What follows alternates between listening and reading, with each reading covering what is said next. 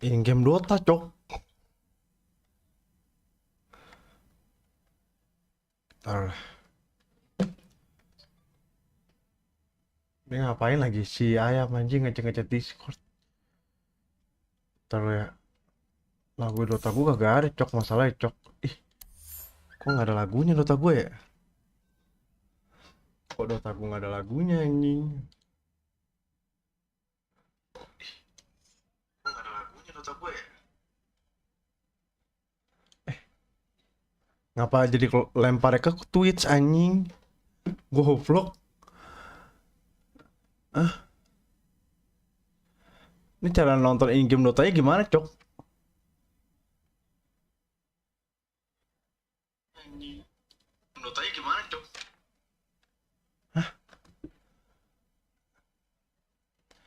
Ini nontonnya di Twitch, cok. Adanya. Bentar dah. Cara gitu. This is maybe indeed the right way to go. It's pretty cool though, Jenkins, rotating stages. Yeah, I mean, it's I could only imagine the players just slowly coming around. It's like, yeah, they're still slowly going. It's like, yeah, we're still excited. No, they still walk Chill, on. cok. Okay, I thought they were sitting on the, I thought they were sitting on Ujung-ujungnya kalau kelempar ke Twitch anjing. While it's spinning. That would be sick, yeah. Just put one team on one side and then the other on the other. What if you get motion sickness? Oh, that is motion sickness. a new one. Next year. Next year, guys. Next year, guys. Skill. Like, if you're good enough, That's true. you can get There's another skill needed. Those machines, they put people like pilots in. Ujung-ujungnya kelempar ke Twitch anjing. You just go faster and faster. Imagine RNG entity yesterday. The hell? That would have been mad. All right. Oji Tundra, watch in game. Hari ini kan? Oji Tundra. Hah, ayo, kalau Kel. Bentar dah. Ujung-ujungnya kelempar ke Twitch anjing.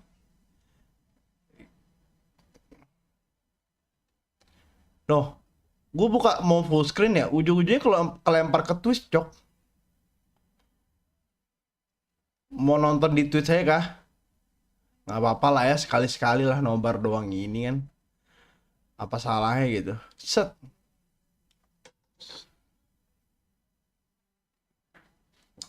Iya, visianya di Twitch, iya.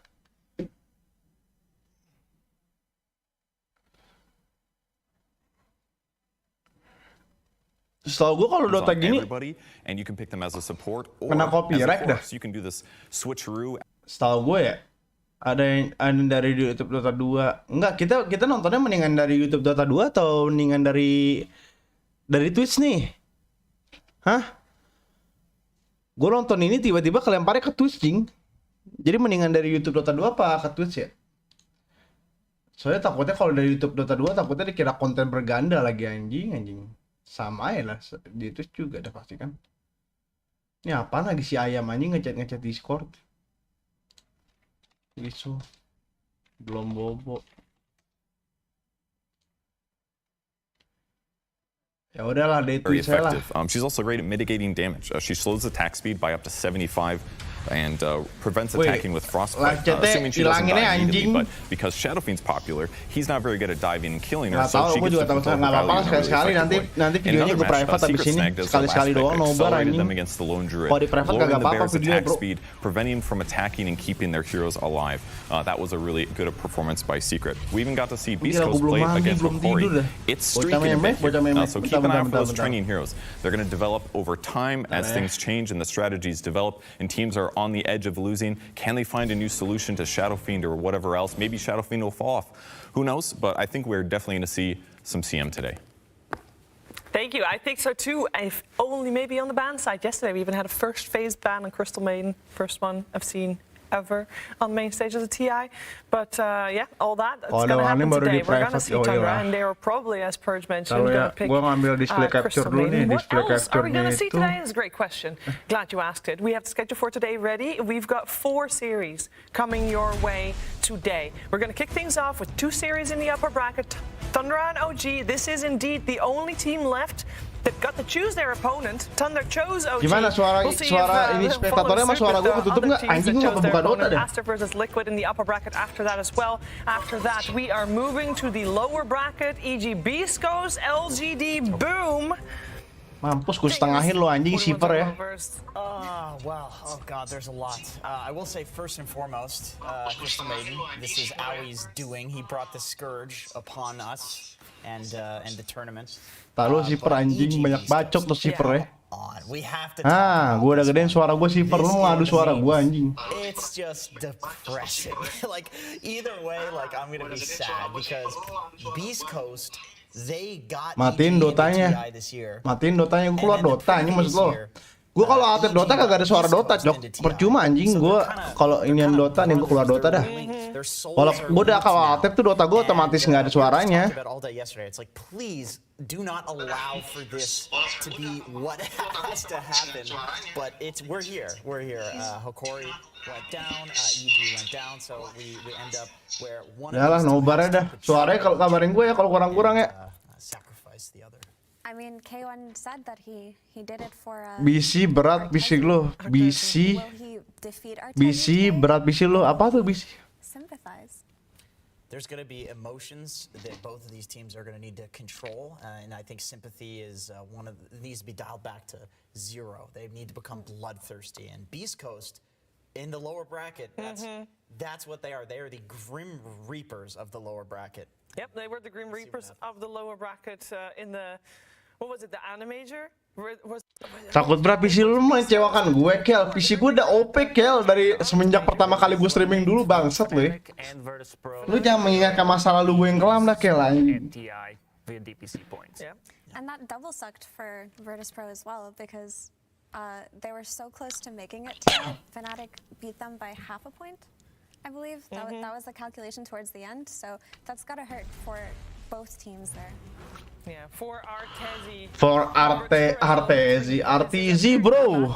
But it is what it feels like because we got the Americas, you know, of course since 2017 We try everything, brothers.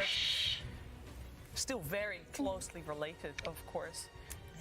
Oh, ini Arlington Major kemarin ya? To be in group stage form today. Yesterday they did look a little off. I think Thunder Awaken played incredibly. Bukan gitu, kan lebih lancar juga kalau nggak buka banyak program. Sayangnya PC lu walaupun emang kuat ya tetap aja jelas. There was heavy emphasis on securing Nightfall's lane and he would just completely stomp the enemy carry. Whereas yesterday the last 2 games that they Gimana suara spektatornya sama suara gue enak kan? Apa kurang? Mesti gue gedein lagi. They went for this like off, I don't even know what I would describe it as, off the pattern in both crit and in Nightfall. So Pagi bang, ya elah bacot lo dik. Who knows? They could indeed. Also want to point out we did see Artezi tweet. Do I have to shave my head? Gak kayak gue mesti gedein ini dah anjing Saweria anjing target. We saw someone who shaved their head lose yesterday in Fnatic And win. Win against EG as well. So you know, we'll see what the meta is regarding that for sure once they get on their cams. Today, we already mentioned him earlier. Today is going to be a big impact for AY and coaches in general. We want to talk a little bit about coaches because it's so kasar banget aku tanya. coach, a lot of experience. Gue lagi nyesuaiin ini nih sama nanti in-game muka gue. Ya udahlah muka gue sini dulu ya. Absolutely. I mean, belum mulai juga game-nya anjing. Comes to my mind when we talk about trying to break the game, trying to find something to abuse in the game where like it's just gonna feel very OP at the time. And he's also a high MMR coach. He did bring a lot of work ethics to Tundra as a Ini jangan sampai gue tidur nih anjing. Sumpah, gue tidur setengah nyawa anjing udah meluk guling bangsat. like play and always search for new stuff in the game. Belum tidur. Exactly what you need. Bocah goblok ya. Udah benar nggak usah pakai muka. Lo ngentot dik ya, gue lihat ya. Ideas for like what the idea is rather than who it's coming from. Weh gila. I showed him Apa nih? recently a like hard camp pull that you can do on Radiant and Ada berak dah. like broke it down. Xiao and Ek it's like, masih main Xiao Ek. terrible, you know, Jenkins and he's still Gue disuruh cuci muka sama Xiao Ek nih. stuff that I'm showing him and because it could help him and he does the same thing, like he plays his 5 stacks with his friends that are like low MMR but people spam heroes, people figure things out in the game, and if it's broken, it doesn't matter what MMR you are. Anjing nih Bulbo mukanya muka tahun kapan nih tai. Tundra has the boots thing on 33, using boots to get to the secret shop. Ini hand coach yang keren sih anjing. Dia bawa timnya And the thing about Aoi is di Major bagus-bagus jing, yang di coach sama Hen parah dah. for him to Hen apa Hin sih? become very technical. I remember him talking What's your money? Iya, gue suruh cuci muka nih sama si Xiao Ek dik. Gimana dik? Most people know things What's your face, Wisnu? are longer than others, and there are things that you have to do. And this was many, many years ago. I remember He watching knew, yeah, his he stream, knew, man. He but knew. he just talked about it in terms of theorizing, and he just made everything so individual and specific, and made it sound like it came out of a textbook. So to me, I just call it. Anjing ini si siapa namanya siapa nama cewek lupa lagi gue. Siapa nama cewek? Bedaknya tebel banget anjing. Lupa gue nih. Ada doinya Miradono. Siapa namanya dik? Lupa gue anjing. As it comes down to main stage, we saw it last year as well with Alliance. Oh, there it is. It is the horn, and that means the Dota will soon be upon us. First will be upon us. It's time for the players. Wah, Amar the Puter, Amar the Buder. Epi, oh iya Ami. Malah komentator yang caster, aduh. Ya saya tamat dah. Anjing Misa kurus banget. Topson low budget anjing Misa. Misa Topson low budget.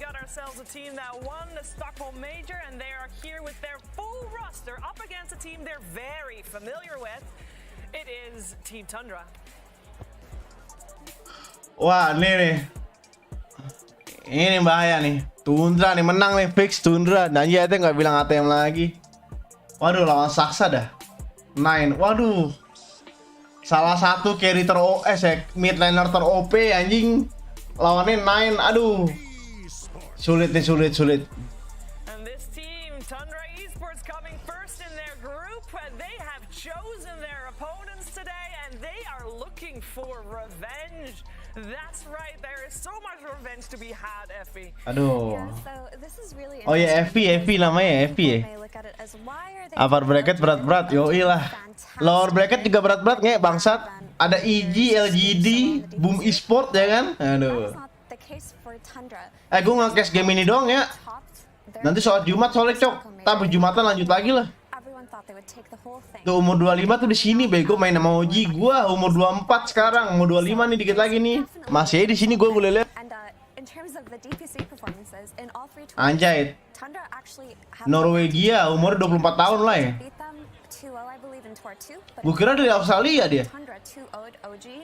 Anjay, ini nih dari Indonesia nih. Oh Jordan, sorry deh. Lanjut streaming lagi. Lanjut terus aja ke streamnya sampai beres D2. Enggak, masalahnya kan kita masih belum tahu Kel. Ini bakal di bisa nggak sih Kel? Streamingnya kita mute, abis itu kita blur. Jadi kita nggak bakal kena strike gitu loh. Nggak bakal kena konten berganda. Jadi ya udah buat nanti ke depan kalau nontonin lagi kita mute, gue mute sama blur. Jadi biar jam tayangnya nggak hilang. Boleh kan ya gitu ya? Gue lihat boleh gitu jing. Jadi videonya kita blur semuanya. Abis itu nanti suaranya kita mute semuanya. Jadi kayak video jalan tapi nggak ada apa-apaan gitu.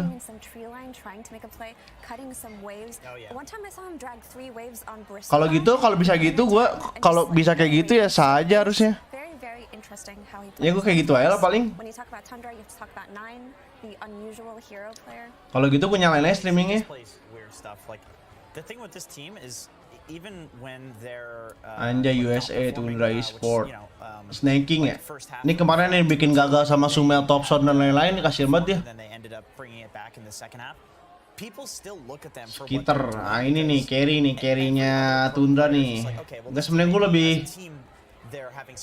lebih was-was sama si Nine anjing. Nah ini bocahan nih anjing nih. Ini mengerikan nih. Mid laner kita Nine anjing. Nine. Ini berbahaya nih bos.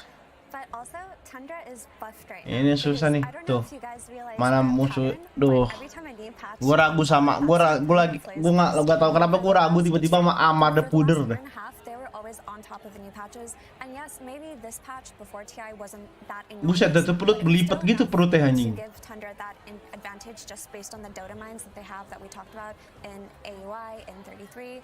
So I'm sure this is going to be a really good series. Yeah, let's talk a little bit more about OG. Of course, the opponents of Team Tundra today, OG has done very well this season, but they haven't done so always with the same roster. Oh, they didn't change their roster. That Ini coachnya anjing si siapa namanya si Cu yang kemarin menangin minor. full five. Yeah, I mean, Iyalah, GG banget. they did attend every single LAN. Anjay, tuh tau nggak di atas saya Oji itu ada gambar Aegis 2 biji. Dia udah menangin TI 2 kali, udah kayak Real Madrid anjing. Real Madrid kan begitu.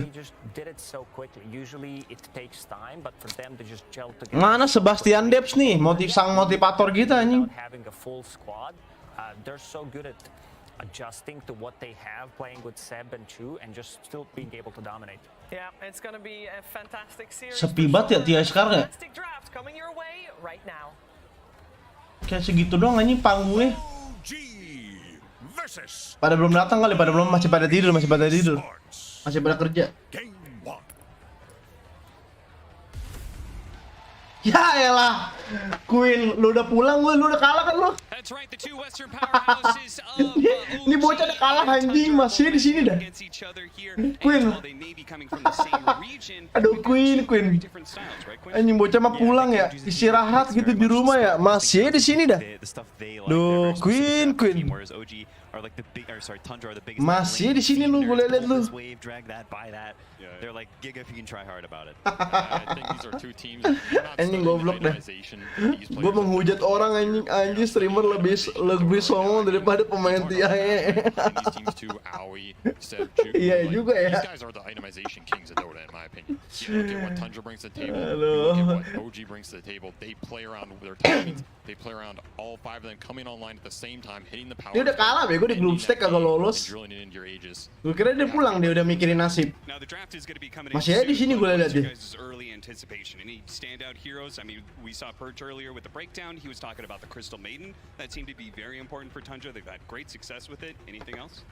I mean, I think this series will be pretty different than a lot of the other series in the tournament. That I think both of these teams aren't ones who typically like stick super strict to the meta. I think they sort of pick their own things. Anjay, Thompson low budget, yoi. Than usual, or just not really cared about that much. I can see Primal not cared about that much, except for maybe mid for Tundra. I think there's a lot of heroes like Doom potentially that we see more priority on than usual. Yeah. All right, well, we already have our draft underway. First couple of bans are going to be coming out soon, but I mean, just talking about the story. OG turn to ban. These are two teams who have gone back and forth all season long. We heard Effie talk about their history. I think one of the interesting notes is that the only time they matched up against LAN was the Stockholm Major. They matched up against each other. Oh, ngebandum doi. Tundra did manage to get a 2-0 there. Yeah, the land didn't go. Pengolir, oke. I think this OG squad, maybe it's the organization, maybe it's the players. It's probably a combination of both. It feels like they are always somehow the underdogs. Every year. Nih kalau first ban gini masih ini nih masih ban-bannya statistik history game musuh kemarin. I don't get it. I don't know how they do it. They trick people, you know? They trick people into thinking, oh, look at that, OG. They're like, okay, yeah. Anjay, CM. We'll take it for ourselves. First pick. That's the way to do it. This first phase is actually ridiculous. These bans, like, if you looked at it from any other series, you would have felt like they random all the bans. But these teams specifically just don't care about meta. There's just a hoodwink first phase ban at TA. There's a bottom. I don't. It's crazy. Wah gila, Mirana ini. Nih tinggal ini nih, tinggal Shadow Demon ini Shadow Demon. I mean, the two most contested or prioritized supports for these two teams is the Crystal Maiden for Tundra and Oracle for OG. Gila udah 2 stunner ya dapet ya kan? Anybody else playing these heroes? Is anybody else playing for Oracle in this tournament? Probably not, right? And it sets up for a really weird phase. And I've seen Kiri tuh Tundra ya? You know, Gua kira OG kiri. about Tundra yesterday, AUI was in the chat and he said that Snaking got that Crimson Mirana drop. Ini mah Cema. And I said, oh, we're gonna see a Snaking Mirana. Cema modar anjing digampar ini pakai pohon. Patah tulangnya anjing. Have played a huge amount this tournament and honestly, it can be a weird hero for them because I like to think of Tundra as this 5-man ball team behind 33's hero, right? Wah gila. 33's on an initiative. Ini Embernya bisa 1 bisa 2 nih. They play that way. Kita but lihat. Generally, he's on a Brood, a Visage, a Beast, a Lycan. Yeah. Heroes that Mirana can be weird with because you lack the stuns. It kind of falls to 9 to pick up something like an OD or a Tiny from mid. Maybe they're flexing his Tiny to mid. So for another team, Alasan Ember di sini di-pick mungkin salah satunya bisa ngedodge stun lebih gampang. Opening war. Sama dia skill 3-nya bisa nahan magic damage. Tini kayak Tini, habis itu Mirana tuh rata-rata semua magic damage itu skill 3 bisa nahan damage yang masuk dari magic. Beda sama Void Spirit, kalau Void Spirit tuh nahannya itu physical damage, tapi kalau Ember tuh nahannya magic damage. Kayak shield gitu, shield. Boleh-boleh lah, boleh-boleh lah.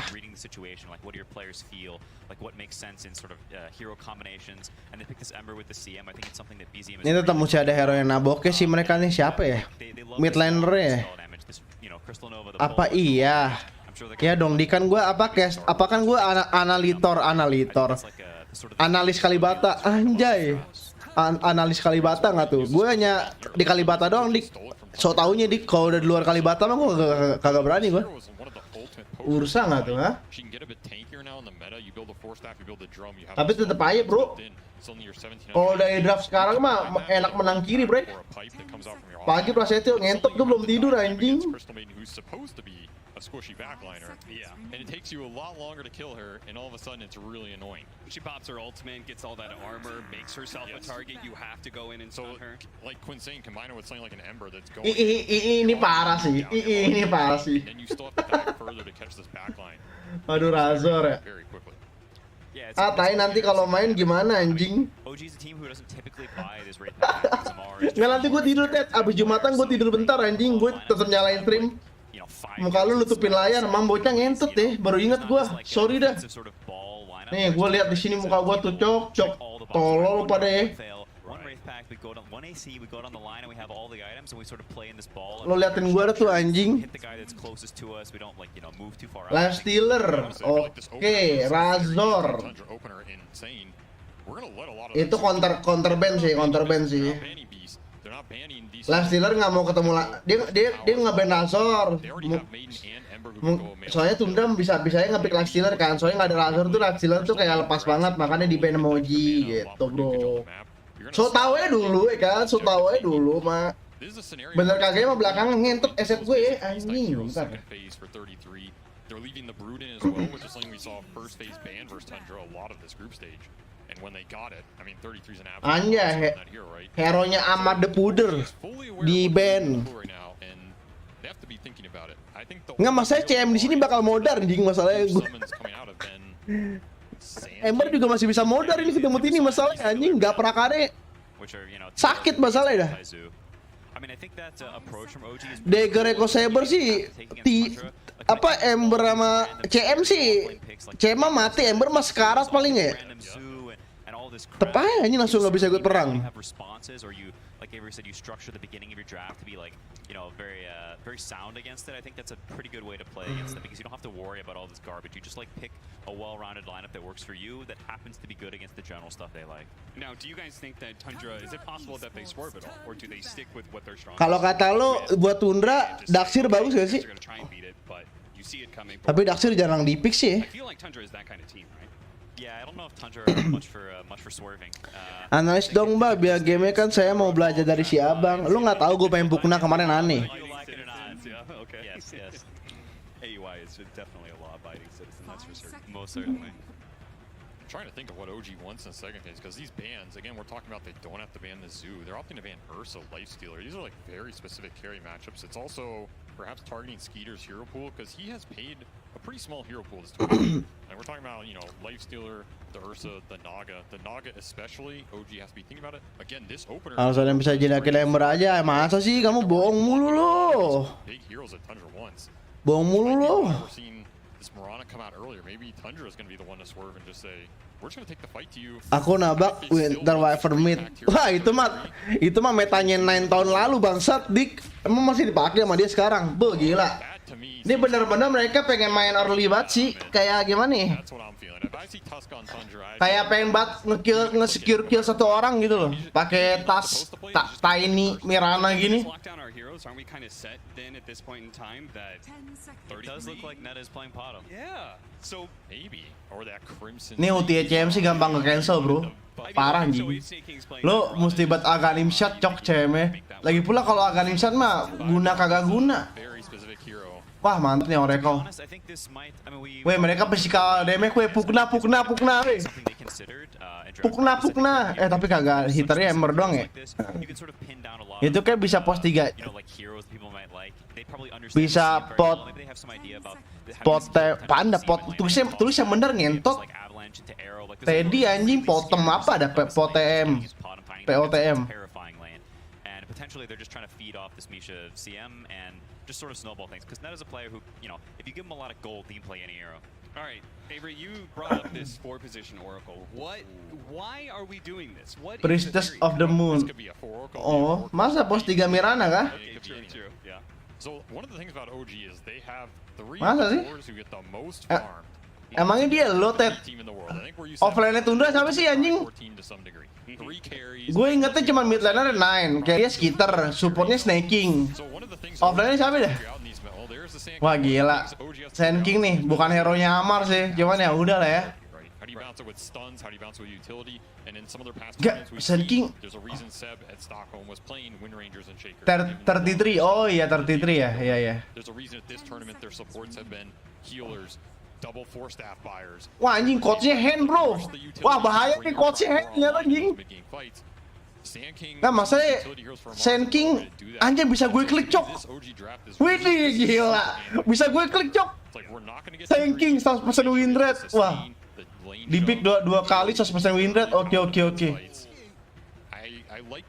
Bisa gue klik anjing hero-nya cok. Wah gila nih. The next level Twitch anjing. It means Tiger has to take a step back, right? Like in order to enable the rest of Hand mah secret anjing itu Asui Awisora cok. Oh iya, mirip jing. outside of the game, right? He has had Oh iya Awi 1000 ya. he's had to be more Iya sorry.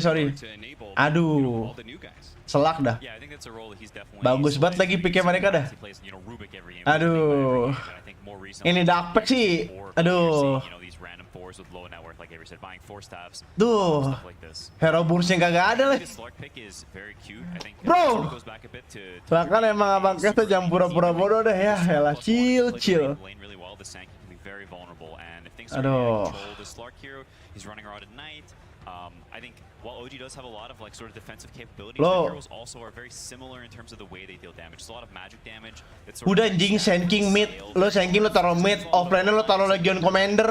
Lah, Legion Commander ada Tuskar ya. Bahaya anjing. Udah kebilang simnya lebih strong daripada caster. the way OG deals damage. Kalau Legion Commander ada Tuskar ya. X juga ada Tuskar. X juga modal ketemu stuck anjing. So they're still a little worried about this last soothing come out. Mampus lo Mar, pakai apaan Mar? Amar udah pakai Sand King ya. Siapa nih? Midlane apa carry nih? Kita lihat-lihat. Saya Embernya bisa posisi 1 bisa 2 nih masalah ini. Blink Deso and just Ngeban. You're gonna one shot these heroes, right? There is no armor on this OG side right now until we're talking third Iya. rate of Shivas on Ember selling way down. Masalahnya si OG tuh masalahnya I'm a little worried about tipis-tipis banget cok. Lu di ini combo ini semuanya mati jing kalau mau dilihat mah. Usually you can just Ini combo ini combo Tuskar Mirana sih mati sebelah kanan OG jing mencium bau-bau kekalahan nih gue bangsat. team to buff it up. Waduh naga siren. Tusk pick, TIF kan TI6 chicken wing. Iya, Wings Gaming ya. they don't have the Iya. best against it. I don't know if there's a frontliner OG can get. Udah fix kalah ini game 1 anjing. Roll Yuragi. OG draftingnya begini dah. Type heroes in the past. Wow, more playing. You can go in and tank a bunch. Boleh. Cuman tetep aja bro. Yeah, it also shifts some More dynamics, playing sih right? lu You get this add di at some point, and you go from di having all these tos backgrounds di to wild, tos suddenly you have a fish of your di own. tos abis itu Avalanche abis itu apa ya Walrus Pan sih tetep aja anjing ngap juga cok. Maybe you have this, you know, Morphling suddenly who's just leaping around like a crazy person. It's hard for Tusk to Maksudnya, follow them, and you give some space for your Oracle and CM to Gimana caranya biar Morphling itu biar dapat Aghanim sama Skadi-nya itu loh. Kalau udah late game Morphling slug gue masih megang Morphling ya. Cuman kalau untuk sampai saat itunya itu yang susah anjing. Soalnya 4 teman itu masih bisa di burst ini bangsat. Has annihilated the games on this hero. I feel like this is a snap OD. Ini Tini memainkan peran penting. Kalau kata gue mah Ember mesti ngekontrol Tini banget sih, parah nying di perang gitu. You can do very well versus the Ember mid. Sebenarnya mah Tini mah bukan mesti dikontrol di perang. Kalau di perang mah udah gampang lah, maksudnya yang bikin Tini serem tuh kayak buat dia ngagetin pas mulai perangnya gitu loh. Dia kan pasti opener ya kan, kayak pembuka perang kok.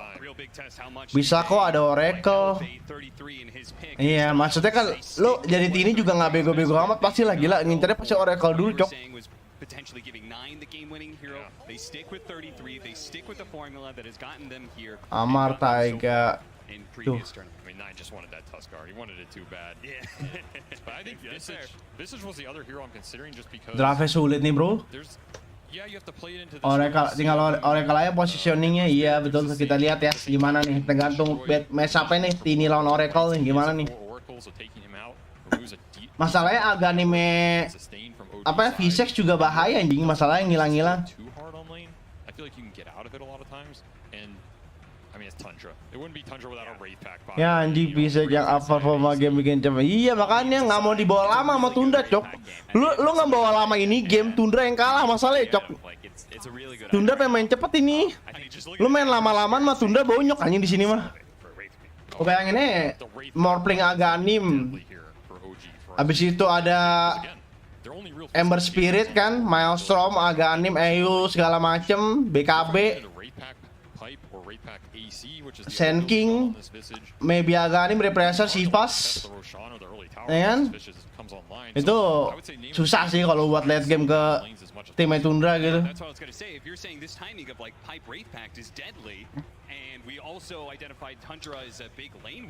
Tapi kalau slug assassin gue masih bisa lihat slug. Kalau soal banyak assassin sih agak, gue tetap masih pegang Morpling sih, Ted. Soalnya agak anime Morpling tuh lo bahaya anjing. Lo pasti ngurangin 70 attack speed, maksudnya itu gede, maksudnya 70 attack speed jing. Setara lo hampir setara kena moonshot, jok. Cuman kemarin gue liat Armel ya, gue liat Armel main pakai sniper ya, lawan Morpling nih. Dia lawan Morpling tuh cara ngelawan lawan Aganime Morpling, dia beli moonshot nih. Jadi dia ambil moonshotnya ya udah, diambil diculik. Attack speednya 70 tapi dia punya moonshot ya udah nggak apa-apa, masih nutup gitu. Cuman tetap aja bahaya, cok. Gue masih pegang Morpling sih. I mean, if you go back 10 years ago, that's a long time in Dota terms. Snaking used to play on an old team called Team Dignitas way back in the day. And you know that Team Dignitas? It had AUI on it. It had another good compatriot in Universe on it. Tapi beda urusan kalau ketika Snaking told me, I feel like since those 10 years ago, no, it was 8 then, but you know, sure. Those 10 years ago. Taruh udah bentar. Gue benerin dulu ya iniannya biar enak dilihatnya anjing, lu pada tot. Nah, di sini nih gue nih, muka gue anjing tot. Serchif. Nisha. Anjing dah. Universe probably watching from home in his living room. Yeah, I think it's his year to kind of prove like, hey, dia sekarang masih Singapura. Live up to the legacy that you guys set and actually achieve the dream that. Yang sebelah map itu jangan, taruh sini aja nih, samping ini nih. Nanti kan ini ada gambar Aegis tuh. Muka gue taruh situ. Aegis itu. Nggak apa-apa itu taruh situ aja. OG is one of the scariest teams to be able to match up. You can get that momentum, being able to beat them in the upper bracket. Who knows how far. Ini dari matchup sih gue nggak tahu sih. Nih, untuk ngeburst slugnya itu butuh Morpling, butuh shotgun Morpling. Kalau mau ngeburst slugnya ya. Sama mungkin nggak tahu sih, ini feeling gue ya. Kalau gue jadi Embernya mungkin gue bakal buat hex nggak sih? Lo bakal buat hex nggak sih, kayak lo Maelstrom, mungkin Eul, Aganim, BKB, maksudnya item pasti buat hex nanti ke depannya gitu. Nggak tahu sih. Hex bagus di game ini, cok. Parah nih. Nggak, masalah itu yang bikin sulitnya itu di Tundra itu dia manually kuat banget. Kayak lu punya Moonlight Shadow, lu ngilang-ngilang, habis itu ada Aganim Visek kan, lu bisa ngilang juga gitu. Kayak bener-bener bisa ke stomping parah sih. Kayak I mean, he Itu Viseke bisa ngebuka vision atau ngambil rananya, tas segala macem, dagger, waruspan, habis itu di cover up sama Tini. Ini ngap sih. Sumpah di OG ngap awal-awal nih. Kalau dia nggak bisa survive awal-awal sih, ya udahlah GG di mid game lah. Soalnya Tundra tuh bukan tim yang jelek gitu nih. Tundra tim bagus, Cok. Masalahnya, Cok. Well, he's found a place here, and they've already had a great amount of success this season, and it would be a damn shame to head to the lower bracket now. But let's get into it. Pause is done, and we are into it. OG versus Tundra, game 1. Look at the early itemization here. 33 going for that Blight Orb. An aggressive build on this Visage. Sometimes we see the early Blade or just early stats for extra last hitting, but it tells me Tundra wants to fight on this. View item in shop. Wede, gue bisa lihat item di shop, bro. Support in if it's Oracle or Maiden up there early. Itu kapal Tundra bagus. Ada arrow pas taktim familiar. Iya. Early ward checking. Bahaya, Cok. Nih. It's crazy how many small items he has queued up in his quick buy. Like just, you know, there's a mango, there's a clarity, there's a tango. Bagus nih Misa nih. They're ready for this lane. I think something that Oh, 9 anjing mid lane-nya, Cok. Gua nggak anjing. Mid lane-nya 9 si Tuskar anjir lawan Ember. Ngap kayak nggak sih Embernya menurut lo? Soalnya gue sering banget ngeliat orang lawan Ember ya. Tuskar lawan Ember menang Tuskar kemana-mana anjing lawan Ember. And the waves by Tundra's tower, and now you're like, huh, we can't lane anymore. I think these types of little sneaky things, like they're super aware of. I mean, this Tundra offlane is one of the ultimate lane. Yeah, they're really scary. Disruption teams. You don't know where the waves are. There's a wave by your tier 3. There's another one by their tier 2. You're like, am I even in the lane? Wah anjing akhirnya dilistrikin dah, diwarnain. It's just so annoying to play against. It makes everything you think about what's happening in the lane get thrown. Kemarin main skill 3 gedein iya, ngap anjing Ember kelas skill 3 mah. Potentially a team like OG, a younger team, is their first team or first time at TI for a lot of them. Suddenly, Ayo nih anak bocah nih pertama kali di TI nih katanya nih. you know, things can be a little bit, you know, maybe that throws them off more than it would. Tuh sumpah anjing. Tuh sekarang ini lagi kan. Gue kira mid lane carry, mid lane Tini, Cok. Sumpah. Comfort zone is quite literally the entire world, you know. Nothing happens. In fact, I think the more you throw this team off, Ini set Ember yang mana dah? Gue pengen punya dah set Ember yang itu dah, yang apa tuh bikin panas-panas tuh ya. now he just goes 20 and 0, right? How many times have we seen that? Sakit, Cok. Many times. We talked about that quite a bit. The question of whether or not you should shut down Amar because Tuh. it just seems like Yang efeknya tuh efek asap-asap, efek pasir-pasirnya anjing keren dah. versus BZM, we see the top lane of Yuragi and Misha in that morphling lane. We said the lanes Akhirnya kayak di Pulau Inazuma anjing. Iya. So what are Duh. the things we're looking Aduh. for when it comes to these? Aduh Mar, sakit banget Mar. Armor lo kagak ada anjing, armor cuma 3 dah. Already disrupted top for Tundra. Gedean Taiga tuh armornya 4. Want this lane back so the Visage plus melee hero can go to work, especially if they get level 2 and level 3 fast. This Misha Maiden already got nuked down really hard. And this is kind of a bad sign. You don't want this lane shoved out so Kayaknya kolektor cash dia udah nggak bisa dibeli lagi, oh. you down over the course of that shove out and get the Tuh ngap si Amar sih ketemu si ini. lane. It's a similar story. OG wants this lane back for the Sand King so we can Tuh kan ngap kan tuh. Tundra wants to keep it up. Misa, So aduh. Sand King can play the lane with the right click. Ini gue belajar dari Saper ya. Gue belajar dari Saper. Lu kalau lo lawan support ini, lu nggak boleh nih jalan di pinggir-pinggir sini nih. Kayak Misa nih jalan ke kanan nih. Yang dak kanan nih, mouse gue kelihatan nggak sih? Nah itu Tini tuh biasanya suka nanti di tos ke belakang, jing. Itu kata si Saper kagak boleh, jing. Sering banget. Saper apa Whitemon ya? Nggak tahu ya, jing. Very scary lane for the Saya bakal kena tos terus nanti ke temennya. Visage. And it's the one way you're gonna power Oh di tip Amar kan, mantap anjing tip bro. Susah itu lane buat dia, Cok. This lane, since they opted to put the bottom 5, you don't have as much kill threat in this lane. A bottom Slark is very much chipping you down, abusing right clicks, abusing like individual skill in the CS. And I can definitely see a world where if Tundra plays as well, suddenly Sand King's low HP, can't come up to the wave. Sakit, Cok. Anjing. Anjing. Wah, Cok, nice. Wah, Cok. What? Cok. Perih anjing, ledakan skill 3-nya bangsat. Wah, skill 3-nya Amar. Perih anjing. Wah, Cok. Kaget gua. Kagak expect bangsat, sumpah. Gua pikir bakal menang slug jauh loh anjing. early lane. It's probably the same. Anjing dia nganggep remeh skill 3-nya ini dah. I mean, that was that lane getting pushed deep, right? You get the caustics, you get that burrow. Goblok. Equilibrium. Winning OG one of these side lanes at least. Nggak ngeblame skill 3-nya Sand King. You also have a enemy mid that you play up against quite a bit, and Gunner, who also plays. Oh, dapat setak dong. Yeah, we're gonna watch. Oh shit, no mama. Down here. Oh kagak cok. Miss ya. Double high ground hit. Bangke momen anjir. It was the cosmetic pay to win right there. Damn straight. Pay to win. But yeah, talk to me about Tusk versus Ember. Yeah, I mean, it's interesting that 9 picked Tusk into Ember. I think for a lot of people, they'd be pretty happy playing Ember into the Tusk because... Wah, reset botol. Tuh main tuh gini mid ya, dikasih reset botolnya kan enak ya, main mid diginiin gitu.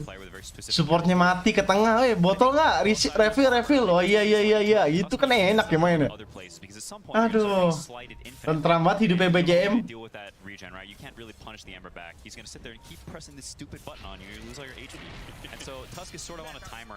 Tapi lasitnya sama sih 23-23. Nggak mau tanam pohon sih. Iya sih nggak mau nanam pohon sih dia. Dia nggak sambil makan pohon tadi dia. Coba sambil makan pohon.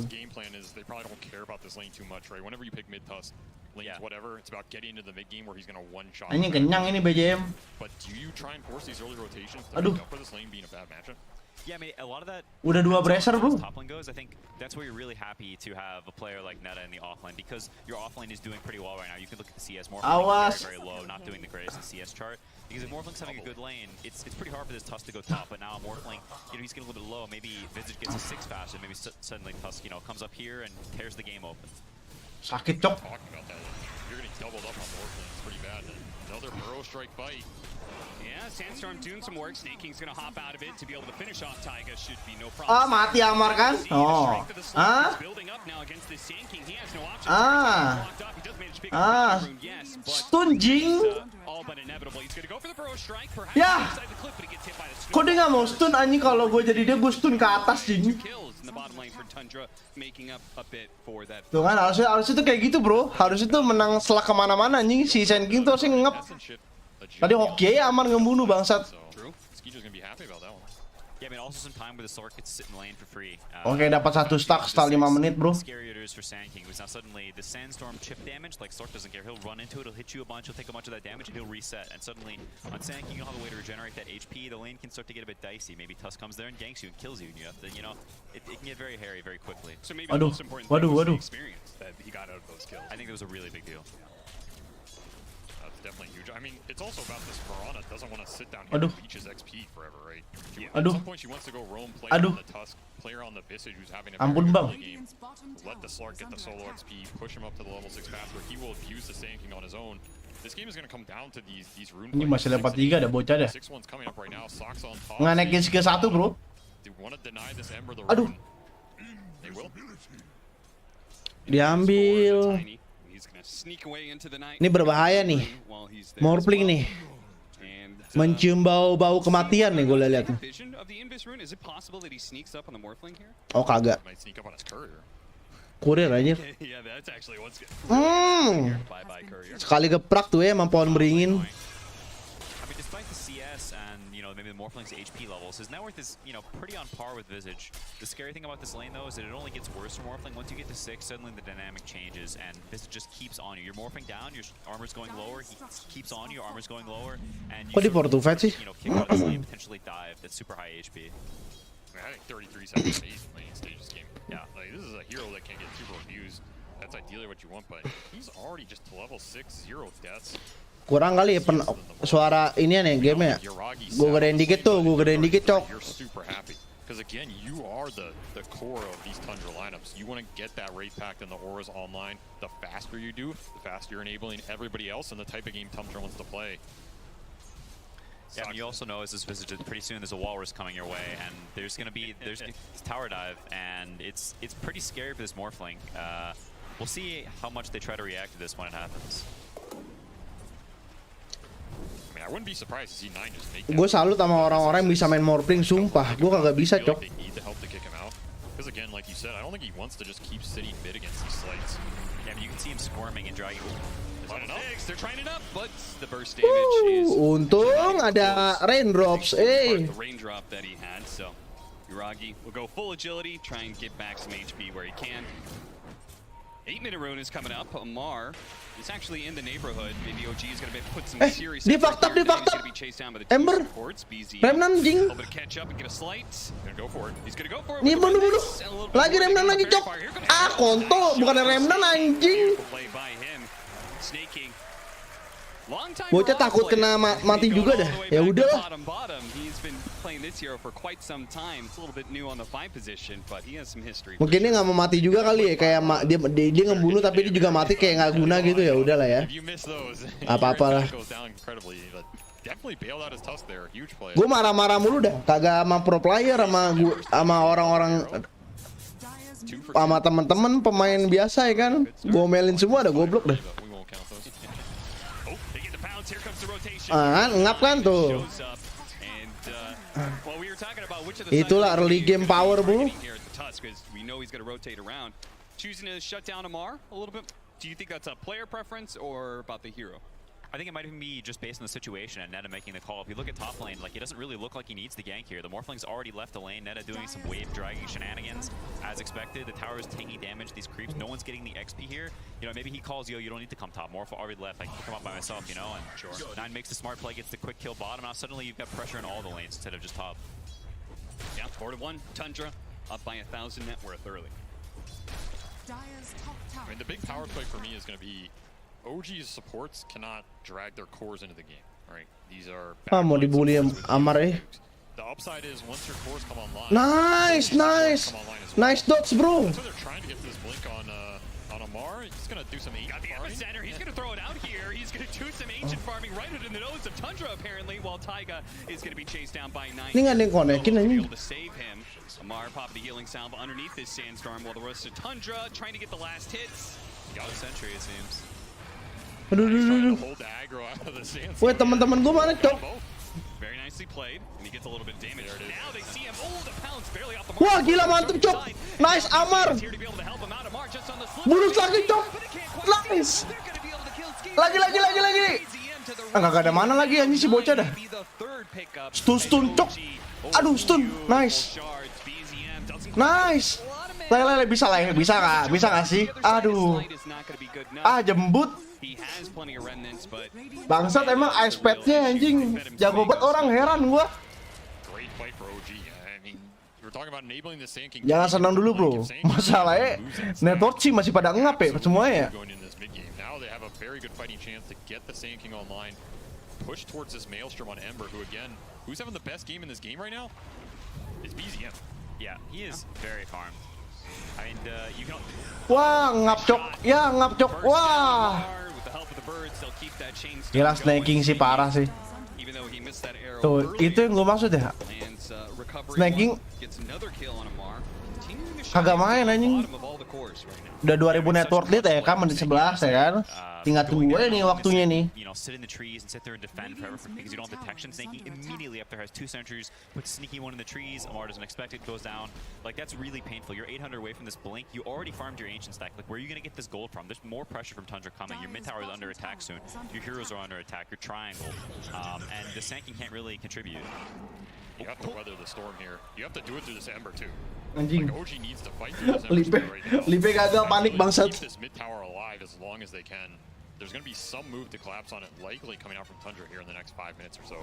And shutting down the Sand King, holding that Go, top man. tower Yeah, does go. also speed up your mid rotation. You don't want to let him sit up there and just delay the game. You want to have this Visage be able to progress through the objectives he wants to do. Maybe a little triangle farm on the menu as well, and I mean, he is really farmed. Embernya nggak sadar pula itu gagal lip. Nggak, itu di bawah pohon aja masalahnya. I think there's some move that can come out, either to the jungles, you can go triangle. You want to use it to get the 5-man going. I don't think OG... That was so greedy. He really Wah tried to hold gila. it for 9. Tuh pakai quick cash tuh guys. Did have to pick it up. Pretty clutch from Sox to click it there at the end and not like hope 9 got it. Like that was pretty. I mean, I think what I would have left it for you though. I appreciate that. You know, otherwise you were gonna yell at me after the game. Morphling emang pasti di pick mulu sih. Lagi OP soalnya karakternya. Anjing karakter hero. Net is doing here is something that is pretty cute and like. Udah dagger by the way Amar ya, harusnya udah dagger sih Amar.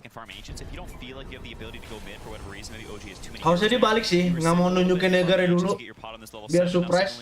you know, if there's a little bit Tuh kan, stronger, ya kan? maybe a minute later. Ini kita lihat nih dagger reveal dari Amar gimana dia mau smoke nih, mau nyari orang pastikan karena ini first dagger reveal kan. This mid push a bit too much, waste some time. Now suddenly their economy gets hurt a lot. And OG. Apakah first dagger revealnya bakal worth it ya buat teman-temannya? We're on a level 7. Amar's just channeling. Yeah, he's Oh, ketahuan daggernya buat kabur, cok. still trying to set up. Good save from Taiga. The Crystal Maiden's still eventually going to die. And look at that. Soxa gets a really nice toss back.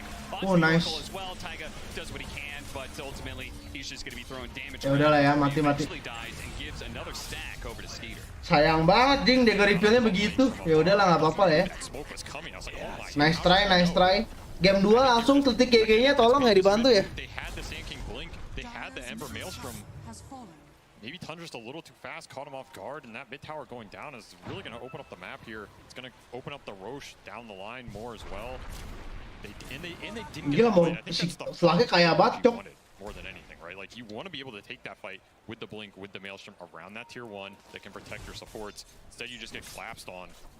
Now, where's your next opportunity to fight? Now you got to kind of play the map, make an aggressive move of your own. This is a nice move. It connects. Soxa just throws the tiny, does what he can, but he is going to be the victim of this smoke. But what is OG going to do with that? Support pick-off doesn't necessarily mean you can put pressure on the mid tower or anything. Oh, they wanted Slark or Tusk out of that move. Yeah. Very cute. That is a very Tusk thing. First the punch, Anjing, then mukanya the Toronto Tokyo. Kill you, but I'm gonna sit here and annoy you. I'm gonna cast my Mukanya spells, Toronto so you're Tokyo gonna be begitu dah. mildly irritated.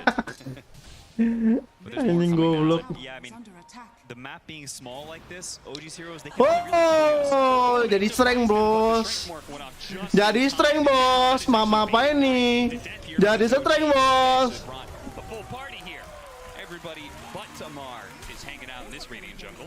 Yeah, a bit rushed from Tundra. To be honest, I'm surprised they're not pushing things a little bit more. The Slark having the Diffusal Blade. Ooh, good sentry laid out. Spotted Skeeter. He knows. He actually thought maybe there was ward or something to be able to deal with the sentry in time. Master tier Slark carrying his own sentries. That's how you know someone's a Slark player. I mean, nowadays, Slarks are incentivized to do it. Find those wards, they're worth so much. Was it his sentry though, or did someone else buy it for him? Because there's a difference. No, There surely is a he bought it difference. because he wants the bounty for it. He bought it. Oh no, he planted it. I can't see. GG.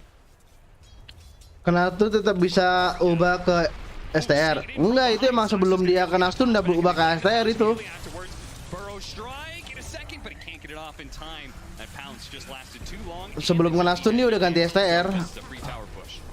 Yeah, pretty cool adaptation from Tundra. They're not sneaking, staying up there in the top lane, sort of keeping it pushed in after 9 died up there, and they say, okay, that's Susah fine, nih buat so you can Morpling, stay there. sumpah. We're gonna go across the map with the rest of Morpling the heroes. We're mesti gonna diulur trade, sampai akhir-akhir banget ini. connect them, we're gonna fight. Morpling Ember Sand King tuh akhir-akhir tuh dia baru main tuh mid game ke late game tuh. This tower, they push Morpling this Ember Sand King masalahnya. maybe your main woods are Beda sama Tunda tuh dari awal udah bisa connect parah the anjing. next tier 2. Yeah, so there's the glyph. That's a unique aspect of Mirana as a support, right? It kind of functions like those hoodwinks or something because he could be up there and probably won't die because of his mobility. Well, Soxa, well, he doesn't have the same kind of options and once again will be victim of OG's aggression. They're immediately Wah, ketahuan semua kalau cok di bawah ward begitu anjing. Yeah, he's gonna break it. 9. Good job there. Breaking a bit of the smoke. OG. I know they've been spotted, but yeah, they're still going to go for that mid tower regardless. It's low. There's a glyph here.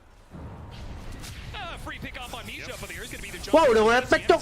Udah wet pack. Wah, kagak ada mana Ember cok. Mati. Wah, Slaki bisa mati nih cok. Wah, kagak jadi anjing, kabur ya. Ya mati dah. Ya faktab ya. Dah GG. Wah, Ember kagak ada mana cok. Kacau ini. Sumpah. Ember kagak expect tuh. Sumpah, Ember kagak expect tuh. PJM kagak expect tuh. Pagi Jennifer. Iya itu apa invincibility dari Nine sih bagus banget jing.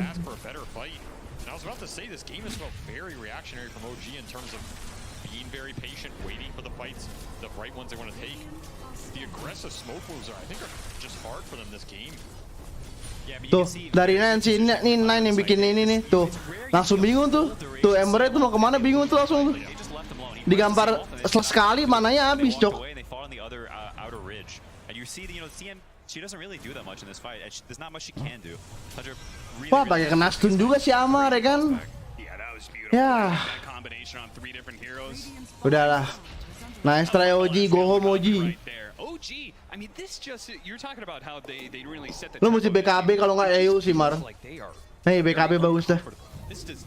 I wouldn't imagine like if you took away the logos and everything. I just wouldn't think this is OG. Yeah, I mean, that's Ini sorry. kalau di final ground juga masih kurang ya kan, walaupun ada Ember doang sama Sand King masih kurang gitu. You see the way Masalahnya V6 anjing yang nyerang nanti high ground. losing. We need to make something happen. Ya mati dah Ember ya, udah nggak ada apa-apaan tuh. Afterwards, Manta trying to dodge a little bit of damage. What? Oh, Away just in time. nice. Faded, but Ngapa. go for the next hero. Taiga, he was there to try and help out Tuh BC. Embernya udah mulai ngap sih Been anjing. able to do something. Dia cuma ada Maelstrom, Slugnya udah Aganim, pakai dipusal, itu Ember diloncati Slug 2 kali sih ngap anjing. Belum ada Aganim deh. Diloncati Slug sekali, mananya habis anjing. Team is very good at Si itu dia untung tadi dia ada apa tuh Magic Stick ya? very strong late game team. Hoki banget sih anjing. Between the 3 cores synergizing in late game fights with the net worth they can bring out. I've seen them take fights from 20k down like it was nothing. Ini mau dicoba perang nih. Mind is you're playing against a Slark Mirana lineup. So one you have Wah anjing berasa cok sekali selek opis darah familiarnya segitu anjing. everywhere on the map, especially these deep side lanes you want to split push, and then Slark is going to run out and kill all your vision. Just makes it even harder on top of that as well. So while I think OG has the heroes to split push this game out and take a later game fight with the Ember timings, I think there's also a lot of tools on Tundra's side to shut that down, just destroy the vision, and we're already seeing it. Like, you just got up some deep, dire wards, but Skeeter's running through here. Aduh 200 perak lagi cok, Aganim cok. Ini satu game ini dapat Aganim harusnya nih. Around the area, get some freebies. Yeah, I mean, they get these wards, but I think OG not that unhappy with the way the map is being split right now. You see them run all the way down bottom, touch a react, and OG's already... Udah wetpack sama pipe, lu bayangin aja anjing. Since they got the Aegis, not really changed very much. Ya, That was rather bold. Anything for that extra frostbite, I guess. Misa. You just Kebanyakan Misa sih lu. birds on that one, and Tundra's like, okay, we are Susah nih, bro. planning on pressuring some more. Ooh, Amar. Saksa really trying to force this by going behind. It does set up. Wah, kebos. Kan ngap kan lu, ngap kan? Oh, ngap kan? Damage. Tundra, they're just Susah nggak bisa draft kayak gini kagak bisa, Bro. Where's your damage going to come from? You already have full Wraith Pack type on this visit. Sand King does literally no damage at that You do point. nothing. I think if Sand King channels all of his spells and connects them on everybody, you're doing like 500 damage. And they sit there and go, what's up? You know? On top of that, you still have Aegis on the Slark. I don't think you can take these fights. I don't even think OG should really be trying to take these fights. I don't think it's possible. Susah, Cok. 99% Lu of your itu red pack sama to push this map. pipe si Maybe if you Sand do that, King-nya nggak main, jing. Kita lihat ya red pack ya, nih. I can understand why they feel like maybe there's an opening, but Mana sih WP ya? Itu WP ayatnya minim babat padahal udah di nerf anjing. with the Mirage Tuh, ults, nice little synergy, finding the freebies. Grand 24%, lifesteal 18%, bonus damage, mana regeneration, 3 armor, turnir by. Habis itu kalau aktif itu OG's damage very, very similar. ngereduce damage dari musuh yang berjarak dalam radius 900 sebesar 30%. Anjing gede banget, cok. Lu ngurangin damage musuh yang damage yang diterima 30%, habis itu ditambah sama pipe. Lu bayangin aja ditambahin sama pipe. Itu sih Sand King mah gak main anjing. Sand King, Maelstrom gitu-gitu mah kagak main. Shotgun Morphling kagak main itu. Farming it up everywhere. Itu udah susah anjing di sini mah. Sumpah bener-bener mesti tuh dimakani satu-satu nggak tuh, ha? That extra pounce. It's gonna have a little bit of help here. Weh, Does of course have the Aegis, so it's perfectly fine for Skeeter to be super aggressive. wah kan ngap kan. Balik lagi Slugnya nih, ngincer lagi Slugnya nih, tuh. Nah kan, Behind OG. nah sakit, They do not have the firepower to bingung kan? They cannot win 5-on-5. So as soon as Tundra shows Nggak bisa bro. Red pack, pipe, BKB, beh musuhnya sih loh. Are you afraid of any sort of 5-on-5 at this point? No, you have all the auras. You have the drum on Snake King. He has 4 staff as well. Nih Ember keluar nih, bisa di stun, habis itu di lip nih. Tuh kan takut kan Embernya. This is such a huge power spike in 20 minutes. Udah, of the game. nggak bisa cok. What do? They're literally just helpless. They're watching their buildings die. Belum main ini, belum online, mau pingin cok. They're probably gonna play it safe and farm a little more gold, wait for the right jump. But I mean, there's the drum, the 4 staff, the Wraith Pack, the pipe. Like they've got all the Tundra. Turun items ke and lower bracket ke. They're running it down your throat. Ya, Good toss back. I mean, he just has so many setups, right? If you toss him straight up in the air, it would have been an arrow. He tosses him over the Skeeter to allow the pounce to land. Tips start coming out, snaking. I mean, Amar, no impact, no idea.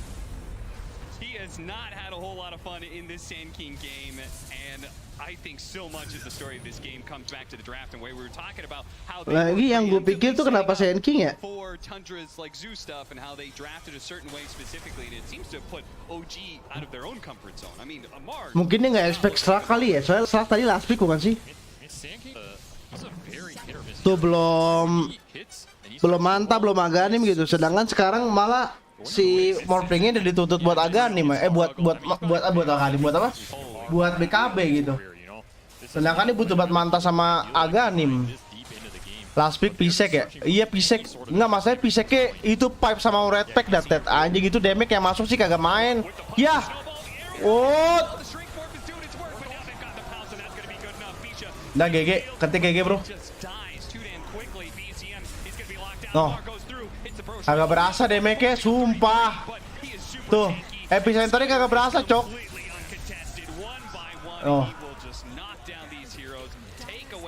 Nah, GG kan?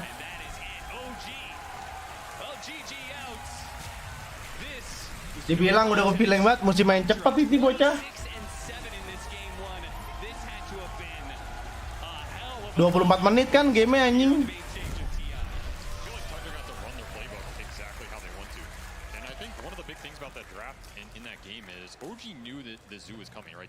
Bahkan Morphingnya belum jadi apa-apaan, cok. Sudah kalah sih.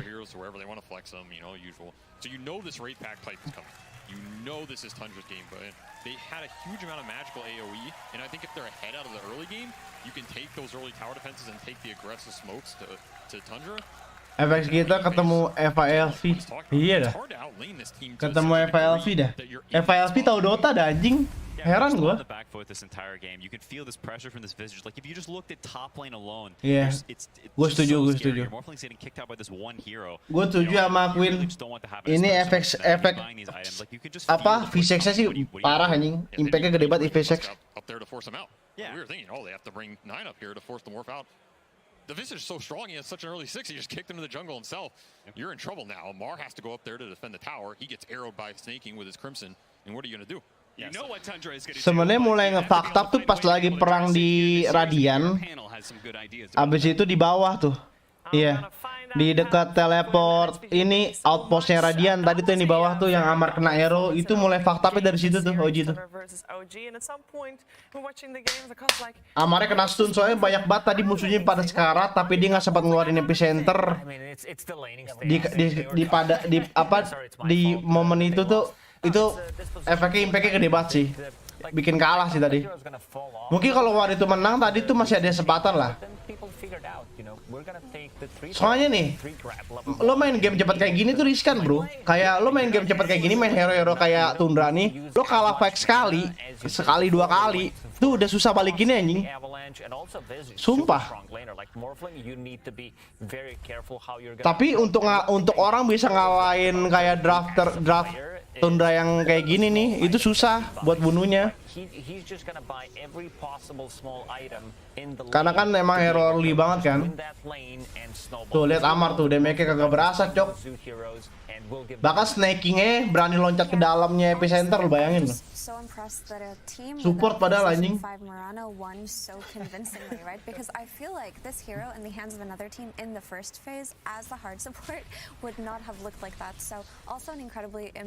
Nggak, gue bingungnya kenapa deh. Setiap gue nonton OG kalah mulu dah.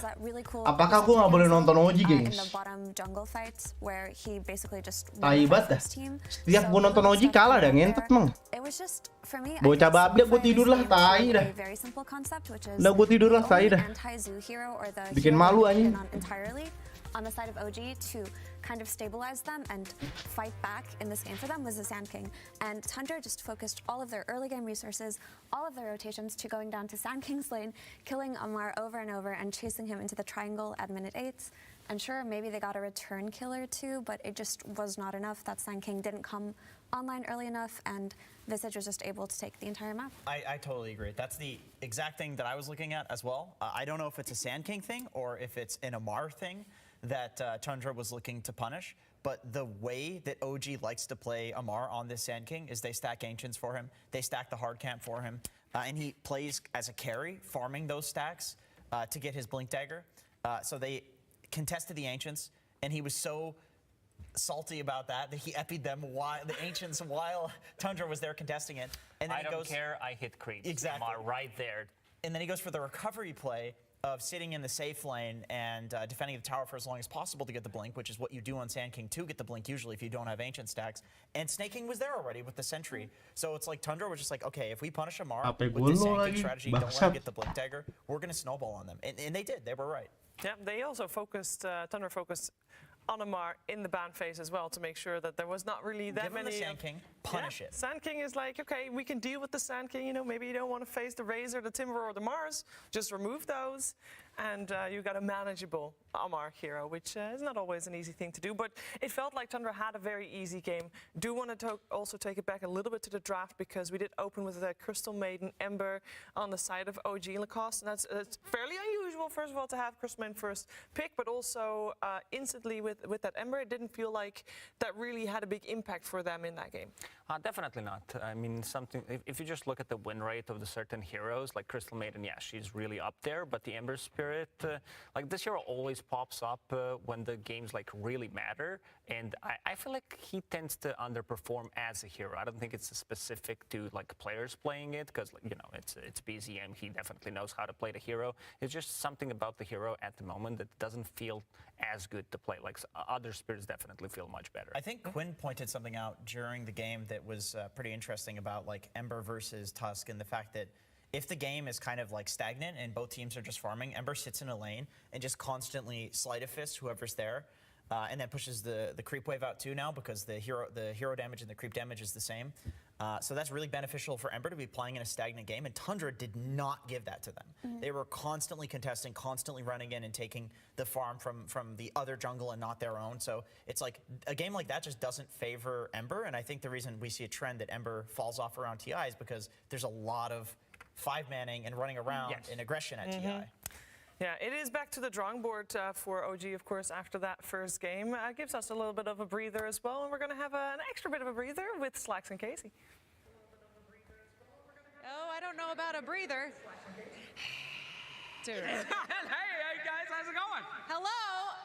So Slacks had a really good idea for a bit, but before you explain it, I have to draw. All right, go ahead. I have to draw attention to something. Yeah? Did you pee your pants? No, I'm not a little pee-pee boy. I was watching the game and I got excited. I didn't think it would be such a stomp.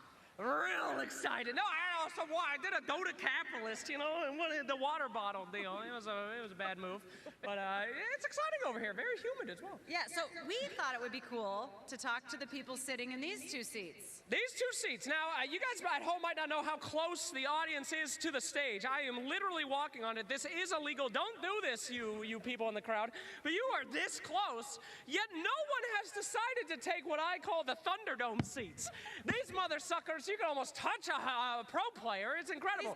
Please don't touch. Don't touch them.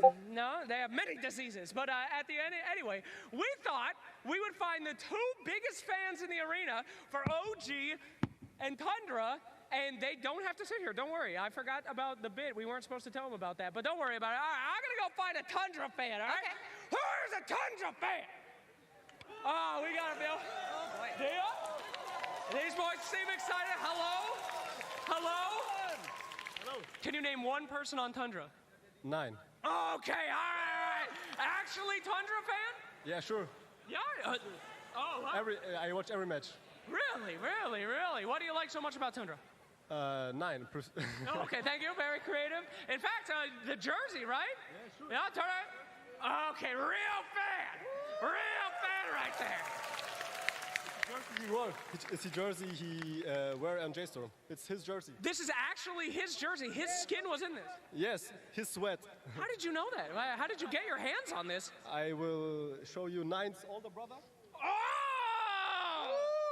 Hello, guys. What do you think about your younger bro? I don't know. I'm sitting here right now, so I think he reached the first step of his dream. Oh, okay. Well, that's beautiful. Thank you. Yeah, and I can be here too. It's very funny. All right, this is getting too emotional for me. Get your ass up. We're going to put you in the front right here, my friend. Wow, the biggest Thunder fan. Whack it up, get to your seat. Okay, we got to play fair here. Now we need to get the biggest OG fan in the house. Oh, wow. You're all huge fans. Guys, over here.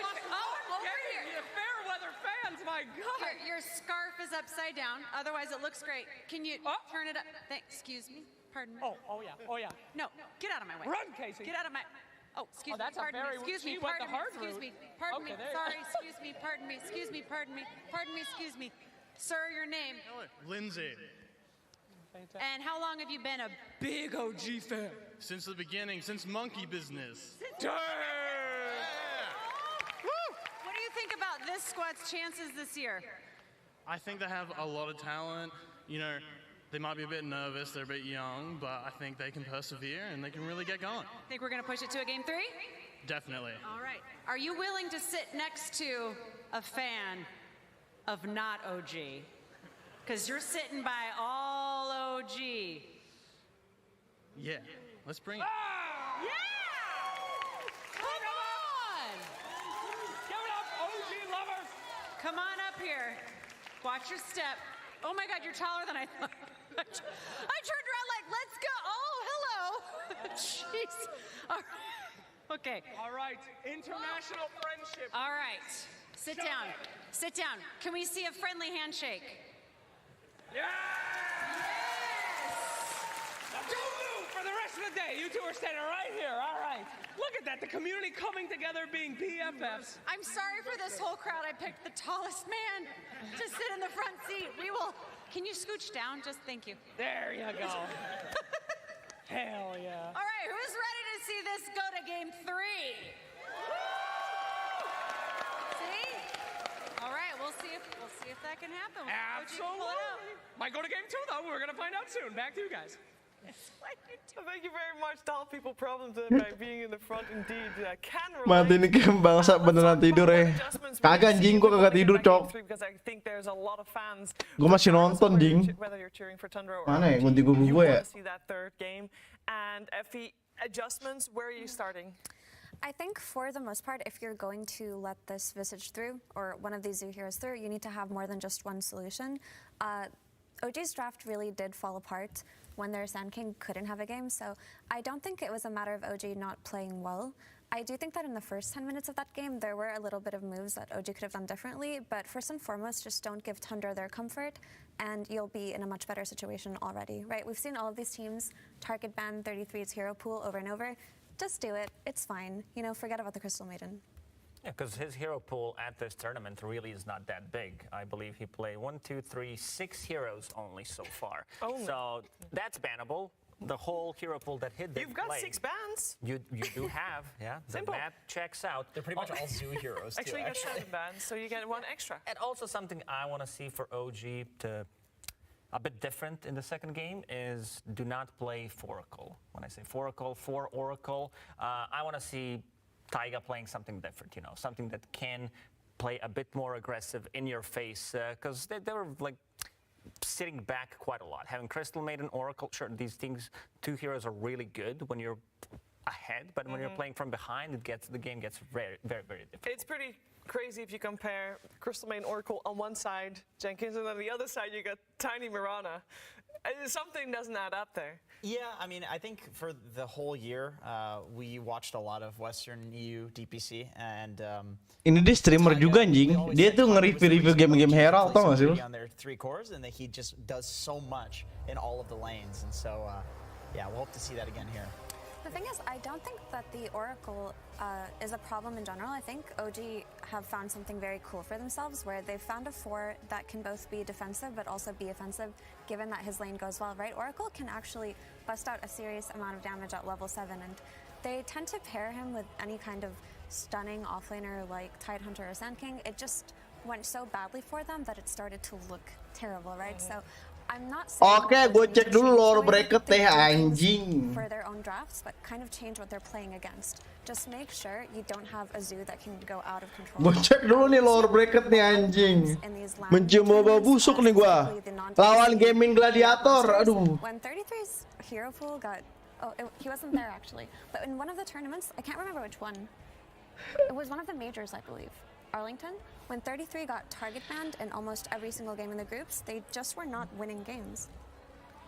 Yeah, he is a key component to the roster and to the draft. 1-9. As we know, with all the different Zoo heroes, as an example, that he can play for sure. I want to also give some extra credit. Of course, OG is playing with two of the youngest players at the international, 17 years on both Amar, that you see right here, and BZM. This is their first international. We know they've played on many stages, but of course, this is the international. A little bit of extra pressure here. And I know, Lucas, you said before the series started, we've heard it from Skeeter. BGM tuh jago sebetulnya mah.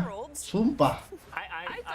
Jago dia. Anjing saya tama bangsat. This win to be able to like get that confidence for the rest of the tournament, and especially for this series coming into the game too, and they got it. So Yeah. I'm a little worried for OG. I'm gonna be honest, because Tundra, when they're on the roll, they really are on the roll. But it also does feel like The boys. The boys. you gotta respect the camaraderie going on. Yes. But it really does feel like that of all the European teams, Tundra is one of Anjing the kamu ya terteri ya. Membuat for reasons we've talked about before, just in the way that membuat OG kalah. set up, they often play against each other, they scrim against each other too, and even when OG is looking fire hot, they still lose to Tundra in the DPC format. Yeah, I mean, going into this game, for me, the question is how does OG want to adjust? Because I think there's no clear-cut answer to that.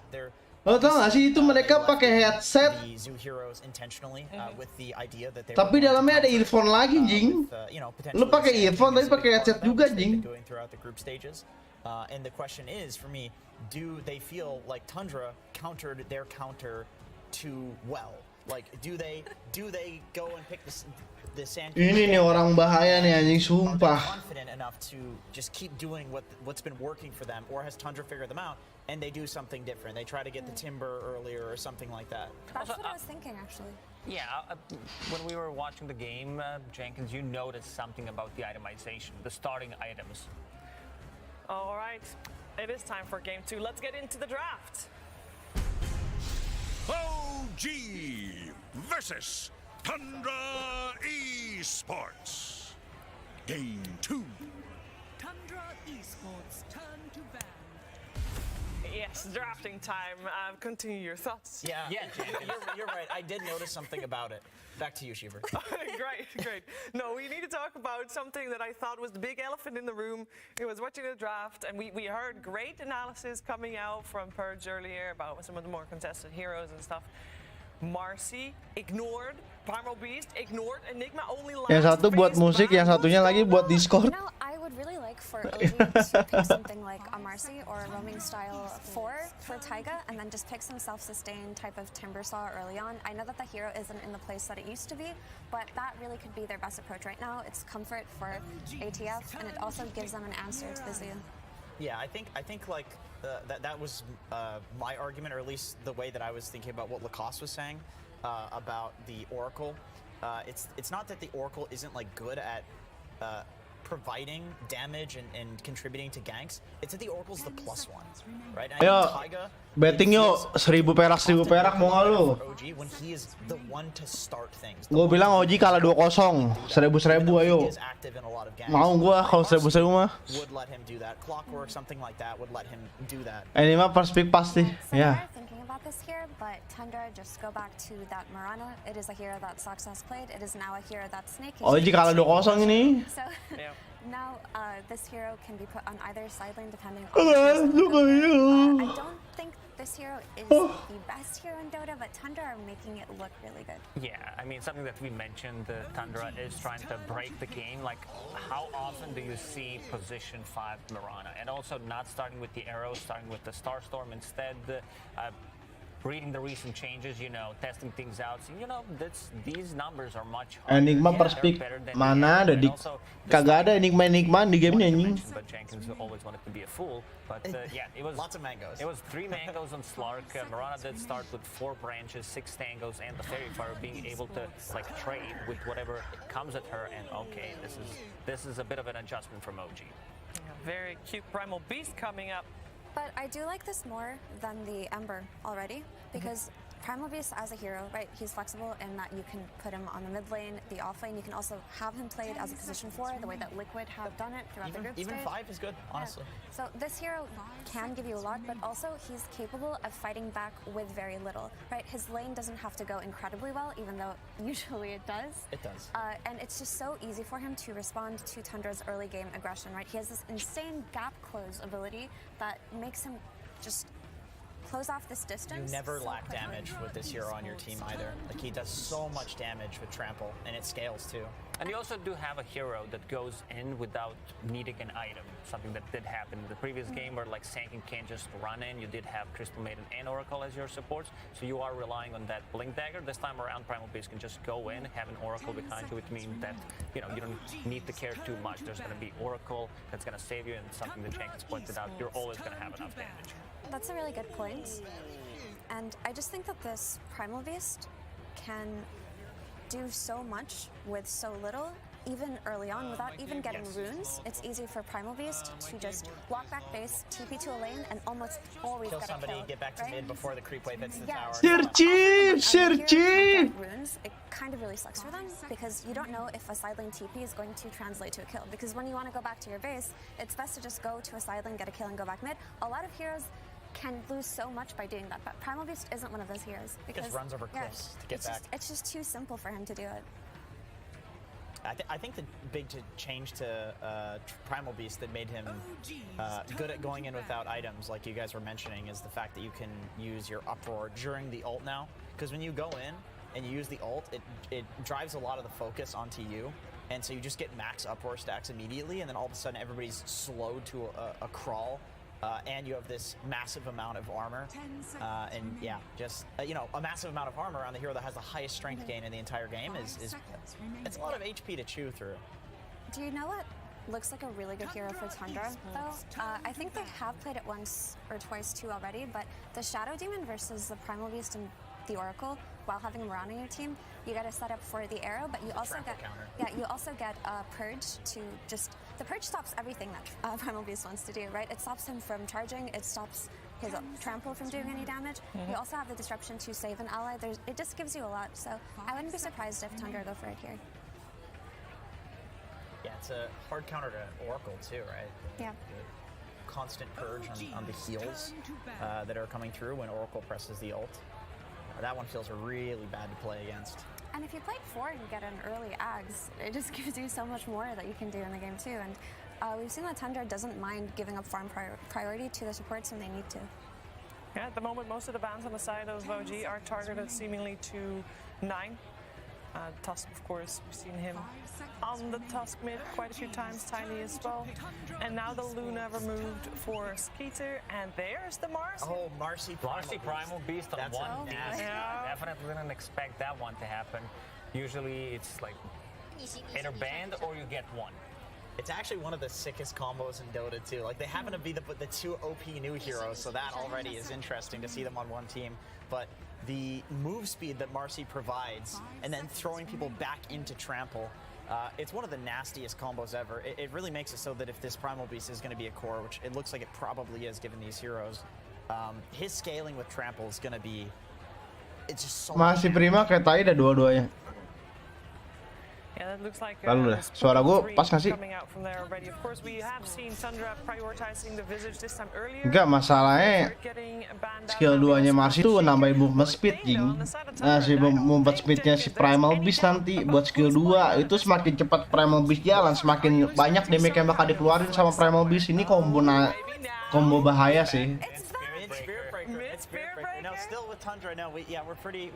Wah, sure mid barat tuh menying. I really like the Earthshaker pick. I really love Earthshaker against these backline heroes like Oracle and Dazzle, because you can go in and focus a guy on the front line, and then you fissure the backline to prevent them from coming in to save.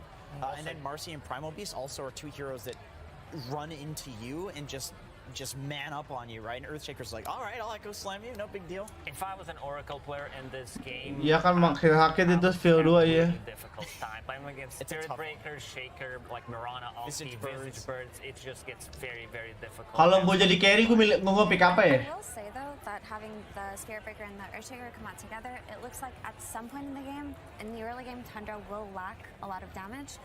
We've seen how Soxa likes to rotate while 33 after he secures his lane, and he just kind of farms up, tries to get that Wraith Pack timing, tries to get that pipe timing, and he's just playing with 9 the entire time.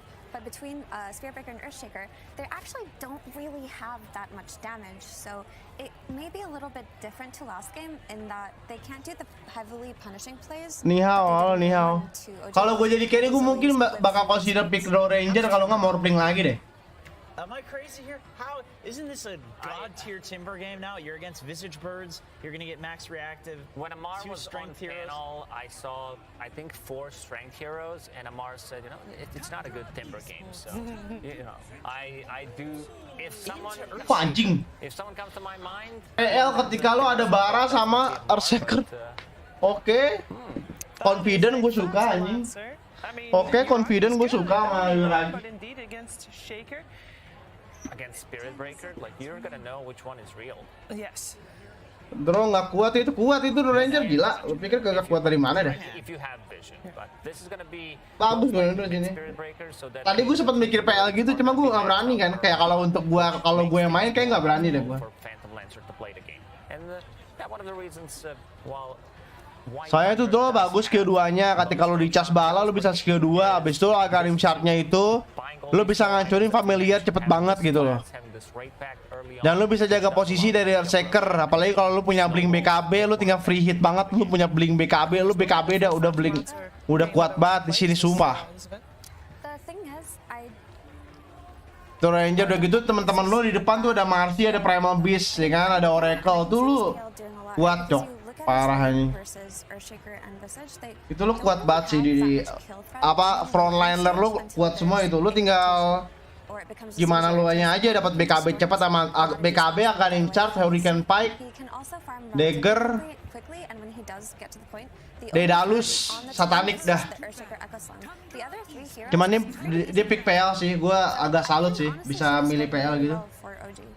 Ini masih bisa lo pakai Morphling nih sebelah kanan sumpah. Tundra bisa pick Morphling kalau mau mah.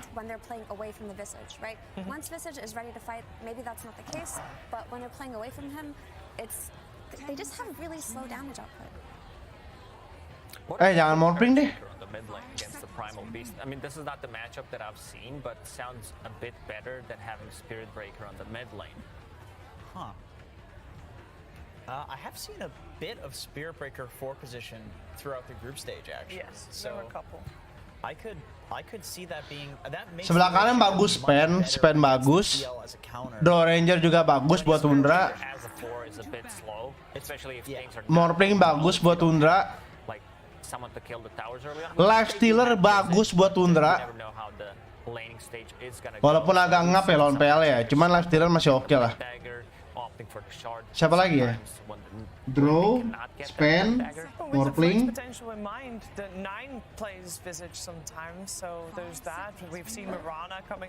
Siapa lagi ya? Kayak dia yang enak ya buat lawan ini.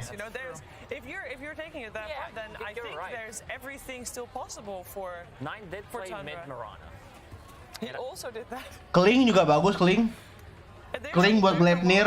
Oh bagus banget buat Gleipnir, bisa nahan ini juga, buat bisa nahan Marcy buat kabur sama apa namanya si Primal Beast PL, Gleipnir Kling.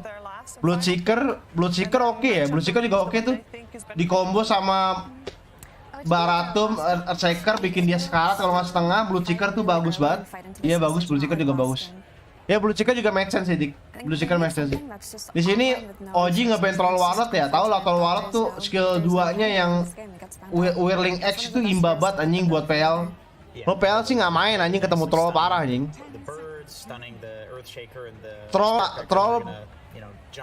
Trollnya itu misalkan itu Battle Fury, BKB, udah modal 2 item itu doang PL udah kalah anjing.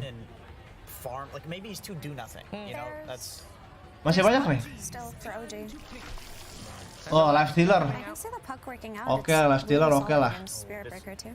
Boleh lah stealer. Tadi gue juga sebutin kan live stealer boleh lah. Soalnya ketemu dua hero strength kayak Prima Abyss sama si Marcy sih ngap sih. Soalnya tuh apa game fokus mereka tuh di OG tuh pakai Primal Beast sama Marcy nih. Ketika Primal Beast sama Marcy-nya fucked up, udah gitu. Ini gue tinggal berharap gimana caranya. Ini Tunda tinggal berharap gimana caranya bisa nge-fucked up si Primal Beast deh gitu doang. Bisa menang kalau trollol ya. Trollol.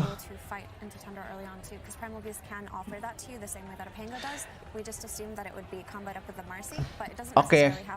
Kita lihat gameplay Tunda ya gimana ya.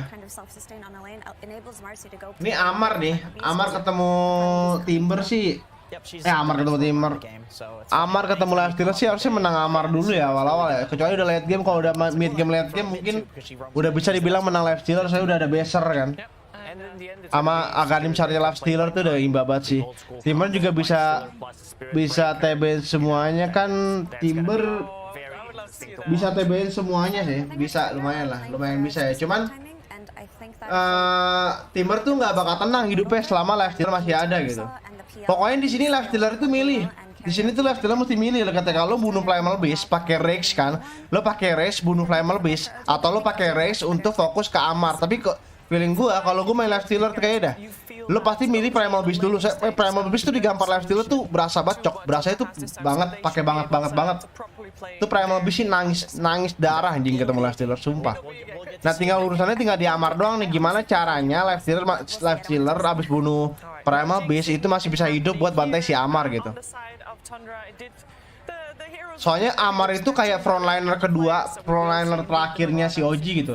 Ketika lo Primal Beast, Marcy sama Timber di depan, itu maksudnya itu mereka bertiga itu pelindung PL gitu. Kalau mereka bisa lamain perang buat PL itu aman sih saya. Saya Live Stealer tuh saya lagi ya bakal ngap ketemu PL bener deh. Live Stealer tuh bakal ngap ketemu PL sumpah kalau sama-sama jadi ya.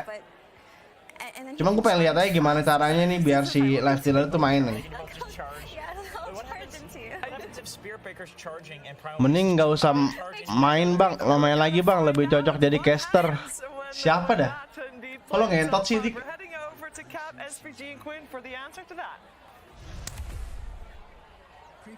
Thank you, Shiver. That's right. We're heading into game 2 here. Our panel has already stated, hey, this is looking like a much better setup. Dari gue dapet nih, gue kemarin main PL bro, kayak 2-3 hari lalu gue main PL nih. Gue ngerasa gue dulu bisa main PL gitu. Cuman sekarang tuh kalau nggak tahu kenapa kayak PL tuh lembek banget parah anjing. Gue udah jadi dagger, gue udah jadi ini nih. Gue udah jadi manta, udah jadi taras, udah jadi ya manta, taras, tipusa lah itu 3 itulah. Itu gila masih lembek parah anjing. Maksudnya gue pengen tahu kayak gue masih punya feeling PL itu masih bisa bonyok sama si Baratum ini loh, sama si Nine doang nih lu diterobos. Nine mid lane bukan sih? Nine Bara bukan sih? Hah? Nine Bara bukan sih? Mana woi? Nine Bara bukan sih? Iya, Nine Bara kan mid lane Bara ya kan? Mid lane Bara lu diterobos pakai Aganim, pakai Silver Edge sih itu bayangannya bisa hilang cok, bisa sekarat dan gitu. Udah dapat vision kayak gitu. Udah lu tinggal di entah itu Orseker atau apa gampang lah. Belum lagi ada red pack segala macem. Ini gua nggak tahu sih cara mainnya CPL gimana biar bisa hidup kayak gitu. Cuman sebenarnya untuk biar PLS sekarang kayak gitu, lu mesti ngelewatin tim sekali lagi, lu mesti ngelewatin Timber sama iniannya dulu, sama si Primal Beast dulu. Kalau lu nggak bisa ngelewatin Timber sama Primal Beast, sama Oracle juga lah pastinya kan, itu lu bakal susah juga sih buat bunuh PL-nya gitu loh.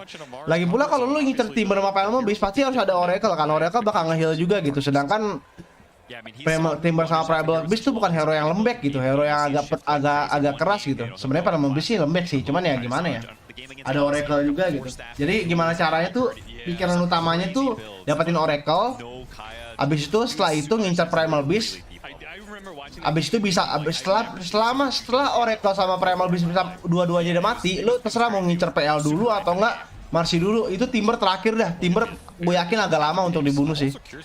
Parah nih. Itu skenario buat tunda ya. Gimana caranya gitu? First blood buat oke, mantap. Awal yang bagus buat Oji. Teori LS Aghanim, teori LS aja jelek. LS gak bakal buat Aghanim di game ini. Jelek banget. Gue udah coba kemarin di demo hero itu LS. But yeah, back to I mean, we don't ever see this matchup. What is this? I don't think anybody's ever seen this matchup. Maybe only Ngap kan? Primal Beast tuh lu kalau lu ngeliat tuh, dia tuh badan doang gede cok Primal Beast dok. Cuman kalau untuk darah tuh dia lembek banget ding. Kalau mau tahu mah dia tuh damage tuh sakit banget. Tabukan sakit banget, pokoknya skill sakit banget. Cuman untuk badan dia lembek banget. Cok, relax. Baru dibahas anjing. Tuh. Yang bikin dia apa? Dia tuh lembek, tapi damage-nya sakit gitu. Tapi nah yang bikin orang takut sama dia itu ketika dia gunain skill 2 gitu. Selembek-lembeknya dia, kalau lu di skill 2 sama itu hero, lu bakal nangis juga ujung-ujungnya cok sama Primal Beast. Primal Beast emang lembek, lu di skill 2 sama dia, skill 3-nya itu ngurangin damage masuk ke dia cok. Lu skill 3-nya ngurangin damage masuk ke Primal Beast, habis itu lu skill 2. Itu sih orang sih ngap-ngap juga cing, walaupun tuh hero lembek, tapi kalau udah pakai skill 3 skill 2 sih orang bakal kabur-kabur juga cok. Gitu. Cuman ya sekali lagi Primal Beast bakal cepat mati sama Lifestealer ya. Kita lihat aja gimana nih. Pokoknya ini PR Lifestealer sama V6 semuanya sih sebetulnya mah. Gimana caranya? Saya mereka lagi-lagi si Oji ini mesti ngulur waktu sampai PL-nya bener-bener gendut banget gitu. Soalnya PL tuh gue lihat tuh lembek banget, sumpah lembek banget itu dia, walaupun ada Taros juga lembek cok. Belum lagi nanti ada yang Sivas kan, kalau Sivas buat PL, belum juga kan. Siva buat PL, siapa yang buat Siva mungkin kemungkinan si sekitar siapa 33 ya, sekitar 33 ya. Tuh lihat tuh.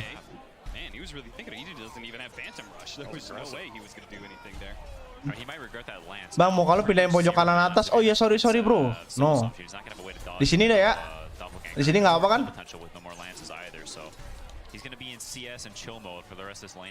Sorry. Baru ingat gua.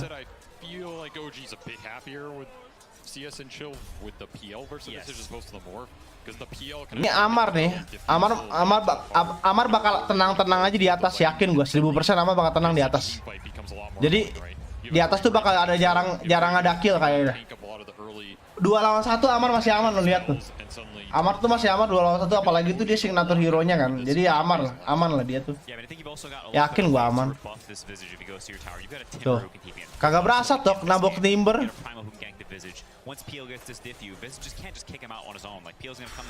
Nah, lo yang sakit tok. Lo nabok gue 10 kali, gue skill 1 lo sekali, darah kita langsung berkurangnya sama.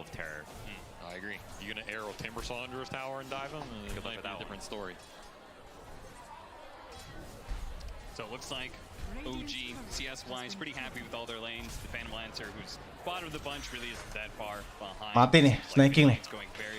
Nah kan? Nice. Sumpah di atas tuh sebetulnya mah udah nggak usah dipikirin lah kalau lewat atas lah. Yang gue pengen lihat tuh, wah. Sumpah ya.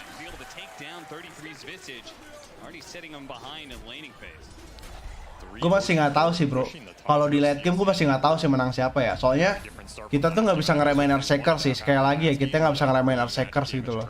Kecuali ada yang buat pipe gitu. Kalau ada yang buat pipe di sisi Radian di OG itu Earthshaker sih di late game sih nggak begitu masalah gitu. Nggak masalah lah. Itu kalau ada yang buat pipe ya. Tapi kalau nggak ada yang buat pipe sih nggak juga. Soalnya gue enggak, dia nggak sakit cok. Maybe it's something about the angle there, because I feel like you just have to yell louder. Right? Okay. Everybody knows the mics, they have volume detection. So if you yell louder while you're charging, lo combo familiar, lo masuk nih. Si Tunda tuh bisa ada combo juga, cok. Tunda tuh Aghanim V6 itu bakal ngilang kan. V6 tuh bakal ngilang, bakal tembus tembok gitu, jalan suka-suka dia lah, kayak ibaratkan kayak inian lah, kayak Aghanimnya Centaur, bakal tembus tembok, tembus apa gitu loh, Aghanimnya gitu. Nah V6 tuh bisa masuk ke dalam V6 Lifestealer tuh bisa masuk ke dalam iniannya familiarnya si V6 Lifestealer. Ya udah nanti bakal keliling-keliling nyari orang stun gitu. Bisa juga masuk ke Earthshaker kalau nggak ke Bara gitu. Itu cara mulai perangnya Tundra sih gitu sih. Kalau cara mulai perangnya Oji sekali lagi dia dengan nunjukin badan kayak Amar, entah itu Amar duluan nunjukin badan habis itu baru perang. Entah ada juga bisa juga kayak si BCM si Primal Beast yang buka perang pakai skill 1 bisa gitu. Banyak skenario kalau Oji ada 2 lah, banyak lah. PL juga bisa pakai skill 1 gitu. Cuman kalau Tundra tuh untuk buka perang tuh agak dikit ya kesempatannya, kayak lo mesti open Baratum dan itu bakal riskan banget kan kalau lo pakai barang ngecas sembarangan itu lo bisa dibilang agak riskan sih, apalagi kalau ke PL gitu lo bisa skill 2 segala macem gitu. Kalau ke apa namanya, kalau ke si ini juga ke Oracle juga lo bisa di skill 1 barangnya berhenti gitu. Anjing ngomong mulu gua, tolol. Udahlah, nontonnya anjing lu pada lu. Analisa sendiri anjing.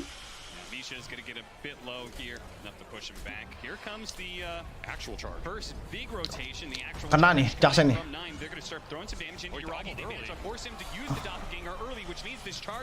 Nice. Ois. Mati nih. Tush.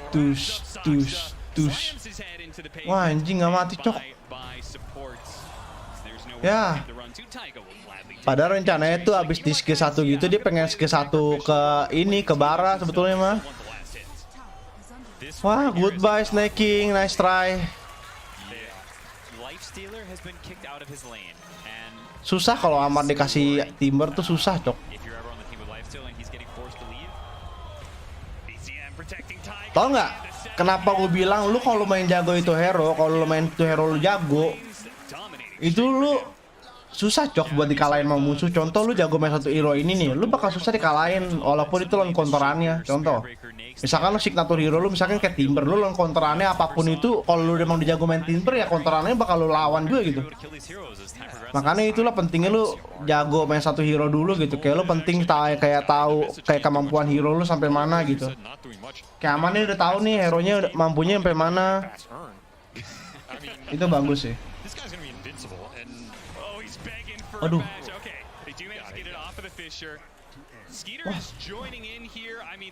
Oh, berasa digabung Live Stealer tuh. Wah, kagak ada mana cok doi. Oh, double bash. Oh, nggak ada mana dia.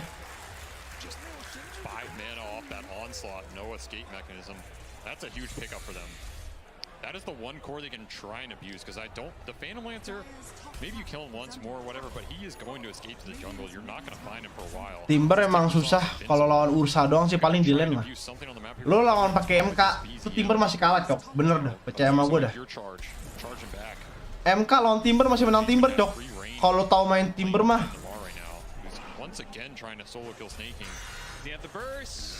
Ya, nice try. Amar. Drawing circles there a second ago. Like he's clearly a bit frustrated. This Podum's able to sit up here and stall. Like the tower probably could have died maybe a minute and a half earlier, but the Podum's up there being annoying, dragging some waves. And the move Tundra made bottom earlier, where the Oracle TP, the Marcy TP's back down there, Primal TP. Suddenly this Podum gets some time up top. Nakes is just farming mid the whole time. You can see he got kicked out of the lane, but his net worth is not bad. It's kagak berasa anjing, PL nabok parah anjing. Tundra bottom earlier. PL nabok tuh kagak ada rasanya cok. Sumpah. And with the damage problems we outlined for Tundra, it feels like Mirana actually having levels could be really important.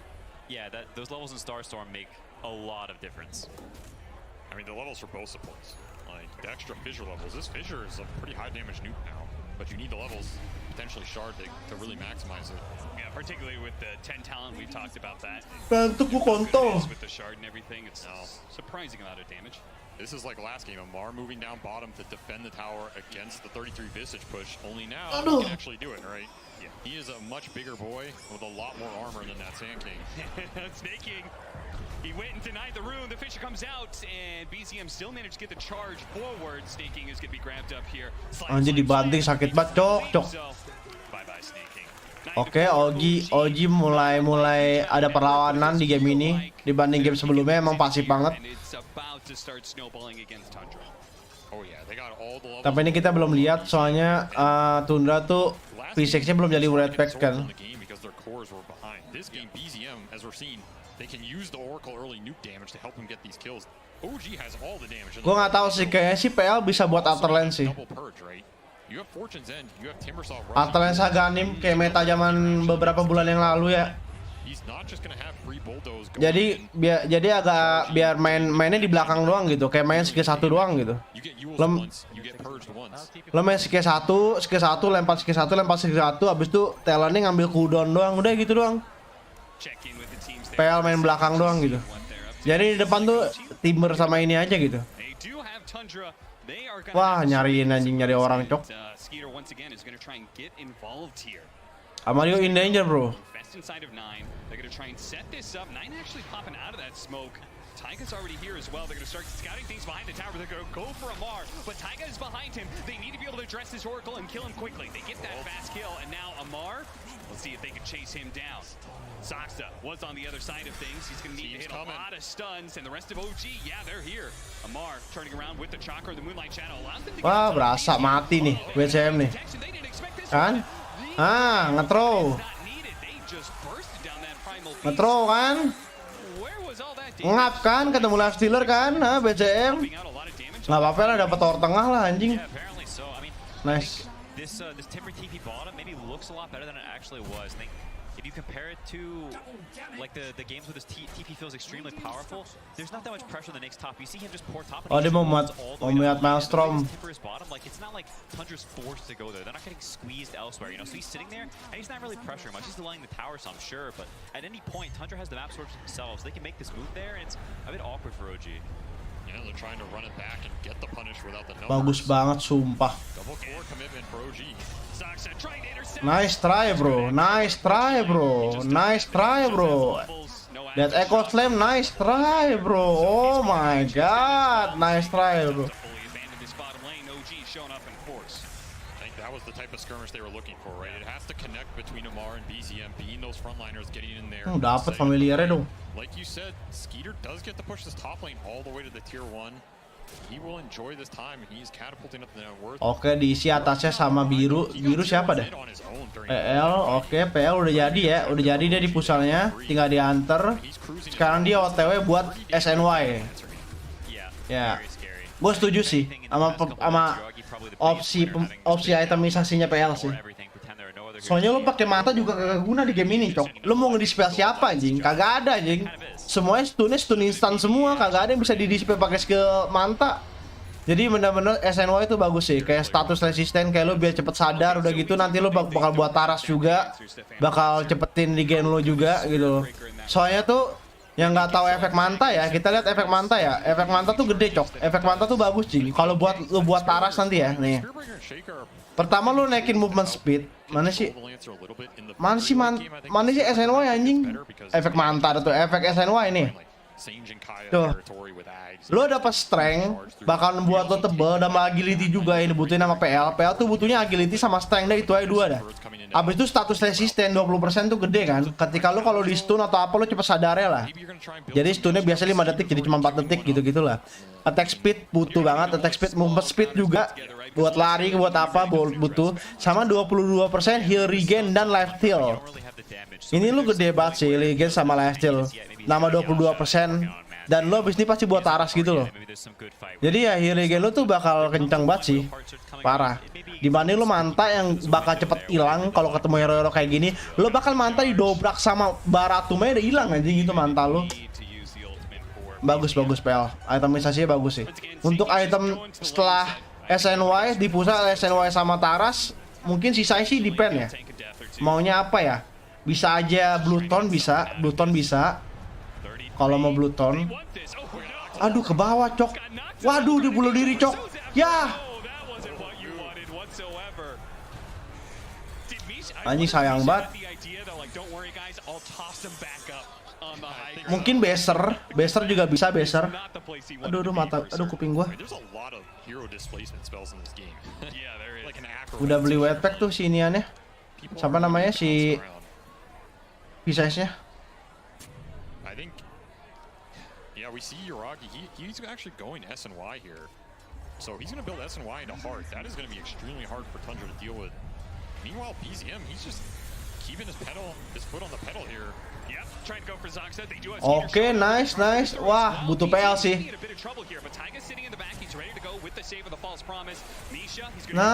Nice.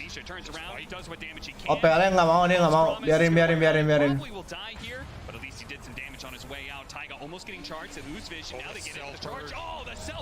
Wah, shit. Oh my god. Oh boy. Nice. Wah, anjing mantep banget, Cok. Wah, di invest dia masuk lagi, tai. Wah, anjing bagus banget itu.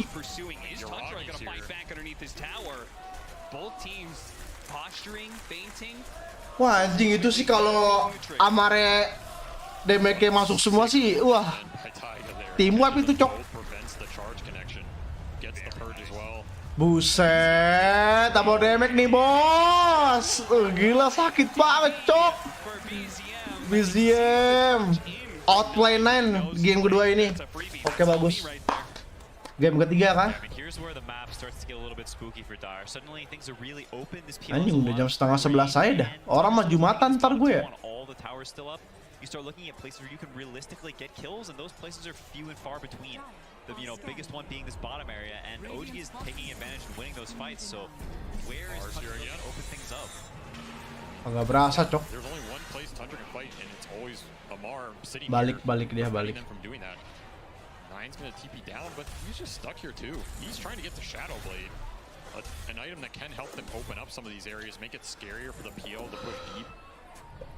Tapi kalau kita lihat emang OG agak ngelit ya untuk team fight ya. Tapi untuk network tuh nggak beda jauh, Cok. Baru beda 3.000 tuh dikit, jing. Choosing to go shard over the blink, so he will play off those fissures. Got the levels of it. Needs some extra aftershock. Yeah, it makes sense. It feels like they do need the impact right now, right? I mean, we start stalling out the game any longer, we get to the point you were talking about, right? Where the Phantom Lancer is too tanky for them to deal with. Yeah, it is very spooky. I mean, everybody talks about this Spirit Breaker being able to pick people off a little more, but... Dapat, Cok. Skeeter does still have the rage. No infest, though, so he's going to have to back out. BZM realizing that he's actually still has some capabilities of fighting here, especially with the rest of OG backing him up. Tundra was smoking there. Masuk lagi biar nge-regen, ya kan? That moment to take the fight, turn it around with the Lifestealer. They still have an opportunity. Maybe get the first down. BZM to get him. And the jump in from Nisha puts him in a nasty position. Skeeter should be able to finish this up. Once again, there's going to be the false promise, but Nisha knows he's dead. He'll just go down fighting where he can. Amar's going to show up. Mati si Gitter. Overextending himself. Echo. Oh, Yorani is over. Wah, mati juga dulu lagi. Wah, bad fight. Nice buat Tundra. Si Misa kurang reaksinya anjing buat ngelindungin si BZM tadi. Padahal dia dapat Arcane Rune anjing, bagus banget itu padahal.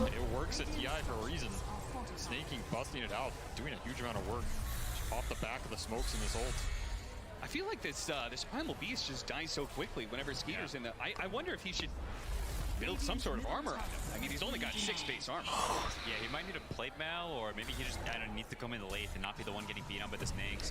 I mean, this whole fighting situation here, I think, maybe there's an element of people who played at TI several times versus some new players. I think BZM, not getting the BKB off and being slightly out of range with the Oracle. There's a lot of little small things there that are slightly messed up that, ends up costing you pretty big. Your PL dies. Snaking. Not able to get that second leaf off in time, Nisha. Grabs him, stuns him, and brings him down to the grave with Lamar picking up the killing spree. That's it. I think OG, they are playing this game very fast, and they have a lot of wiggle room too, in my opinion. Yeah, Tundra needs a lot more of those fights before I think they feel very confident going into this late game. And again, this is OG's playbook, right? You have the Amar damage dealing offlaner. You have this Tricore with the power of the sustain behind it. This is a scary lineup to scale into. This Primal Beast can also scale like a monster. I mean, you're talking about Ags, Shivas, Shard down the road. This hero's spooky in the late game. So you have to worry about this PL timings if you're Tundra, but you also have to worry about what happens after that if you get past that point. And they're doing a good job of, equalizing the net worth differential here. Soxa has got a lot of farm in the last 5 or 6 minutes. Like, he's almost a blink on top of the Shard. Those fights helping him. OG want to keep the pace up, looking for 33. The birds are going to drop, stopping that channel. Shouldn't be a problem here for 33 to get out, but maybe Tundra wants to go back in. They see MR. Skeeter leading the charge. He's going to start slowing him down. The Maelstrom actually does a little bit of damage there. BZM, oh, he was trying to hunt down Zoxa. Now the BKB Fisher, and once again, he's just getting 100 to 0. No BKB going on. 33. Uragi was trying to address him to be able to eat through that cloak, but now Tundra playing together, went back to 33, made sure the Phantom Lancer wasn't a problem. Now they're going to try and chase down some more heroes, and that's going to be Taiga. Once again, he's following his course into battle, but when they lose that fight, he has no way out. And he is just the +1 after every loss. Ini udah jelek nih buat OG nih. Si BJM yang tadi dominating udah ketangkep mulu, udah mati 2 kali di perang. Not getting the BKB off, not getting the DD off, maybe feeling a bit antsy, feeling like, man, we're so strong, I want to fight Tundra. They're like just out of the reach. You know, he tries for this charge, but he reaches a bit too far, getting a little bit too thirsty for that fight, and it's a big kill. I mean, like Avery said, they need a lot of these. Like, Tundra keeps winning these small fights, and it feels nice, but it's not like a game-ending thing, you know? But at some point, they add up a bit too much, and maybe the pendulum swings back into Tundra's favor. Mau BKB juga lagi Livestealer, susah banget ini udah. You're putting your PL timing back a little bit, right? Yeah, and that's the timing that you want to hit and get the Roshan and get the full map control going. That timing's a little worse. Everyone in these skirmishes he loses, and also for BZM. Yeah, I can check in with the teams. He wants to charge. I'm going. How many can fight? Go. I'm here. Can you heal? Push in one. Shake us up. I don't like, please. I don't like, shakes too much. I die. The call for the Yules there. I mean, if they had gotten that +1 hero, then that would have been such a massive difference, but I think a pretty good sign they were able to call that off. I think sometimes when your core players maybe they're a bit nervous, they can get roped into some stuff, and him saying, no, I don't like this, I'm not doing this, I'm gonna die. Like, I think having that awareness and not getting, you know, pulled into something you don't like, I think is very clutch. Zoxa, oh, this could be deadly. This is the blink reveal too. This is the blink reveal. He's gonna go and with this smoke get a really nice lane ward, but if the smoke breaks right here, he's gonna go for it. Fisher goes out, jumps right in, Echo, half health already, but the damage still isn't there. They need more fall from the rest of the team. Skeeter's trying to do what he can, but the false promise has already gone out on Uragi. Uragi's gonna go back in. He needs that Aegis. Wants to be able to pick it up. And then it stabs it away. Now grabs up the Lifestealer, slams him down to the ground. Wah, fakta Tundra anjing. Pada ekonya bagus, cok. The fight is won, and Tundra are on the retreat. 33 gonna be chased down by BZM. Big bad primal beast slows him down, and they're gonna just keep the vision. 33 has no way out of this one, I think. Slowly but surely. They're going to catch up to him. They're going to work him down, and that is going to be 3 heroes dying and the Aegis picked up for OG. What a turn that could have been if only Tundra had been there with more heroes. Zoxa hit the entry, but there was no follow-up. Huge amount of damage on that jump. That's the power of the Oracle, though. Bisa lihat Sopek recap masih gua? Oh, aku nggak bisa lihat Sopek recap lagi anjing. BT gets free spells, free BKB this time. No misclicks or any bad clicks that fight. Gets the Aegis snatch as well. Yeah, now the Zoomer hands in a comfortable position. The Zoomer hands come in handy.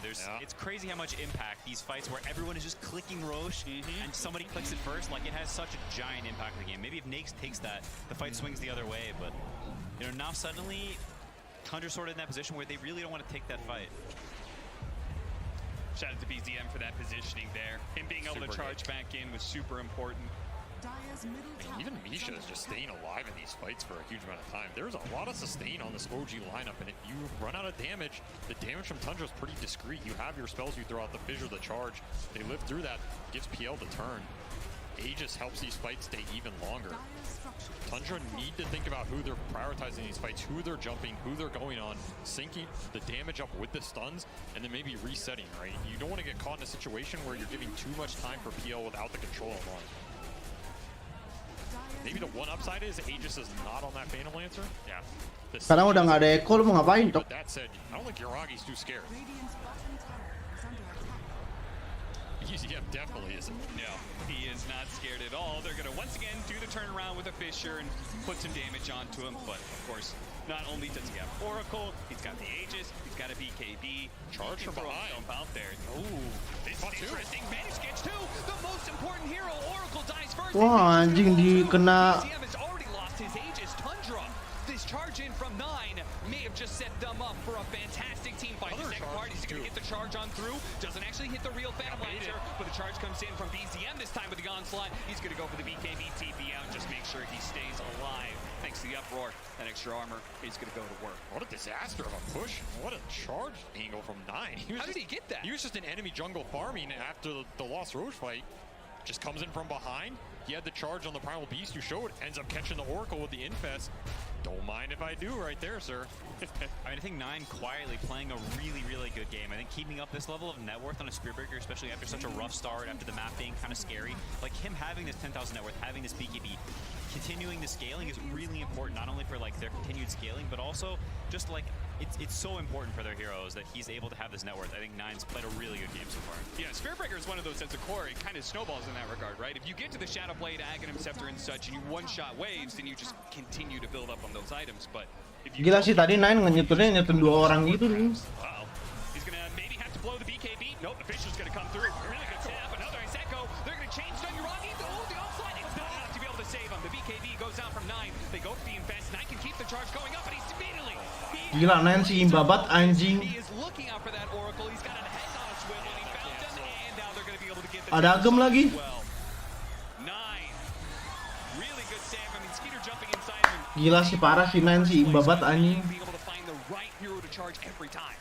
And that's a sign of a Visage play right there too. It didn't even look like the bird was even close, but he knows the range of the drop so well. He just barely clips him on the edge. Getting that +1 kill, like that's the top net worth Timber saw. The amount of gold you get from that, the amount of time this guy's dead, now suddenly they take over the map, the Spearbreaker gets more items, Nakes finishes off the Mjolnir, which has a really large impact dealing with this PL, and PL doesn't even have heart yet. Yeah, I feel like OG wanted to use that Aegis to get to that PL timing, get him the heart, and then cement this game. In that last 5 minutes, Tundra's taken over this game. These charges are just nasty. You get the charge through on multiple heroes, the Infest Bomb comes out, there's a Fissure follow-up, an Aftershock follow-up on that. It's so much AoE control. There's not much spell immunity on this OG side. They just got that BKB on Amar. The BZN one he's had forever, but for the rest of these OG heroes, they're still trying to get there. I mean, Misha's trying to get to his own.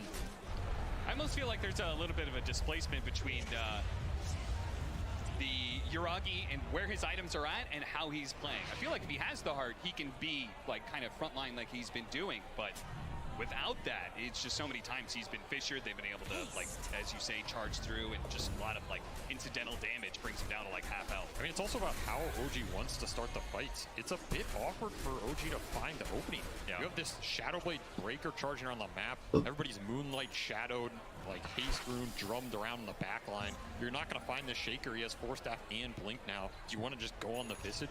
It's pretty awkward, right? Even the Nakes is invested. You don't even see these heroes. Elite Metaphor Staff, Snaking, Mule's on cooldown. He'll be able to just TP out before Nisha is able to put a stop to him. We have the Aghanim Scepter now done on the Visage, so big damage upgrade. We said damage was a problem for Tundra, and that is a huge, huge upgrade right there. BZM, though, does now have his own Aghanim Scepter, so look out for that one, and the break mechanic, too. They're sneaking. Another charge. BKB immediately going to go out. They're going to try and disengage. They force something out of Amar, and if they can cleanly get out, reset, and maybe go again, they'll feel pretty good about it. I mean, this is a dynamic we didn't really talk about that much, but while Dire may have had some damage issues earlier in the game, they have no issues of stuns. OG really not very easy for them to start fights. It's either a charge, it's a Marcy jump, it's an Oracle Q, not really super consistent ways. Dire has like 15 angles, 12 stuns, like they're coming from all different places. Ini dulu kuat. At some point, it's a little bit spooky for OG to actually start the fight, like Avery was saying. Now Tundra just boldly. Gak PL belum main ini. Uragi's gonna start it off though. Yeah, once again, they found the Shaker. Wah, kagak dapet Shaker, cok. Bunuh Shaker, anjing kagak dapet anjing. Gila kali lu gak dapet. Meanwhile, Skeeter put the damage and already killed Misha. They're going to find the real Phantom Lancer here. Managed to get the ultimate off on him, too. He's going to be false promise. They need to be able to save him. BZM right in the middle of things. Trying to go for the break, but the Vincent took hardly any damage whatsoever. And it seems like Tundra as a whole are looking pretty good as the Echo goes out in the back line to try and distance himself away from Wah, pecah anjing perangnya. Now the rest of the team starts funneling in. They weren't able to get that change done. Visage needs to get out as well. Fortunately, that Aghanim Scepter allowing him to fly away. He's keeping on top of Uragi. While Amar did find a little. Gila, nggak dapat apa-apaan, cok. So both the sidelines are going to be able to retreat and reset. Gila, Shakernya kagak dapet, jing. Walking away the victors, the team fights. When was the last time OG won a fight? When was the last time they killed a good target? I mean, we're talking about fights. It's just so hard to latch on to any of these heroes for OG. I mean, the stuns are pretty much on BZM to lock somebody down so Omar can get the damage out. They're surviving for a decent amount of time, but even that Shaker kill, that is the best target they can get in these fights. Find the Shaker on the back line, take him out. You remove so much control. He gets the force out, and he's living. Now all of a sudden, this fight is super weird, right? There's going to be more fissures coming in. You have to kind of try and fight around your Phantom Lancer, but he's getting his ass beat. I mean, yeah, it really was. Once again, BZM didn't pop the BKB right away. He got hit by the Visage stun as he PL-nya masih susah. Gampang itu PL-nya anjing. Oke aja ketolong sama Oracle. Anybody can be invis charging through. Some birds invis drops on your head. I feel for him. In all the clutter. Yeah, there's a random arrow in here, you know. Not an easy game. I mean, it's also a game where this PL here, he's not really able to solo kill people because there are so many stuns on Dire. There's so much kiting, the force staff, the invis, all this garbage. Another infest charge. Oh, they found the Oracle. They had the vision. They get the charge, and they also hit Misha at the same time. So both supports already dead in this team fight. Meanwhile, Yuragi, most of his time was spent being stunned. Visage familiars and the Visage himself dropping one after the other, completely stalled out any damage Tuh kan, nggak pernah menang perang di 10 menit terakhir. Here they should. A buyback went out from the Oracle, so they got a lot out of that. No reason to push their luck. Di 10 menit terakhir nggak apa namanya, nggak ada menang perang Oji. They're spacing them, they're abusing the stun, the invis, the force staffs. Like Yuragi is desperately looking. Maksudnya PL-nya masih susah buat lawan mereka. PL-nya sebenarnya kuat nih, damage-nya ada, cuman frontlinernya kepisah-pisah sama nggak dapat kill ke satu hero. Arseker.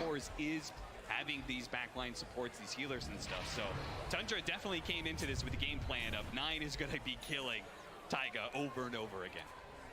And now if he dies again, that's that buyback cooldown as well. Oh, udah lower bracket Oji, lower bracket Oji. Backline for OG.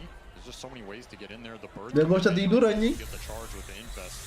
What actually prevents that? You need detection down and you need to use this guy. He could be a BKB as well.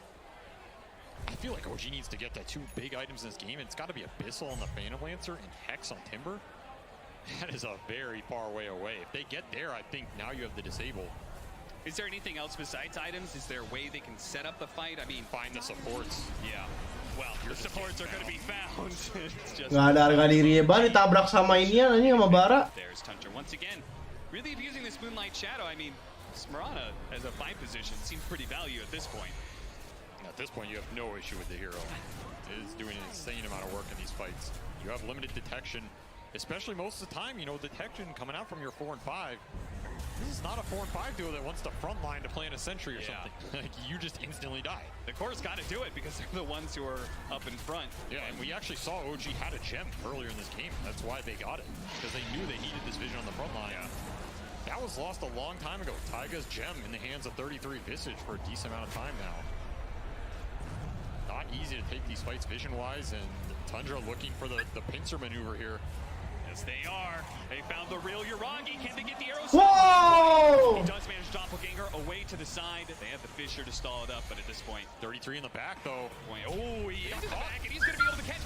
They spotted the Oracle. Their charge is coming through, and he's already dead. BZM, meanwhile, does manage to grab 33. They've broken him and managed to get through his cloak, but he dropped down into stone form, so he's good. And Skeeter now comes in with a cleanup. A charge on through. Bumping BZM. Gets a bash as well. He's done. Slammed on the Yuragi. Nice try, OG. Triple pickup for Skeeter. Ultra kill in the end. And now it's time to go high ground. Tundra.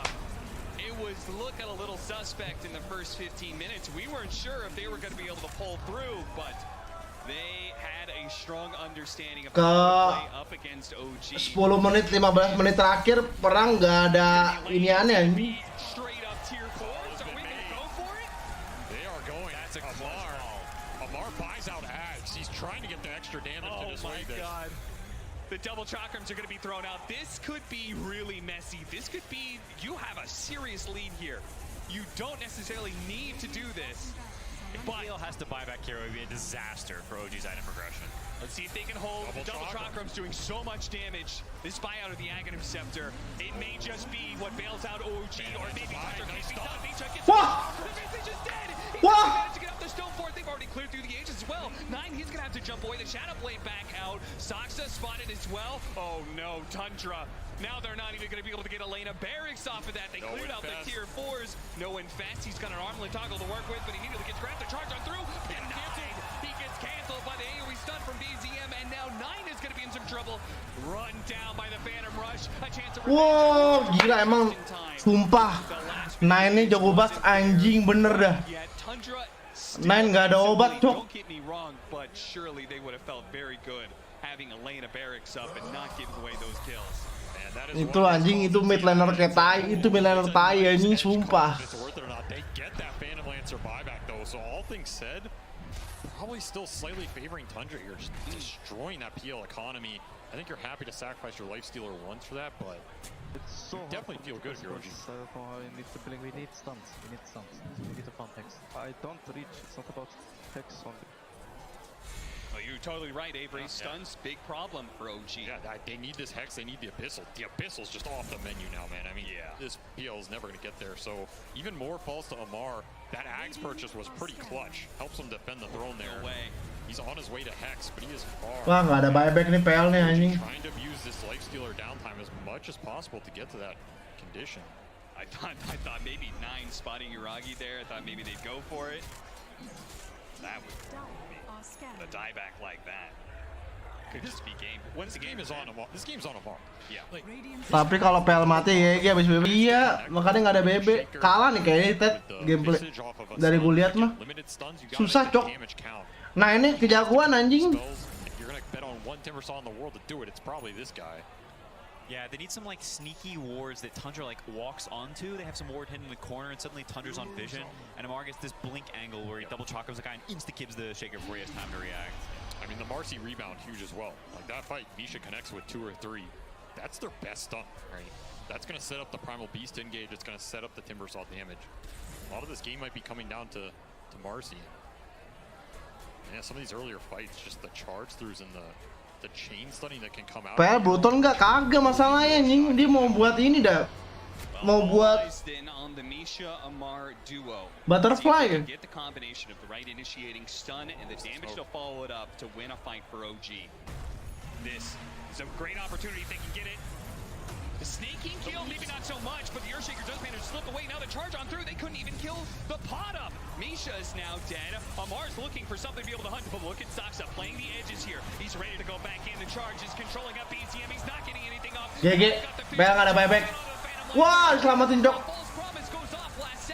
But is he even going to be able to have the heals? He's got the heart pumping away. He starts to throw some damage over to 9, but it's just pitiful. He's going to get knocked out. The heart regen is not going to be... Bahkan tuh buat bonus snackingnya kagak ada anjing.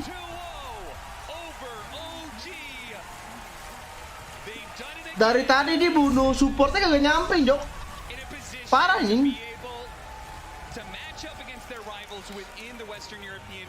Well, gak ada rasa bu, mereka kan gue udah bilang PL tuh jelek, jing. Gue terakhir main PL tuh jelek banget, Dok.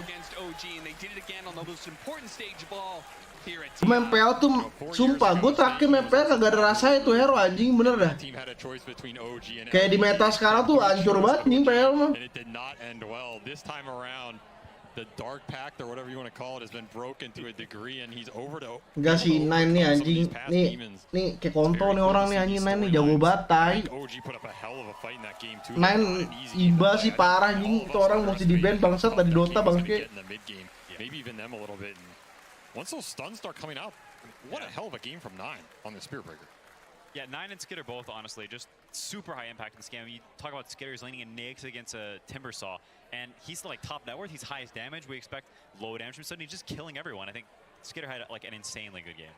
Great performances all around by Team Tundra, and I'm sure the panel. Padahal dikasih Robin dan Fisikal, udah aneh, gue nggak ngerti ini. Ya udah, gue mau tidur bentar. Abis itu soal Jumat, abis soal Jumat gue nggak tahu udah bakal streaming lagi. Soal gue belum tidur anjing, soalnya nanti gue bakal streaming Dota juga nanti malam, nanti sore, nanti malam. Halo bang, halo. Kok Netflix sih anjing? I am joined by Jenkins, Effie, and Lacoste. We're going to break down this game. Lacoste, this was a game where OG had a way better shot at the game compared to that first game. Most definitely. I mean, looking at the last pick, it was Amar's Timbersaw as their last pick, and I'm pretty sure that Tundra. Anjir 12 tuh bang, mau lo udah mau Jumatan iya. Lo mau streaming gue jalanin aja, gue tidur. Ya udah. it wasn't that good because Gue tidur deh. did manage to Tidur bentaran habis itu Jumatan bisa lah anjing. game. I think we gotta give Gua nggak kunci pintu, paling emak gue teriak. Ini mic gue matiin ya. 3, 2, 1 mic mati cok. This primal beast without Oracle ulti getting off. While Earthshaker's controlling, they had insane amount of AoE control, especially when Earthshaker picked up that shard, and also Spirit Breaker ulti pushing it away from Oracle, so Oracle cannot get into the range to use ulti. For sure. I mean, that was a really great game, and hats off to Tundra because it was looking really hard for them, wasn't it? Especially in the first 30 minutes when everything seemed to be going OG's way. But once Tundra were able to hit their stride, get a couple of items on the Lifestealer, and enough on the Spirit Breaker to run around with that Agnes, they were just infest bombing all over the place, and they completely out-tempoed OG. I mean, it was just so difficult to watch, but I really have to praise them for bringing it back to the Spirit Breaker. Jenkins, you were telling me in the green room. I'm glad that they weren't afraid to go back to what their comfort is. I think they prepared very nicely for the Oracle that was going to come out from OG, and they were thinking, you know, we enjoy playing the Spirit Breaker. Maybe it's not the best patch for it, but it looked like an amazing counter. And I really like what Quinn said during the game. He said that 9 is just kind of silently carrying the game. We're like, yeah, sure, he's not doing the craziest amount of damage or something because he's an SB. But in every single fight, he was on the right hero. He was finding the pickoffs on Yuragi as well on a PL, which is not the easiest thing to do. Very patient with his charges. And also, the players played very well, but I do want to say that I think Aoi has this idea against Timbersaw that allowed it to go all the way through the draft and be countered. And it's very simple. You just ignore him. You just don't go to the Timbers lane. Skitter went mid on Lifestealer, completely dodging the lane, and they just ignored him in fights and waited until the point where they could kill him before they tried to kill him. They didn't fall into this trap that other teams fall into, which is trying to kill the Timber. Yeah, they made sure that they were able to deal with that for sure. During that game, you also might have at some point caught some team fights here and there. We're trying to get the true sight feel during TI. And we got another clip for you here as we listen to what the teams have to say to each other during a fight. I'll TP for top if you know that. Super. Yeah, I can't see. He wants to charge. I'm going. How much can I fight? Can. Go. I'm scared. Can you heal? Pushing one. Shake us up. I don't like. Please. I don't like. Shake too much. I die.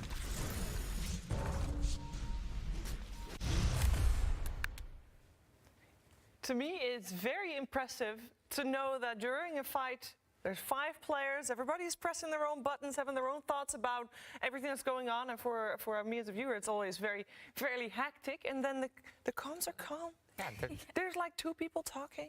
Everybody's just doing what they're supposed to do. That's how it has to be, though. Like, that's always the thing, is you think that there's some, like, crazy stuff going on because these players are the best of the best, but then when you hear it, like, I remember, I think Boom released their audio on YouTube, and you hear it, and it's just, it's so succinct, and they're saying only what's necessary, and that's why these are the best teams. It's because they can communicate only the important information. Earthshaker's top. In the middle of the fight, Earthshaker's top, but I'm going to die if I dive. Okay, everybody leaves, right? Giving important information without talking too much. Yeah, it's impressive. Important. And everybody trusting that when Amar says, I'm not going in, nobody said, oh, but, no, everybody just goes back. Yeah, they trust him, exactly. Yeah, there's a lot of trust. There's also a lot of trust, of course, on the side of Tundra. Trust in their captain, Snaking, who is standing by with Casey right now. Snaking, congratulations! Thank you so much. I am so impressed with the consistency of this team. You had a strong DPC season. You did not lose a single series in group stage. You either tied or won, and now you've 2-0'd OG, another strong team. I read that you have said this is the best boot camp you've ever done. How much of a difference has the mental preparation made in all of this? I think we've always been a very strong team, and I think our biggest challenge was our own mentality, and like losing games and be able to recover from it was something that our team was not very good at. Myself included, who's the veteran in this game, it can be really tough, especially when the mood is down and no one's able to pick it up. That is something that I've been looking into helping the team, and that's why we also have a psychologist who's also been helping us with that, and I think it has really helped us a lot and turn the ship around. Aster or Liquid are next. Any preference? I mean, of course I want to say Europe, but I got to cheer for Aster because I want at least one Chinese team to be top 6 guaranteed, you know? Okay, wait a minute. Aren't you going to play the winner of Aster or Liquid? Yeah, I would enjoy playing versus China. It's a better headline. Okay. You're speaking my language, buddy. Congratulations. Thank you so much. Back to you guys. All right, thank you very much, Casey and Snaking, and very nice to hear that the team has evolved there for Tundra, because we know that during the Stockholm Major they did indeed have troubles coming back from a loss, as we saw then, but they definitely turned that around here during this CI in the right time as well. Now top 6 guaranteed, and we're going to find out who their opponents are going to be. Team Liquid will be facing Team Aster. It will be our final first round of the upper bracket. Let's bring on Team Liquid up stage first.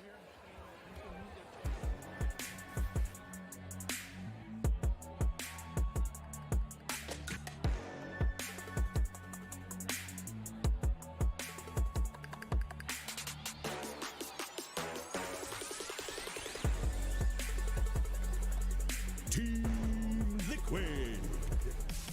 All the way from last chance qualifiers, so many games needed to be played to get to this very point, but it is upper bracket for Team Liquid here, and their opponents coming from the other group, it is the Chinese team, it is Team Aster.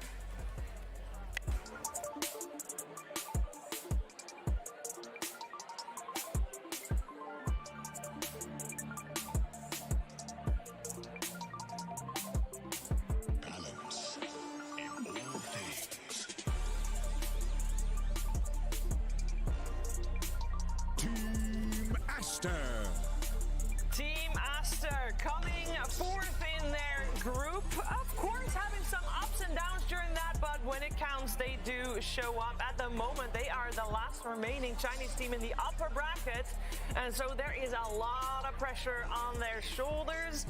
They're no stranger to that, though. I want to start talking about these two teams by talking about the off-lane duo of Team Aster.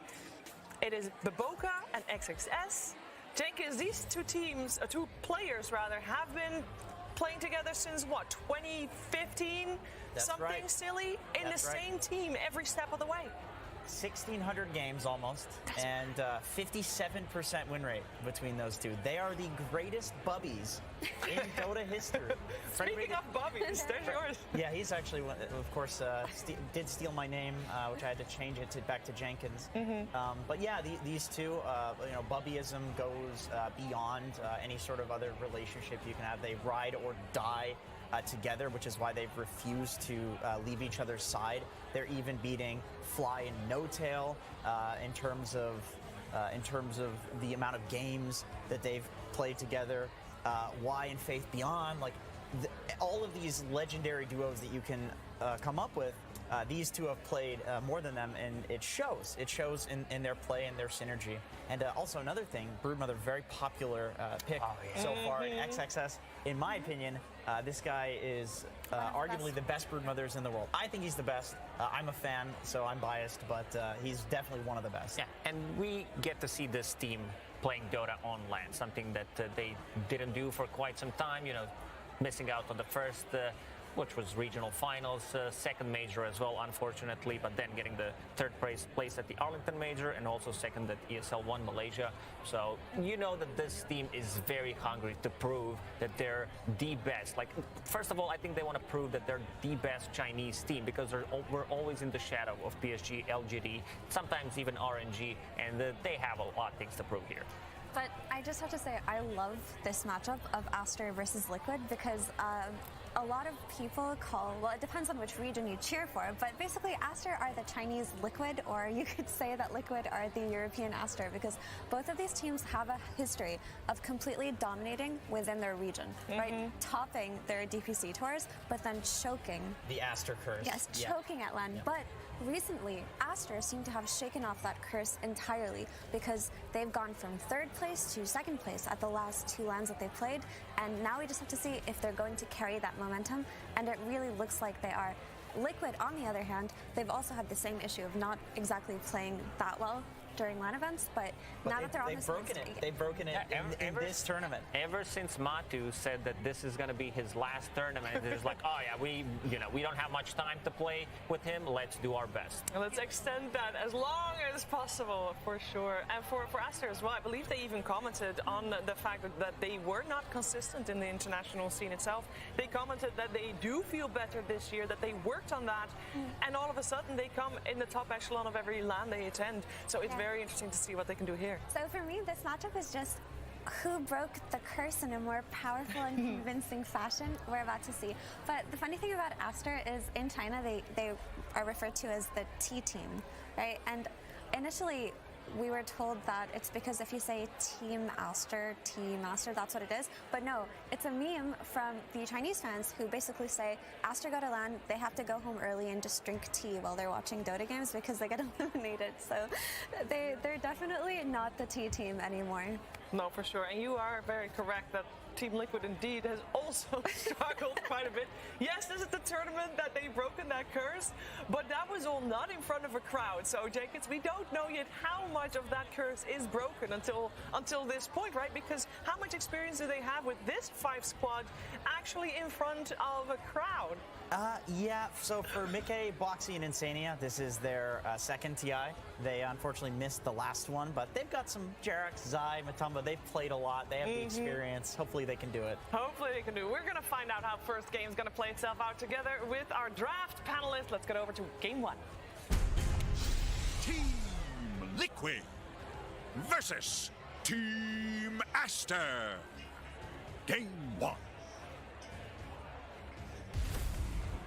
Welcome. We are here. We are taking a look at the continuation of the upper bracket.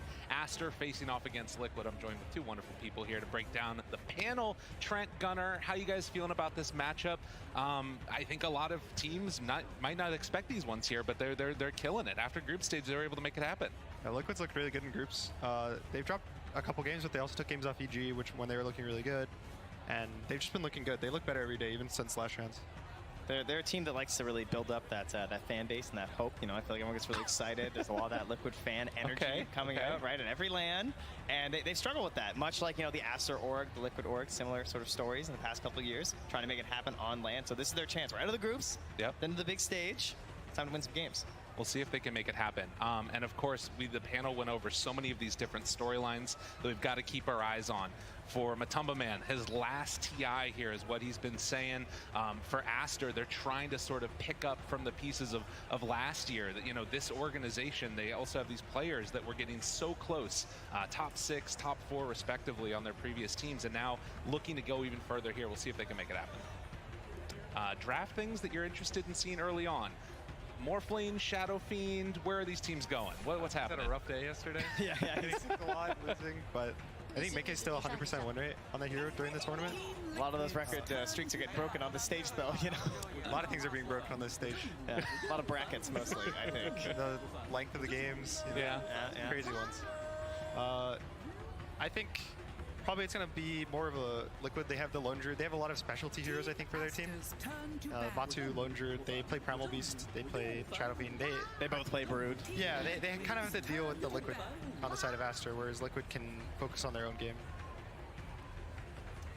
Well, you saw in the pictures there as well, of course, former caster / panelist, our good friend there, Blitz. He's up there. He's grinding a lot of drafts, you know, getting ready for this. Of course, had some discussions with them about that. And it's just, it's not the best of one, at least, right? So you're gonna have some chance actually on the stage to learn from the other team. But you know, these teams, I'm sure Aster did the same thing, right? They're spending just like hours, right? They had the day off yesterday, just doing those mock drafts, going over and over. And so it's funny to have all that time, and now we're into the second ban, and you already see some of that reserve time being used, though, right? Like even though it's just a couple seconds, there's so many variables that can come into play here just at the beginning of the draft.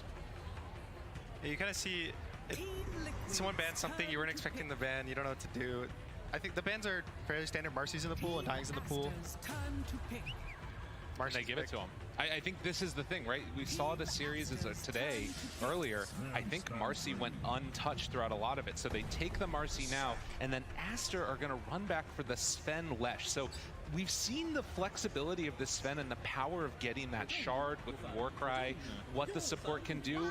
What are we seeing with the Leshrac pick with it that we like? I think yesterday EG was doing Sven Shadowfiend the first phase. I think this is kind of the evolution where Lesh is replacing the Shadowfiend for this mid safe lane flex value. I think people just believe in the hero more right now just because of what's happening on the stage. Team Liquid still believes in their Shadowfiend. They have Shadowfiend Marcy. So in a sense as well, Liquid's happy due to the mid lane matchup, Shadowfiend Lesh.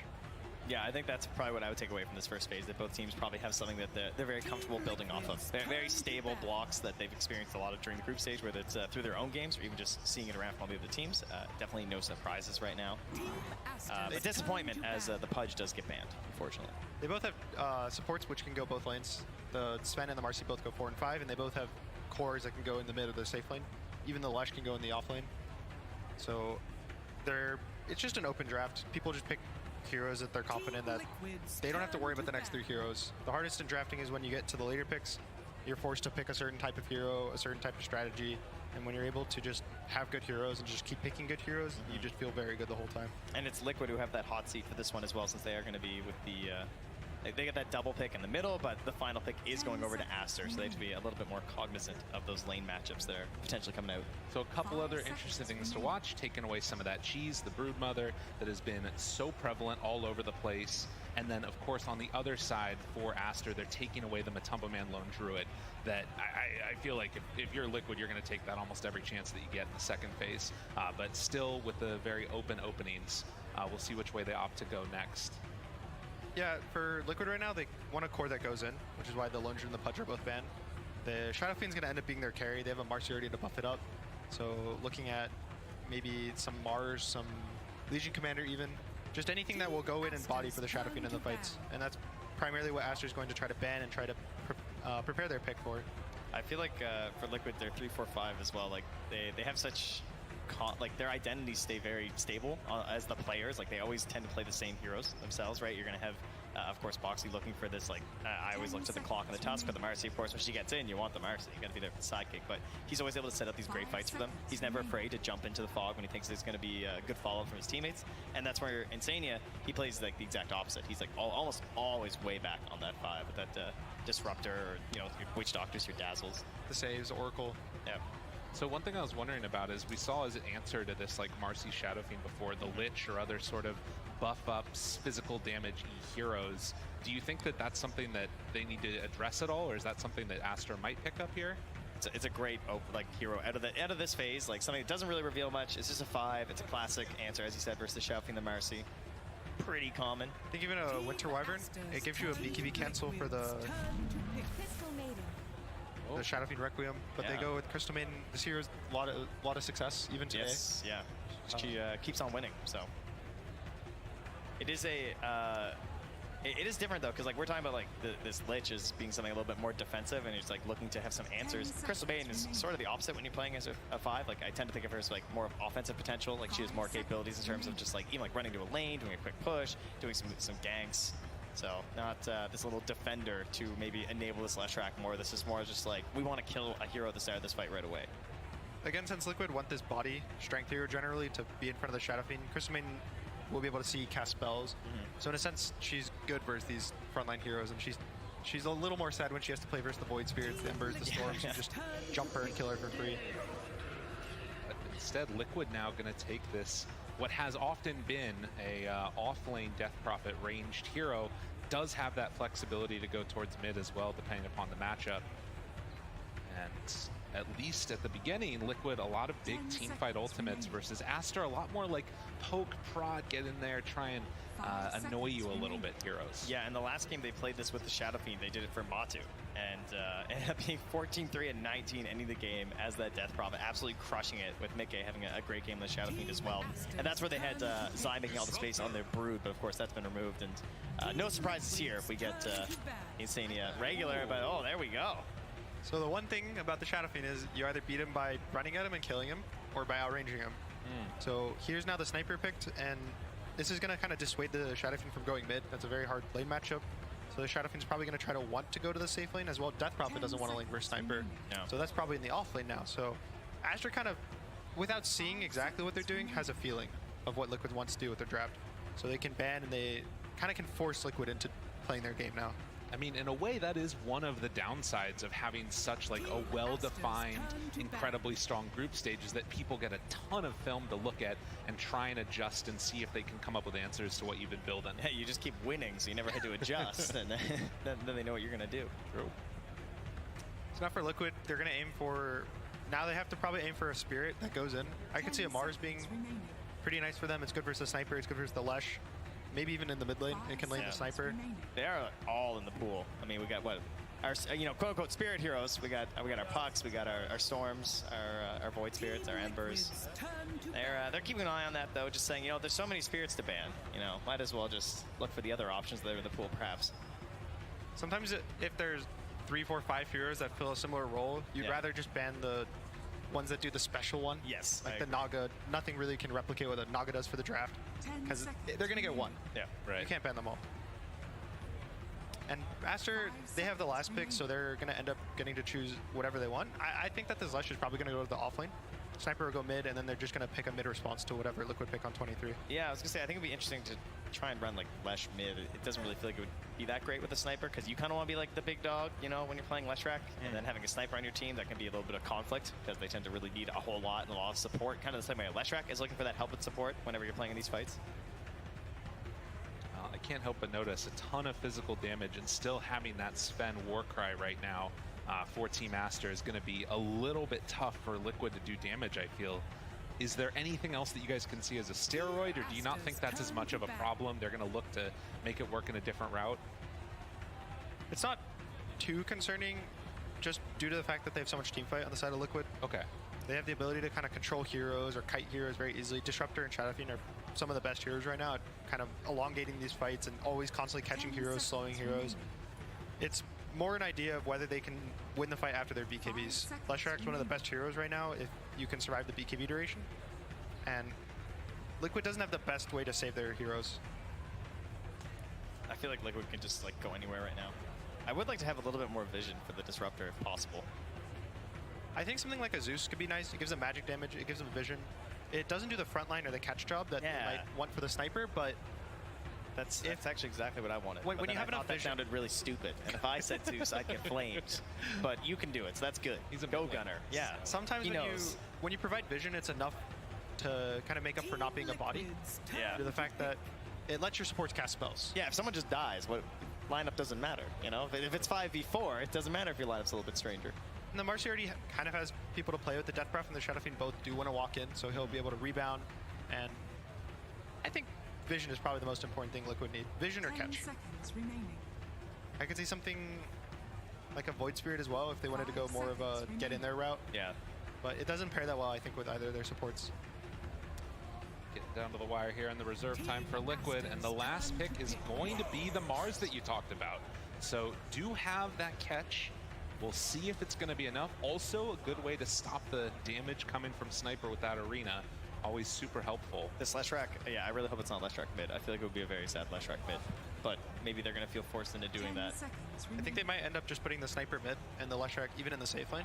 Yeah. And now they kind of get to know the safe lane of Liquid as either Shadowfiend or Death Prophet or Mars. They can do whatever they want at this point. So they're just going to pick a stable lane, probably with the Crystal Maiden. Maybe some melee hero walks in.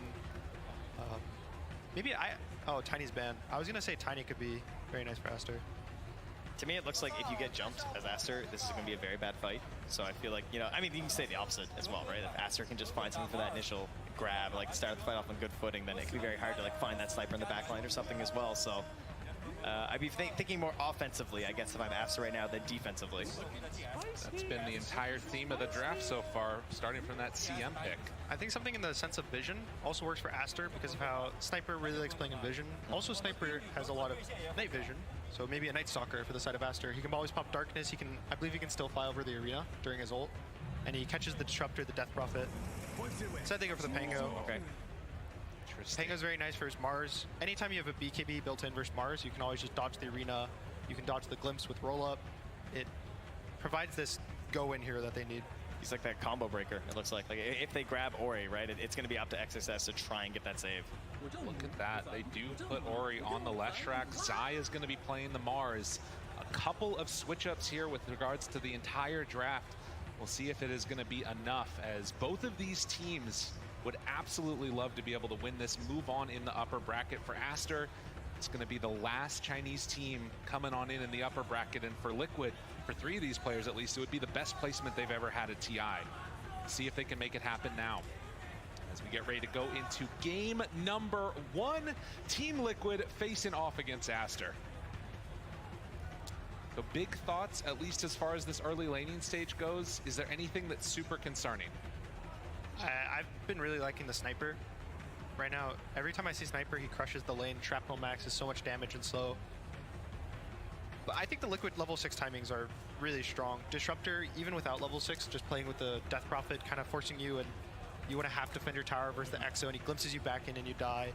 The Mars Arena, they have a lot of early timings, which I think Aster's really only big timing right now is the Pango.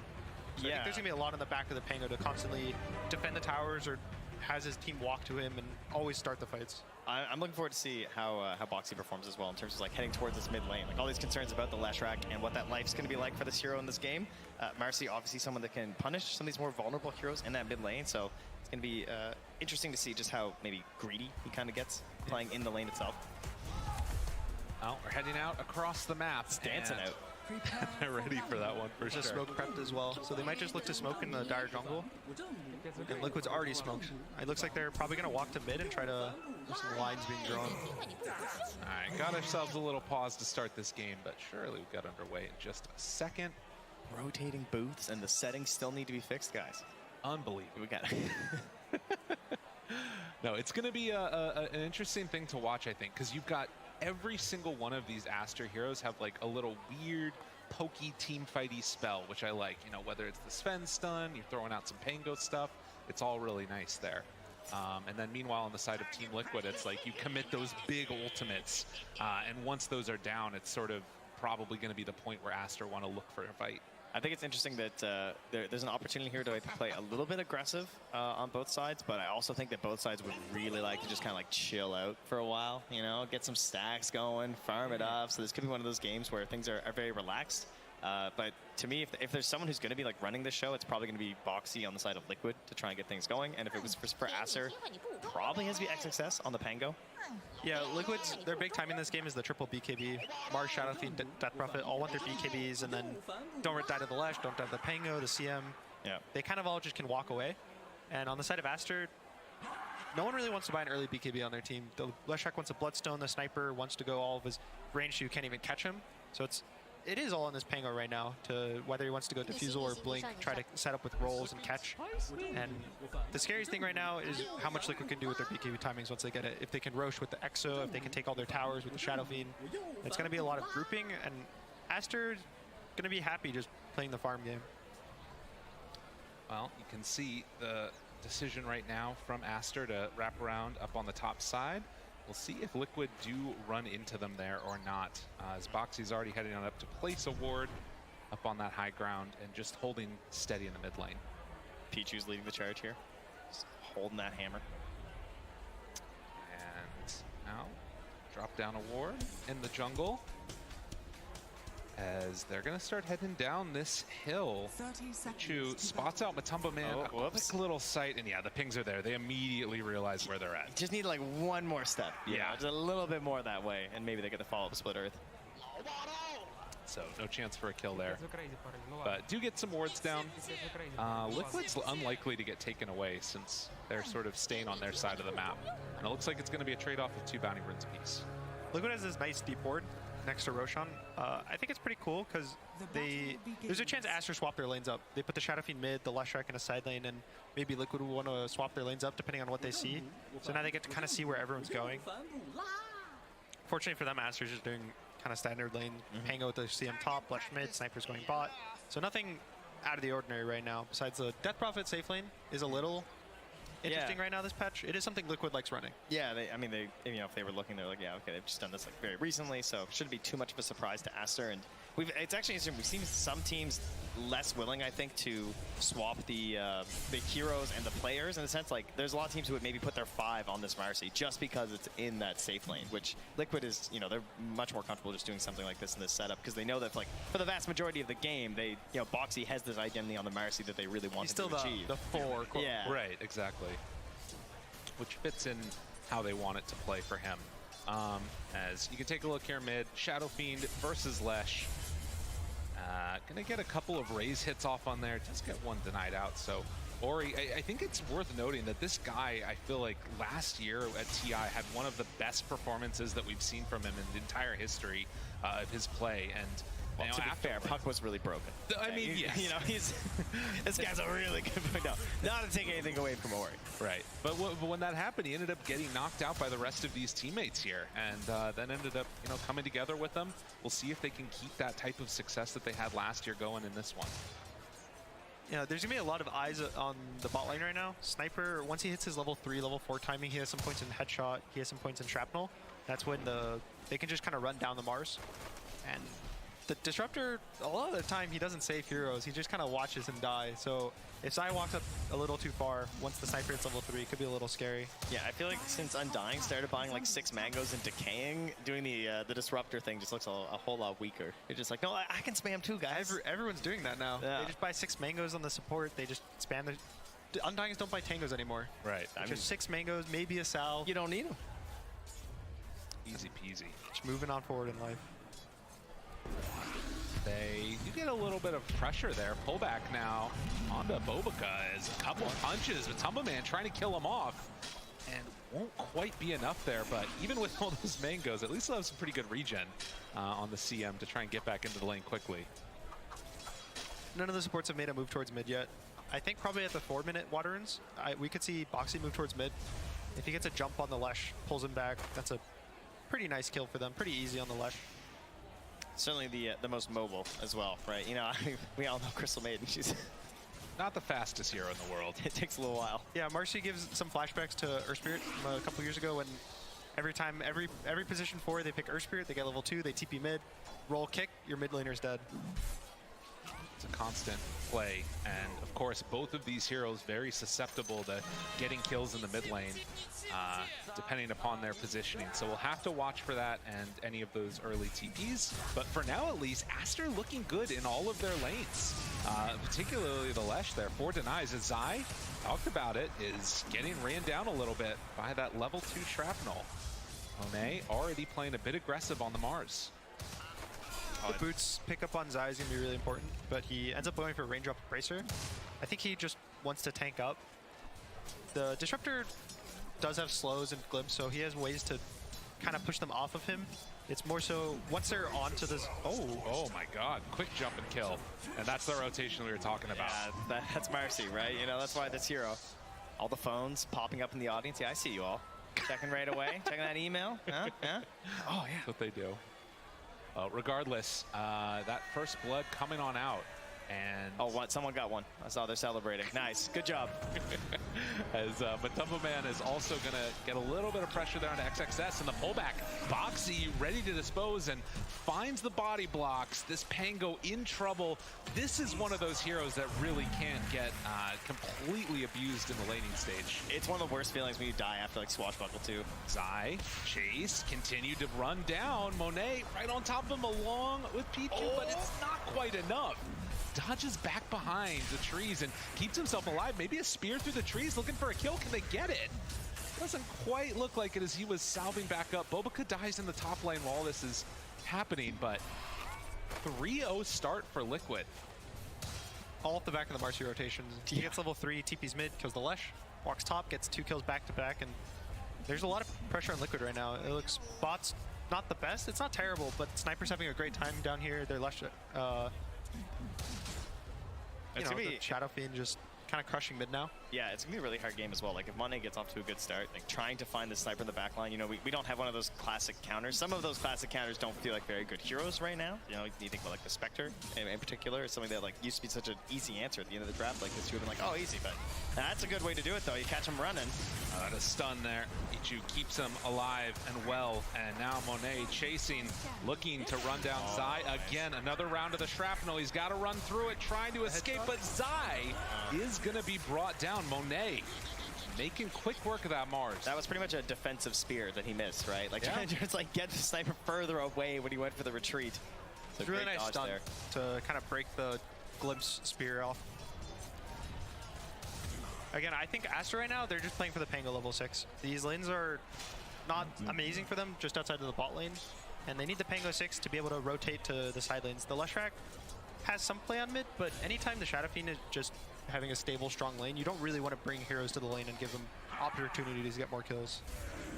Especially with a Marcy being there, as Boxy's already back. And down bottom, more aggression coming out as Insania and Zai were trying to take down Monet there. Couldn't quite find him all the way, but Boxy moves in, snipes a courier, no chance for a kill, as they did already get that DD rune on Mickey.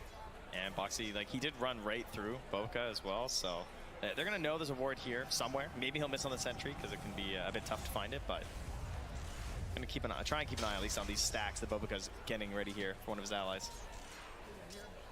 Try and queue those ones up for sure, as, well, he'll take a creep along the way too. That's what the CMs do. Exorcism popped up top. Matumba Man trying to get some good pressure onto this tier 1 tower, as XXS is just going to have to deal with this and should be fine. It's about down to half HP. I really like this Exorcism. So I feel like it ends up waiting until like level 7 or level 8 till it gets popped anyway, when people tend to get it like at this part, because like someone has to rotate, you're waiting for other allies to be ready to use it. Oh, that's good. Oh, and in fact, if they can get this kill, this would be huge. XXS able to dodge the raise, but has another one in a second. No. Couple more punches, XXS going to die. They still have Glimpse here too. And so down bottom. Can't even TP in, right? They're still chasing onto Zai, but it doesn't look like they're going to be able to find him there. But Bobica glimpse back in, a couple more hits, and Mickey finds another finish. So 5-1, and in fact, after they make that move, they're going to TP bottom with Matumba Man. Goes in and finds another kill. Liquid are just cooking here. Yeah, Mickey TP's back mid right away too to catch this wave. So this is so much gold going to Liquid after these kills. This is a really nice movement. All the sieges got defended. Zai kills the siege bot, Mickey kills the siege mid. They kind of alleviate all this 5-minute pressure that generally can happen when you play around the Leshracs. And then they just break the lanes apart instantly. Shadowfiend goes top, Death Prophet TP's bot. They keep grouping their cores. Every play now is probably going to involve 2 cores in the lane. Whether it's the Shadowfiend, the Mars Death Prophet, they're always going to want them to play together because they're the strongest heroes on the map. And this is a big one. Requiem out, couple raises, gets the kill. Dude, Liquid are looking on fire this morning. I feel like Game it's to play. Yeah, now Matu though at least is in trouble. Headshot procs are there. Yeah. Very unlikely to survive here unless Sai can quickly get 6. Well, another couple rounds. The Spirit Siphon trying to make it happen. Is it going to be enough? Matumba Man living somehow, some way. Are you kidding me? Matumba Man walks away, does finally get brought down, but they got the kill onto the sniper. They do lose Zai. Have they gotten a little bit too big for their britches? Aster brought numbers back and forth in just a valley of death. Boxy 2 will fall, so it will look tight for a moment, but the penalty was big. Yeah, this is where Zai just needed to not get 6, because, you know, the arena gave them hope. Hope is the most dangerous thing, Trent. At the same time, Disruptor's getting some beauty time in the top lane, almost level 6. Static Storm, anytime you catch the Pango roll is the fight right now. Every time the Pango shows up, the fight's going to be somewhat in Aster's favor. So if you catch him with a Static Storm, you catch him with a Silence from Death Prophet or a Mars Arena, that's how you kind of are aiming to play these fights. And you can see that Aster's still keeping an eye on everything that happened top, because Bobica's running back there now with sentries. Like, he has not forgotten. He's like, we lost that fight there. Still some stacks. They've actually blocked off that same camper there as well. So Bobica, though, unfortunately, not going to find an obs this time. So the scary thing right now for Aster is a lot of their heroes want a lane. Pango wants us in a lane. Sniper wants us in a lane. Leshrac's somewhat comfortable going to the jungle just because of how fast he farms, but on the side of Liquid, they're giving lanes to Disruptor for free. They don't really need, they don't feel the need to sit in all their lanes. They just feel the need to group up and force plays. And that's the power of Marcy, right? So like, I think that's why Boxy, like, it's just Marcy, Clockwork, Tusk. Like, it just lets them do this exact same style every time.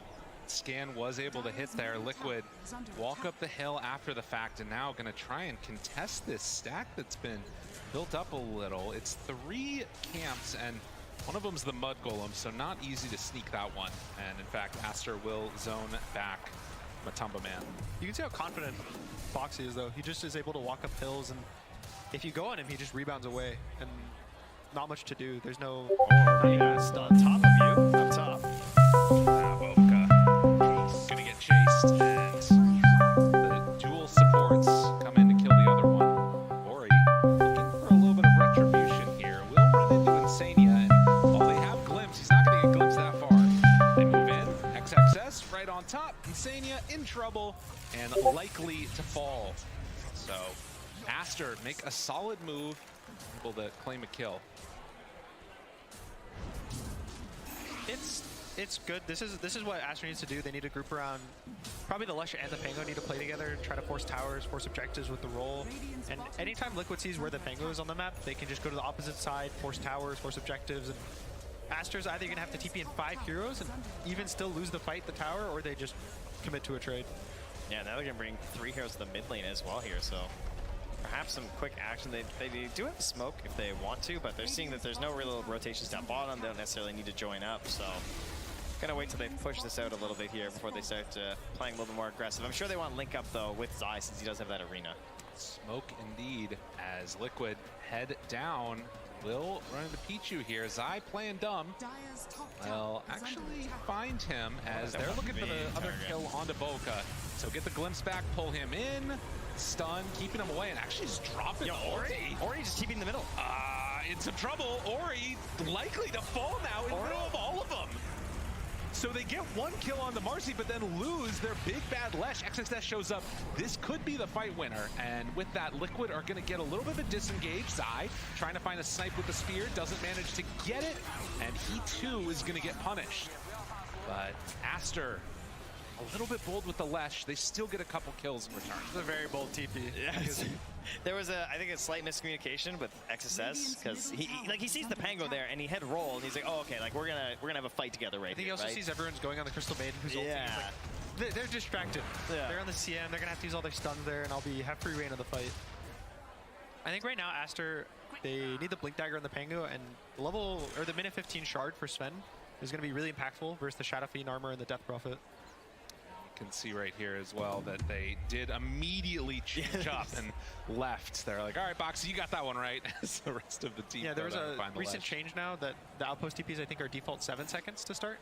So now there's just so much time. Once you see the TP, you have a lot of time to just walk backwards, go take the fight, and you see the idea. He wants to backstab the fight kind of and appear behind them, but a nice read by Liquid to just change targets instantly. Yeah, no successful pincer maneuvers here, unfortunately. They did still get Zai in that little engagement, though, and he has definitely been the most hurt of the cores in the entire game. You can see SF nursing that pretty substantial lead over the rest of the cores, and if you're Liquid, that's definitely what you want to see. But how much of a concern is it that you've still got that tri-core from Aster looking good there? I think it's all on the Shadow Fiend BKB timing. If he gets it and they're able to actually force objectives and force timings, it'll look really good for Liquid, and their gold lead is just gonna skyrocket off the BKB. Shadow Fiend's BKB will give Death Prophet and Mars both of their BKBs just off of his. And on Aster, all they need to do is find a way to kind of slow the bleeding, slow the timings down. Because once they hit their timings, they hit the Bloodstone, maybe in another item on the Lesh. The sniper hits his Dragonlance Maelstrom is generally what people are going, or a BKB, then he starts pumping out damage, the Sven gets shard, Pango's gonna get this. It looks like he's actually gonna go for a Wraith Pact instead of the Blink. That's a pretty cool idea to try and, like, because he is just building into that concept. Like, he knows what his idea is, right? Like, I need to initiate and I need to try and, like some additional tank ability for my Lesh rack specifically. He needs to somewhat carry the game in a sense of the amount of impact he's gonna have in terms of the team fight, but his carry is just being in there, tanking and stunning. He doesn't have to damage heroes, he doesn't have to do much, he just has to exist there and create chaos. The thing I've learned this TI is a Wraith Pack is a good item. It's a very good item. It's my #1 takeaway, and XXS queuing that one up. So right now, Liquid do not have a Wraith Pack queued up. So the Wraith Pack advantage will be in Aster's hand. Yeah, this is a pretty hard game to figure one out for Liquid, I would say. Yeah, the cores have very important items they need to buy. Mars, you would think that the Vlad's is very good on the hero, which it is, but the Blink and the BKB are just too powerful for what he needs to do as a hero in the fights. Oh, Boxy. Courier actually miss uphill there.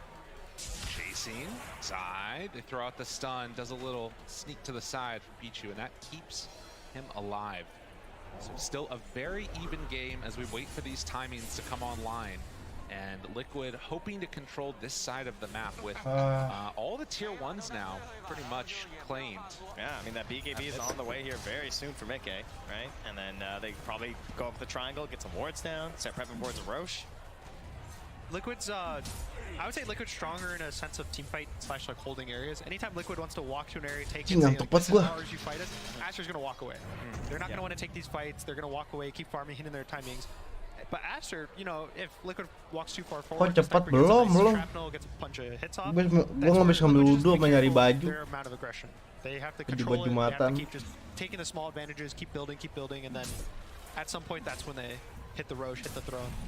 Olga has been given a lot of space in this mid lane. Already has drums completed, going in for the Aether Lens next. Just going to give even more of that power to just sort of poke and prod. As Liquid go for the wraparound back behind the tier 1 tower. Won't run into anybody there. As you can see Aster only leaving that one support mid and just keeping the lave shoved out whenever possible. It's a dangerous place right now, this mid lane. Iya ngantuk banget, Cok. Bangsat dah. The BKB is finished on Shadowfiend and they want this tier 1 mid. Ini nih nggak enaknya begadang di hari Jumat anjing. Bangsat emang hari Jumat ya.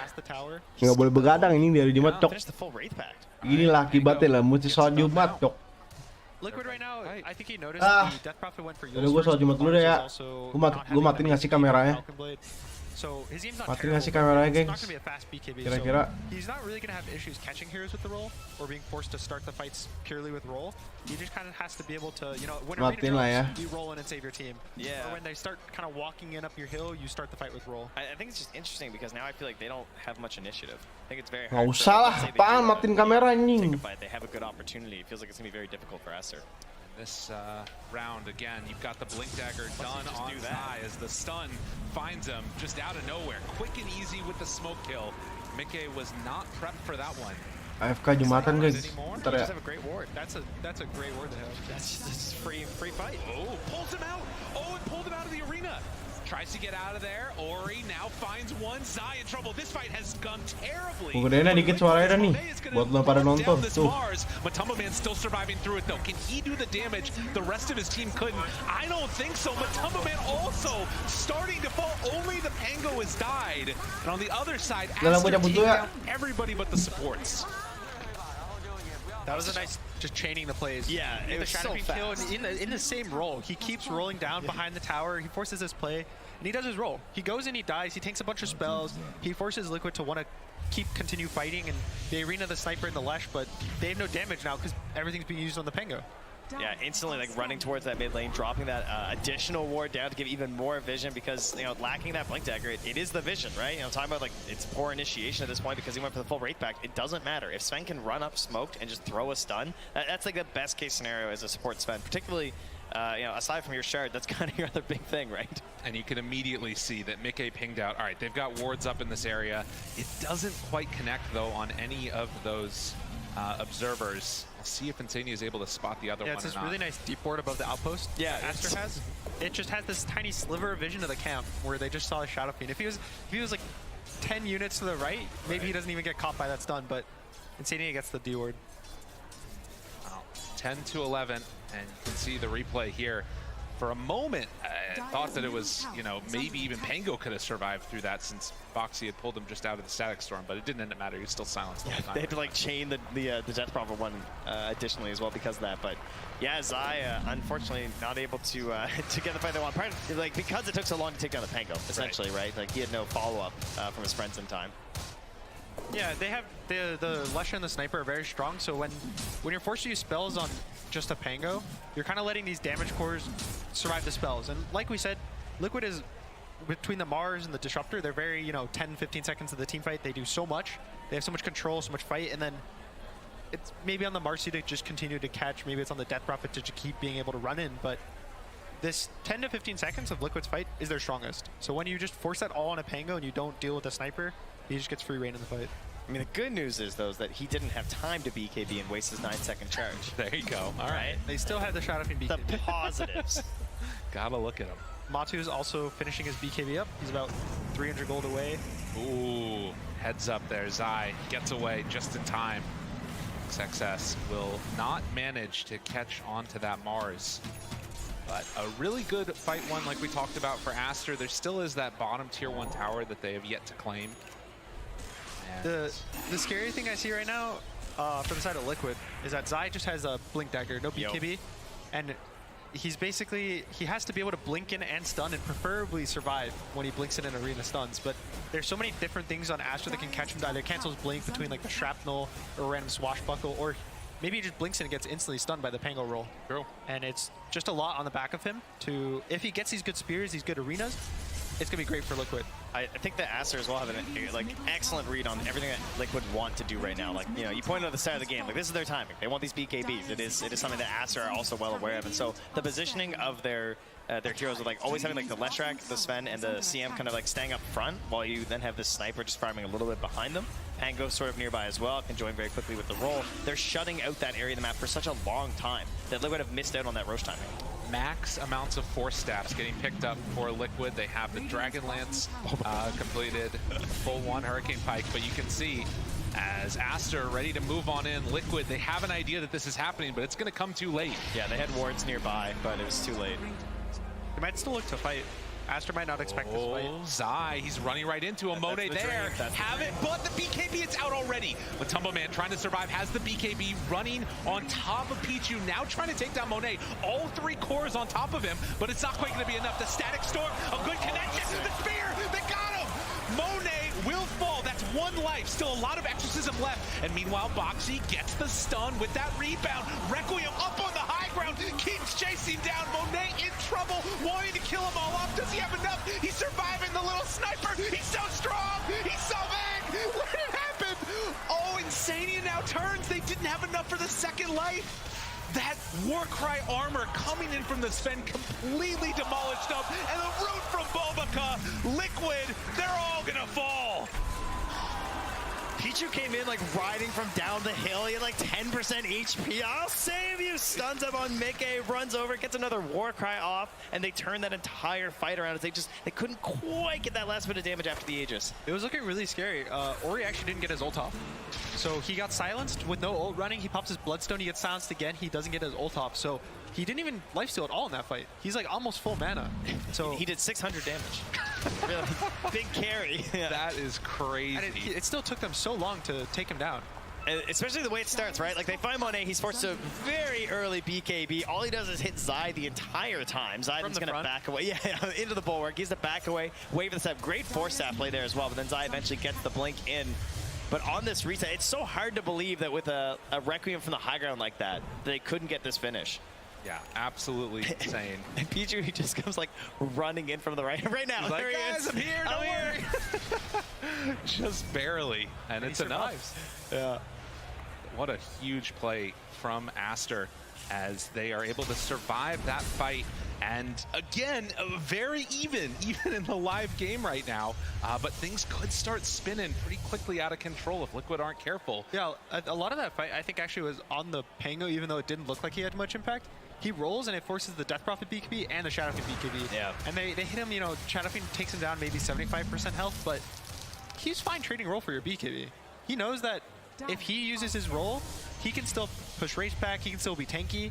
But once you pressure BKB, you can't really fight the CM, you can't fight all the stuns on the side of Aster.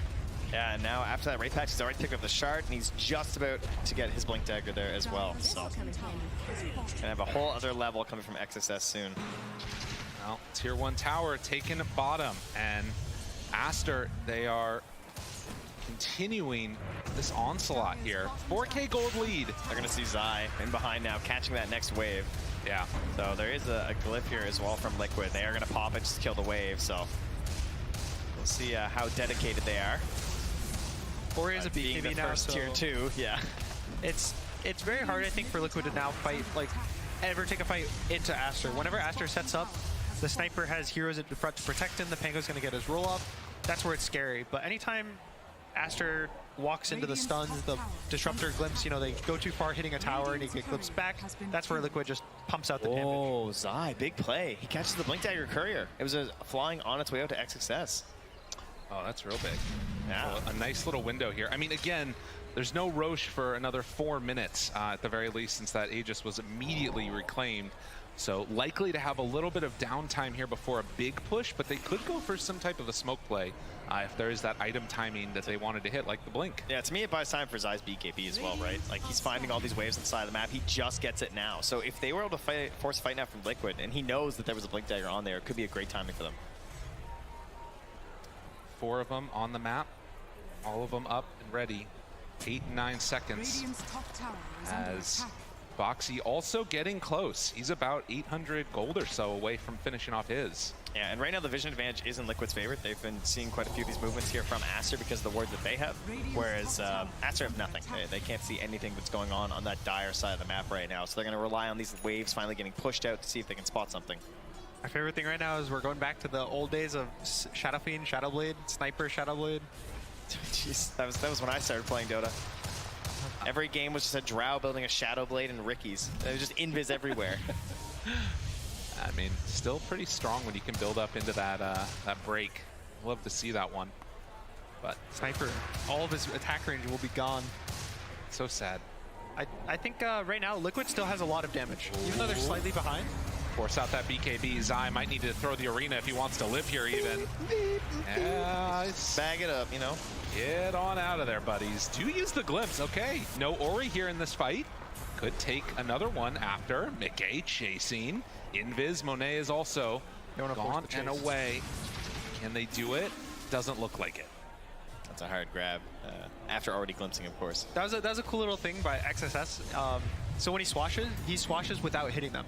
Because when you hit them, it gives you vision, and there's a chance he gets glimpsed off of his swash backwards. Oh, right. So he does a nice little thing where he just swashes and intentionally does it in the opposite direction, so there's no chance they provides vision to Liquid. Something we can watch for there later. They maybe catches himself out because of that. But for now, he's also got the roll-up completed. 10 seconds until his Blink Dagger is back and in his possession. Liquid right now, they either need to kill in a spear. He hits a spear on the Sniper, he'll just get blown up. Or they need to be able to survive the BKBs. And honestly, they want to try to hold the arena for after the BKBs. You saw in the fight in the Tri-Camp, Zai just kind of kept walking at him his entire BKB duration. And he ended up catching him after the BKB. And if it weren't for the Aegis, they would have won that fight. So right now, they need to find a way to force BKBs without pressing arena. I think that's going to be a lot on Boxy with his BKB to just jump on the Sniper, pressure ult, kind of force his ability, his defensive abilities, his BKB. That's where Zai just waiting, watching the fight, and then he blinks in, gets the arena after the BKBs, and Mickey's able to do all the damage. It has to be like a very quick follow-up, it feels like, where it's like Boxy and then like Matu's in at the same time, and that's when you have these like sort of side lane heroes like kind of waiting to come in, like the Mars, the Disruptor, and the Shadow Fiend. I mean, get their moment spotted. It is worth noting, you know, there's a reason a lot of people ban Marcy. This is one of the strongest timings in the entire game. And when you get that BKB, you can just solo cores if they're not careful and don't have friends nearby. Phase Boots BKB, the scariest timing. So much damage. It's kind of insane. As we will have a pause here. It's Boxy mid-flight. And it will be an interesting couple of minutes to watch too as we get ready for Roche to respawn. 1 minute and still it's capable of popping back up. And like you were talking about, that vision, Aster do have one ward up on the high ground right above the Roche pit. Meanwhile, Liquid have one right above their tier 2 tower up on the other side of the map as well. Interesting, Boboko actually went for a Yules instead of the, I think he was going Aether Lens. Yeah, he was for a while. I'm kind of curious as to what's his goal with it. Maybe it's to try to get the Marcy off of his Sniper. That'd be my guess too. Oh, they just smoked on top of that ward. Boboko laughed. They have a jab. Oh, they have a jab. Yeah, okay. They saw it as they smoked. I was like, oh, wow. All right, that's fine. Just a bait. It's fine. If they go farm now, Liquid's gonna still be scared. Yeah, that's true. It's not like you can't just assume like, oh, they saw that. Right. Gem purchase now by Insania as they're hanging out by another ward. So that is all of the vision pretty much for Liquid in this area, taking off the map. And with Roche capable of respawning soon, and in fact, it's going to be 1 minute away, Liquid need to be a little bit wary about that and their positioning to make sure they don't give up a free Aegis. Everyone's just worried about getting their next timing due to the fact of how hard it is for either team to really jump the other one. So everyone just wants to be able to be the ones who you walk into them and you lose the fight. That's why you Mickey's just kind of farming a lot, and it's just because if he has the damage, he can do everything Liquid needs him to do. I think Matu, nice choice here with the Shiva's card, right? Versus the Leshrac too. Very cool. Really nice. Yeah, that extra regen reduction will be super helpful. So things to watch for here again is all of the vision into the favor of Aster. They get a Silver Edge completed on Shadow Fiend, and we'll see if they can now holding that outpost on Aster, keep this area under control, but a smoke up from Liquid. Let's see where The they two go. big things right now are if Pango gets roll off, it's probably going to be good for Aster, and whether or not Zai's able to hold his arena for after the sniper BKB. Those are the two big things, and depending on what happens, it kind of shows who's going to win the fight. They're so blind. They're just running in. They drop down a ward. That one is scouted. They had vision in the area, They so actually saw the Aster sniper knows. from the They know he's there. Getting broke right at the start, punched a couple of times, but Tumbaman completely obliterated right at the start. Zai tries to escape from there, but Monet runs him down. Liquid just ran into death. It's so hard to try to take areas away, but they need to. You need to get control of Roche. You need to. They want to set up to defend the tower. You want to always be able to fight.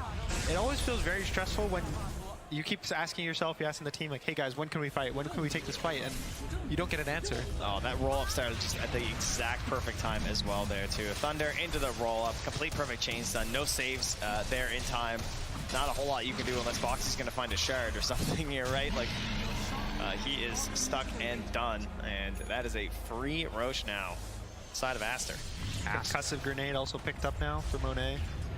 Has a little more space distance in the fights. If he wasn't hard enough to catch already. Right. I think for Liquid, obviously there's an Aegis, so you're going to be probably thinking about your high ground defense. But again, all they really need is to be able to start a fight cleanly. They need to catch the Pango, they need to catch the sniper without an Aegis. Make it sound so easy, Gunner.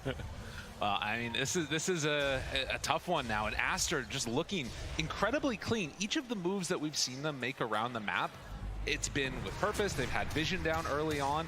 Liquid are the ones that are trying to come in and oust them from those areas, and as you said earlier, it does become a problem when they're already set up and positioned well. I think anytime either team has a hill, has a kind of a ward or a high ground, and they get walked into, they're going to win. No, even though Liquid's down 7,000 gold, I still think they have the ability to fight. But Aster is just, they just are constantly forcing so much pressure between towers, between Roche, that Liquid are always the ones who feel like they have to walk into them.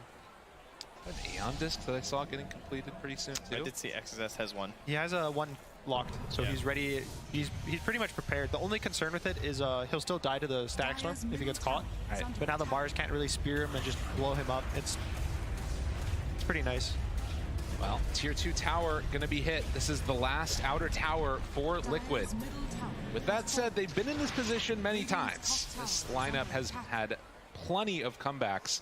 We'll see if today is going to be another one of those instances, as Aster are now going to split up a little bit. Ori on the other side of the map, so Zai kind of in a pretty good position for a fight. They get the BKB off, misses on the spear though.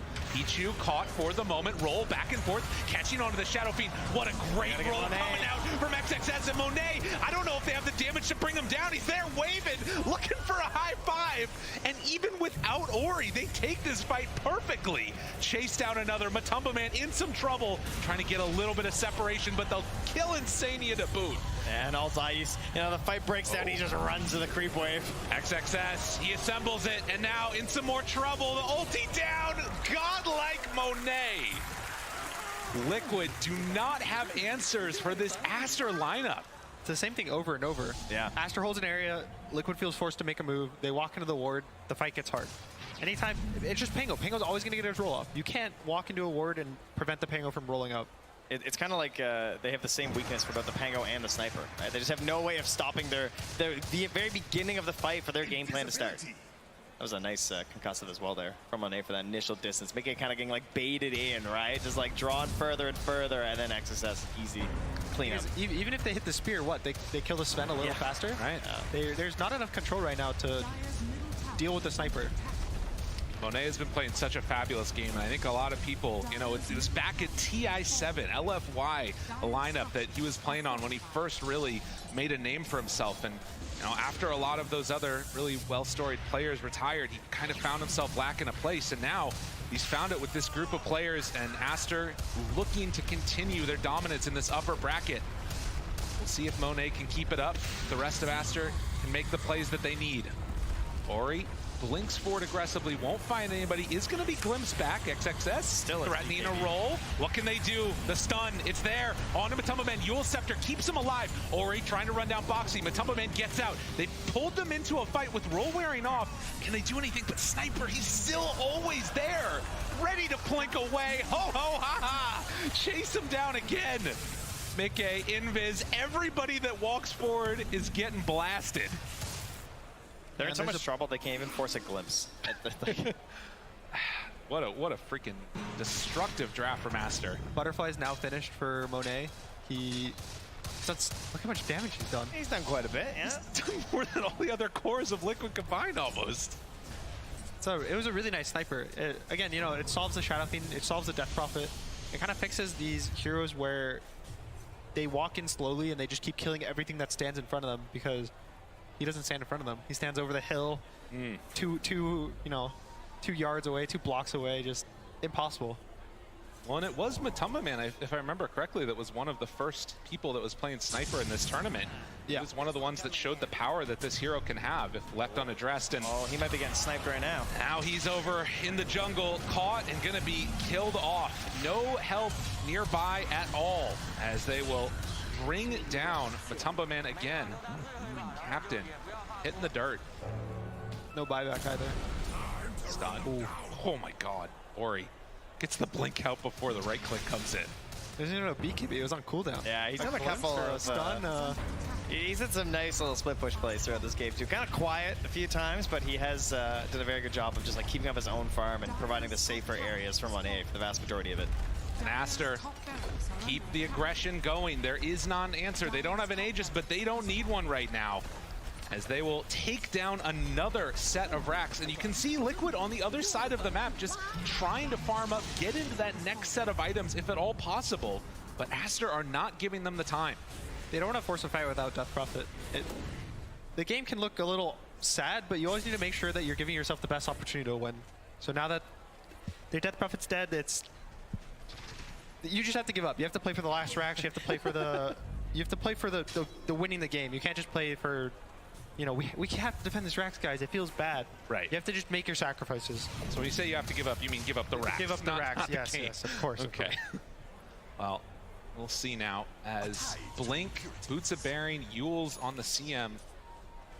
Aster have gone for all of these great team fighting oriented items. Maybe an actual moment. This could be big. Ori jumped. Oh, they miss. And BKB, the turnaround. Boxy immediately TP's out of there. They're going to cancel the TP in from XXS. That was a really nice try. If he got the fear on the right click into the jump, they actually would have bursted him. You have to do these small plays. Anytime you kind of split up your heroes, you go to the side lanes. Heroes always want to push the lanes out. Ori's been doing it all game where he'll go to a side lane, he'll push it out past the corner, and Liquid needs to set up these kind of traps to catch the heroes out. And every kill means so much for them right now. It is really your only chance, right? Or legendary high ground defense. Of course. They still have the team fight. They still have the Mars Arena. The Mars Arena is one of the strongest spells to team fight with, especially once the BKBs are down. It's just the question of, are you able to force them to BKB without pressing Arena? And so far, the answer has been no. Yeah, and Aster, I mean, they're feeling pretty secure about this, just thinking, yeah, maybe we'll wait out for Roche, see what happens, see if we can catch someone coming into their base. They're certainly in no rush right now. It is always tempting, though. You get that DD on the sniper bottled up. No boots, no problem. But they're doing the same thing that they've been doing all game. Hold an area, wait for Liquid to run into them. And when that will not happen, the downside is that Liquid are going to need to keep these waves pushed out. They can't even really leave their base right now. One of the nice things, which is why Aster's been able to hold area so much, is that Liquid doesn't really have any heroes who push the lanes without showing. Slowly. Which it's mostly been Zai the whole game. He'll run to a lane, he'll kill it, run to the next, kill it, and he's kind of just chasing them, making them chase him around and keep getting gold. But for Aster, you know, Leshrac has Boots of Travel, the sniper can just shrapnel and the wave will die, the Pango can kill it in half a second with both his spells, and they're able to just push the lanes quickly and then regroup, whereas Liquid kind of has to slowly show their hero, show what they're doing. And Calm down. There might be many, but fuck it. Do you want to alter this guy? Yeah, you need to stun him. Can we win now? No, go. Oh, this is not gonna happen, bro. Let's get up. It did not happen. Yeah, this is not gonna happen. It's one of those tough ones. Those moments are always so difficult to get everything working together in concert. And of course, just high movement speed on that hero as well. it's also just, you know, you kind of feel the pressure of the game, so you're trying to make all these moves, you're trying to make them work, and you only have half a second, 1 second to know exactly what you're doing. Yeah, that moment is very fleeting for the side lane kill like that. Mickey taunting it up there, has to pop the BKB. Get out of dodge. Does have that rapier queued up as well, so Liquid maybe a sign of the times and what they need, or at least feel like they need to win this one. They are just still incredibly in control of this game on Aster. This is my guy right here. This is my play. This is a very deep smoke. Yeah, this is what you gotta do when you're 5, right? You gotta get these wards down. They're just like, there's no way they'd ever expect this ward to exist in this game state, right? So you can go for even the more obvious ones in this case, especially when they have a gem. So you kind of got to YOLO on like the high ground ones at times. They know that this Roche fight is, if they're going to make a comeback happen, where it needs to happen. Pinging out that Roche pit. I wouldn't even mind him standing over in that corner there, to be honest. Dude, that'd be crazy. Can you imagine? The little Roche vision corner? Yeah. Yeah. There's been some crazy things with that. Well, ever since, you know, techies. Right, of course. He's been gone. We don't have to worry about it as much. Yeah, the greatest hero. And you can see Insania, he did not take his gem with him on this mission. He doesn't even have a sentry down. They could just have a ward of him. And I mean, if they got you, they got you, right? Why waste an extra bit of gold? I think nowhere else to be, you know? He's probably just, I would assume he's just playing to steal the Aegis. I don't think there's much more their team could do, but Matsu TP's back. It looks like they might want to just smoke up and take this Roche fight. They got the rapier on the courier. It's coming on out. We'll see if this is going to be enough now, as Aster have not left this entire side of the map with the exception of XXS, but they will head on in. Ori in position. The greatest bait of all time. Ready to go. They find them all. BKB's out. The rapier's there. Is it going to be enough damage, though? They turn onto him. BKB beats away. Now the damage onto Ori. Yule trying to survive through a Requiem of Souls. A couple more punches. They did it. They got enough. XXS now still rolling back and forth on top of them. They buy back on the Sven, try and get into the fight. Bonnie's coming. Mickey, he's got to be careful. Sniper, he's blinking. He's running forward to break the run, but they don't have it. So they keep alive the Shadow Fiend, but lose everybody else except Insania. Another big win. Live, of all people? I don't know. Comes in, he throws a static storm down as well on top of the sniper. Now, that was a great job delaying it, right? He like kept the sniper out of the fight for a very long time so that the rapier could actually do a little bit of work and they could take down Ori, but still not enough to get an edge here for Liquid. And now Monet feels so strong as they walk up high ground. A break, a punch, a kill. Oh no, the Yules! Oh, Bobica, he's so strong. He gets the blink out after. They do it in style. Aster, keep the pressure going. They're going to win this game here as Divine Rapier is dropped. He denies his items, heads on in for the base. GG is called. It was a nice rapier. The fight looked really close. They almost killed the Leshrac instantly, but again, Stormcrafter, I think, kind of delays it, presses Yules as well. It's like 3.5 seconds, he's just in the air. They can't do damage. It was a tale of maybe the execution in terms of just like what was easy for each team. You know, for Aster, they kind of just got to lean back, farm it up a little bit. Didn't feel like this pressure was on them to make these moves across the map. Whereas Liquid, they felt that pressure and they were unable to make those moves. And sort of the classic tale of Mars in a sense. Like we still see him picked because he does have this opportunity for the spear in the arena, and when you hit it, it feels really good. When you can't make those plays and connect those efforts for your team, you can see yourself struggle quite a bit. I thought the biggest thing was the lanes were really nice, but the team fight was just. Aster was so good. Well, that's what we're going to have to deal with going into the next game as they head on backstage, get prepped and ready for it. Liquid back to the drawing boards, and we're going to head back to the panel. Thank you very much indeed. Drafting was good, but overall, it was, for me, Monet on his sniper.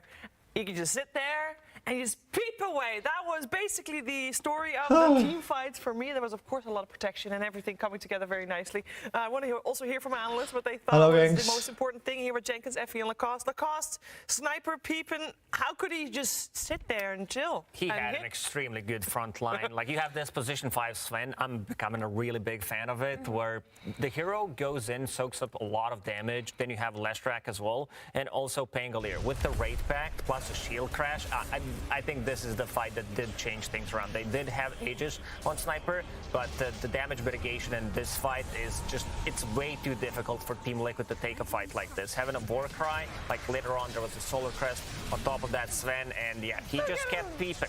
He just doesn't die. I mean, that was a great smoke, honestly. It's just unfortunate that they didn't make it to the Roche pit in time, because they did get that first life on Sniper. They just couldn't kill him after the second, right? There was the Wraith Pack damage mitigation, the lifesteal, and just the backup of his entire team. So I like that Monet just stood his ground. He Yeah. understood the rest of the team is behind him, and they can take that fight. Like, the understanding which fight they can take and how far they can push it, especially on Ori as well on last track. Like, yeah, he had a couple of deaths, but he did realize that even if he dies, he needs to force some BKBs. Like, having no BKB on Shadowfin is what kind of win them the game. You know, it doesn't surprise me that SF and Sniper are seeing a lot of play at this tournament, because I feel like when the recent patch dropped where they reworked how the lifesteal worked on Vlad's Wraith Pact, like they basically reworked all the lifesteal in the game where it's doubled on heroes and does a little bit less on creep. So in the end, it turned out to be more effective against heroes, not quite double. The heroes that just stand there and fight you with these items are the ones that are being picked, and we could see the effectiveness of it in that fight. And it's the exact same reason why SF gets picked too, but it just seems like Sniper, Effie was saying this backstage, that Sniper just seems like a better version of SF right now. Again, it comes down to this Sven having extra armor, extra 15 plus 7 from his shard, undispellable, and that most of the damage on Team Liquid is physical. Dead Prophet ulti, you have Shadowfin with the right clicks. The fights become very, very difficult to take. What was the way that Liquid thought to be able to deal with the Sniper? Because I think only the Mars came out afterwards. I think they just needed to. So they did have a lead in the early game on Liquid. Their lanes went well. They had a couple of really nice rotations, but all it took was for Aster to take one fight without the SF when the SF was dead, for them to turn the tides completely, because their lineup was just entirely dependent on staying on their side of the map until they needed something, right? They were content to sit back and farm. It forced Liquid to smoke into their jungle, and that's when they utilized the power of the Pangolier, right? He just countered that gank in the jungle, chain stunned. You had the Sniper from a distance whacking away, and of course the armor of the Sven. It just felt really easy for them to do what they wanted. They were also able to hold the Roche areas when they needed to, right? That second Roche, they already set up all their vision in the Dire jungle. They had a really strong formation there, and Liquid had to smoke all the way into them from the bottom lane. They were more than ready for that one. So it just felt like Aster were one step ahead every single time. Yeah, maybe they were prepared. Also, for example, for Boxy's Marcy, who tried to make some rotations. Here's Perch to talk to you more about those rotations Boxy made. That's right. Aster did so good in the later stages of the game, but Liquid had a perfect early game. A lot of that was Boxy's Marcy, yes, I got it. His first rotation here, Shadow Fiend called out for a nice teleport. Boxy ends up jumping in. He gets a triple raise off. That's the first blood. He ends up walking towards the top lane immediately afterwards, and the moment he gets there is the perfect timing. The Pangolier uses Swashbuckle. He's able to get the follow-up, and he body blocks to perfection, which gives his team a second kill. He even sticks around for a little bit more time after this, because CM is going to say, hey, look at all this free farm that I can take. And that's really good for him, but the problem is that sometimes that's going to lead to you dying and giving them yet another kill. So Boxy now been a part of 3 kills here, and we're not even at the 5-minute mark. And because they're playing this carry Death Prophet, your early game is even stronger in terms of your impact. So now Liquid does this incredible rotation. SF walks to the top lane, so does the Disruptor, and now all of their power is in the same lane. So they get this great dive off. They're going to kill Pangolier. They're going to dive and kill the other support, the CM as well, and they're going to take that tier 1 tower afterwards. So basically taking this early advantage that you get from the Marcy, they're turning into objectives that they're not supposed to normally get. And immediately after this, now Matoma Man says, I'm so far ahead, I can use my net worth to help the rest of the team. So he just TPs the off lane. It's like, okay, now I'm going to pressure where the sniper wants to go. And this whole time, SF is way ahead in net worth, and it looked so good for them. Until that one smoke gank that happened, where Aster crossed the map, they killed the SF, they took the mid tower, and then the game was even. Everything hard that they worked for got ruined by that rotation. So from there, Aster got to play Dota. They got to play Dota, and it's crazy how fast something like that can indeed turn around, because it did start off looking so good for Team Liquid. They have to think about what they want to do for game number 2 to perhaps force out that 3rd game to this series. So they're going to get a break. We're getting a break. Normally, casters get a break as well, but not this time around, because this time around, Slacks and Casey are actually pestering them right now. Hello. Yes, hello, we are here. Ladies and gentlemen, it is so cool to be in this arena. We want to show you what it was like being in the caster area. Guys, you're so close to the crowd. You're so close, I will literally show you how close they are. Here you go. Whoa, okay, that was a fast, all right. Are you Did you tell him what to do? I don't really know. I Oh think my he's God, just he gonna doesn't run. have a microphone. Slacks doesn't have a microphone. Everybody just drink it in. Okay, he's getting ready. Are you guys ready to cast him? Oh, yeah. Yeah, we're getting ready. You know, during our break time, like when we're not live, we'll usually just like talk about what you guys are doing. So it'd be like, you know. Just a warm up. Yeah, like warm up. We'll like analyze like food tactics, stuff like that, you know, anything they go for. Do you see Slacks? I think right now he's literally hiding behind a bunch of fans. Can you guys point to him out in the crowd? Can you point where he's at? Slacks, you can't hide from us. You're trying to hide away. This is unbelievable. Jake every single time there. Now you see he's following behind a couple of people. This is the scary Slacks jaunt of death. Is this the If you wraparound see gang? this, you're about to die. Hide away, people. 2013. Unbelievable. Now you can see right there, he's lifting up the crowd. He's waving away. Hello, how are you doing, sir? Unbelievable. Real The big sidekick jump, right the big there. move. Now, Trent, can you break down a little bit for me what he's doing at this point? This is a mating ritual that he's going with another participant right now in the arena. As you can see, kind of like those birds that do the big dances. That is also how Slacks goes for it. You know, Slacks is losing though, unfortunately. He had to walk away in a shame. And next up right now, he's just literally stolen somebody's coffee away from them. That costs a lot of money, sir. Now, I think that Casey is about to go and get this guy back because at this point, he's Mas anjing deh. they're looking. Now she's running in. She's trying to chase him down. Casey hoping, trying to kill him off. She's got him up in the air. Oh, my God. Unbelievable. With absolute no regard for human life. Slacks takes down Casey. Unbelievable as they run it back through. We witnessed murder. Ladies and gentlemen, all you people here at Singapore, what a fabulous performance. We're going to head back to the panel now. That was some top-tier play-by-play of indeed a human tackle happening in the Suntec Arena. Definitely no break for the casters during that one then, but the players do have a break, and I want to talk about that because they're preparing for game number 2 here. Aster looking hot in that first game. Lacoste, what do you talk about? And you get to choose which team you're going to be when you're going to talk. Yeah, I think it's easier for Team Aster. Yeah. They do have the buff on LAN. They do have a coach that is called LAN M, so things are much easier for them, you know, talking, especially after winning game number 1, you know, think, just do what you did in game number 1. We got to pick a couple of different heroes here and there. He's so good that he gave the between-game speech pre-game, which led to them winning the first one. Back to you, Schieber. I thought you had some great stats on Lanham, actually. I do have great stats on Lanham. He's been to 9 TIs as a player, and this is actually his first as a coach. So this is, you know, there's a few coaches that are, they've coached a lot of TIs, but this is like, this guy's been through the grinder every year, you know? He knows what it's like to lose and to win, and like, hey guys, yes, we won. This is a good team we're up against. Don't get too confident. We need to go into game 2 with the same attitude of game 1.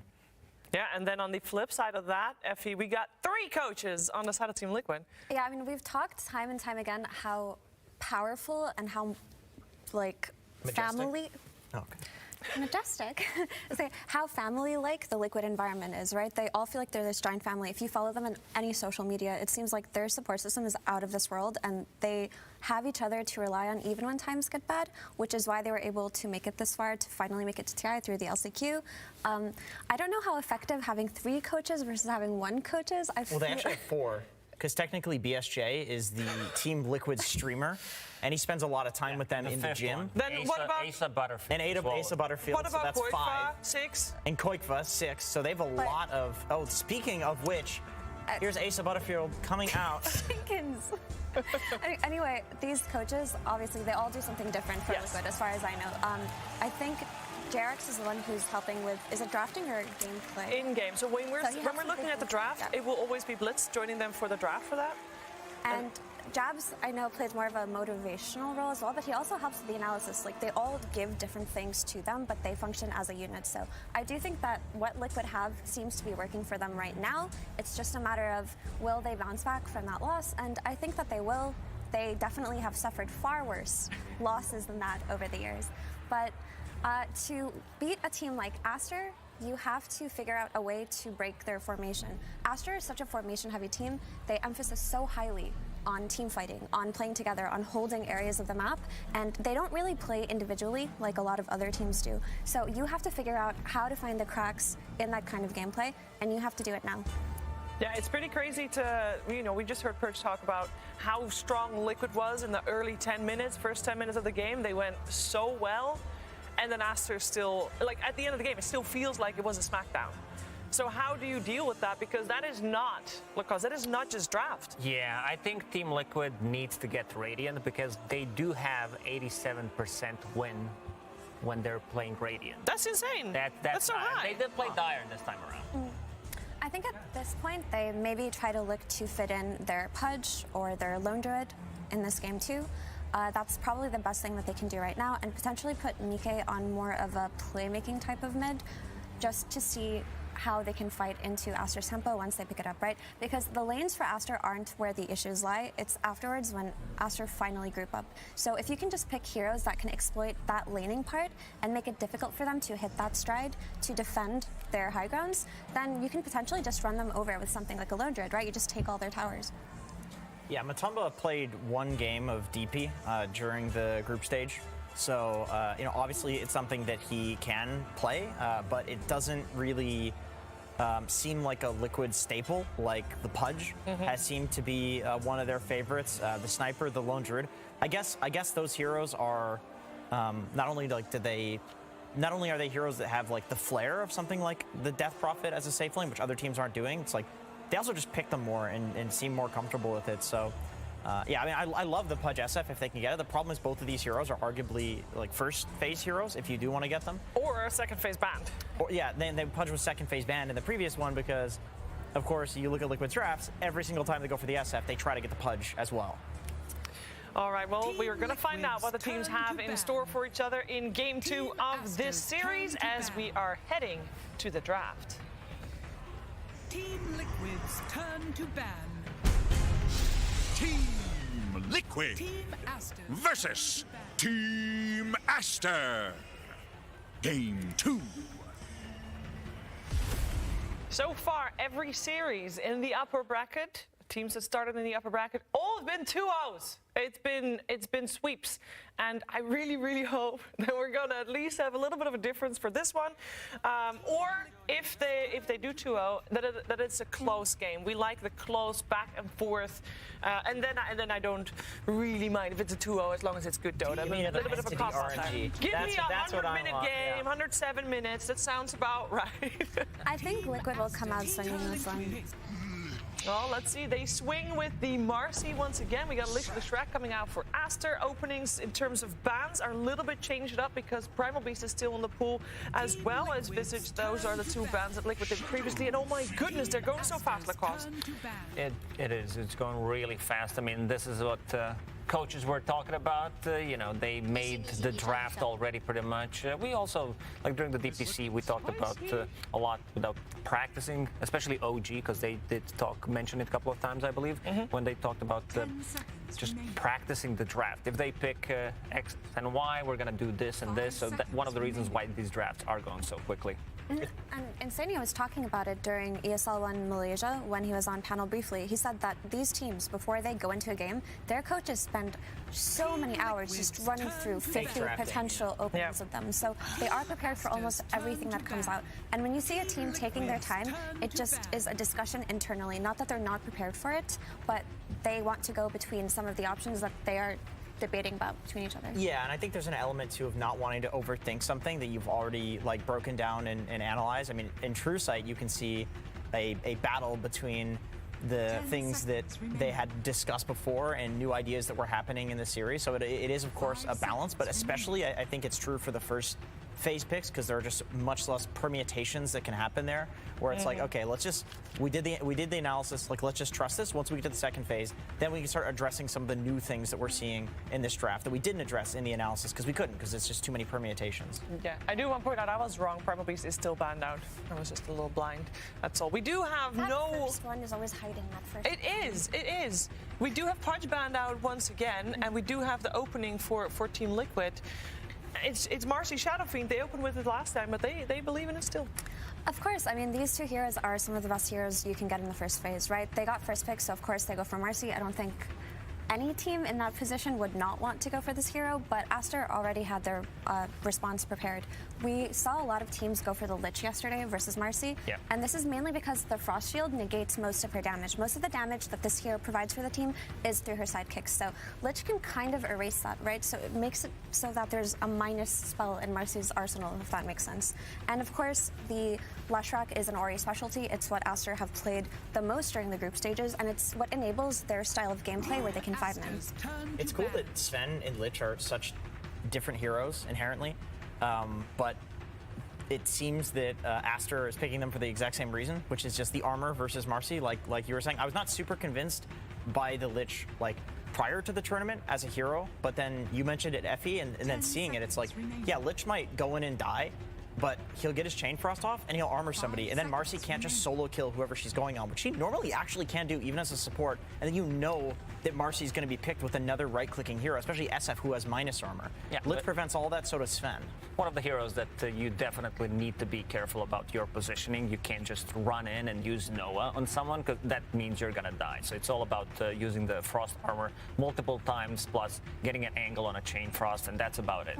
Like, your laning presence is really good first couple of minutes, then it tends to fall off, then it again goes back up once you hit that level 6, but very difficult hero to play. I feel like you could honestly consider, if you're Liquid, going for a purge. Like, that's how good the Lich seems, is that you want to purge the armor. Maybe like an Oracle. They did ban out Shadow. The SD would have been really good too, because it's like the permanent purge. You just, I'm going to focus this guy, you press R on him, they die. Exactly. Usually when you're playing versus this Lich, you just pray you get a Witch Vein or something that can just dispel it later on in the game, because the thing about Lich's armor is it's not one-dimensional. It has a lot of talents that buff it up. It scales with the game. It's not something that you can just itemize against in terms of like increasing your damage output, because he can do the same, right? The duration goes up. The duration scales now too. It went from 6 seconds flat at all levels, I believe, to 5, 6, 7, 8. So 2 extra seconds on that. It's got such high uptime now. Now, if I told you, Lacoste, that at TI, Lich and Crystal Maiden would be first phase heroes. I would say maybe next TI. I mean, I did expect some Crystal Maiden to be played, but not this much. It's just, you know, the heroes too. When we saw the hero being banned in the first phase, also being first pick and like last pick, you know the hero's good. It's all the Frost heroes except for Ancient Apparition. That one's well, Entity increasing the win rate of that one. I mean, that was AA with 2 Divine Rapiers. And Moon Shards, I mean, that's pretty good, you know? Upping that win rate for sure. There she is, the Crystal Maiden and Beastmaster to follow suit straight up. So we are still having the flex potential on the Shadow Fiend. So we're either looking for a Mickey hero or for a Matu hero on the side of Team Liquid. I think it just feels more comfortable for a Liquid to play the SF on Mike. He just has such a stellar win rate with it from the group stages. Yeah. And it feels like Liquid styles, they just put a hero that hits towers on Matu. That's always what they do, right? Whether it was the Lone Druid or the Juggernaut when he had that phase, or the Death Prophet carry, what have you, it feels like that's what Matu does best as a carry player, and they just let Mike do the farming. Matu, one of the few carry players that did not play Shadowfiend at this TI. He has a different variety of the heroes that you mentioned, like very specific, like the Lone Druid, Naga Siren as well. I mean, Naga definitely not a pick here against all this AoE damage that Team Aster has. But already what Liquid have going for them that they didn't have last game was their offlane hero can buy Wraith Pact, right?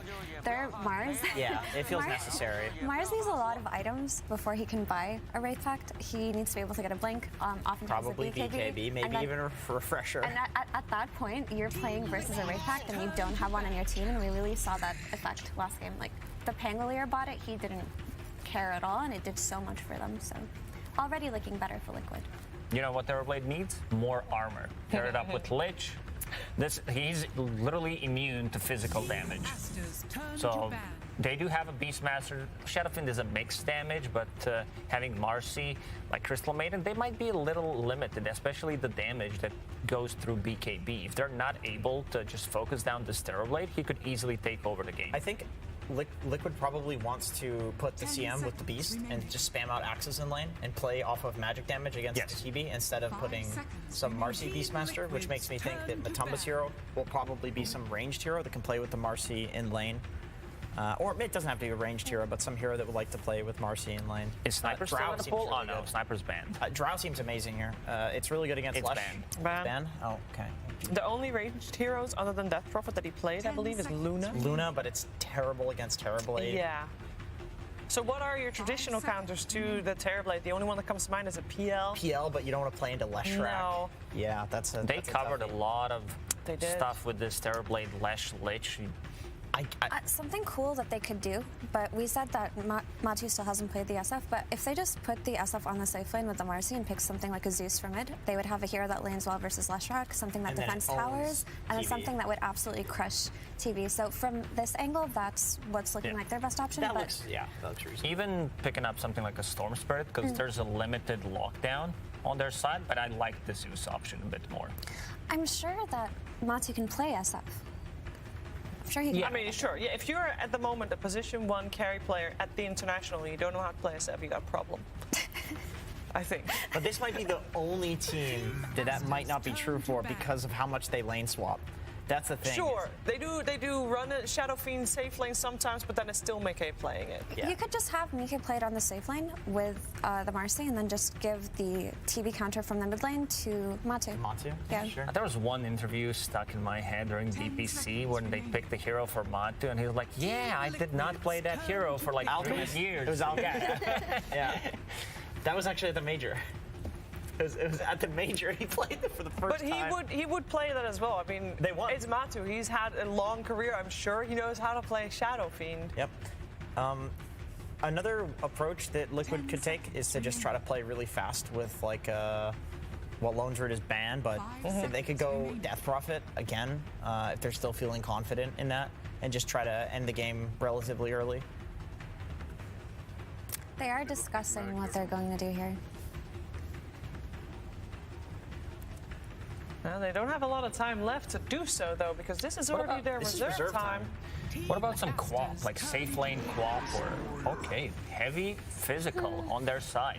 But this also opens up the Roche for them quite a lot, having Beastmaster, Shadow Fiend, plus Ursa. Yeah, objective central. Like this is nuts. If they win a fight, they can get towers. They can take Roche. Also, Ursa's a great hero. One of the only heroes who can comfortably out-damage the Frost Shield, even though it's mostly physical damage, right? Because his scaling damage with the Fury Swipes is a little bit too much to handle. It also gives them the ability to just run out Terrorblade early on. But once Ursa gets this BKB timing, the supports are food, right? Lich is food, Snap is food, Leshrac is potentially food, depending on his itemization. So it is nice conceptually, but I am worried that all of their eggs are in one basket, which is just this physical damage. Get the first stages, take the map, and if they mess up even once or twice, they have no counterplay. That's a Brewmaster. Coming out for XXS. It's one of his signature heroes as well. He does have quite a lot of them. Broodmother, Batrider, Legion Commander, and Brewmaster as well. I like it. You just throw the Ursa up in the air. Yeah. It's a really good solution, as simple as it sounds. And it's also their Wraith Pact hero, which we talked about how important it is for a team to have. It also gives them that added bit of team fight. The only issue would be having to weather the storm of Liquid's early game aggression. There is a Beastmaster, but I think that Aster honestly have something really solid going for them. Well, we're going to find out. Yeah, Aster is cooldown dependent. Like, you need Brewmaster ulti, TB ulti to be able to fight. Like, even Snapfire's Kisses. On the other side, Ursa, Beastmaster, Crystal Maiden, like, these heroes are able to fight all the time. Even Shadow Fiend, like, yeah, you need a BKB, but you're not required to have Requiem for the fight to win it. That sounds like an action-packed game. I know who I want to listen to when we're having an action-packed game. It's none other than Gunnar, Trent, and Lyrical. Let's head over to them for Game 2.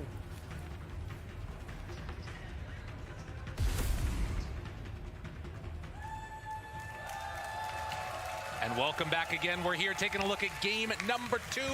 You wonderful people out there, what are you giggling at? We didn't have the hand of God, the voice of God, so we just had the nice stare of us. Good. That's perfect. Yeah. We do have a freaking awesome game, though. We've got the Ursa as the last pick. I was not expecting that one. I was thinking some crazy, like, Tinker or magic damage hero. And they're just like, no, we're going to go and run at Roches and take down buildings. They're going to make it work. What do you guys think of the draft? I like Liquid's way more faster paced. I think they're actually able to group up and fight. They have Beastmaster for the vision now. They have the Ursa to force Roche and take objectives. They didn't get Aegis last game, I think. No, they did so not. now they actually have the opportunity to kind of group up and ball. Yeah, they certainly wanted it very clearly. Aegis would have been great for them in these circumstances. So part of the issue was they were required to go for these initiations to start these fights, and they had a hard time doing it because they were certainly at a vision disadvantage, and you're hoping to sort of get rid of that problem here with the help of that Beastmaster. Yeah, I think the biggest difference with the Beast to the Mars is that even if the Beast doesn't buy a blink, the Hawks give you vision. So now maybe the Marcy gets a catch, maybe the Crystal Maiden gets a slow. It's sometimes a vision is a stun enough. A stun enough. I like that. It's a good way to describe it there. And on the other side, for Aster, you've got a very different, in some ways, looking draft, and some things that are similar. So still running with that Lesh, and then a support that mitigates the physical damage. Last time it was that Sven with the Shard. This time, it's going to be that Frost Shield. And then the other big last pick that I think is really interesting hero nowadays, and what we've been seeing from it, is this Brewmaster with the Aghanim Scepter build. Really cool stuff. We've been seeing it pop up. There's kind of two different styles of the hero I've seen. One is that they just rush Wraith Pact, and they pretty much just play to drop Wraith Pact, drop splits, just no one takes damage in the fights, you just exist and you can't fight them. And the other is where they rush that Ags, and they play more of a...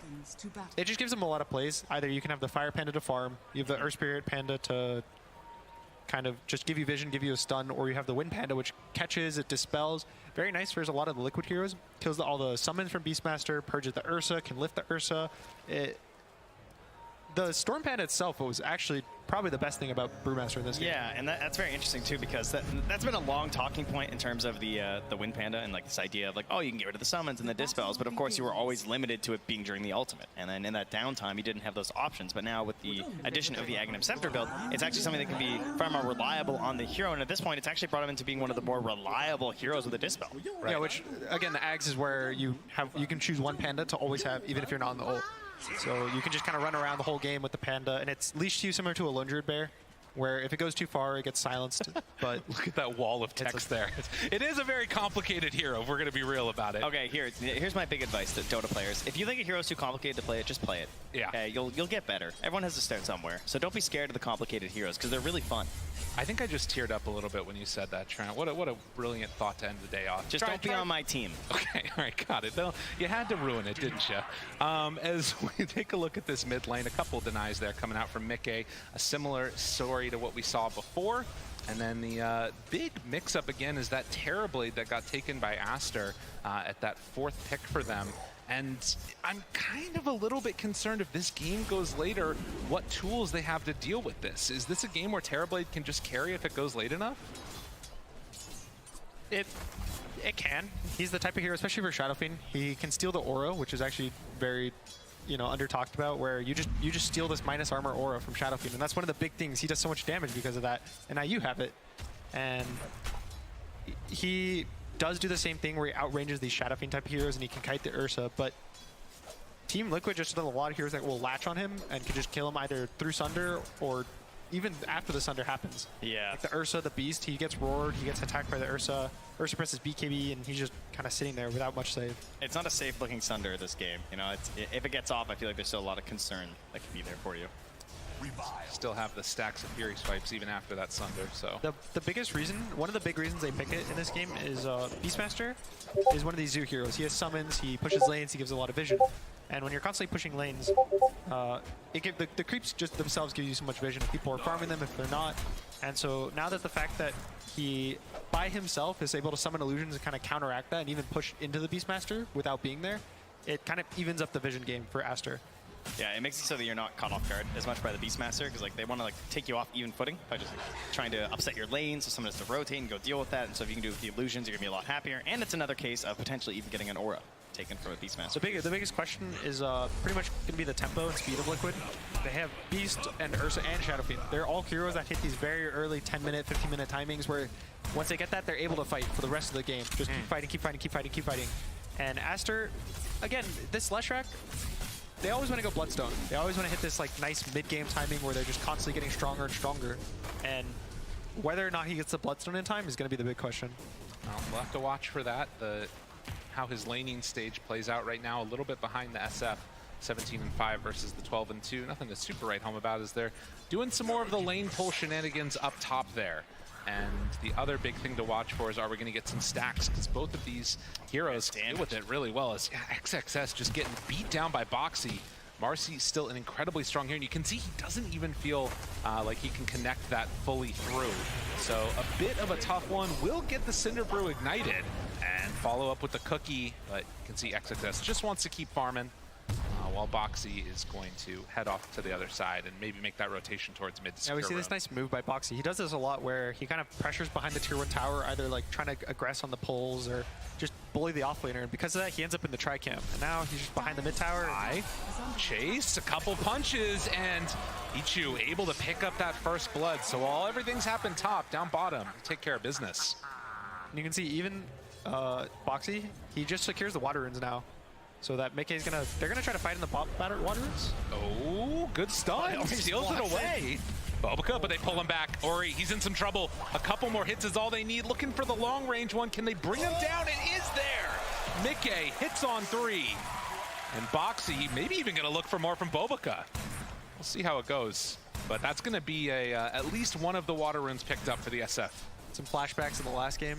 True. Mickey had a really nice game. He was 4-0 in the early game. Yeah. He also killed the Lush with this Boxy rotation.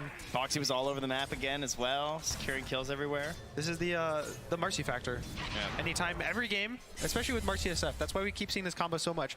Even past the sidekick mid-game of the Shadow Fiend timing, it's just the mid lane. I think it's funny too, because they also had these same wards, like through the river last game as well, spotting these rotations from Boxy, but Marcy's just so mobile that sometimes it doesn't even matter. It's so fast. Even you can just TP and always be there. They've actually watched Boxy walk his entire way up here, and he still might die. This would not be good. Oh good kill as they bring him down. They watched him walk there. That's what needed to happen. It's a really strong combination, and playing together with that Ursa is pretty devastating. Now, this has come a little bit at the cost of Zai not having a perfectly great lane, but likewise, you know, the other two aren't doing too well either. So, Terrorblade, good start. The rest of the heroes kind of suffering. Yeah, Zai got 16-17 is one of the harder. He gets instantly counterpicked by the Terrorblade. He doesn't really get to ban. You're just kind of thrown there. He's like, have a great game, Zai. You know, just go, try to go even in your lane. See you at 15 minutes. Yeah, that's good enough. Just maybe press a Hawk, give us some vision at some point. So all in all, his goal is mostly just get the Helm of the Dominator, and at some point, probably kick the Terrorblade out of the lane with a rotation. We'll watch for that one for sure. And Latu took a lot of damage up there trying to go toe-to-toe with XXS. And they canceled the TP too. So I'm not sure if anybody scouted that one or saw that, but Matumba Man going to be a little bit under pressure here if he's not careful. Yeah, Boxy was worried that he was being dove, so he might have to show up, and instead he just wants to lurk around mid because the 6-minute runes were coming up, but the positioning for Liquid just was favorable for them. He does get the jump in there, though, at the top. Round 2, Raze connects. Another one is there. Mickey, when he comes out, this is going to be easy peasy. Walking right up close and personal. Mickey finds the kill, and yeah, Boxy's been the story. He's been doing everything. This is also his first year playing 4, right? He just switches roles, and he's crushing every game against Marcy. He just body blocks people. He always gets the rotations. Last game, he had 3 kills within 5 minutes. Similar story here, 3 kills in 6 minutes. Yeah, just constantly moving around the map. 4 is for the offlaners that they don't have the ego. You know, they don't need the farm. They don't have to hit the creeps. There you go. They actually just want to kill people. Chase, look for another. Have the pullback, dispose, couple more leaps, jumping around all over the place with this matchup. And XXS doing a good job of keeping his Snapfire alive. This combination of laners, they've been together for so many years and have each other's backs. A lot of body blocks so far. True. Yeah, just constantly, everyone's just, you just see it, the evolution of Dota. People just get so much better at these little small moves. Dude, they went in again. Up I top. think they thought Boxy was, or Bobica was gone. Chase, yeah, looking for the kill, get one. That's gonna be a hit. But Boxy did go down for that one. Man. Yeah, they just keep running at each other. Full health, full mana. He's probably gonna TP mid, fill the bottle. Mickey, come on, spam it out. I'm coming. Maybe look for another go onto Ori too if the opportunity presents itself. And yeah, immediately refill bottle there. And XXS being a little bit zoned out there by Matumba Man. Likewise, though, of course, with Bobica going down, we'll do the same thing for Ori. Get the juices flowing and the arcane runes complete there. They're going to find Insania. That's a juicy Crystal Maiden. And, well, she's got Wind Lace, but, you know, she has no boots to lace. So she's still really slow. That's true. It's a 3v2. The 50-50, who wins? Oh, Mickey gets it. Regen, too. That would have been huge for Ori. And we'll head right on in and start stealing some of these camps away. They play around the Shadow Fiend really nicely. They're always constantly bringing supports mid, securing his runes, but... Now they're around the Shadow Fiend, though. Nikkei in some trouble. Do have the rebound, but I don't think they're going to be able to keep him alive. So they do make a solid move by Aster. Take down Mikkei. 9-5. And everything just happening around mid. That was a split, too, if I'm not mistaken. Yeah, it was a split, so... I mean, worth, obviously. Early split to kill a mid player, you'll take. Zai is now level 6. He's holding his point. They don't really want to go to him before the Helmet of the Dominator. So Monet is just going to kind of be very confident in his lane, farming up very nicely. He's top of the net worth and the last hits. So it's going to be pretty much up to Monet. It's his choice of, oh, do I want to go jungle? Do I want to go top? We could even see him maybe in the next minute or two with the next split, TPing to the off lane, trying to pressure the Ursa out of the lane. Because again, Ursa does not jungle as well as a Terrorblade. So breaking down these safe lanes is kind of going to be the next big goal of these teams.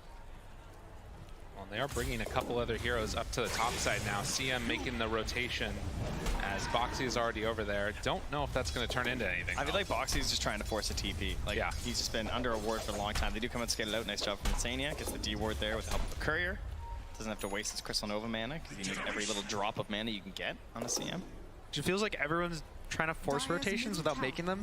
Both of the supports sitting next to their carries in the safe lanes and they're poking, trying to make them be like, oh, we have to TP. And then that's when they flip the map.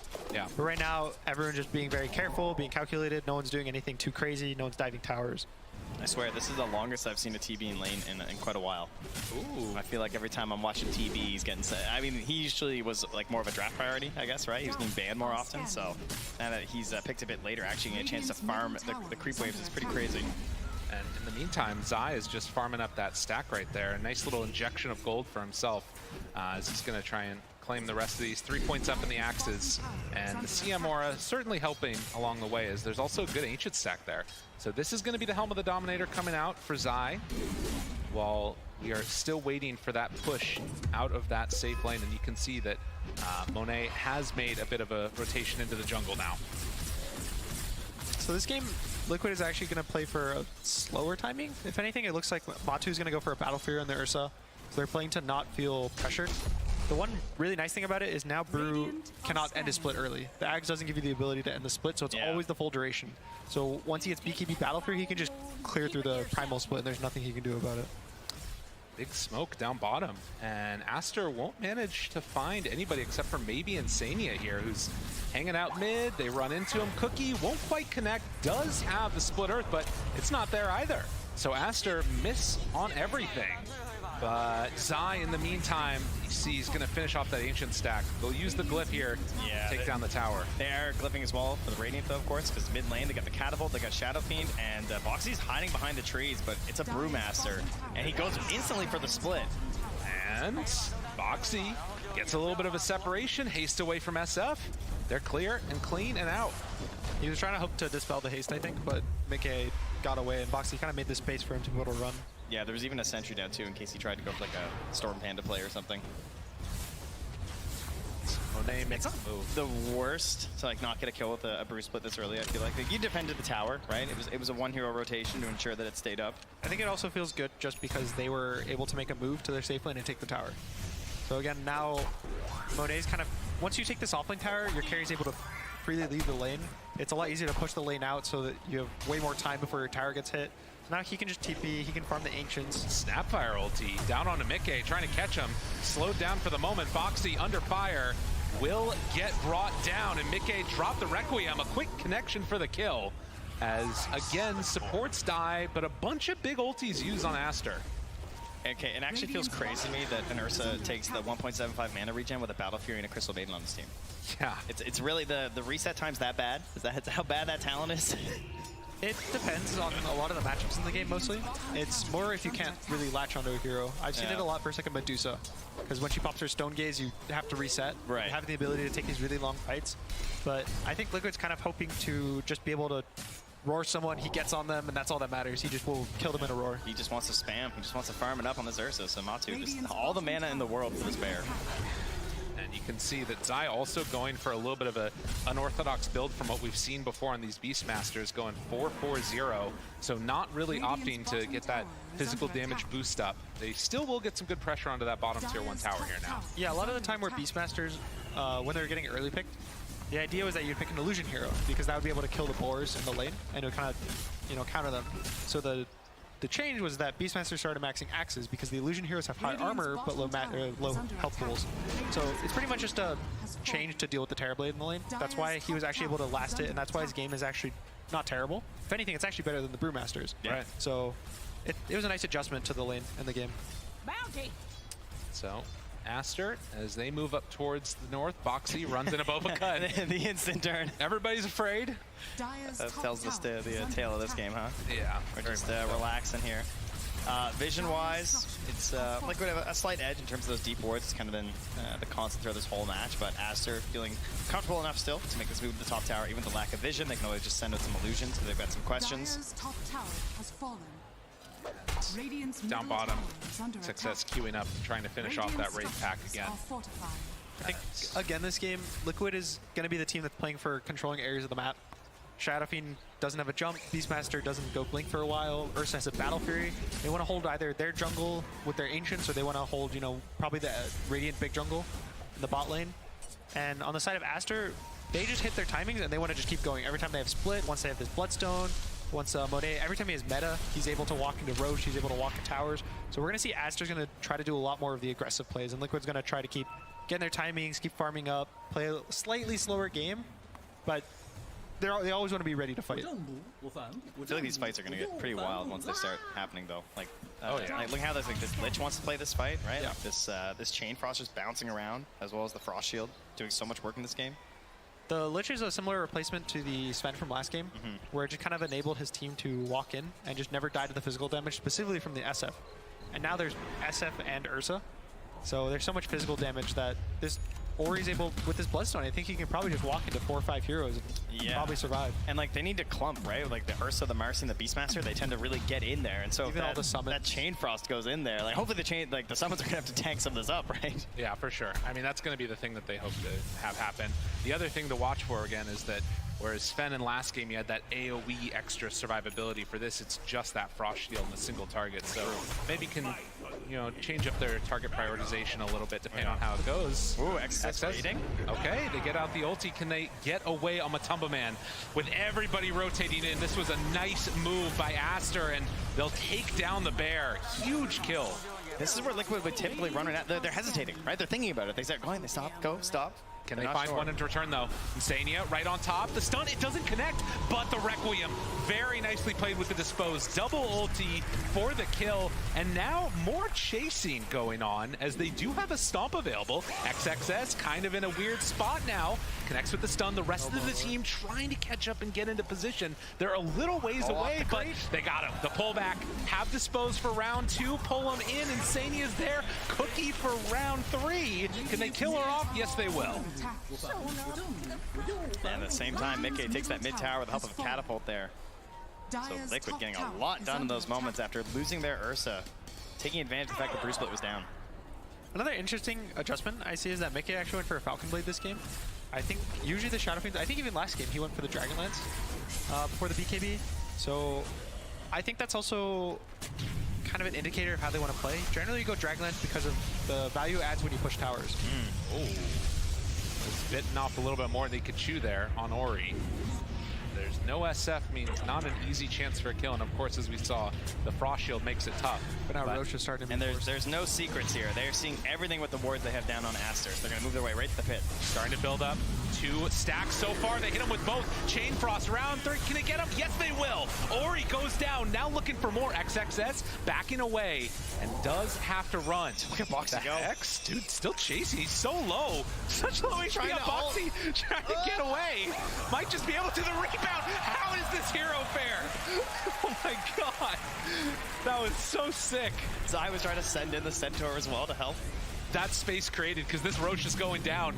They're so close to finishing off. XXS wants to run in, but now they're committed. Monet chases forward. Good setup. Can they do it enough for the kill? McGay in trouble. That's 1 kill, 1 time dead. XXS brought down low. Insania doing a bunch with that ultimate. They pull back in that Shadow Fiend. McGay, Requiem to buy a little bit of space to chase down. They keep on wanting to fight, but Tumba Man on top of him. Chase dead.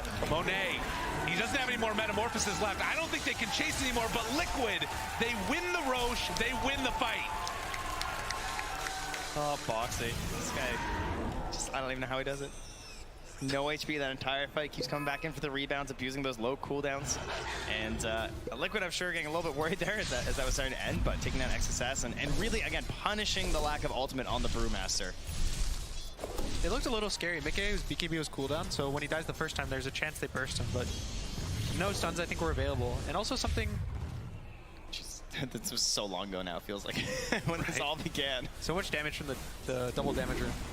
They actually just chew through the Frost Shield. I think also, you know, that's a moment where as a Lesh you might feel like you're safe, but as soon as that first raise hits, the second one comes in and you're slowed. Look at this. 50 HP, wands and 2 charges, gets back out. Man. Radiant's courier Then he has been returns killed. twice more as well from Boxy. Just absolutely ridiculous. Well, and that's so important because the Marcy just being able to give that sidekick over to these cores is so much of what makes this hero insane in the later stages. And it's what helped finish the Roche off, right?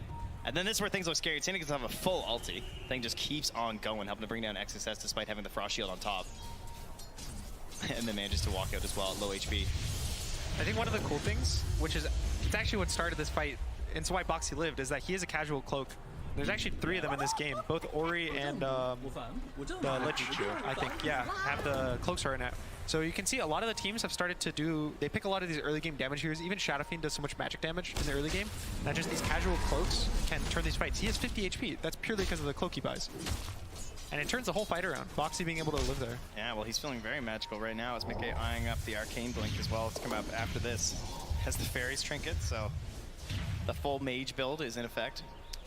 Certainly, we would love to see a game number 3, as we always do in these pivotal matchups here for the upper bracket. See if it ends up happening or not, but a BKB completed on the Ursa.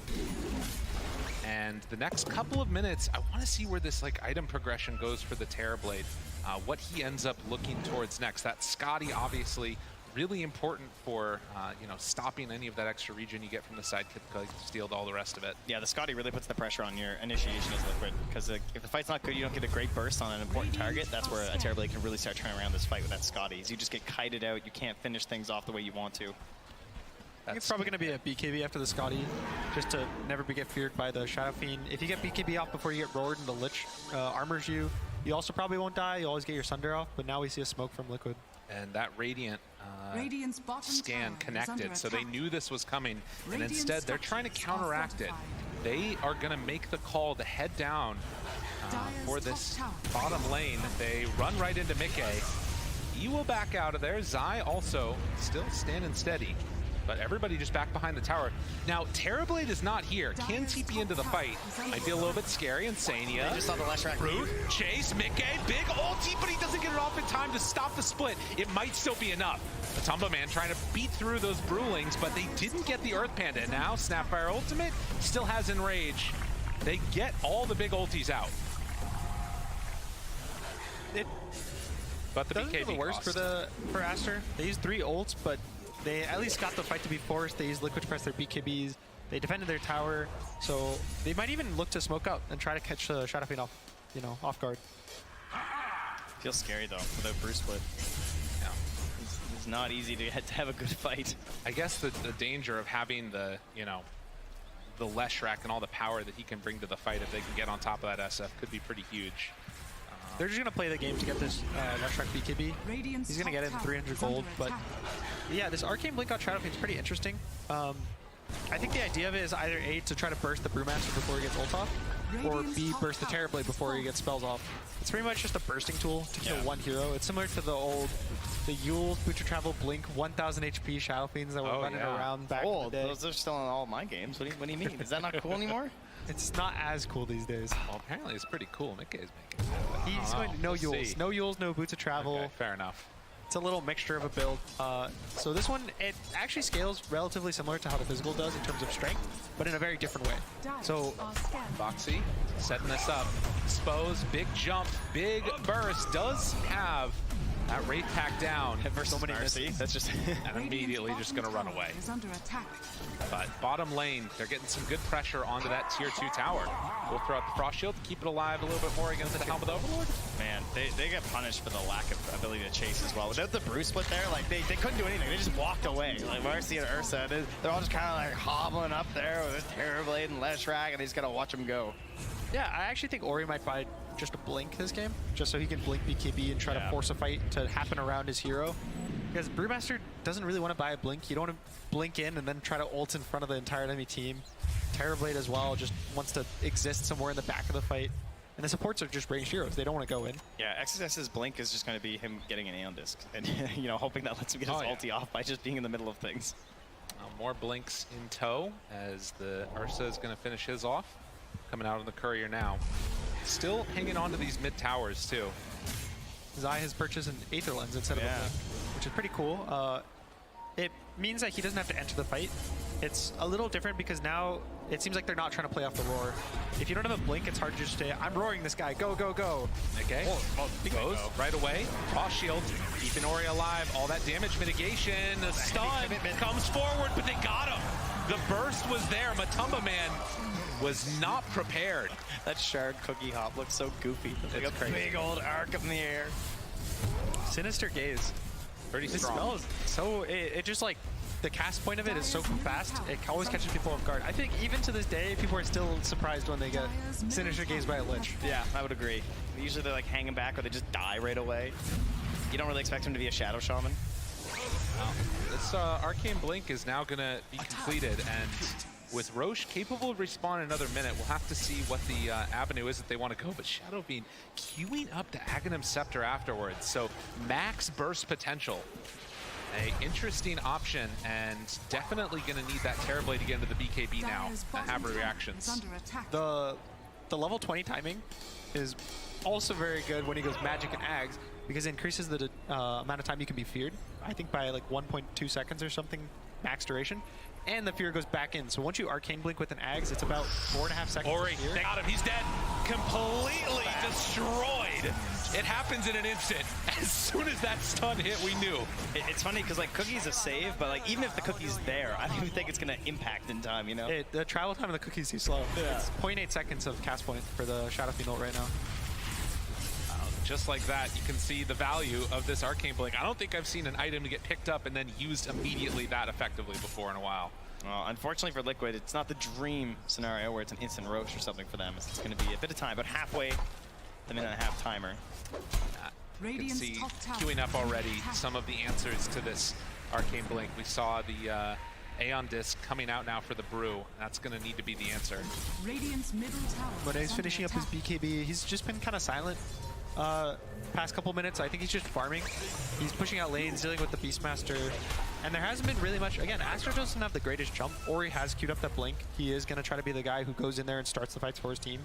But they're just kind of hoping Liquid walks into them. And they're able to take the fights like that. Yeah, I mean, it worked last game, right? You know, that's true. Even on the bot rune. Batu walks up on the high ground, they get 2 kills, and they just walk away and get more farm. I mean, I think the big benefit and the change that we're seeing this time is, of course... Holding him? Okay, not. Dead. Fucking all dead. Let's run into this dead now. And take all dead. Everybody's dead. That's great. I'm glad we were on a similar page there. I think the big difference this time is, of course, going to be that Beastmaster having those Hawks get sent forward, so they get a little bit better vision before the fights start off. Yeah, the vision from Liquid is really nice this game compared to the last. On the last game, they just kept blind walking the War. They blind walk into the Pango. He always gets roll off. The Brewmaster doesn't have the same instantaneous impact of a roll. Yeah. Where it's just constantly stunning. He's a BKB tier you can't kill. Even in this bot fight around the tier 2, the Shadow Fiend ults and almost kills the 2 pandas instantly. Even though he doesn't catch the Brew, he almost kills the ult. If the Ursa Panda is the only one alive, it doesn't do anything besides stand there. Especially versus an Ursa. You know, if he spots that Panda, the thing's just gone. Oh, for sure. Well, still playing around their vision right now. And Aster, they bring out another Blink Dagger. This time, I believe this is Ori.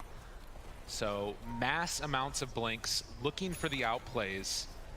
And as you mentioned, the casual cloaks here and there might turn those into bigger items eventually.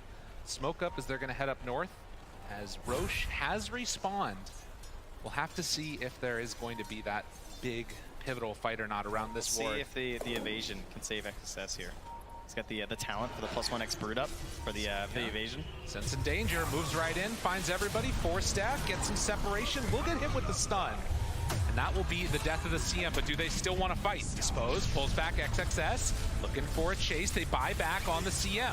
TPing in for this fight. Mickey looking for the blink. They still keep them backing away, and XXS in trouble. Aeon Disc summons, thinks about popping the ulti, but doesn't drop it yet. Snapfire ultimate, 4-staff, separating this. Zai in trouble, roar. Immediately, Mickey gets it, the stun onto everybody, but it's not going to be enough damage. Ori survived through it. They need to run away now, but Tumbaman TP's out, will manage to secure that one. But so much used by Liquid, and they still ended up losing that fight immediately into the pit from Aster.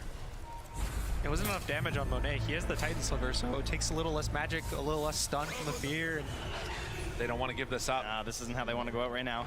There's great vision here from Aster, though. Ovs and Sentry nearby, going to spot those Hawks, see what's going on. They take it down immediately. Still in the pit, looking for their setup here. No Requiem.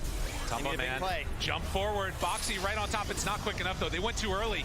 Now the axe is getting thrown. Mickey in trouble. Right on top of him. Blows up the Shadow Fiend. But Tumbaman does not have an option. This Frost Shield is impossible to fight in to for that Ursa. And Boxy, Chain Frost bouncing back and forth, takes him down. Liquid committed everything for this, and they're going to get nothing. Oh, Boxy. A little bit of help there from the neutral creeps, carrying on that Chain Frost right from Insania to Boxy and the trolls nearby. Into the pit they go, and Aster, after on the back foot for so much of this game, waiting for that perfect moment, they find it. What a great way to bait that entire fight starting at the outpost. Unreal, and a little bit of that early commitment there ends up getting punished. That blink, I mean, you can see the big difference it's making for Ori, right? He's able to get into the most important part of that fight right now and force all that attention next to Mickey. Leaves Monet by himself. He can clean up some of these summons that are nearby, and once they take care of Mickey, even with the buyback, he can't get back in time. I mean, the biggest question now, I think, is the Ags is really important. Mickey needs this Ags. It does two things. It makes the fear come back in after it goes out, and it also reduces the cooldown, which means that you can use it every single fight. You don't have to worry about it. And the biggest thing as well is that they use the Shadow Fiend and they don't get a kill. Yes. Yeah. When his whole build is centered around using the ult and you use a stun and you don't get the kill, you kind of feel bad. This re-engage fight at the Roche pit, he doesn't have BKB, he doesn't have ult, or he just blinks on him and he has no place. He doesn't have the physical damage to deal with him. He doesn't have a pike. He doesn't have a way to kind of disengage from the fight, so he's just stuck there. 1,500 more gold for Mickey, and we'll see if that's going to be enough to get him where he needs to be. Does hit that level 20 now, but still not an easy position to be in. As May runs into the SF, no way to break that TP, obviously. And man, yeah, this Lich, you choose so many of these times, has been the difference maker, it feels like. You talked about that Frost Shield on the Leshrac. There really hasn't been an answer for it. It's just really nice for all the Dire Heroes, and the adjustment they made with the Arcane Blink is really nice for it. It gives them the magic damage to kill, but it hasn't really been enough, and it's actually just been enough to deal with this Ursa. Yeah, it kind of reminds me of just like last game where they sort of had a good idea in terms of like how to make it so they're not under so much pressure, but by going for this magic build in order to solve that problem, it actually recreates that pressure issue through the ultimate, since it's so dependent on that to work. And I guess it just comes back to vision again, right? To like make sure you get that perfect setup and everything goes right. Now, speaking of vision, it does the no Lich, no Lich there, and he is dead. Oh, wow, brilliant play. Immediately get in there and find him. Ori got away with that the entire time last game, right? He had so many split push moments exactly like that, where he beat the tower completely by himself, and now they have that big burst damage. Well, this game still on a knife's edge. They have the Aegis on that Terrorblade, but we've seen the power that you can have with both split push in this game, as well as just one big burst if everybody is not in position. So Aster get punished. A DD rune spawning bot though. This is the same timing Aster had last game. Monet just picks up a butterfly with an Aegis. He's probably going to look to wait for Ori to get alive and then try to maybe even push the mid racks. I don't really see a way for them to kill him twice. I think to kill him once, they have to use the Shadow Fiend ult, and that means that when he respawns, he's kind of free, especially if he hasn't used his BKB. Yeah. Feels like it's one of those situations where maybe you can try and get everyone around him. Boxy needs to get in towards some help. Cookie forward, but the jump away. And as y'all mentioned, the Aghanim's completed. Aeon Disc still sitting there on XXS. You can see that still a very even game here. And Brewmaster is going into that Aghanim Scepter himself next. They will kill off all the creeps. Blink being there. Yeah, at the same time, Astra doesn't feel the need to force plays if they don't feel comfortable taking these towers, taking this tier 3. Because, again, they still have a Terrorblade, they have so much of the map under their control, they're still kind of getting a gold advantage. So their lineup scales. They're not on a timing. I don't think either of these teams are actually on a timing. Both of them are playing for different items, different levels, that the 25s are really strong, so it's kind of up to whoever is feeling their strongest at the current moment who's going to want to take the fights. Both supports behind as well as XXS, but Monet in very far.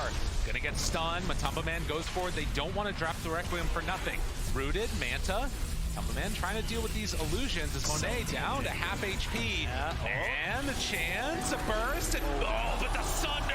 It came out perfect. There's gonna be the fear. Matumba Man turns the sidekick, keeping him alive, but the Scotty is doing too much. Slowly burning them down one by one. They need to jump in with Mickey in a second, but I don't know if they have the damage. Mickey thought about it, gets the blink canceled, has to run away. They buy back on Matumba Man.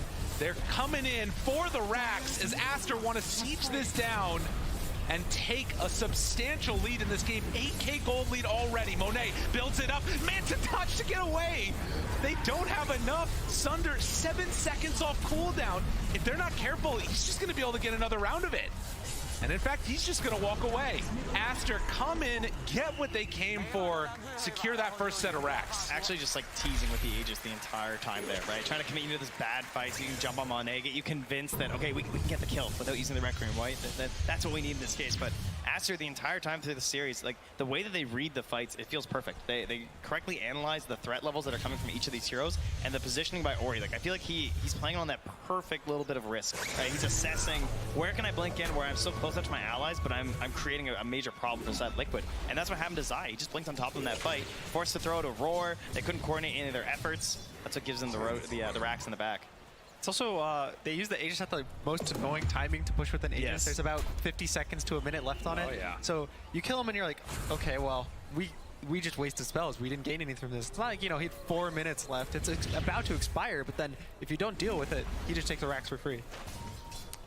Of course, that is what ended up happening this time around. It's going to set up for most likely another pivotal Roche fight for the next couple of minutes here when that does come back around. But a 10K gold lead. Aster was able to secure off that with a couple of buybacks spent to boot. Liquid, you got to be feeling a little bit afraid at this stage. But they do get the BKB completed on the Beastmaster now. Many BKBs online. It feels like this next Roche for Liquid is the big one. This Roche is really important just because of how kind of committal Liquid's lineup is in terms of they need a BKB versus every single hero on Aster. They need to use Shadow Fiend ult to get a kill. They need to use Roar to get a kill. So anytime they have 2 lives, they have buybacks, they're fighting, even if they're fighting in the Aster base, it's really scary just because of the amount of stuns that Aster has compared to Liquid.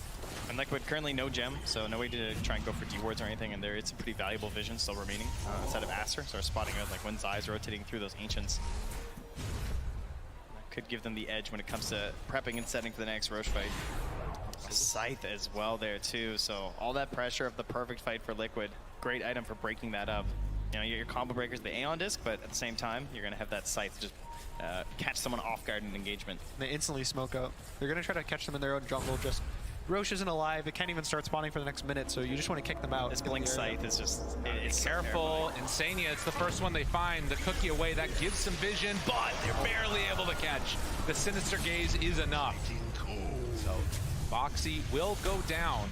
Liquid are going to be thankful it's not more, but Aster, keep this pressure on.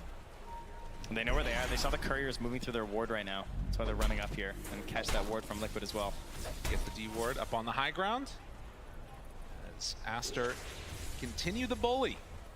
And an AC almost completed on XXS. The hardest question right now for Liquid is what is their timings that makes them feel like it changes anything? And are they too far away? So Mickey's going for a sheep, which I think will change a lot. It lets him actually kill these heroes by himself and not have to worry about the stuns. And Matu is going for an MKB, but they're both about 3,000 gold away from their items.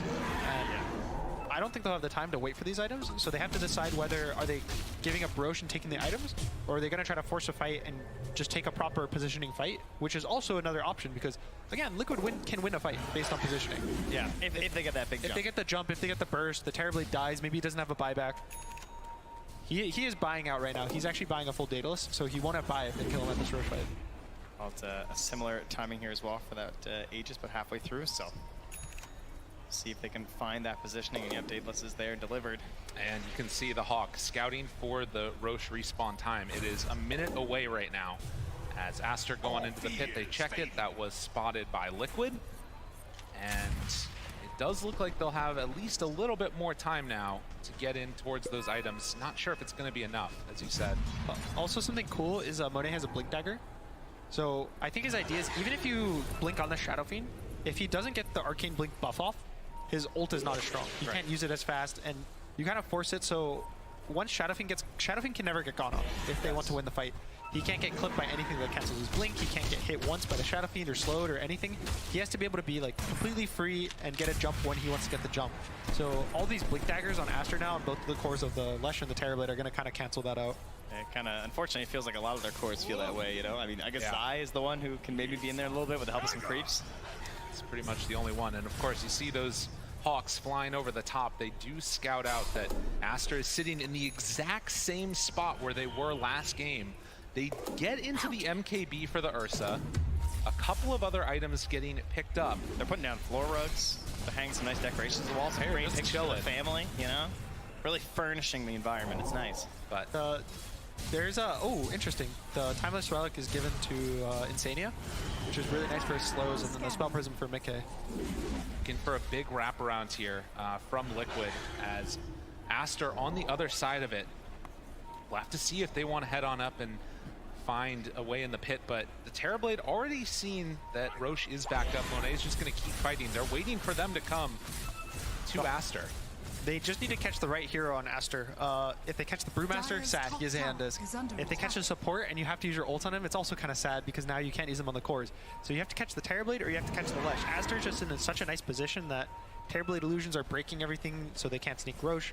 They're playing under their wards, they're playing as 5, so you're going to constantly have to walk into the team. They're even pressuring the base with the illusions. There's just so many things that is kind of pulling Liquid apart just around the map. He also just had his buyback as well. On Monet as well, so that very small window, but could have been hazardous, is now gone too. A minute and a half left on Ursa's, but doesn't have the gold to get there once it comes back up again. It's actually impossible to jump in first. Look at how he's sitting. He's got heroes on both sides. He's ninja geared there, just smoked up, hanging out, making sure that the Hawks don't spawn anything.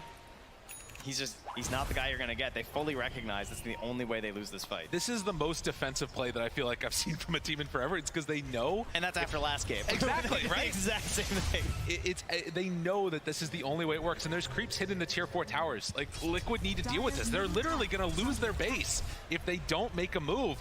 And Liquid, they just can't. They're stuck in a chokehold. Matumba Man heads back, and now they're all alone. The second they see the TPs, they just walk into Roche. Aster, ready to go. Matumba Man and the rest of them are going to need to get back out close and quick, but it's not going to come quickly enough.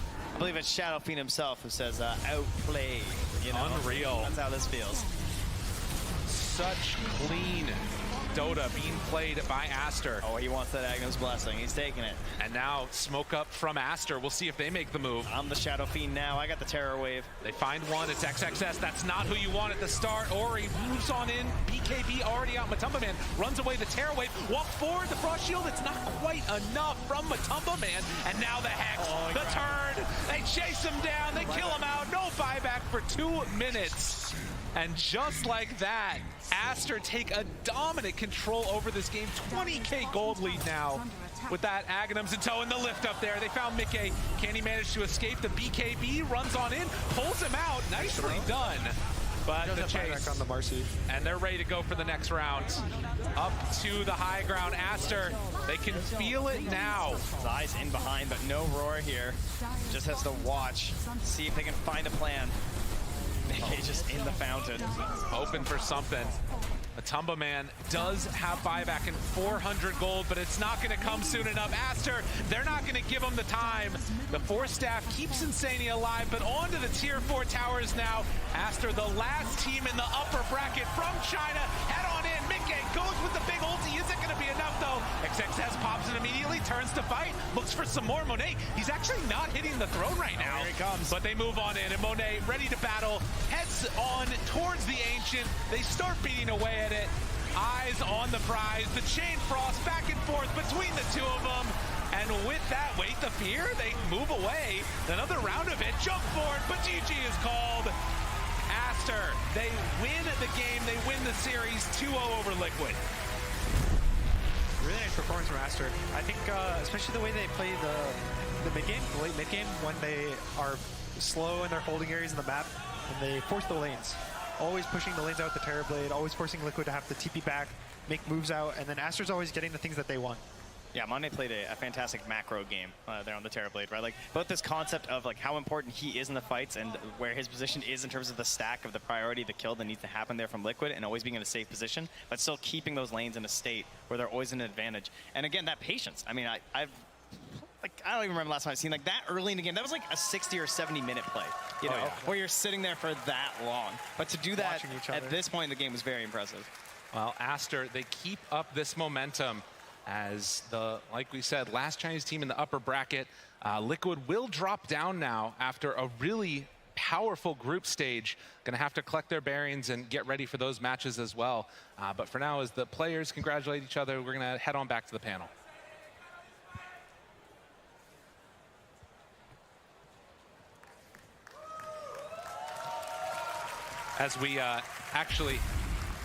As we see him actually one last time again, the crowd really appreciating the pressure that we've been seeing from him. You know, the thing to me that I will just mention real quickly about Aster is this is a team that, again, they were enemies previously. Last TI, you had Monet that ended up, you know, needing to sort of make a really solid change. Ori that was a standout performer. I think that at least now, top 6 guaranteed. It's been an amazing year for them. Yeah, even the last major, I think they got top 3. Yeah. So the group stage, I feel like they're one of the silent teams in the group stage. They were always at the top 1 or 2 of their group. They were always looking really good, but no one really talked about them, I feel. It was always on like EG's destroying, Liquid's looking really good. Tundra, top of the group. That's what we do, you know, Europe, NA. Yeah, so I feel like Aster's just coasting by. Maybe that's what you want. You know, you don't want to be the silent team that no one knows what to do about. It's been a classic one. I mean, you talk about like no one knows what to do about it.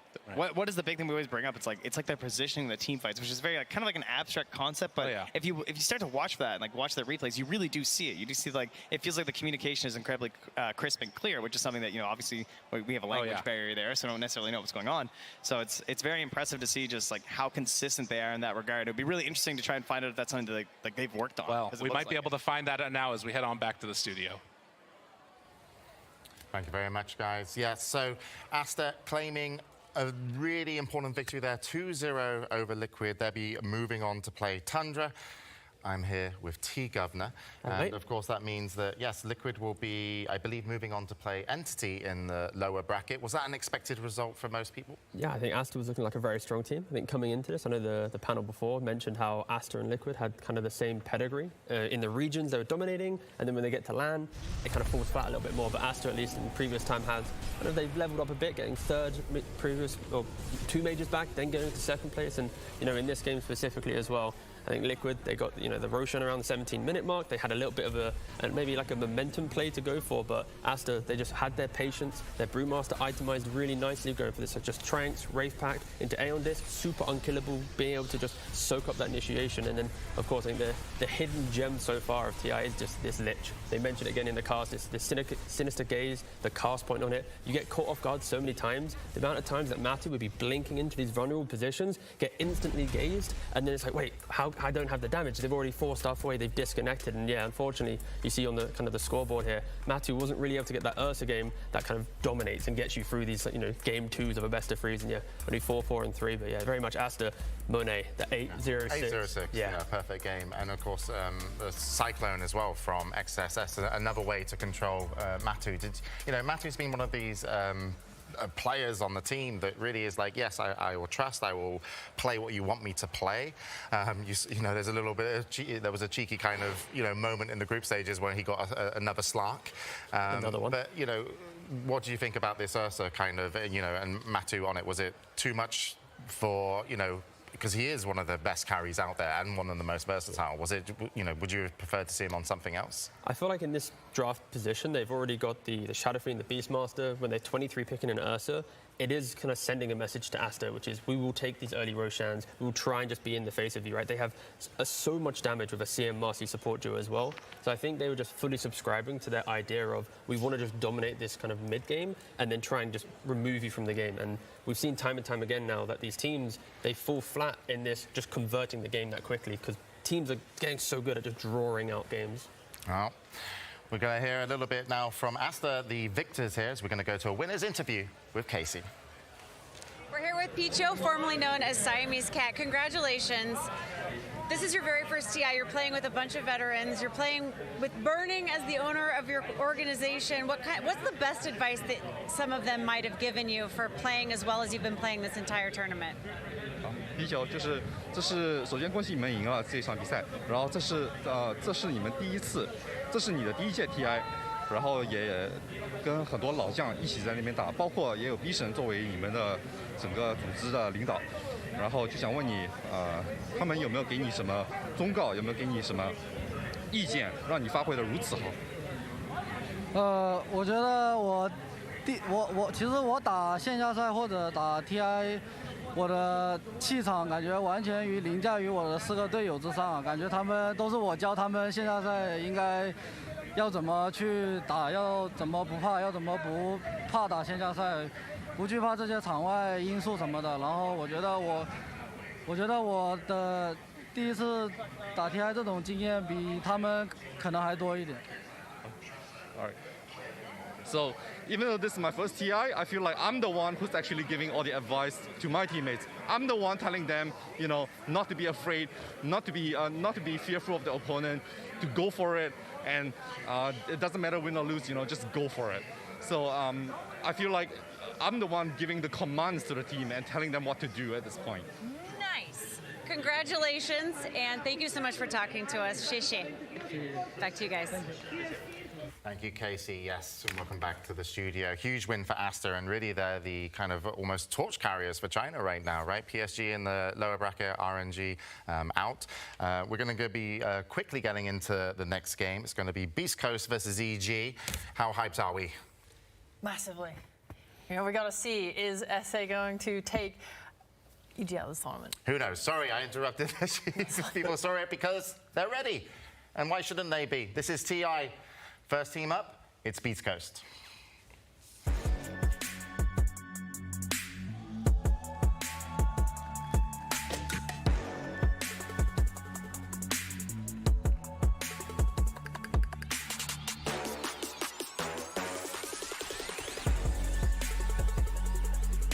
Beast Coast. K1, C-Smile, Whisper, Schofield, and Stinger have got a match ahead of them that will really solidify their kind of legacy in this TI. We'll see if they can take on their opponents as they get ready to sit down. Their opponents, of course, are Evil Geniuses.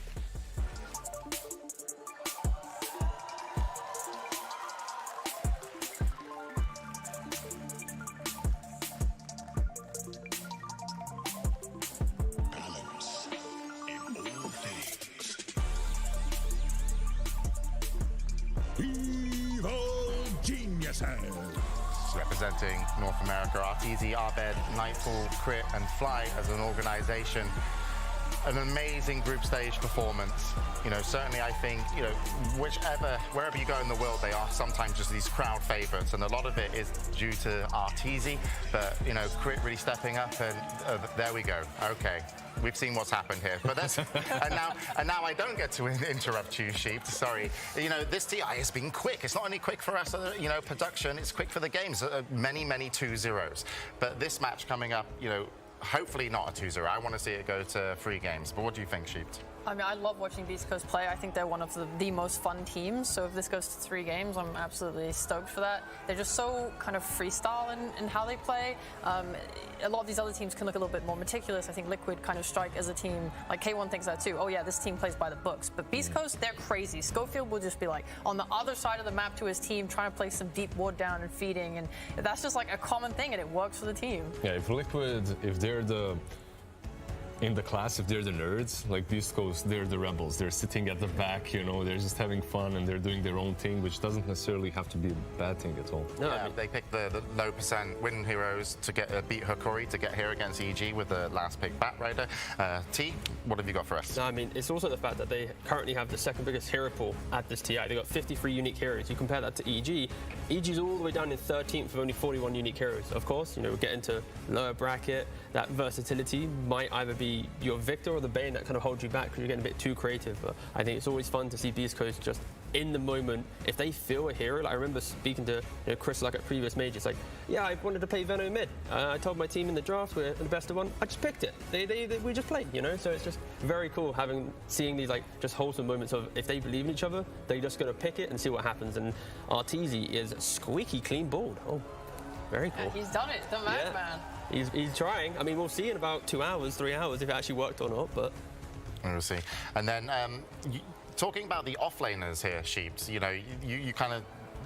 I would say, you know, we talked a little bit earlier, you inform me about stuff, I bring it up, but about the offlaners, Nightfall, you know, going up against Whisper, what's that matchup like between these two teams? Because I think that's one to keep an eye on.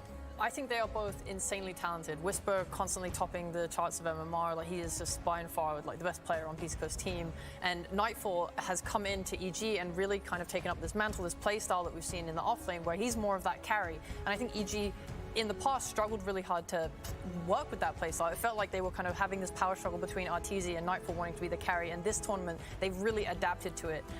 Because he was the carry, right? Like, that's the problem. There's something about EG always picking up these Eastern European offlaners and putting them carries and putting them into that offlane position.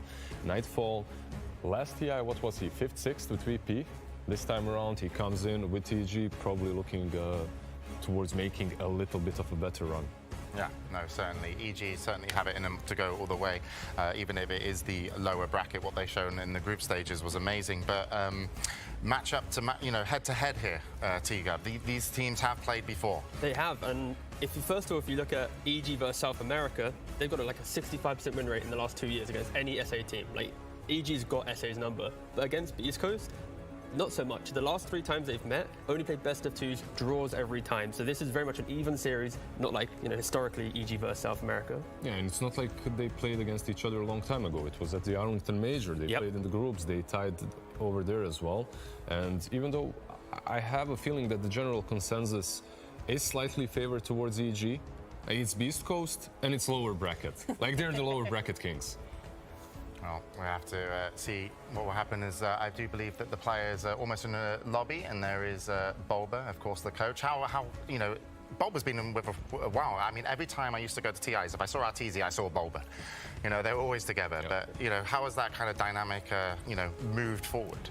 Well, there's a tiny little bit of hate from the community towards their coach, right? Whenever they lose, he is the one that takes all the flack, but it's so far from the truth as well, because he brings way too much to the team. The dynamic between the two of them, like, inseparable. I mean, if anything, I actually want Bulba. I still need to send him an invoice, because at the last major, he spilt food on my shoes at dinner, but I never washed them. So in case they win TI, I now have like a shoe stained by Bulba ready to put on eBay. So I'm really hoping that they can make a lower bracket run, so I can convert that stained shoe into a profit. Have you already put in a bid for Arteezy's hair? It depends on the shoe sale. I need the income in to go with income out, you know. So we'll stop see. talking about his receding hairline, so he's really going to need that. I'm impressed. I'm going to probably do it too one day. Do you have any kind of just favourites? Well, we'll get favourites a little bit later, because you know what? The teams are ready, so we are going to be going to the draft and then over to the commentators. Enjoy the match, everybody. Beast Coast versus Evil Geniuses. Game 1. You're spoiled today. Hello. You do get to do the draft. Oh, let's go! Yeah! Yeah! Woo! I was really hoping that OD Pixel and Fog were going to do the draft, actually. Because I know OD Pixel loves to do the draft. It's like, we have to put it in all his contracts. You actually you just can't get enough of them. The amount of work we had to do to get him away from the draft. I know, but so if anyone's trying to hire, you know, OD Pixel in the future, please He loves the draft. But we're going to be doing it now. So, okay, the teams are ready. But what we can expect to see from the draft here? Like, what are you looking out for when these teams are matching up? And this, you know, you get game one, you get to try a little bit something new. And maybe is that important for EG? Because they're on I believe, a 2-game lose streak. Don't want to say that too loud. I would even say that this lose streak is maybe good for them because they're a team that really likes to stick to their colors, to the play style that they have, to the drafts that they have. Infamous 5-game Storm Spirit, Singapore Major, anyone recalls, like SF has been kind of a similar story for them over here, but they've already lost with it. Their perfect score with the SF has already been broken, so maybe they'll venture out into the wild a little bit. So you think the couple of losses are good because they should change a little bit? I believe they are a little bit. It doesn't work like that, guys. Yeah, that's what I'm thinking. It doesn't work like that. Well, I'm just like, what? Okay, you've got Bulba, you've got the draft, like... He's going to stick to the same thing. Yeah, no, because like the reason why they do it is because they believe in it, right? And like with the Storm Spirit days, it was good. There were just other factors in why it was sometimes losing out. And I feel like this might be the scenario again where it's like Shadow Fiend is good. They're going to lose again. Yeah, okay. But anyways, they're going to probably give it a go. No, I agree. I actually completely agree.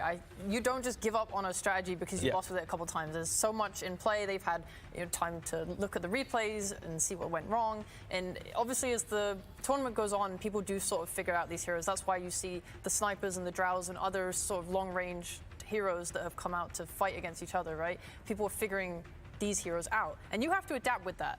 So I'm not saying you should drop it completely, but you do need to sort of adapt to it and move on and get other things. I think another hero that will be big is Brood. We haven't seen her in a while. She gets banned a lot. So do you guys think that all the teams have adjusted to the SF already? So if they do choose to pick it, do you have to adjust the bans perhaps? Like something like a Sven needs to get out? I think just the way that Thunder Awaken played against it, like Thunder Awaken, they're the only team at this TI to not even play Shadow Fiend once. But they go against a Shadow Fiend and they demolish it 2 games in a row. So I think that's the best replay now, where it's like best SF team versus the best team who hasn't even played it but can just demolish it. If you look at how they play, the pace, the speed, the fact that they're fighting top, TPing bot, they're not giving any room to farm this 20-minute BKB, forcing multiple engagements. So Shadow Fiend's like, guys, I want to be over here, but I'm not there. That type of play style, that's what EG needs to adapt to be able to fight into. It looks like Aster also copied a little bit of that, right? Like in the last series, they played against the SF and to some success. TA ganked that SF so much. I really love the movement of, like, you bring a support mid to either refill bottle or contest a rune, and then you shove out the wave, and then you smoke to the top lane where the SF is and get that kill. Because the move is so fast, and the wave is pushing into your mid, it's hard to know, like, what are they doing? Oh, are they going to farm a camp? You don't have the vision on them to know. So that's why that kind of fast move with the support is so effective, and I really love that against SF. Well, we'll see, hopefully, when the first bans and picks come out. But for EG to really play their best, who is, like, kind of on fire? Because I always see when they're, like, dominating, crit just being the most annoying position for. It's the beautiful harmony between Crit and Abed. I think when Abed has a good game, be it like on his Embers, his Pucks, these kind of playmaking heroes, at minute 10, he's behind tier 1 towers, in the jungle, tier 2s, like just doing so much stuff that it allows your double carry side lanes of Artesia and Nightfall to be able to get I like into the way items. you said carry in air quotation. Yeah, I wish I was on camera, to be fair, but alas, you enjoyed it. And then, because you don't necessarily need a playmaker in every single game, right? And if you have these two kind of greedier cores on the side lanes, your mid lane definitely needs a lot of help early on, because he will be the one, he will be the driving force in that mid game. Okay, and then on Beast Coast as well, when they're running on all cylinders sheet, who's really kicking off for their team? Who's the playmaker? Sorry, for Beast Coast, did you say? Beast Coast, yeah. I mean, Whisper, I'll just say his name 100 million times. This guy is way go too on, talented. you can start now. Okay, baby, Whisper, let's go. Whisper. And another one, there we go. He's so good. Whisper, this guy, honestly. You just said something other than Whisper. I'm a seasoned professional at saying things over and over again. Yeah, that was insanity. But as you were saying.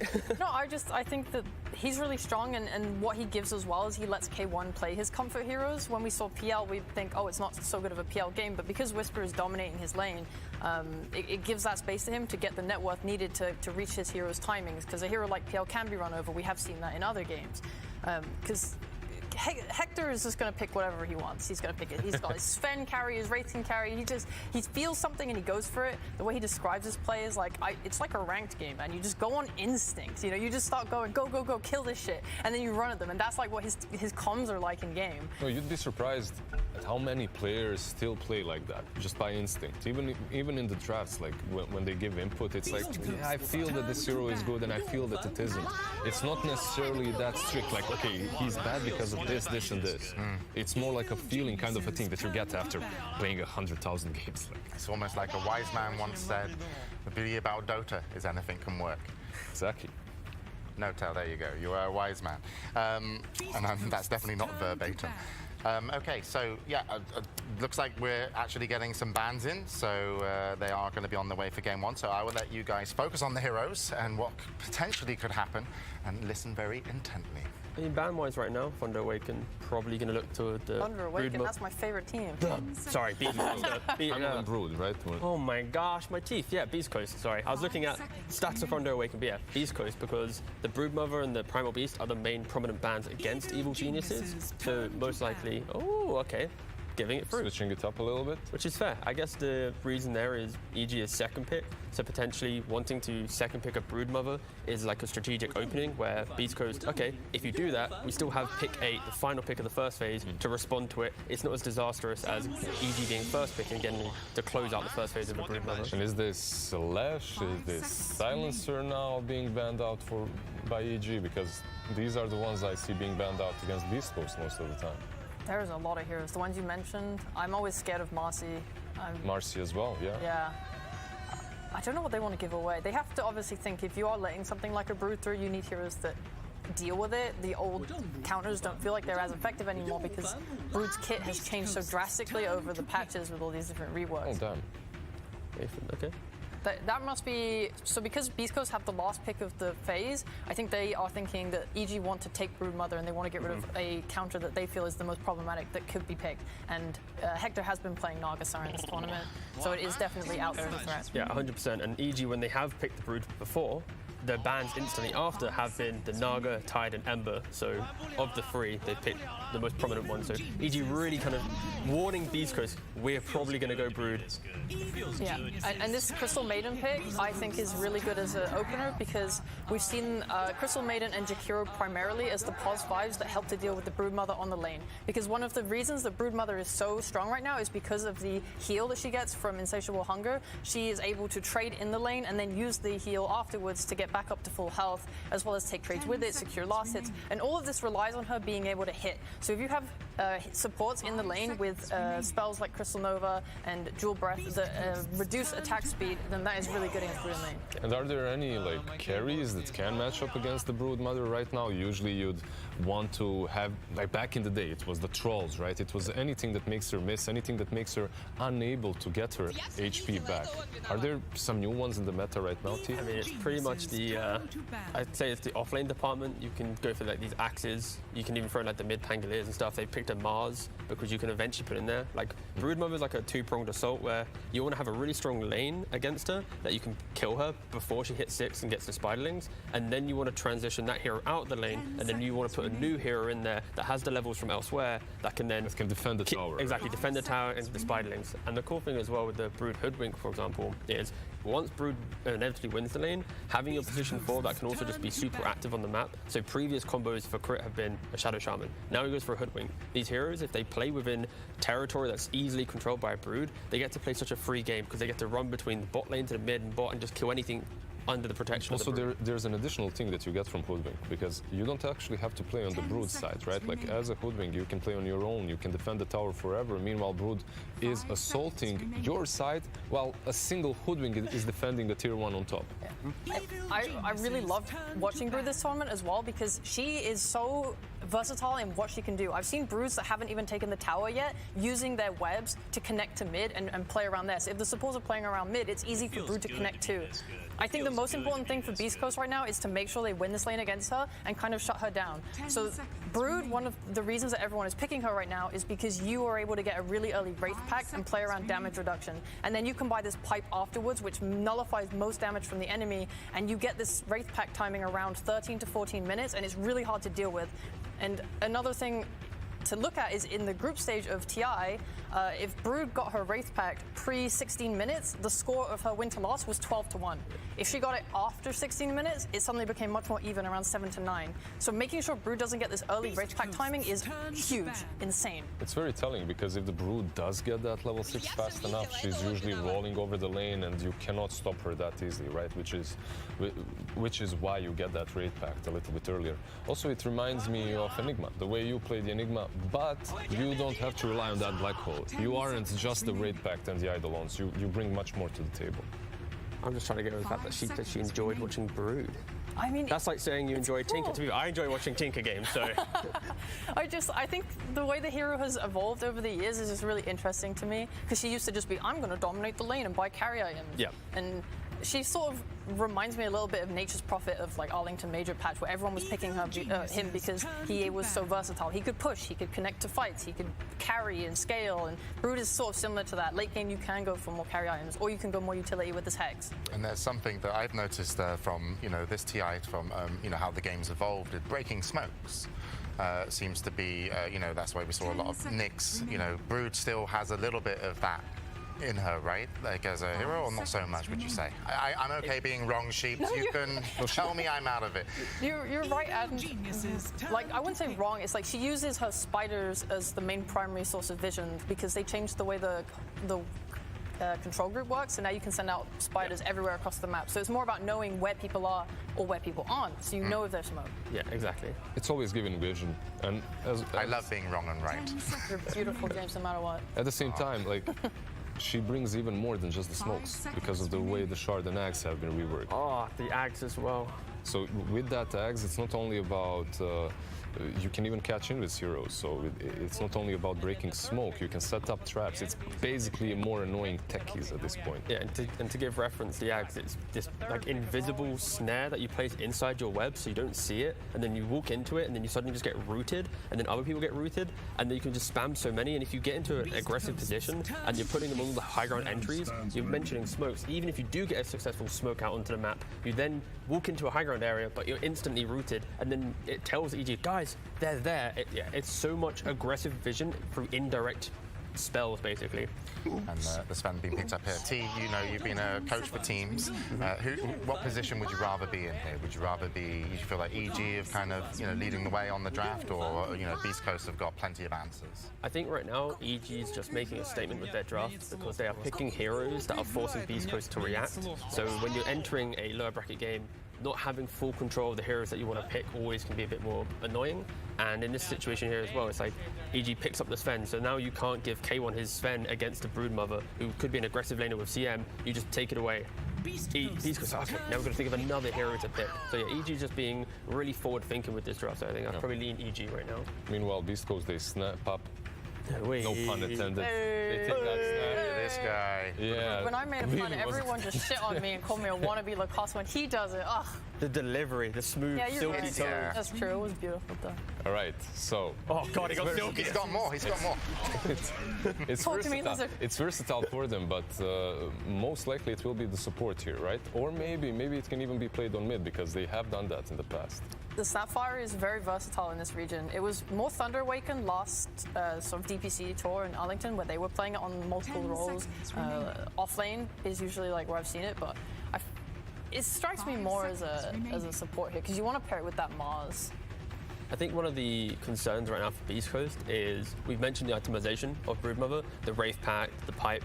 Most of Beast Coast's early game damage is going to be this magical damage. Sure, you have the Lil Shredder and Snapfire to instantly kill through the hit count on the Wraith Pact, but if that interaction doesn't happen, if you don't see that Lil Shredder come through, then you're not going to kill the Wraith Pact, because it's super hard for these melee heroes to get in. CM, you can't rely on her. And then the Pipe. So I'm a bit worried, Beast Coast, if they don't come out ahead in the lanes, they're just going to be on the back foot a little bit. And everything that you were talking about stands as long as you can interrupt the long-range damage that Mortimer's Kisses bring, right? But now you get the Ember on the side of EG, so you can deal with that as well, not only with the Sapphire, but also with the Crystal Maiden. This is what I love about EG's draft, though, is how they're covering their bases. We have the Wraith Pact and the Pipe for damage reduction. Sven, his Warcry, it gives armor to the team. Yep. EG have ran this strat before. Fly plays it typically on the POS 5 Sven, and you build around this one core who becomes incredibly tanky, and just kind of can't die. And that's what I like about this Brood and this Fen. What are you meant to draft towards in terms of damage?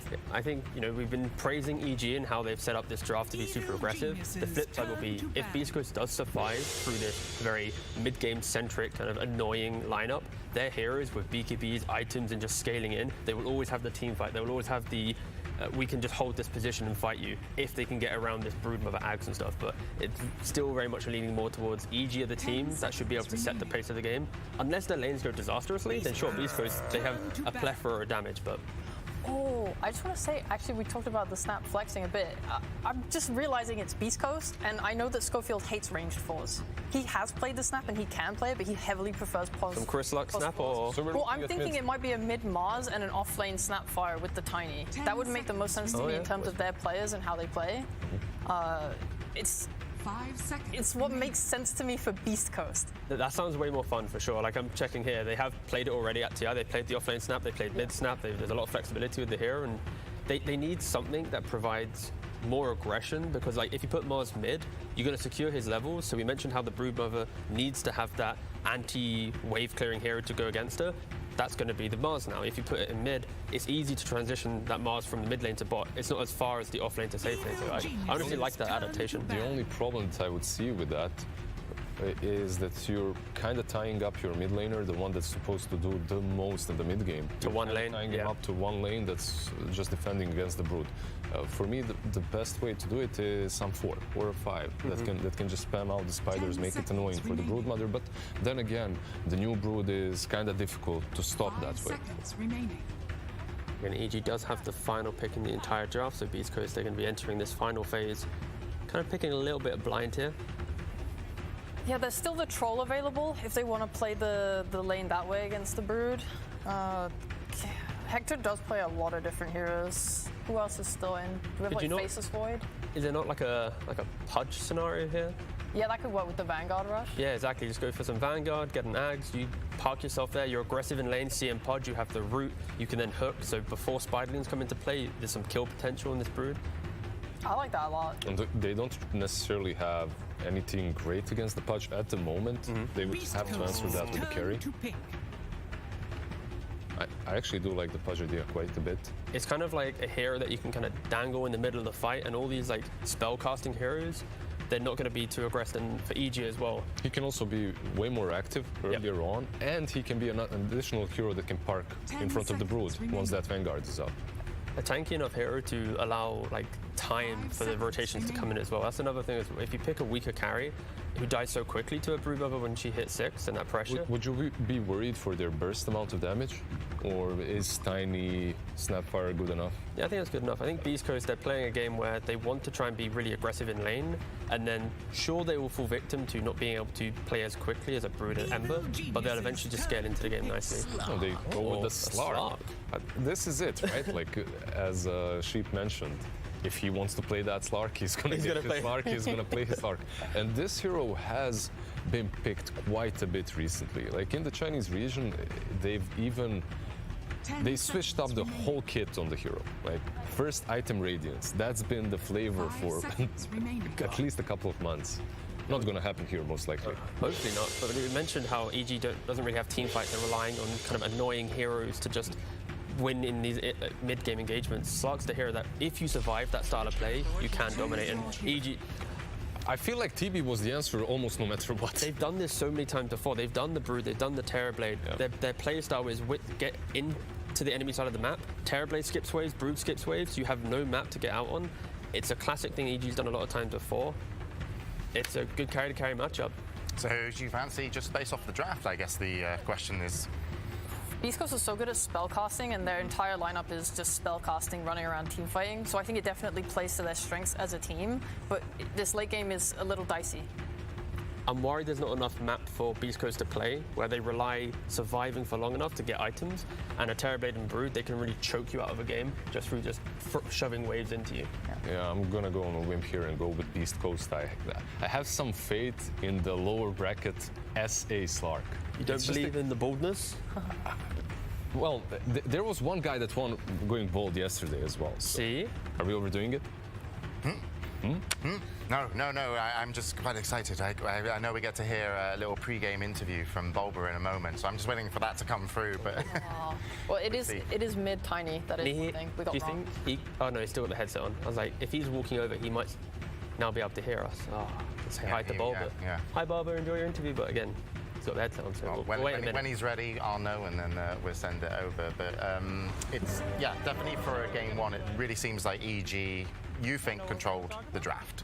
They're going in slightly more comfortable, but it's like, as you say, Hector just gets to choose, like, hey, I want Slark, and it's going to work. Pretty much. From the get-go, they're controlling the draft, but Beast Coast also are in their full comfort zone. Okay. They do struggle to take objectives a bit. We'll see how comfortable EG are, because Slacks has got an interview with Coach Bulba. Thank you so much over there on the panel. I am here with Bulba, ladies and gentlemen. Feels good. There we go. The people love you, sir.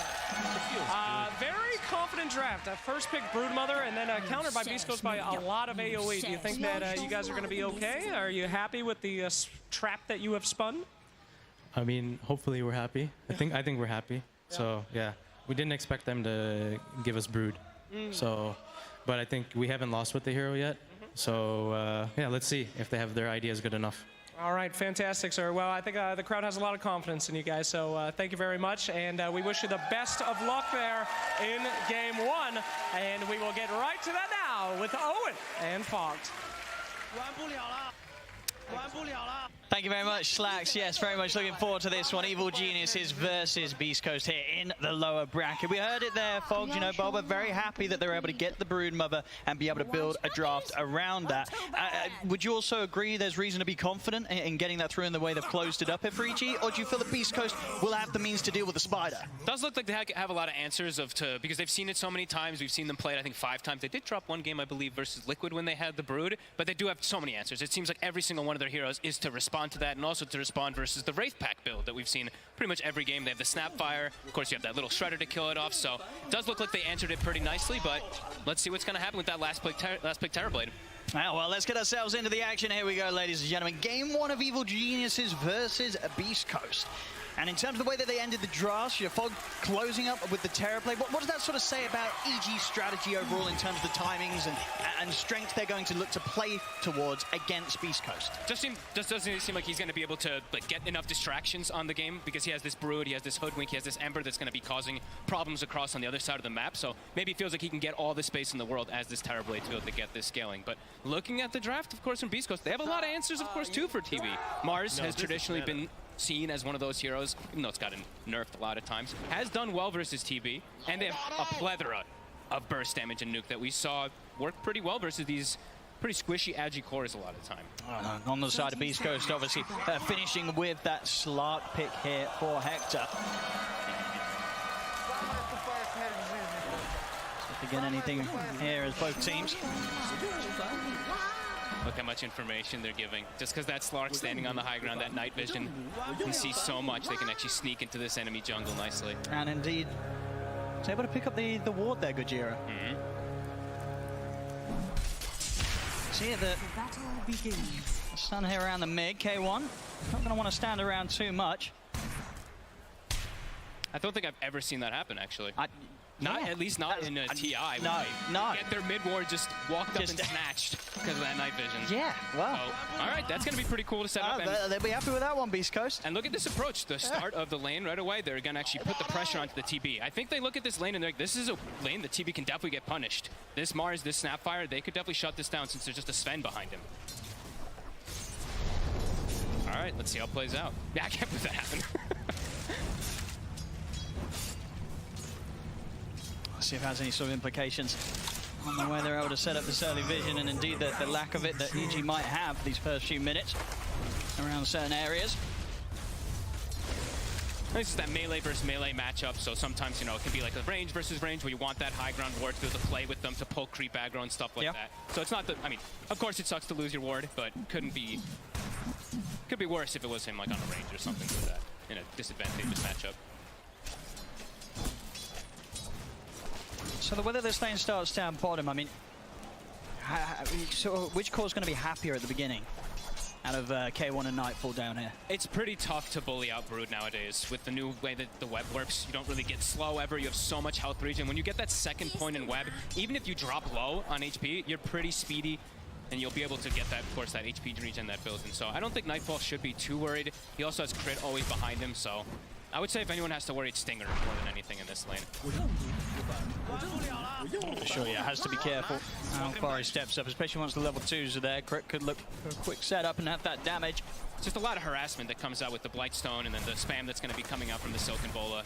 We'll see which choice actually Nightfall does go for, because also you can actually go for either. Any of these builds could go for just 1-2-1 or something like that, so we can trade with Hector.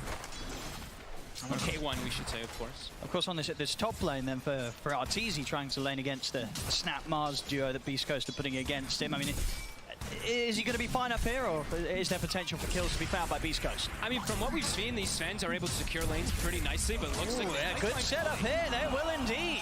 First blood for Beast Coast. Nice little combo there.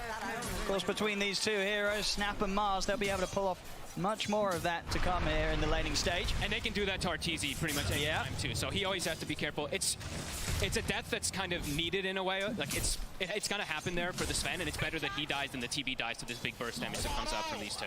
But they're gonna keep going for that. They're gonna always go for these double nuke plays onto either TB or Sven if they're out of position. Of course, whilst the meta's unavailable, very hard for EG to get aggressive in return. But so far, he's farming very well. Right? 13 and 3, even though he did lose to Sven. Not being slowed down so far. None of the cores, really. Mid lane also. See C-Smile versus Abed. Pretty much dead even. And bottom, Hector, a little bit behind, but it's a tough lane in a way versus the I feel that sort of across the map, he's the one that's going to have a bit of a trickier time when it comes to getting up to the CS. Honestly, it feels like both of the carries might start to be in some troublesome positions, right? Like Arteezy does feel like once these nukes start leveling up even more, will be problematic for him, but they do actually get a stacked pull-off. That's pretty rare. So they're going to lose a whole wave on Beast Coast. Structures are fortified. See what Gojira can try and do about this. See if there's a chance to maybe look for a kill between the two of them here, Whisper and Gojira.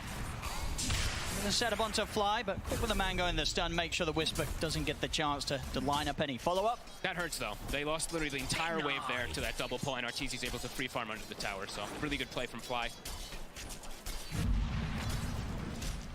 As bottom, yeah, just constantly seeing them spamming these spells back onto each other. All the trees being cut on the side there, you see K1 constantly Quelling Blading. Always going to be watching for those Quelling Blade plays, of course, also versus the Hoodwink to cut down that Acorn shot.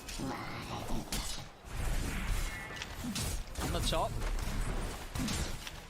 Once the meta's up, it's definitely a bit trickier for Beast Coast to try and make that play between these two. They still do have a lot of burst, right? If they can get the chain stun, even Arteezy could go down. Absolutely, yeah. If they can land sort of the lineup to get that good angle with the spear, it'll be almost certainly death for one of EG's members on that top lane.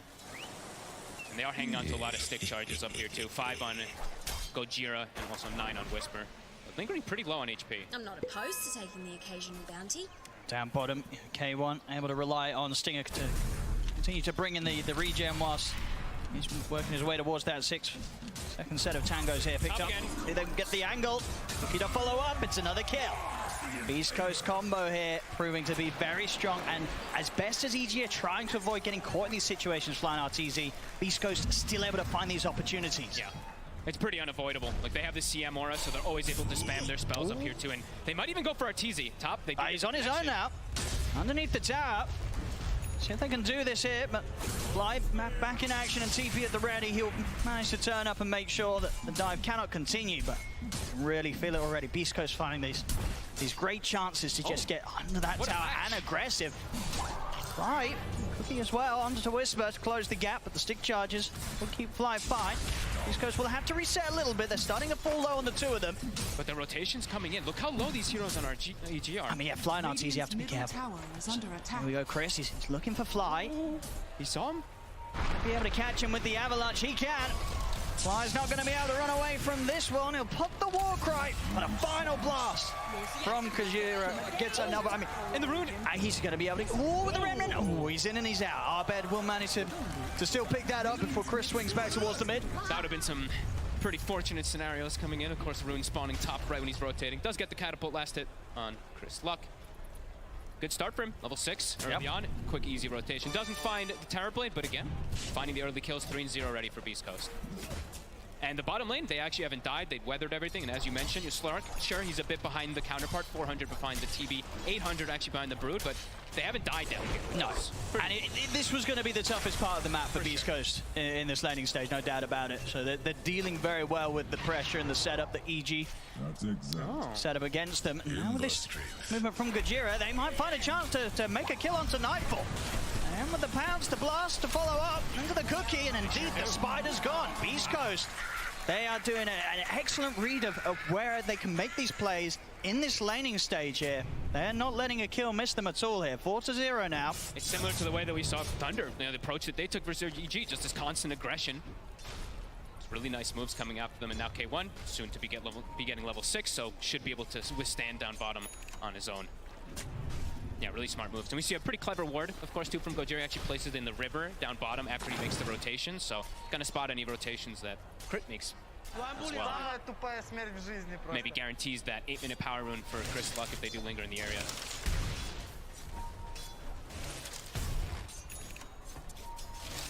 Definitely want to keep control of that power rune for sure. They're actually going for the play here on mid. Get the toss back. Cookie as well to follow things up. It might be, ooh, so close. Almost gets the frostbite onto Abed. Same time up top. CEG now make a move on towards Mars. Look to threaten Whisper. He'll be able to spear back RTZ, but flying Crit able to finish him off as EG finally get themselves a kill on the board. Yeah, lane's starting to break pretty early on here. And Rune will spawn, and yep, Gojira, since he's staying in that area, will secure it with the 3 heroes. That's K1 in a 1v1 versus the Brood. Much better for him. He's happy now. Yeah, he's hit the 6.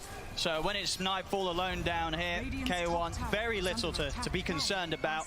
Should be able to start closing that gap in the farm. And we do see Nightfall, most of the games he's gone for that Wraith Pack, but I think he's starting to realize, you know, they have the Snap who's gone for the early points in the Little Shredder too. He can actually go Wraith Pack first item, so gonna go for the Pipe. Also the item that, you know, all these Broods do go as like the first, second item. A lot of magic damage, so. Absolutely, yeah, he needs it to be able to protect his army this game. Exactly, and to protect the TB if he does show up early. There's so much magic burst that's on Beast Coast, so we like that. Seeing Abed kind of cutting mid lane as well, and they are looking to make perhaps some continues too. So trying to divert all that attention off of the top lane. Want to go for Nightfall. Nightfall is playing very cautious under the tower. Same time around the mid, they'll look to dive in for Chris. Chris able to get the free-man avalanche off. Time's being bought for the backup TPs to come in. The Stinger turns up. And EG, they won't be able to continue the aggression onto Chris. He'll be fine. He's very tanky. Now still had, you know, it's pretty much a full stick there. 10 charges and a fairy fire. So really a kill that EG was going to be able to get, even with the 3 of them turning up. A scary place to overcommit to. I think they knew that the Mars wasn't going to be able to come in, but the 2 supports could be around there just to back him up right away. And now K1, yeah, you know, level 6 is online. Treads are done. He's just going to get to the jungle a little bit here. Another move for mid. Not going to be able to get Gojira, though. Although, 4-1, EG still leading in the net worth. Yeah, farm's still good. 3 cores still looking very good with their presence. And Nightfall, now the pressure is going to start on the bottom lane. So let's see what Beast Coast does to react versus this Spider. As we mentioned earlier, their draft does have a ton of ways to clear them out. They'll try for the catch onto K1. Will scare him enough to pop the Shadow Dance immediately in return to the Bushwhack coming in from Crit. Top lane, Arena was dropped here. Looks like they made an attempt, but weren't quite able to pull it off this time. RTZ remains safe. Won't be able to continue to farm underneath the tier 1 top, underneath the tier 1 bottom. Trying to dive in past the tower. They know that K1's got no ultimate. He's already used the Shadow Dance. Further TP's coming in. Try and pounce away, but Crit able to time it perfectly with the Bushwhack. Pulls him back. They take down K1. Lose fly in return. We'll see if the rest of EG can get out. In fact, they might not want to get out because backup's arrived. Abed, he's also ready to dive underneath the tier 1 tower, but indeed he's hit the 6. They turn with a stun. Gojira, they just able to turn with a kiss. His takedown. Abed takes down Crit. Started off as a smooth move from EG to try and pressure in, take down K1 whilst he didn't have the Shadow Dance. But then they tried to go for more, and that was not the move that they were going to get away with against Beast Coast there. A perfect time to hit the 6. Beast Coast turn it around, and Abed, he's going to wish he didn't come down here at all. Oh, yeah. A beautiful latch from Crit here to start it all off, getting him in mid-pounce. But yeah, I don't think they expected so many rotations coming. I don't know if they expected the Snap to be that 6 either. And yeah, Whisper just used ult top, so maybe they thought he wouldn't come here either. Beautiful moves. This Snapfire really kicking it this early game. 3-0-3, 6 of the 7 kills. Yeah, I mean, just excellent setup there as well from Gojira, using the cookie for Whisper, getting him on top of Abed. And then with that opening stun, easily able to find time to get the follow-up spear. It just locked down Abed for the whole ult that was coming in. And the crazy thing is, too, look at the tower HP in that bottom safe lane. After we see the Ember perhaps getting gone on a little bit. Well, see if they can get it. They might. They might be able to. Again, the 3 stuns are there. Abed a couple of times now, back-to-back in this area of the map. It's not been a great place for him to be. No, and then we do see the tower. It is 100% HP. It has not been touched. This is a brood lane. Near 12 minutes, that dive not working out at all. See around the mid. Chris ready to set up more, gets the toss back onto Fly, and of course back up, it's there. It always is here from Beast Coast. The 3 of them take down another. Fly falls. We'll see RTZ turning up to the mid. This is quite an aggressive fight for the Terrapins to be involved in. I don't know if RTZ wants to be in. The arena's there. What's going on from Abed? Dying 2 times down on the bottom. RTZ suddenly turns up to a very premature fight in the mid. 12 minutes in, he's stepping up to the mid high ground. You can't do that against Beast Coast. He just popped his meta too. Wanted to try to come in just for a quick kill onto a core, but Beast Coast, they're too fast around the map. EG's got to give more respect to these movements. Absolutely. This is devastating. Look at Nightfall even too, maybe. We've just seen it happen to Abed. We've just seen it happen to Artesian. We've just seen it happen to Nightfall. EG losing course left, right, center here. It's 12-2. I mean, this is looking just like thunder, really, the way that the aggression is coming out so early. Even rougher, I think, in this early game. Absolutely. K1 even looking to top. Won't be able to do too much on his own. To steal some Agi. But he's got the Diffusal Blade finished up, so that's also another scare. The fact that Beast Coast can even start involving the Slark in every single one of these fights. RTZ can't come back to show up for quite some time. We get a quick pick on to Stinger here over on Beast Coast's side of the map. Definitely because you see at the start, EG, whilst they were sort of losing in terms of kills, they were getting the farm. They've got to be careful not to sacrifice the space that they've been able to maintain on their half of the map, but for going for these aggressive plays and losing these huge kills. That's devastating. They're trying to look for K1, perhaps. Secret trying to, but no, he gets in the tree lines. Radiant's top tower is under attack. This is looking like a very good start here for Beast Coast, of course. Almost a blink even on the Mars, so... The distancing for TB, like usually the way he wants to play in backlines and hiding in the jungle, pretty much farming for most of the game, it's gonna be a lot harder now with Whisper having this type of start. Blink at 13 minutes in your offlaner. Quick setup in the mid, Chris. Boy. Abed will be fun. He's got remnants to play with, but taking a heavy bit of damage. Only, I think, misses one of those lobs. A super farm Snapfire. Super power rune in 9 seconds. Beast Coast, they'll want to make sure that Abed doesn't get a hold of that. They have the blink on Chris as well, too. And the rune, and it is going bottom. Abed able to grab it inside. Chris is out of mana. They're trying to chase. Kind of hard to chase though between these two. Yeah, further TPs are coming in. He'll latch on with the Searing Chains, but Abed knows that he's got to be careful. Whisper turns up. Abed might still be in trouble. I mean, he is indeed. The Remnants, it was laid down in a bit of an awkward spot. And of course, no struggle at all there for Chris to make sure he's there, ready and waiting. That's Abed dead again. And, I mean, they did not have the damage at all to try to go for the ton. They had the Sven and the Ember, no Flame Guard. That was... And the kills, they're just going to keep rolling in, by the way. Beast Coast, they find Fly out alone. It's 15-3 here, 14 minutes in. Beast Coast, there's just no slowing them down here. They're oppressive on every single one of the lanes. Anytime somebody shows on EG, they get cleared out. Oh, look, some spiders as well, too. Whisper says thank you. Level 11 already on this Mars. Anytime anyone shows, it feels like they can die now because of these double blinks that are set up and from these over-leveled supports. They're always going to be able to get the catch on EG. That's some terrifying stuff here from Beast Coast so far. How does EG really get things together now, right? Like, who do they really want to rally behind? It feels like it's going to have to be like when the pipe comes out for Nightfall, which he does have now, so let's see what they can do with it. They're going to try and get something going here off the back of a smoke. Feels difficult still. For Chris here around the mid. TPs are going to come in. See if they can take down the Tiny. Stinger on the side able to lay down the ult. EG there attempting to reach in to take down Chris, but Chris, he's out and he's alive. He's going to be fine. K1 charging in the front of the fight. He's in with the pounce on top of Arteezy. Avalanche as well onto the forward. Arteezy will be able to get the sun drop onto Fly. Arteezy back up to full HP. Abed out of the fight. The arena's down. Spear will miss. So they won't be able to hold Arteezy in position. Arteezy's going to be fine for now. Now turns towards K1. Pounce back at the ready. Chris, he's in with the jump though. They've got the combo. The follow kisses Arteezy melting to the damage of the Snapfire. Gujira takes him down. So Abed, is there more for him to find? He's going to try and keep the fight going, Abed. Jumps over towards Chris. Chains and the further remnants, but the Avalanche is back up. Chris will still die. Get a kill and return, EG. Anything more for them to find? I mean, K1, Stinger, and Gajira, they're ready to continue this fight as well here. 4 versus 4. They want to keep the action going. They get the bushwhack set up onto Stinger, stun, into the angle of crit salt. EG find another. Ooh.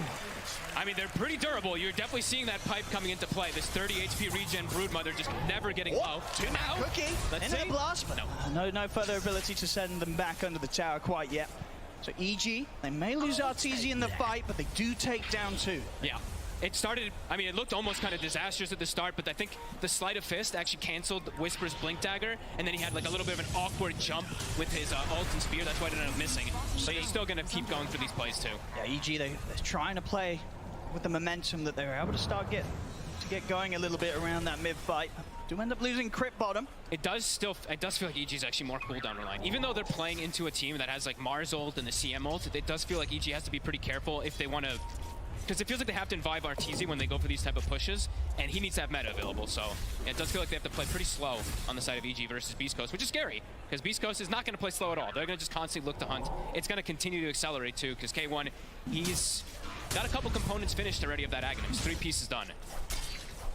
That's going to make it even easier for him to just stick onto that back line, to get onto Arteezy. Absolutely, and to be able to kite him out if things get dangerous when the meta's up.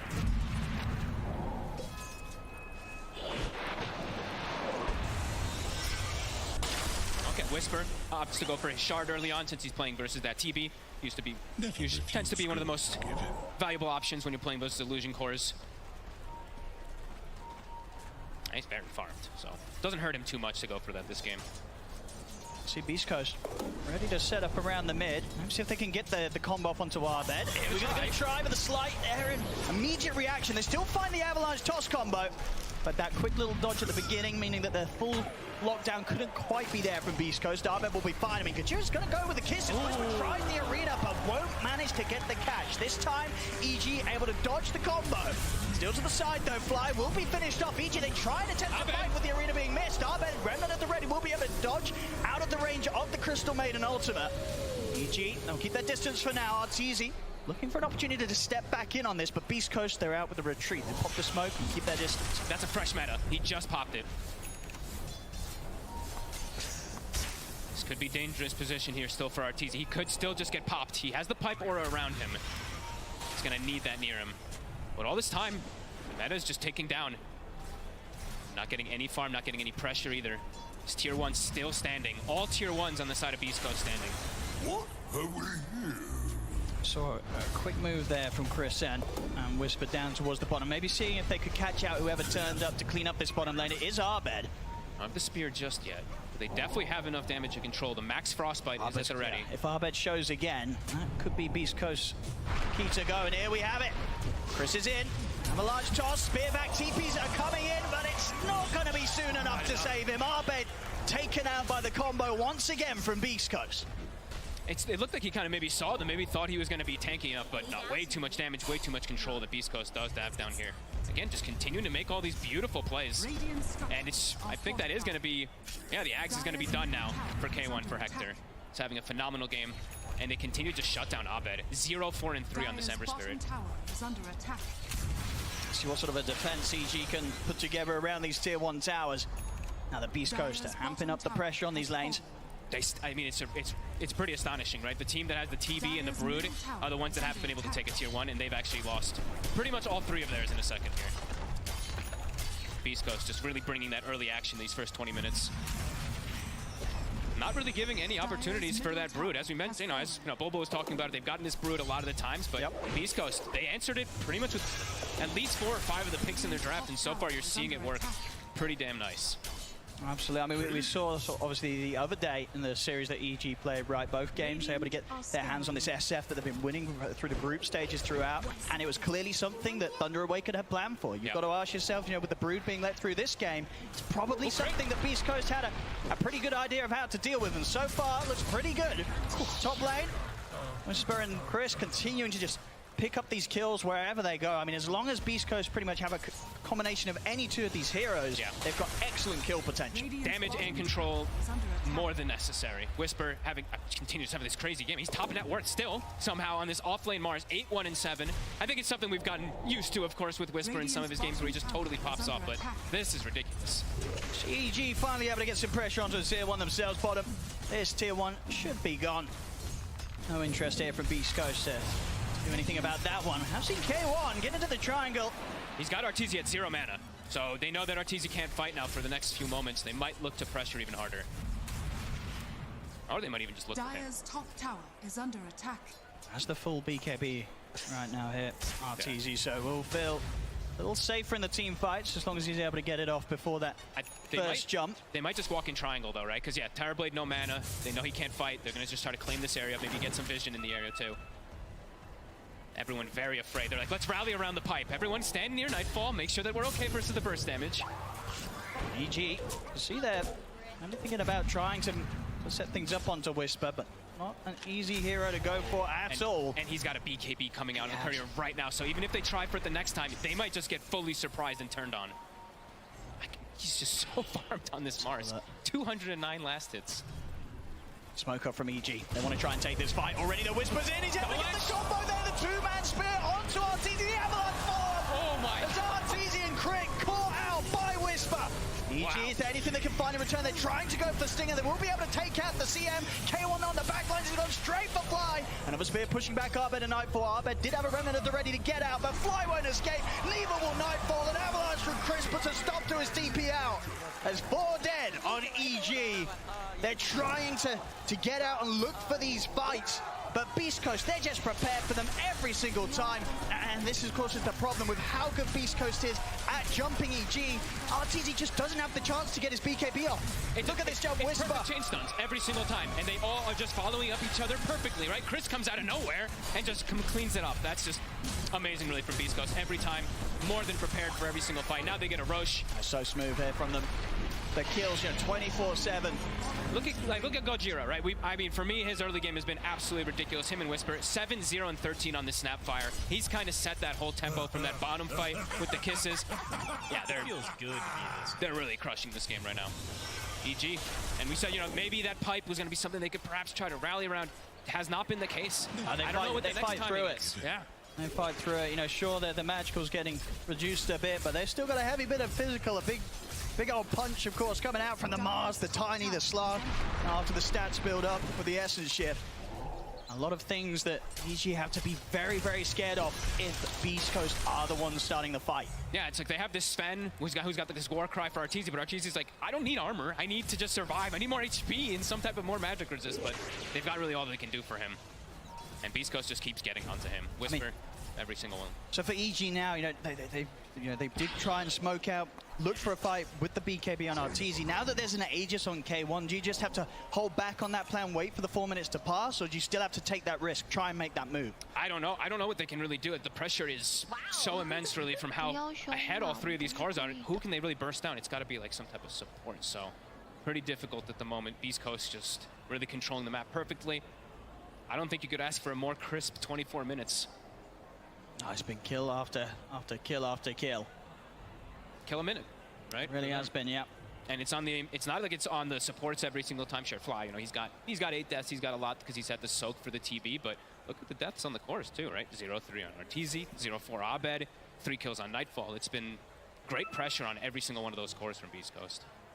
I mean, what would you sort of consider the next potential chance or sort of item that the EG, one of their cores, are going to be able to pick up, could give them a better shot of being able to take these team fights? What are they looking towards next as the next sort of power spike that they'll be able to get towards against this pressure of Beast Coast? I mean, it's the BKBs that are going to come out for both of the cores. The Ember probably needs one too, but the problem is that they're playing into the double BKB already. Actually, the triple BKB that's going to be coming out from the cores of Beast Coast. So it's just not an easy thing to do at all. Crit. Chased down by Whisper. And this bottom lane, tier 2 in trouble. Not something that EG is going to be able to do too much about right now. They've just got to stay away from Beast Coast.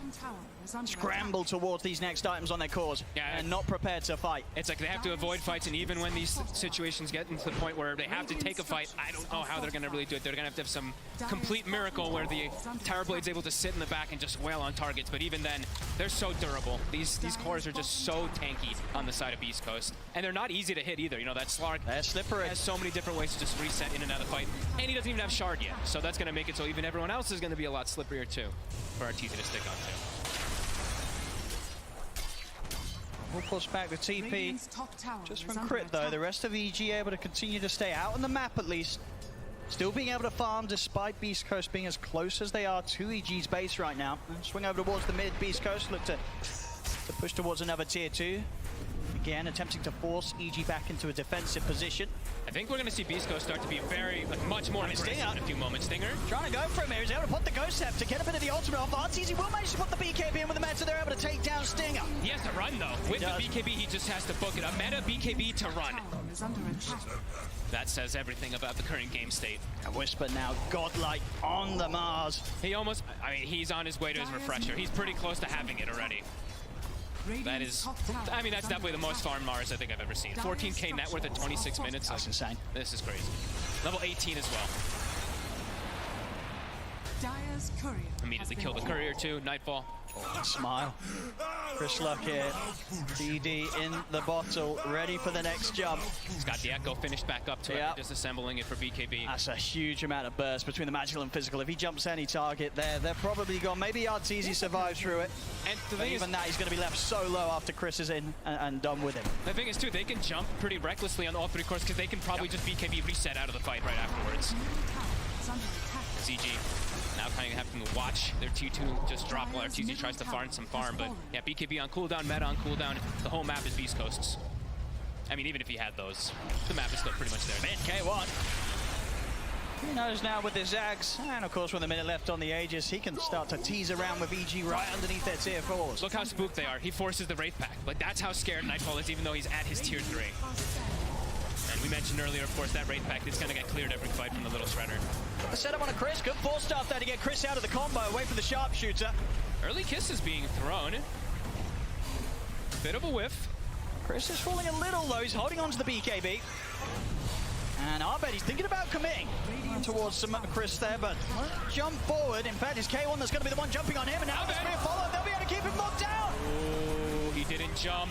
He continued fighting inside. The Pounce waited and waited. Didn't want to jump away. Didn't expect Whisper. And of course, just before this fight, just so close to the BKB on the Ember. About a couple of hundred gold he was away, Arbed, but didn't have it for this fight. And now, beyond the racks, Beast Coast, they're ready to just continue diving in. Arteezy's TP'd over, but he's low on mana. He has his BKB to walk away. He has. He's TP'd in. It's a BKB and a move back to the base. So he'll heal up, but even when he's done, he won't be able to present himself here towards this barracks defense. As Beast Coast, they'll push on, force out the fortification. I mean, they probably click on Whisper and they're like, oh god, he has another full round of everything because he has this refresher. We can't take the fight. And no BKB, Rax is going to drop. AG can do nothing but watch. Straight over towards the mid. They may have lost the Aegis, Beast Coast, but I don't think they're going to feel they need to back off anytime soon. He still has 72 Agi, so wanted to get a little bit of poke. Now they'll reset the lane in a good position. They will. Yep. Give a little bit of respect to EG. I mean, they're happy to sort of play this one out. They also just got like 2,000 gold on every single hero, right? Like everyone just got a full item injection. Sure. Then they pick those up, wait for the next fight, clean up the area of the top side, get that tower, and just wait for EG to walk kind of into them because they can just take any fight on Beast Coast here. A lot of money on Gajira as well. Looks like he's going to be picking up the Lotus here for the team. Bash has just been grabbed up by K1. Hexa. They're so farmed. This Snapfire is getting close to being at the same levels of the Ember and the Brutes. Yeah, he's got Lotus done. So tons of different ways to protect his teammates. Great spells to either dispel. Anybody can go in. Yeah, amazing things to reflect, protect versus Sunder. I mean, this is a godly Lotus game. I mean, that's the thing is, right now, Beast Coast, as we've seen so far this game, they're the kind of team that will go in without these items. Yeah. You know, so now that they've got them, they're going to be stepping it up to the max in terms of how aggressive and sort of, you know, they'll look to move in and dive wherever they want to go. And look at this hero damage, right? Like we were mentioning Gojira a lot this game, and you see why when we bring that up. 14.4k. I mean, he's 8-0-14 here. The man hasn't died this game. They banned, and they first phase banned his clockwork too, and he got his snap fire. He's totally popping off. He's definitely making quite the case here for maybe that snap being more of a priority. GG. All right, they've grouped up. See, RTZ was able to finish his next time. He's picked up the silver edge. All right. I mean, we'll see what it's going to be able to do. Do they even have the damage to go through any of these cores? Will they kill any of them? We're talking about Gojira. He's been quite the problem. So getting rid of him at the start of the fight, not a bad move here for EG. See if they can get more. Beast Coast very quick to drop down the arena. Now K1 is able to jump over towards Abed. Abed has got the BKB done for this fight, but there is a counter bash on K1, so Abed's got to be careful how close he keeps the slot. K1 turns over towards Nightfall. Nightfall able to get down to the low ground. Whisper will deal with Fly. A God's Rebuke to take him down. K1 jumps forward. He's looking to hunt down the Spider. Nightfall attempting to juke around the trees. A buyback comes out from Fly. EG, another BKB for Chris is about to come to an end. RTZ attempting to close the gap on him.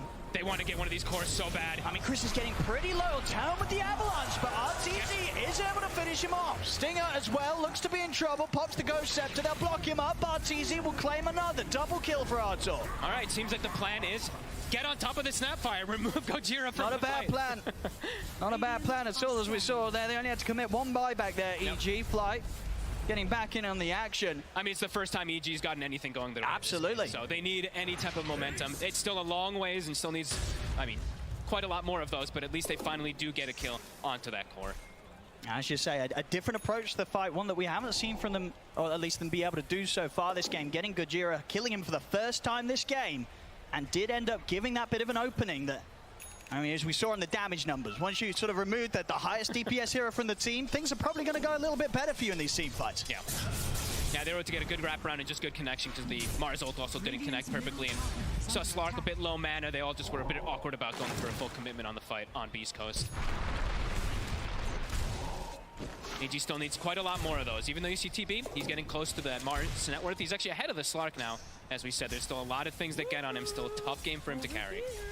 Let's have a look. I see sort of how Beast Coast come back out onto the map after suffering that last bit of a rough team fight, the roughest they've had. Pretty much the only rough one they have had this game.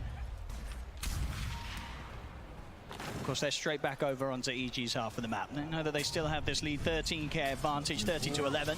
DD rune bottom, and Roche is about to spawn 2 seconds. The Spider's constantly being sent across the map to kind of scout it out. Sure. See if Beast Coast goes and checks it themselves. Chris is hunting, though. He's still smoked up with that DD, and he has that small crit. Could burst most heroes.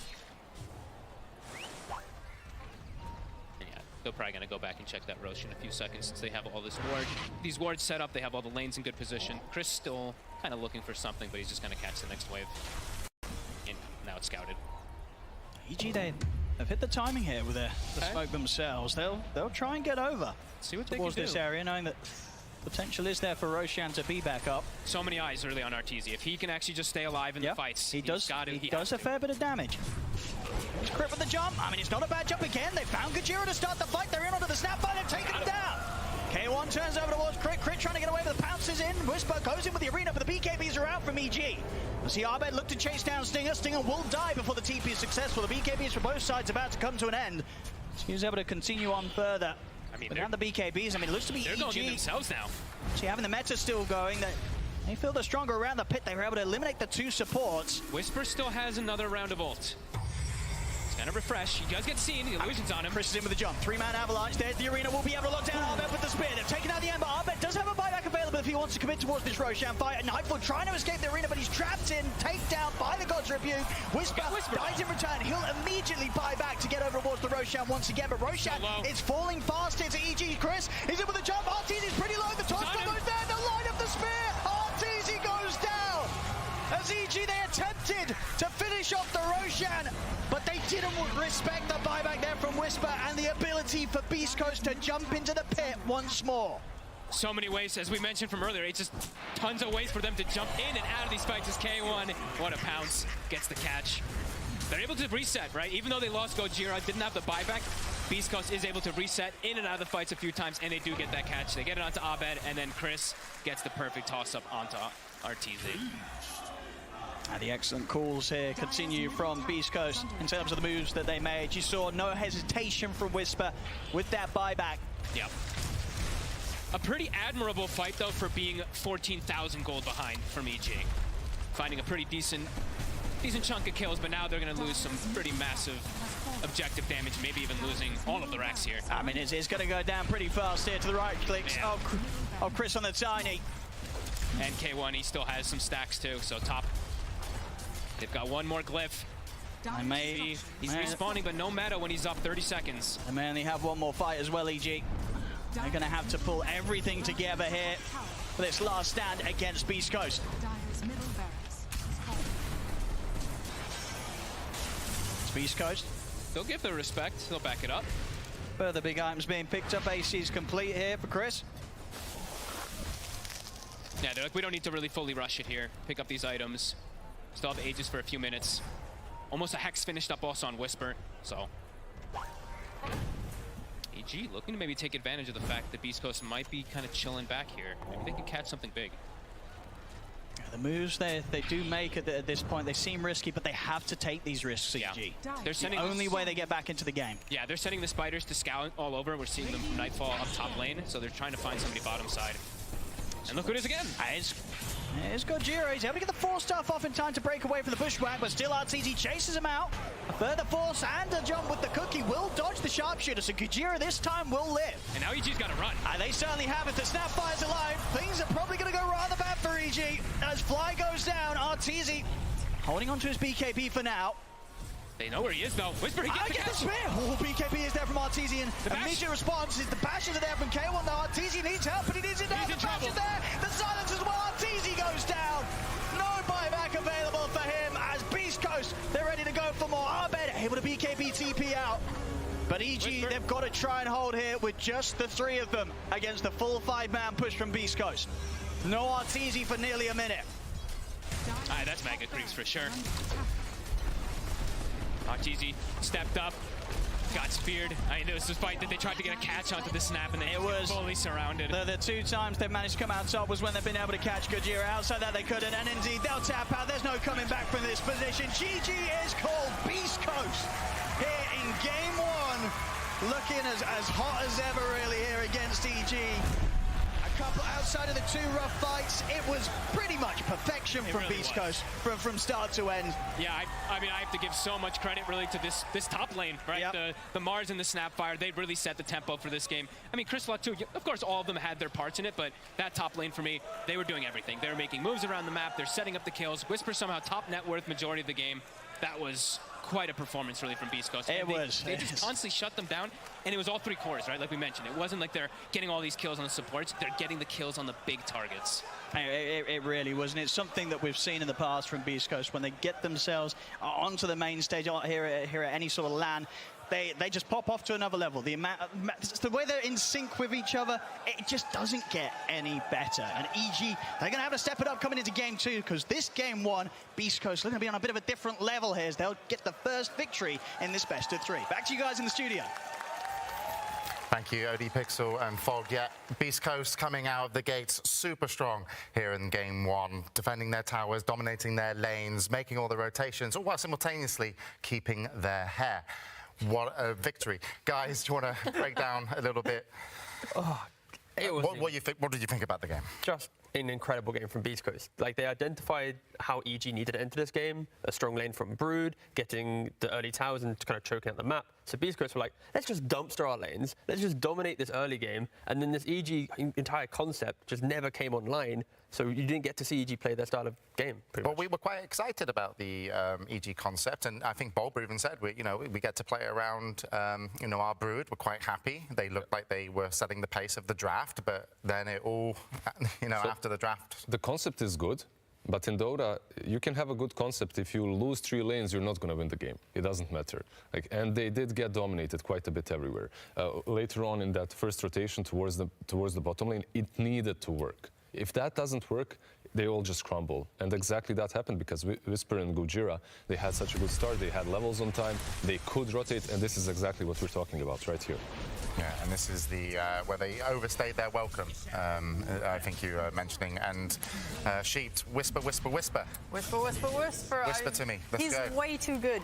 Like 13, 14 minutes, he had the highest net worth in the game, like 7,000. He's got every small item that you need on Mars. Like that might be one of the biggest downsides to Mars. You have to buy a bracelet, a sword, Soul Ring, Phase Boot, so on, and it can delay your blink really hard. But he had all of that by 14 minutes, and he was just so active. He's, again, getting that blink, making more plays happen. He was just the complete crucial point for Beast Coast Draft to play around his timing. He set the tempo so well for everything they wanted to do. Yeah, and even in this fight that you're seeing here, unfortunately, Arteezy not able to pop his BKB before meta and just kind of got caught out and deleted. And yeah, nice pickups and a cleanup by Beast Coast. And sometimes these small items, they truly do hurt you. They delay your blink dagger, but just like Sheep said, small items in a game such as this one actually work in his favor because he has mana always to spam out versus the Broodmother, so he can't really assault the towers. He can position himself really well in front of that tier 1 tower, just defend it forever. Meanwhile, EG, I feel like they got caught in this, okay, we're losing, but they forced the tier 1 tower a little bit too hard too many times. That's why you just saw Arteezy. He gets picked off before the BKB is popped. Why? Because they have all the vision they need. They know exactly where EG is all the time. Yeah, and then again, congratulations to Beast Coast, really selling pace. And I know you guys have a lot of questions. You want all the answers here at the panel, and one of the most important questions, hairlines, this man can answer for you. I have a terrible hairline, and I reciprocate with all the players who have gone bald, and I one day will be bald myself. But the Yatara effect. This is the most critical thing we have right now. We have multiple players at TI11 who are going bold. Don't forget Yataro, at the previous TI, he had never beaten VP during the DPC. He shaves his head, bam, 2-1, beats VP, all right? We have Skem, draws with Team Spirit. Can't beat them at the Arlington Major. He then goes bald, bam, beats them. We then have Panda. He plays against EG. In the Anna Major on no ping, he loses to them 2-1. Guess what? He goes bald. He then wins 2-0 against EG. So finally, Arteezy, Bald Teezy, hasn't beaten Beast Coast yet. Draws with them 1-1. Yet to find out if he can beat them. He lost game 1. The bald effect dictates he has to, in theory, statistically, that this time they aren't lying, Naz, he should win. But if he doesn't beat them, it's over. The Yatara effect has crumbled. So this is one of the biggest storylines here at TI. It really is. And so we need to go to an expert. I think we got Slacks and Casey. Hello. Hello, hello, hello. He has decided to join us, and we will bring our energy together like a bold spirit bomb. Ladies and gentlemen, bold boys for Arteezy. Bold boys for Arteezy. Bold boys for Arteezy. Bold boys for Arteezy! Taking our tour! Woo! Can I play? Yes! Bold people for Arteezy! Bold people for Arteezy! Bold people for Arteezy! Bold people for Arteezy! Let's go! And also go everybody! That's it. That's the bit. Back to you. Thank you very much. Some insight. That was some insight. Pressing. Bro, That's an exclusive. You've never heard it before. This is a TI exclusive. Yep. And does that change your opinion on, you know, what? No, I think Beast Coast probably going to win the series. They played game 1 incredibly, but no, a lot of bounce back from EG required because, yeah, Beast Coast was a step above. Yeah, and now they've got a little bit of momentum, and of course this is lower bracket. EG can go home. Beast Coast, you know, only need one match to finish this one out. Lizard, I interrupted you again, as I am the silencer of the I'm very panel happy to you did, because that bold energy is way too strong. I forgot my thoughts anyway, so it's all good. All right, and Sheeps, you know, you've been bigging up that team. Game 2, though, looking at EG, where are you thinking for EG? Oh, it's hard, right? Because everything comes down to the lanes and the start of the lanes and making sure that those go well. Because it's hard, no matter what your draft looks like. Like you said earlier, if you lose the lanes, it's just too hard to play the rest of the game. So focusing on making sure that goes well is just the first stepping stone for playing against Beast Coast. Because Beast Coast are just a team that likes to win lanes, group up, fight, push you, fight. So you have to be able to fight back. Yeah, but of course, we mentioned a little bit earlier that you put up some stats. It was EG have, you know, dominated, so to speak, a little bit more over Beast Coast, or at least the SA region. So is this a new position for them? So I think the EG's always just drawn out with Beast Coast. I think, what was it? EG's normally, statistically against Beast Coast, they always win game 1, then they lose game 2. Okay. So it's the first time in the last 3 matchups where EG's actually lost game 1. So maybe it's all changed now. Maybe just Beast Coast is leveled up. But yeah, EG normally has SA's number, but right now it doesn't look that way. I want a little bit more about this. I want more history. And to bring us some history, it's Tsunami. They've had SA's number for a very long time. In fact, I want to take you real far back. EG in South America, this is a storied rivalry, all the way back to, let's say, 2015. Let's say Evil Genius's PPD. Does that ring a bell to you? And them always going head-to-head in South America. Back then, it was the Brazilians. It was Pain Gaming. Can't really say that SA was too respected of a region back then. PPD, he didn't want to play on those servers. Old Universe, though, he was trying to come to the defense of South America. It took a little bit of time, though. It took the Dota Pro circuit to really foster the region. It took all the way to, let's say, the Animajor, when things started to finally turn around. Poor Beast Coast was on the cusp of being able to qualify to TI. It was all up to Evil Geniuses. EG had to take out two of the teams, TNC and Enigma Galaxy, to let Beast Coast in to TI-10. Te quiero mucho, Arturito. But it goes both ways. Beast Coast, they'll repay their debt. 1 year later, come to TI-11, the Arlington Major. All of a sudden, EG's in trouble. They're in just the border of being able to directly qualify. Fnatic and Outsiders, if they place high, say sayonara to Evil Geniuses. But Beast Coast repays their debt. They save Private Artezi, and they bring EG all the way to this TI. Now, will Beast Coast giveth and taketh away? Will they do it in a 2-0 fashion? We'll have to find out with this next game. Thank you very much, Tsunami. Yeah, it's, you know, there's a history, and it's. I want to say hi, by the way, Tsunami. How are you doing? I hope they're going to turn your mic back on in a moment. I'll hang out. I'm doing great. How are you? Yeah, we've seen you over in the corner, kind of preparing these segments. You've been playing a lot with your new toys. I have been. It's been a delight to augmented reality enhance the experience. I thought that you were a hologram for the first day. Yeah, I also got told, though, you did say you asked to make all the Dota heroes smaller. Could you tell us? Listen, the scale is just inherently off. They're mere pixels on my screen. I'm glad that you're all sitting, because then I would also feel somewhat underscaled. But we're fine right now. No, please stop. Wait. I'm not a fan of this. Don't break the panel. Anyway, this is why they only let a certain amount of people over here, because too many Dota commentators in one room and panelists, it just goes haywire. But to get your opinion on Game 2, what are you thinking between EG and Beast Coast? I know Bulba was particularly thrilled about getting the Broodmother as a first pick. I remain reluctant. Nightfall has been doing great on the hero. In fact, I think this was only his second loss on the Broodmother. But time and time again, I see stubbornness be the downfall for Evil Genius drafts. I think Broodmother might be one of those things that they might need to go back to the lab, and same thing with the Sven. I know Fly's been doing great on Sven as well, but it's becoming a bit telegraphed. You can get away with it in group stage, but come bracket play, come against South America, you got to wrap it up.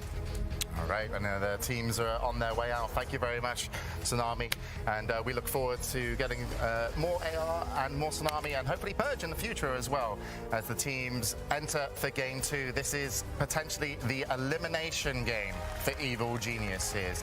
Tsunami mentioned, yes, maybe stubborn, but they've, you know, a seasoned team. They've got a lot that they can show here on stage. They've got a lot that they can draft. You know, I'm really looking forward to see if they can, you know, kind of get Arteezy more involved and more comfortable. It did feel like those lanes really kind of didn't allow him to play his game. But on the side of Beast Coast, what a great storyline. If they can come through this lower bracket, beating out EG would be huge. And, you know, so many South American fans, you know, this has really been a great year for SA. Yeah, 100%. And you mentioning about how great that previous game was, I think in the pre-show we mentioned how EG, they rely on like Arbed, crit, they kind of unlock everyone else to play. Beast Coast did an exceptional job at just preventing them from having their games, so we never got to see EG hit their form that allowed them to top their groups. And ever since that loss to Boom, then they lose to Thunder, Awaken, and now this game as well. It's like we feel like we've not seen EG really leave laning phase with a position in which they can play. I feel like they've now had multiple games just back to back where they just entered hoping for a mistake from their opponents. But that's usually EG as well, right? Like their mid lane might win, but overall they look for an evenish laning stage, a draw perhaps, and then they slowly control the map map, they farm it all up. They were never considered like this ultra aggressive team that's going to get on your side of the map and just destroy you early on. They're more methodical. It did feel, though, that they were sort of lacking the idea of what they were meant to do, because your lanes went badly, but you're not without tools. We looked a lot at RTZ and the utilization of TB. A lot of these times the carry will go to the off lane and help push the tower, and when you have Brood, you want to sort of take this tower and unlock more of the map, because if Beast Coast are defending their mid tower, which was a massive priority for them, you can at least try then to fan out across the map and outfarm them a little bit. And you're not doing that when you're not taking these towers. So we saw RTZ instead go mid with the meta and die there. Instead, I think if they had used more of their forces to go bot and take that tower, that would have been a stepping stone to start getting the map back. Yeah, for sure. Just being able to open up the map and just play your heroes. And like when you look at the historical games between EG and Beast Coast, the time that they are beating Beast Coast is when they have just really strong, robust lanes that can take the fight. Like in Arlington, they had Viper Marcy. In the Stockholm Major, they had Tidehunter with some Shaman, Quaps. Like these heroes that just do well and then just overwhelm at a strong point. And this previous game, it was more just we exist, take towers, and we continue farming, and then we pressure. But you could see the idea, right? Yes. Like eventually, if the TB has a decent, like we can't just backtrack everything we said during. No. Like, I mean, if the Brood had a good lane, it's completely different, right? Exactly. You kind of take over the enemy map, then the Ember can actually catch the backlines. In this game, Abed felt neuter. Like he couldn't do anything. He couldn't cut to those backlines. He couldn't deal with the Crystal Maiden or with Gojira, and they played extremely well. Like we just can't talk about these things that EG hasn't done. Yeah, we'll just have to see what they're going to do this time round. Thank you, Lizard, because we're ready for game 2. We'll be heading into the draft momentarily. Beast Coast versus Evil Geniuses. Game 2. Game 2. Getting ready to start. The draft is, as they said, moments away, as they will soon be getting their first bans. And this could be EG out of the international, but of course, not necessarily. But if you were to, winning this, and you know how the games work, but what would you say if you were kind of back with EG? Like, where would the talk be? Because it's not that they've just lost their first game. It's that actually this is a continuation of a bit of a lost streak. So if you're a captain, if you're a coach, are you kind of now getting a little bit worried? No, I don't think you should have fear at all at this point. I know it's hard, but... Well, he's a panelist now, so you wouldn't be able to get him. No, I wouldn't. That's true. Anyways, I'm going to try my best. My mum might be proud. But yeah, I think it's more about identifying what's gone wrong. And I think I mentioned it before. They've had like 4 or 5 games in a row now where they've not left laning phase with any wins to a lane, pretty much, it feels like. So they need to go in and go, let's respect Beast Coast aggression. Let's try and match some fight, at least in lanes. We don't need to be super aggressive playstyle and change EG, but we just need to be able to enter the lane and go, we're going to kill this hero, we're going to dominate a lane. And that's probably it. Just a little pep talk. Kill them. Perhaps something like a different position 5 can help with that. Because if you identify their losses as well, you had a very passive 5. You have a Sven. Later on, of course, he's strong. He brings utility. He brings the war cry. In the laning stage itself, it doesn't set up kills. It doesn't set up kills, and it's not a Marcy. Exactly, and it won't really dominate the lanes. You have to respect that Beast Coast are coming out all guns blazing. Like if you lose the laning stage that hard, they won't let you recover. Yeah, and maybe that's a little bit of confidence from EG with like, hey, lanes. We can win and lose a couple, but don't worry, we're going to fall back on this mid-timing. But unfortunately, last match, they lost all 3 lanes. Sheep, still on the bit of the EG train. Do you agree? Just like, focus on the... No, we're on the EG train right now. I want to get off. I want to get on the Beast Coast train. You want to get off the EG train, because it could be going over a cliff. Okay? I got to get out of here. Yeah, you've got first-class tickets to Beast Coast. You're sat up front. Yeah. So Beast Coast, what are they thinking if they come into game 2? Because they've got room to play, but of course you don't really want to play in a lower bracket, even though you're 1-0 up. Oh no, they love playing in the lower bracket, I'm sure. I think for both teams, obviously Beast Coast can just keep playing the way they're playing. It's working for them. They have a comfort. They are in their style now. They kind of. This is one of the good things about group stages. You sort of just like figure out the kinks and problems that your team has if you're losing there and take to the bracket. But for EG. Yeah, hopefully they're able to assess, like Bulb was able to help them assess like where the main problem was. I think they just didn't have a proper vision of their win condition for the game and weren't able to really put pressure on that. So if they go into this game 2 with more of like an idea, maybe, like we said, easier lanes, maybe an actual way to take towers more easily, right? Like a Yeah, distract I think or it was like whatever. 20 minutes until the first tower went down Yeah. on the East Coast. Like, that is a very efficient way for them to get a foot in the game and give themselves the breathing space to be able to execute their strategy.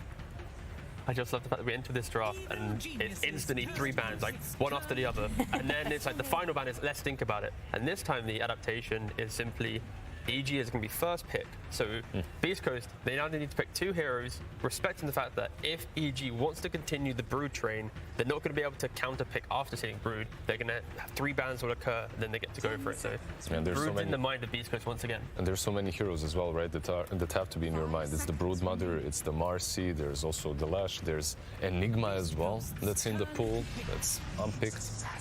They go with the Nyx. Is this a possible Lash then follow-up by Beast Coast? Yeah, they played Lash on the second pick before. They've done Nyx and Enigma before, but Lash doesn't sound too bad, just to give you some at least covering. Not the best hero for laning, but once you have items, it's decent. And they go with Lash, Lash. I feel like Nyx is a giveaway, right? If you're picking it that early on, you're setting up for the Lash.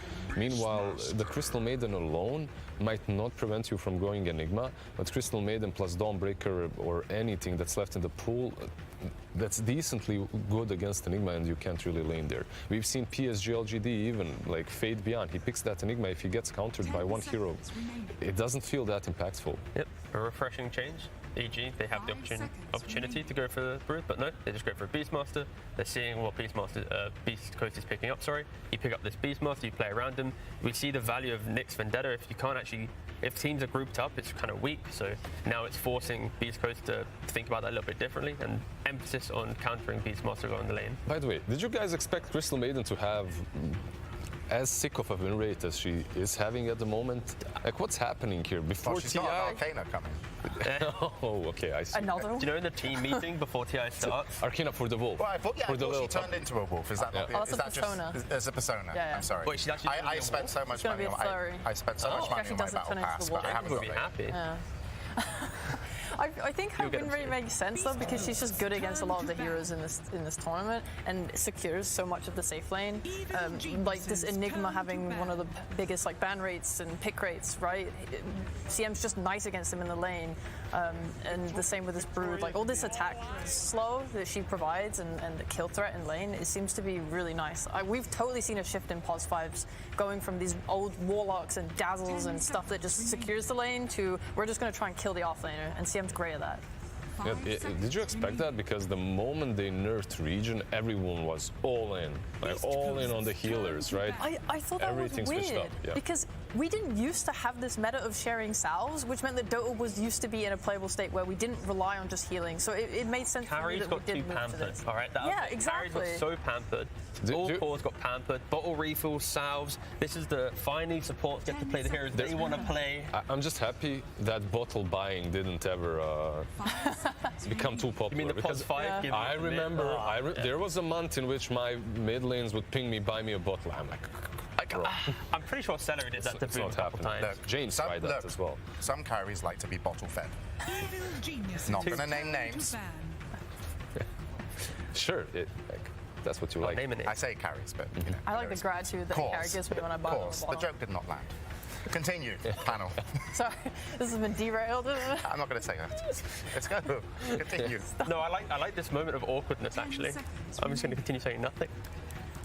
Okay. Panel just got a lot better here at the International. Welcome back. Lizard, Sheeps, take us away. Thank you.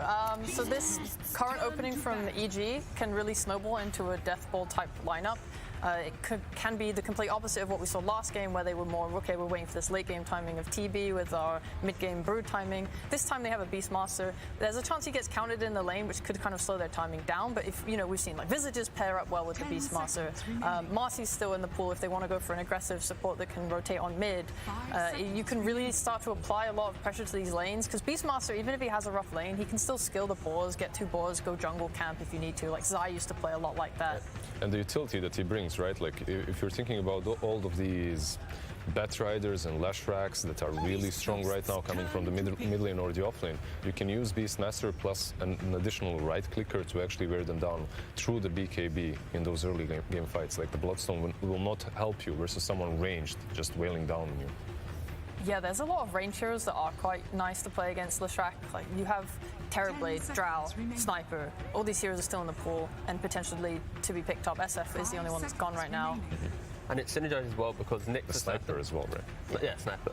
Because like Nyx doesn't really apply pressure in lane. It's like a lane secure. That's why you see it often paired with ranged heroes. Because Nyx secures the lane, a ranged hero that would get pressured now gets to farm. And then when you have this like CM plus any aggressive style carry, it just makes it a lot easier. And in regards to the bans, e.g., they banned out like the Enchantress trying to cover the Beastmaster lane. They block picked the CM, and now Beast Coast to go for like one of the only options left really. Right, it's one of the best ones versus Beast, but it's not like in the old days. We have this Beastmaster, you pick Enchantress or Chen, he can't lane. You just go Axis, right? Like you still do the same thing. You can go for Raid Pact and just lane against that.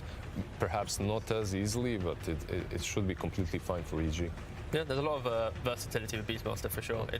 But off lanes aren't as stubborn as the old days, at least. Then again, Chen brings much more to the table than just being strong against the Beastmaster, right? Yeah, the fact that there's a lot of tankiness with Beast Coast. It's Leshrac going for a Bloodstone, you got the heal from Chen and Mech, Nyx Assassin is naturally being strong with the Carapace.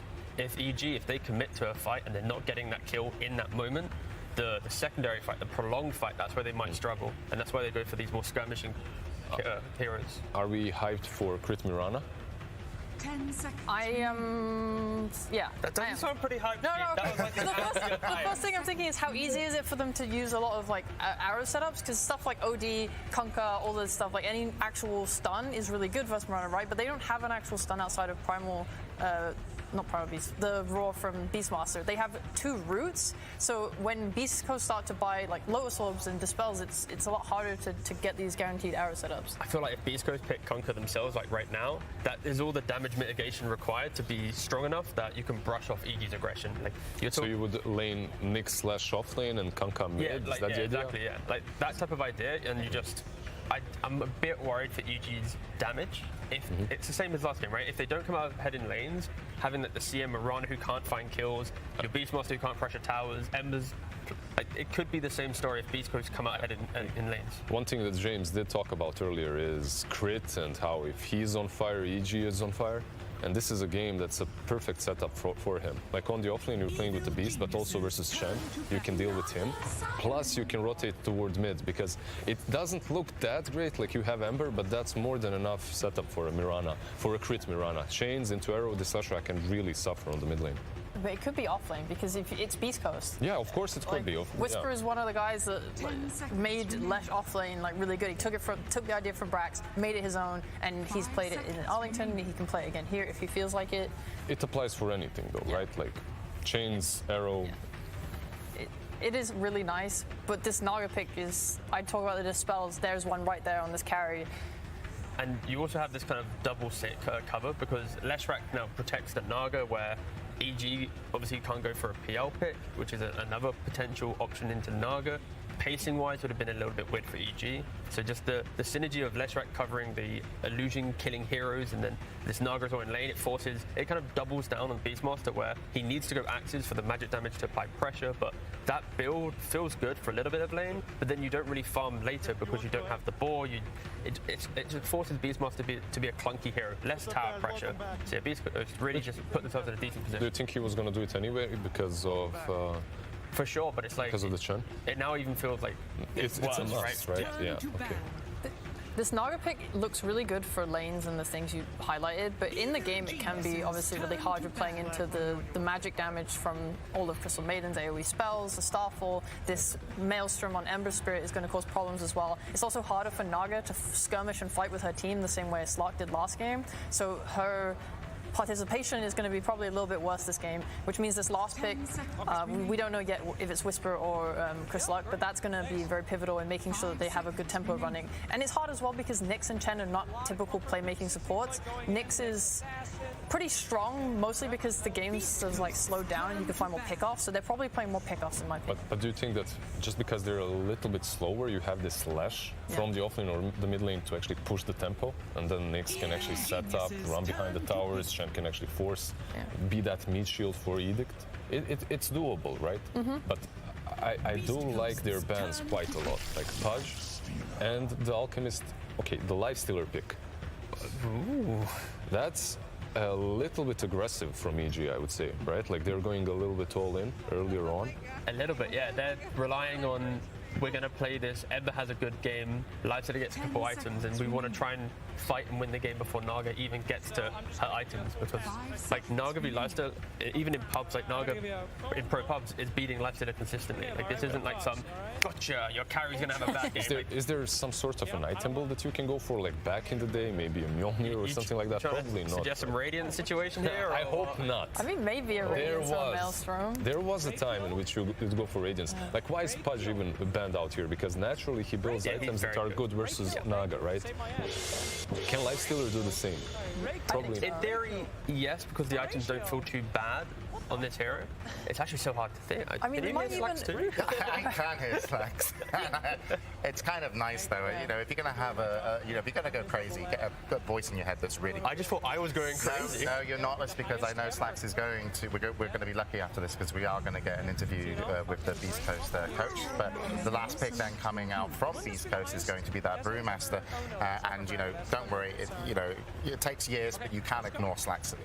So after a while, yeah, it's okay. But we have him on the drip when we need him. So... Who do you like at the end of this draft for Game 2? I think EG's put a lot of pressure on themselves to execute, and I think the simplicity of this puts Beast Coast in a more favourable position, especially how they executed Game 1. Okay. I really like the last pick Brew to just complement the lineup and wanting to fight. I think this Lifestealer could just ignore the Maelstrom stuff and go Deso, and then they just try and push towers with the Beastmaster Lifestealer and let Ember deal with Naga. I care no drafts. Bold energy from Slacks was too strong. Okay. I'm going for Game 3. We've heard him over here, and we're excited for you guys to chat with Slacks because he is going to have an interview with Beast Coast. Let's see how they feel about Game 2. Thank you so much. Hello, guys. I am here with Guachi, the manager, and Ray Kill, the coach of Beast Coast. Thank you so much for taking time. So want to ask you, a lot of comfort heroes coming through on this draft, the Chen, the Nyx. I believe you guys have not been beaten on your Nyx yet. So I want to know just how confident you were going into this game. Estamos piqueando héroes que son muy comfort para nosotros. Hasta ahora creo que no hemos perdido ningún juego con Nyx. También piqueamos el Naga y el Chen. ¿Qué tan confiante estás con este draft? Bastante confiado, ¿no? O sea, sé que ellos darán lo mejor de sí y responderán bien, pues. Bastante bien. Well, we are very confident. I know they're going to play the best they can. So I believe in them, and that's pretty much it. We're confident. All right. Well, we are absolutely happy to hear it. Thank you so much for that first incredible game. And we are ready to watch another incredible game to follow it up. Let us pass it on over to Owen and Font. Thank you very much, Slacks. Yes, the game underway now here. Game 2 between Evil Geniuses and Beast Coast. Fog, this is Evil Geniuses' last chance, right? If they don't hold on here, that is it for them. And after such an incredible group stage, which if anything just gives more credit to how well Thunder Awaken and now Beast Coast are playing against them, you know, what do EG have to do to try and get back that magic that they had days before? They just have to just clean up this early game, right? It really, everything fell apart before the 15-minute mark, it felt like in the last game. So let's see if they can do it this time. They did go for this Ember again, which has been having some difficulties. Of course, we've seen a lot of these lane dominators been able to punish the Ember so much. See what Abed's going to be able to do this time. It can be a little difficult versus the Lesh, but you can still, you know, do a lot with your Flame Guard and with your slide dodges and stuff like that. So we'll see how he fares versus the Lesh. And in the mid game, right? Because Ember, Nyx Assassin can be really troublesome to play this Ember in a lot of situations. Excited to see sort of how the carry matchup works this time around. It's the second time today that we will have seen a Lifestealer played into an illusion carry. Earlier we had it against a PL. Worked out, I believe they're right, with the Armlet into Miona build. I imagine we're going to see sort of a similar direction being taken by Arteezy this game. Do you like sort of that approach in terms of what carry to pick into a Naga Siren lineup? I think people just also, you want to make sure you get like this good lane as well, and it's a hero that actually can, you know, like you said, you itemize, you will be able to withstand the pressure of these illusions at some point. So I think it can work, and he also does have, it's not like it's just him on his own, right? He does have the Ember as well too, so if it was just a Lifestealer versus these illusion cores, then I'm always very worrisome. But even earlier we saw when it was the Lifestealer versus the PL, he had like an Earth Shaker, he had all these different elements to help him as well too. So I think it's, you know, it's not always like the best pick to deal with the illusion, but if you have some other complements, it can work out fine. So we'll see how that all goes. And yeah, I'm going to be looking a lot at Abed. I think last game, it was one of the rougher games I think I've ever seen from him. So let's see how much he's going to be able to improve this time. Yeah, for sure. Those sort of early movements that he went for just did not pay off. So we'll have to see if he has a bit of a better chance getting that early momentum that he wants to be able to find to allow him to continue to make aggressive plays throughout the mid-game as an Ember Spirit and just be able to be a part of EG, just closing down the map and limiting the areas that K1 feels safe to sort of place himself. Yeah. And let's see how much, how well of a game Nightfall is able to have this time too, because he tends to be the kind of the guy for EG that really sets the tempo and the pressure. So let's see what he's going to be able to do on the Beastmaster this time, because he is playing versus Chen, one of the harder counters in a way versus the Beast as the game progresses, because even when you get your Helm of Overload, he can get his Shard, he steals your Ancients. There's so many plays that you can do as a Chen versus Beast. So see how Nightfall is going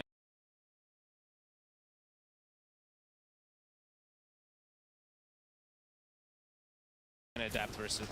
Of course, top lane as well. You know, Whisper, last pick of the draft, getting the Brewmaster this game. We saw him pop off once again, as he has been in many of the performances for Beast Coast. Last game on the Mars, getting in the Brewmaster. Yeah, Beast Coast, they've got to feel just as good, if not even better, than what they're able to see Whisper on in terms of heroes, because this is one that you can completely control the team fights with. And they will have two different ways of completely controlling team fights, right? They have Naga Siren and Brew, so they have a lot of different ways where it's like, oh, this fight's not ours, we can full disengage. Or this is a fight where, oh man, it looks like we can stop them. We can actually fully surround them with the Brew and the Naga Siren. So right now, no one really being left too far behind Beastmaster. You see a little bit of pressure, of course, from that Chen, but he's going to go for the Axe route.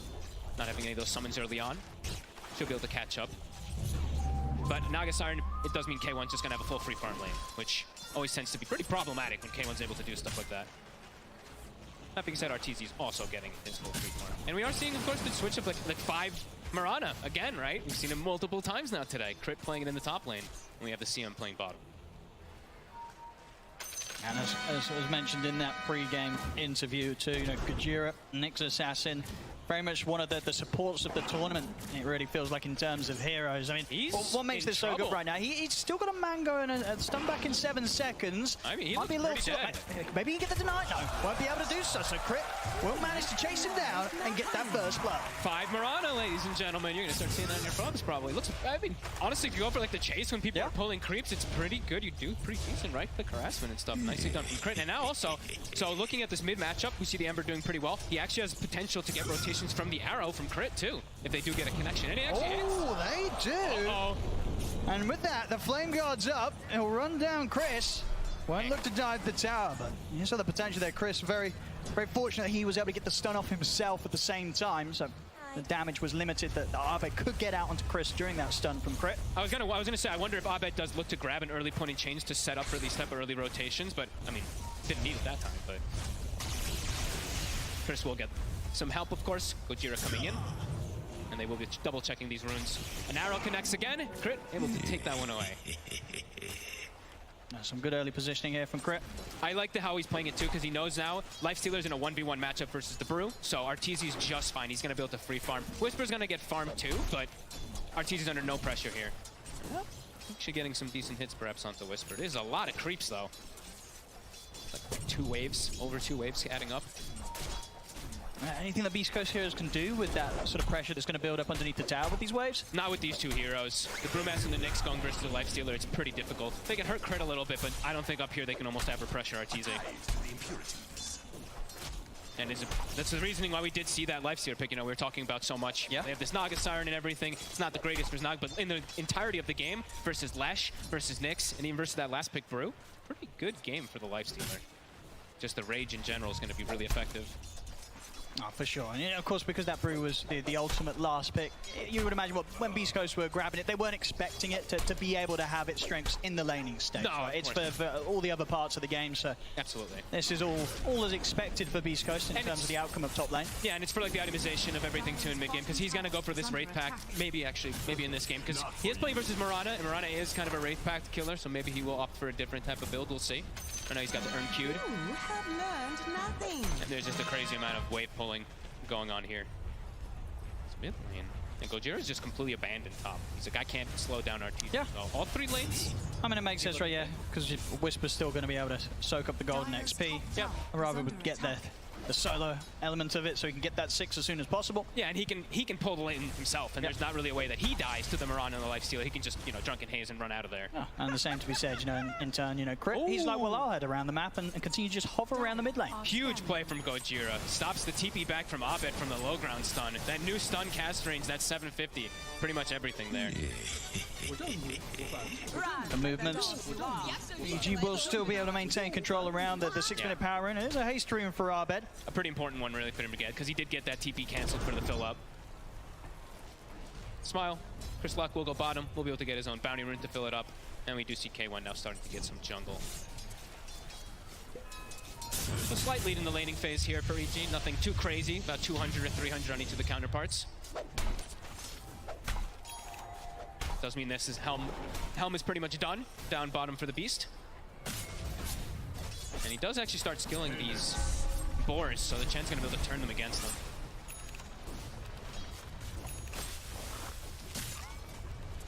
We'll see which sort of route Arteezy wants to go with his build. When you are trying to scale up against a losing carry, do you still always get the armlet first, or is there potential to kind of go for that Maelstrom or farming item a bit quicker? I always think Armlet's just the most core item ever on Lifestealer. Okay. You kind of can't deviate too much. But we'll see. I mean, right now he's just got the phase and the bracer. Maybe he's feeling like he's not going to get it early enough that he does want to go Maelstrom. But I think Armlet Maelstrom's fine. He's got the Ember, as we said, so he's already got a hero that can also deal with the Naga sometimes earlier on. But we shall see. Maybe he goes for more right click. I don't know. Nope. He's going to. Yeah. I mean, this is, I think, the temptation. You know, to skip the armlet. Sometimes when you're trying to play this matchup, and you know you're going to be farming for the most part. You're not looking to turn up to fights with that first item. You're just looking to clear through the jungle, clear through your half of the map. I guess that's the reason, right? He's under no contention. Even when they do bring heroes to his lane, he's like, they can't actually like threaten me too much. So I'm just going to be full free farm game. Okay. Secret and Fly trying to get a bit of information deep in Beast Coast half of the map. Yeah, try to slow down this Naga Siren. Since they see the Chen just like soaking down bottom, they know that Hector is just full jungling. Didn't actually find anything though. Nightfall, still level 5. Won't be able to get Gojira here. A Frostbite. And with both spells on cooldown, has the Verify, but another leap's there from Crit. He'll get and take the kill. Chris able to find Flight in return back in the river. Does get a trade for it. Abed with the DD. Very strong rune on the Ember Spirit early on here with the Max Light.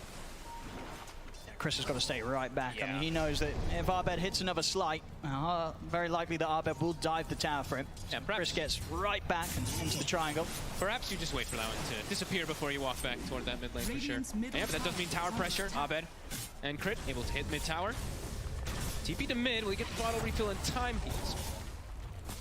And yeah, talking about Abed, you know, we saw that he had a bit of a rough one in the last game. He actually has a much easier game this time versus all these, you know, doesn't have as many stuns that he has to worry about. Last game, it's like everyone had a disable. This time, it's the Nyx and the Lash that he has to worry about mostly, so a lot freer of a time.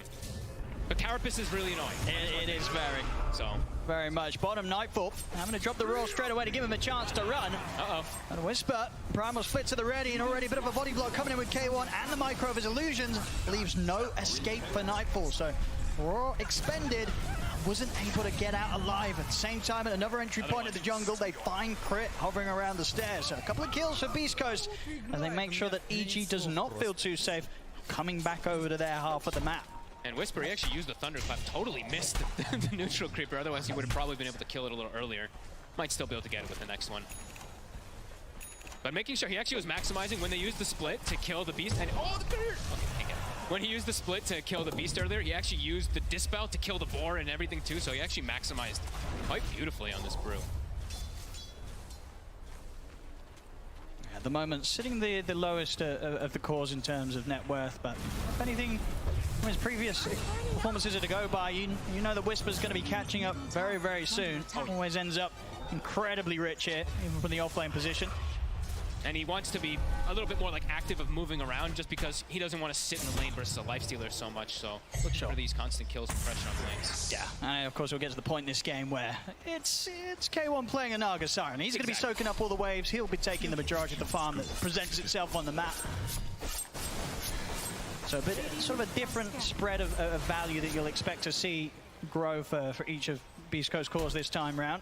See what he can find. Whisper shows himself. He's quite durable though. Split still on cooldown. TP reactions coming in. See if EG can get the kill quick enough. They're struggling to kill him at sort of the pace that they would hope for. RTZ continues to push on, will get him. They lose crit in return. We'll see if RTZ can get out of this. He has the Infest, is able to jump into Arbed, and Arbed, with a Remnant at the ready, will be able to deliver RTZ back to safety. That was close. If that stun catch, it actually almost catches the both of them there. Could potentially be a disaster, but they do end up cleaning up Whisper. They do get a trade out of it though, so Beast Coast not the most fussed about it. We did see how tanky he was there, that Brew. Even though he's only got the 1 point in the Drunken Brawler, he did have that Ogre Frost Mage, I believe, that Ice Arm. I did, yeah. They're able to buff him up, but yeah. Quite able to keep him alive long enough. A nice read there from EG to know that they could get away with that sort of an aggressive play. Something they struggled to do in the early stages of game one. Already 11 minutes in, 5-3. EG definitely going to be feeling a lot better out of the laning stage than they did at this point in the first game of the series. Absolutely. I mean, night and day difference. Stinger, I mean, look at this positioning from the Chen. He's up here alone, trying to pressure RTZ in the tower. He's getting a lot of damage on top. See bottom lane, another split, and another attempt at a kill on towards Nightfall's Beastmaster. He'll turn with the Roar. No, Roar's the Wind Panda. Make sure you can get away. Okay, in the Moonlight Shadow, they'll be able to reset. That was a cool move, though. While we were looking, the play happening bottom, the Chen was actually making sure that he kept the catapult alive as long as possible, top with his creeps, and just like kind of sacrificing them. Oh, good chain setup. Arrow. Not quite able to land it there, a little too far away, too much travel time. But they're forcing them away from the tower. So tier 1, likely to fall here with that dominated creep also coming in. Totally different game state, as we said. This time they're able to get 2 towers on the side of EG early game. Beast Coast not able to set that tempo yet. Might be able to get Stinger here. Fly. He's got him. Quick Frostbite, and the setup's there for RTZ to pick up a nice bit of bonus gold. Gets the kill. I mean, look at his positioning there. A little aggressive there from Stinger. I mean, he's been sort of living life up on this top area of the map for quite some time. Arrow, that's swiftly done there.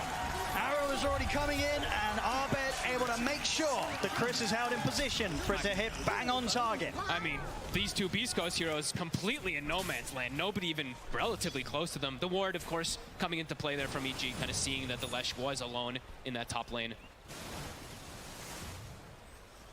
Good movements, 5-5.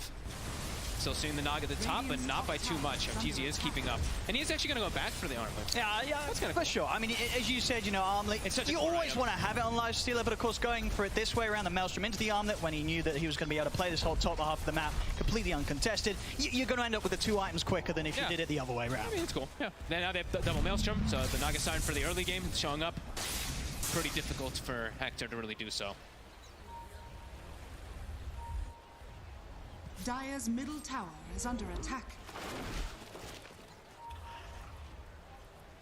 How close are we to this Helm of the Overlord? Helm of the Overlord is just about done, 600 gold. And Stinger, I mean, if he wants to save up the gold, he can do the option of going for that shard early. Right now he's got that drum queued up, but we'll see if he opts against it if he sees Nightfall. Pick up that Helm.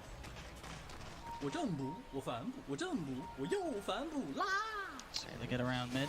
Yeah, almost Bloodstone also on Chris' spot. But still quite fragile. We see the amount of burst damage that EG has this game. It's very different than the last time. Oh, for sure. And of course, RTZ, in terms of the nature of the Lifestealer, he's able to put that rage and just get straight on top of a hero like the Lesh. Yeah. Let's have a look here. We'll have a quick replay. Let's go run it. Yeah, one bot is good, guys. What is this? You're gonna trade top? I'll just drop it. I'm gonna run. I'm coming. Naga's top. Real Naga's running out. You can just wait for you guys top too. There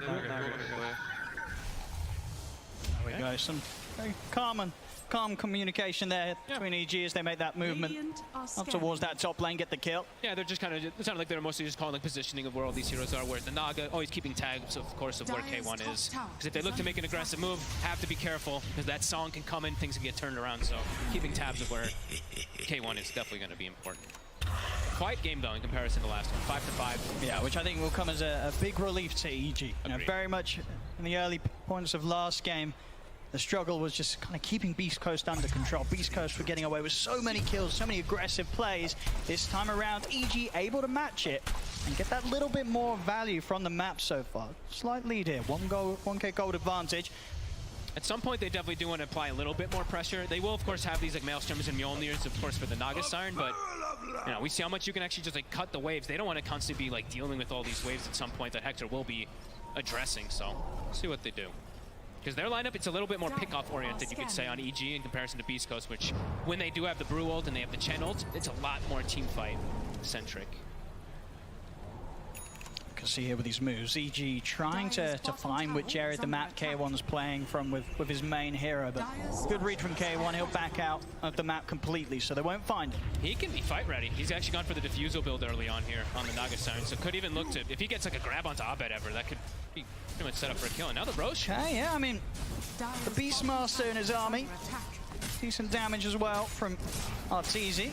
They can tank this up with the summons and look to go for this. Yep. Oh, they're rotating over though. They're taking it down pretty quick though, EG. So Beast Coast, they'll have to make a move soon if they want to try and stop this. They do have this song in a second. The Naga's not. It's already gone. Abed able to get the kill, get the Aegis. We'll see Beast Coast now popping the ultimates. Whisper leading him with the primal split, but EG, they themselves are split up. Look at Crit. I think they're going to see him now. Moonlight comes to an end, so Crit will die. Oh, and also they catch Fly, it looks like. Abed's also got to be a bit cautious. He has the Remnant at the ready to dodge the split up. But indeed, the two supports are going to be in trouble. Fly's going to do a fair bit of damage to Whisper with the ultimate, but he will still slowly die back up towards the mid. Actually, Kajiri's able to get the stun out to the two of them, but Nightfall, Brian has the roll ready, turns towards Kajira to take out the Nyx Assassin, and now Arteezy's ready to chase down more, gets a double, takes out Stinger. As EG might be able to keep this fight going. Change there from Abed, but he's starting to lose his mana. Chris turns, looks for the stun, but nice sidestep there from Abed. Abed still ticking down very low. That's the Aegis gone. As he's down the ones, they've got to be careful about this Lesh. Chris charging through the middle of the fight. So able to burn down Nightfall so they can kite him out and control him further. TPs are coming in. They're surrounding the Leshrac, but they're being careful how they commit for this. They know that Chris is very, very strong here on the Lesh. And EG, they won't be able to hold him back. So Chris manages to get back out of there.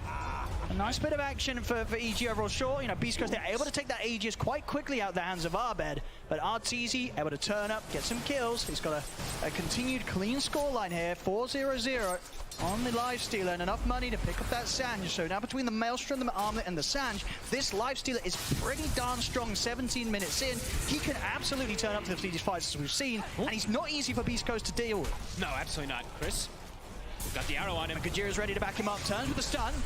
We'll hold back Crit with that stun, and now Chris turns, heals up with the Bloodstone. Gets the split up onto Fly. Crit tries to leap away, still ends up dying to the DPS. Constant battles. Brult is 30 seconds until it's back up after all that finishes.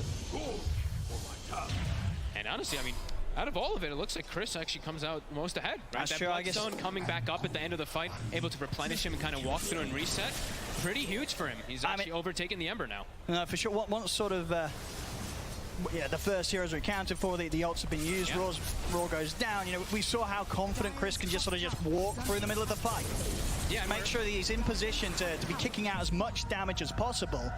See top lane, Hector will play it safe. Goes for the Song TP. And the one thing too is like they've itemized now at this point, right? The Armlet, the Maelstrom. This is to deal with the Naga Siren. This is this consistent damage that's going to be clearing out these illusions. It's not this big like Desolator, this chunking damage that can eat the Leshrac. So Chris, you know, he could maybe get away with quite a lot in this game. They want to try and go for him, take him down here with the chains into the arrow. They'll sadly do so. Great chain stun. Solid catch here from EG. We're seeing if they can push on for more. Jump forward with the Remnant. Abed attempts to close the gap on Whisper. We'll hold back though. Don't want to try. Maybe they do want to dive the tier 2s. If they catch him around this area, if Whisper steps out, they might go for a kill attempt. Oh, the ward's placed. Yeah, they'll see it. Probably seen though. Visco's probably going to be able to get rid of that one quick. And you know, we did get to see a couple things also in these last situations. So much happening. But Chen, we did see he went for the shard, so he's going to be stealing those ancient creeps consistently from the Beastmaster.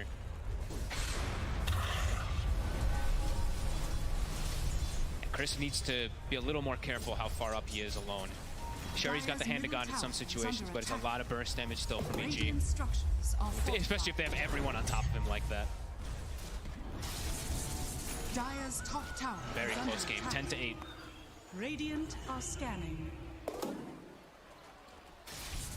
Still playing in this aggressive position, EG. Maybe seeing if they can do something early about the tier 2s. I mean, TPs are coming in. I mean, Beast Coast, they will take a fight if it gets presented to them down here. Got their ults ready. EG's just waiting to see if like people trickle in one by one, because their heroes, they do have burst if they find them in the 1v1, or in the 1v like 2v3, etc. But if it's a 5v5, it can be a lot harder for EG. As Title's falling pretty quick here to the push of EG, and in fact it's gone. So an early tier 2 tower taken down. The same time Stinger, he's really trying his best to get a trade up top. And on EG's side, they will TP back. Push Stinger away in time. He's going to go for the TP in the trees, and they won't know that he's there. Nice little spot to hide in, and Stinger gets away. Won't get the tower, but still able to do a lot of damage on that top lane. It's the Chen mini game. You know, it starts to happen at these points when everything's just split pushing. They have the Naga Siren, so it's just natural for him to start doing this. Getting a decent amount of farm to level 10 already with the drums, with the shard, medallion too. A lot of different ways to buff up and keep the Leshrac in particular alive. With a plate mail now too. Chris Luck sitting at 24 armor, 2200 HP.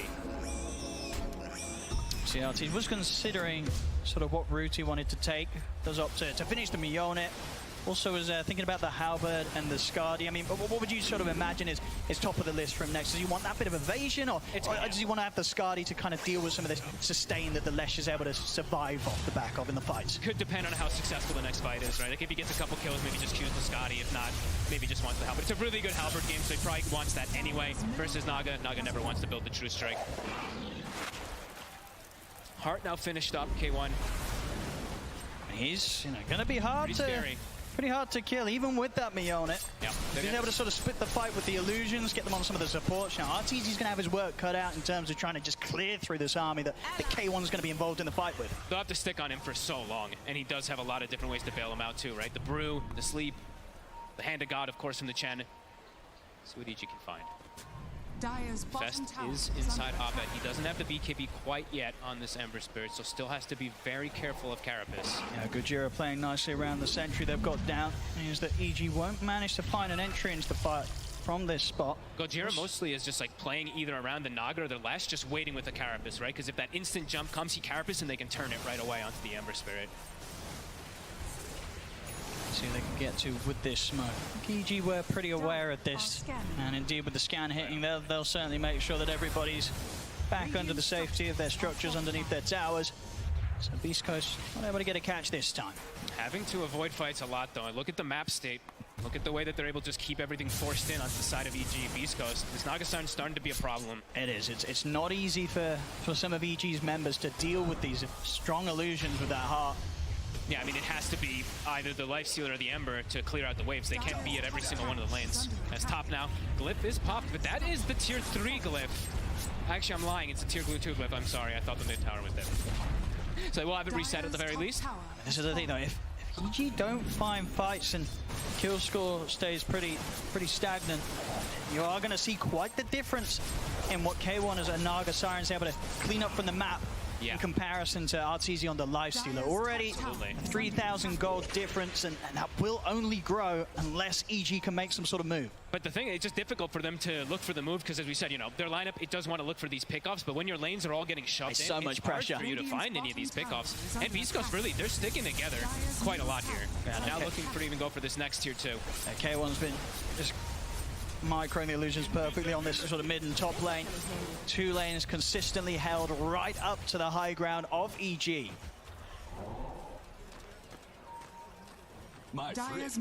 Chris also having his Lotus done. I believe the Ags on the Brews about to be finished too. So Beast Coast, they're hitting quite a few timings here. EG trying to feel what timing they're going to feel where they're like, okay, we can actually go for this straight up fight. It's, you know, they've got all these items, but when are they actually going to look for that real big on team fight versus Beast Coast? It does feel a bit difficult. And with if Beast Coast is able to consistently keep these lanes pushed in, at some point, you know, Roche is going to start coming back up. EG's going to have to look to make a move. 2 minutes until we do see that, but let's see when they do look to make that aggressive move. It's going to be now. They're smoked. K1 not going to be able to offer up the catch there top. I mean, EG do look like they're interested in taking a fight here. Still difficult. See how they can start it off around the board. Light. Stinger. Off the Frostbite, they'll go for the Roar on Stinger. Nightfall commits with the BKB. They want to kill off the Chen. They'll do so very quickly. See if they can chase for more. They'll look towards K1. It's back up to the safety of his own high ground. And looks like EG, they'll just manage to get the 1 kill for now with that commitment. Okay. With the Roar down, they might have to be careful themselves. Arbed steps forward. Pops the dust. Will be able to dodge out the stun. Arrow ends up getting blocked by the creep here from Beast Coast. So no connection there. That was pretty close. Almost gets Carapace, almost gets stunned from the Lesh. They'll find a kill on the Chen. Oi. Chen now respawning. They're gonna have to reset. Deal with the lanes again. I think that's actually one of the better kills. Anjing udah IJ udah main. Ah, ini baru nonton nih anjing. So much chaos. Bangsat. Jam 3:30 ya? Lumayan lah tidur 3,5 jam 3,5 jam, 2,5 jam tidur lumayan lah. Better than nothing anjing. For the BKB picked up again. We saw being a similar approach from the Lifestealer earlier today against the PL. Gue chat tadi dulu dah. Ted main nggak lo anjing? And the BKB to just stay alive and just keep hitting this Naga Siren and trying to clear out her summons, the illusions as well as herself. Stun will connect on top. Ortiz's mana. It's time. He doesn't have the mana for Rage now, but they don't have anything else to catch him yet. That can't quite. That was a little scary. Whisper does pop the split. He's going to try and set up for some kills here around the mid. We'll get fly. Yeah, I think he's like, they're just avoiding us constantly. Like, he just wants to look for something to use that split. Beast Coast too strong, Cok. Beast Coast too strong, Cok. So Beast Coast, they could definitely look to just step into the pit and start going for this. They have the song to rely on if they need to bail out or sort of set up a fight outside of the pit. EG, Ini gue bangun-bangun. it's not going to be easy for EG to get in on this. You already see Kajira in his position. He's giving great info outside of the pit. In fact, he's able to line up a two-man stun to start things off here. She's gone already. It already is. Aegis picked up on Chris. EG, they've got to run. Nightfall pots the BKB Arbed. Will go with a couple of remnants, but he's still pretty close here to Beast Coast. Ends up losing his courier on the way out. Arbed, at least himself and the hero, will keep the distance. But he just picked up on Chris. Beast Coast, they're ready to come running down the mid lane. Yeah, I mean, EG, they found like the one catch on Chad, but now, you know, when are they going to be able to deal with the Naga Siren? This Naga is just getting way too out of control. Same thing with Chris. He's the one carrying the Aegis on this Lash now, too. They're going to go for high ground. With this available. But they're going to have to pop it pretty early because that Edict. I mean, how do they deal with this? I mean, say K1 27 minutes in, Hart and Scardy. He held the Edict. He actually baited the glyph. He lifted his hands, canceled the animation. So they've got Edict now for the push. Big brain stuff here from Chris. This tower is going down. The Rax also. I think maybe more, yeah. Uh-oh, EG. I mean, EG's out on the map trying to pick up some farm. Arteezy will TP back. He is able to finish off the BKB, so he's got his next item done. See if this makes much of a difference in the fights, though. Range Rax will go down, and Beast Coast, they'll back off for now from pushing for the melee. They still have 20 seconds left on split, so they maybe wait for like 10 or 15 seconds before they look for that fight. Gojira trying to catch a cheeky stun, won't get it. Arteezy. The Rage here. Beast Coast. They're still lingering in the area. I mean, they're keeping, again, both of these lanes consistently pushed into the high ground, top and mid. I mean, they're ready for fights. Like, the Bruce split is ready. Bottom lane, though, pushing in. They're going to send the Lash to take care of it. Still sticking in the area, though, with K1. Denying away this farm from EG. 6k gold lead. EG, they see the Lash bottom. They're trying to make a move out to catch something. Woi om, kau hanya menonton tidak bermain. Main, cuman sore ada janji main sama temen nanti sore. Gotta get something big. EG, they need to find something. Gue masih ngantuk jing, sumpah bangsat. Tidurnya baru 2,5 jam, Cok. Nah, udah bangun. Nah, mana mau main loh. Sekarang aja bersama aku lo, apa lo lagi streaming? Lo lagi streaming ya? And that I found a way, and that is some yesterday. Hey, life is a highway. Oh iya, lagi streaming ya? Like, I was just looking, I'm just watching the Chen microing all of his creeps and just taking all of the farm away. So still tons of pressure on the main nggak ya gue ya? Sumpah gue masih setengah nyawa, Cok. Bang Nami lu mundurin video gue dah. Gue tidur, Cok, selama ini bangsat. Lo lihat aja, gue streaming tidur, Cok. Gue belum tidur sama sekali di kemarin soalnya kan. Ini gue tadi gue tidur jam 1. Ini gue baru bangun kan, setengah jam berapa sekarang? Jam 4 lah, jam 4 kurang lah. Baru 2 jaman lah gue tidur baru. Aku lihat kamu tidur tadi, makanya sudah bangun, ayo bermain.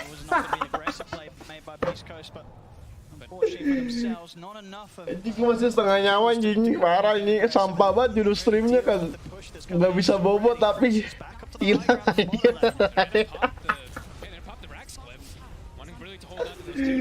Anjir bangsat.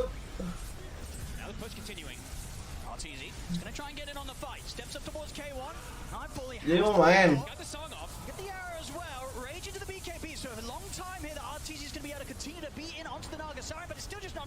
Kalau udah abis match ini dah kalau mau Bang Darmi mah. Kalau nggak lo gimana ya? Masanya tanggung cok. Lu tanggung nggak sih? Kayak gimana sih tuh? Ini lagi Bisco Geniuses nih 2 game. Abis itu PSG jing. Nih bener-bener high match banget masalahnya Bang Darmin anjir.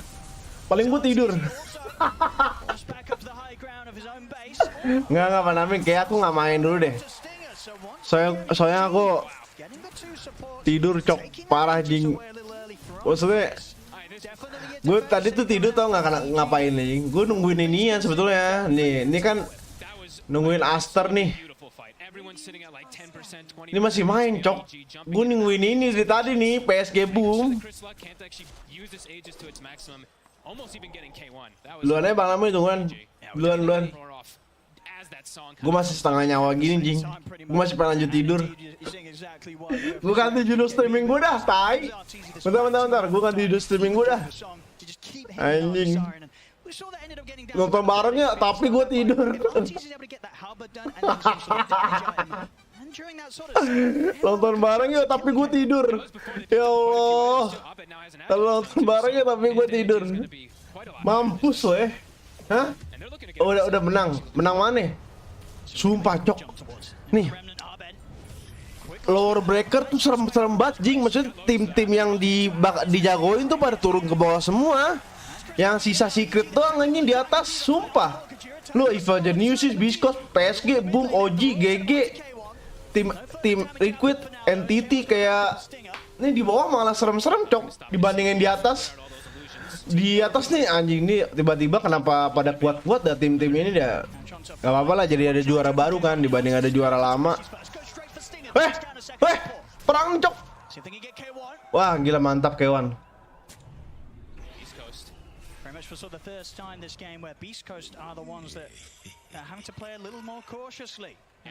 Duluannya Manamin, tungguan Manamin, maafin Manamin, sumpah gue masih mau tidur sebenernya.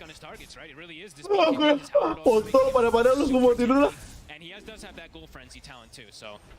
Can't stick on those targets a lot easier once he gets that initial hit. I mean, what is the item here for Arteezy? He's got 2,600 gold saved up. Does he want to get the Skadi still to sort of limit the heals of the Leshrac with the Bloodstone, or do you want to see him get some sort of straight up damage item? Oh, honestly, Scotty. He's got a lot to think about here, Arteezy. It feels like they're gonna start getting more and more damage for the Ember Spirit, so I wouldn't blame him if he does go for the Scotty. It is so valuable versus that Leshrac as you're mentioning. Because he could also, I mean, we'll see they could also still get like the Mage Slayer Bloodthorn kind of build. I'm not sure who's gonna go for that, but it's always pretty valuable versus Lesh, so yeah, we'll see which one it's gonna be.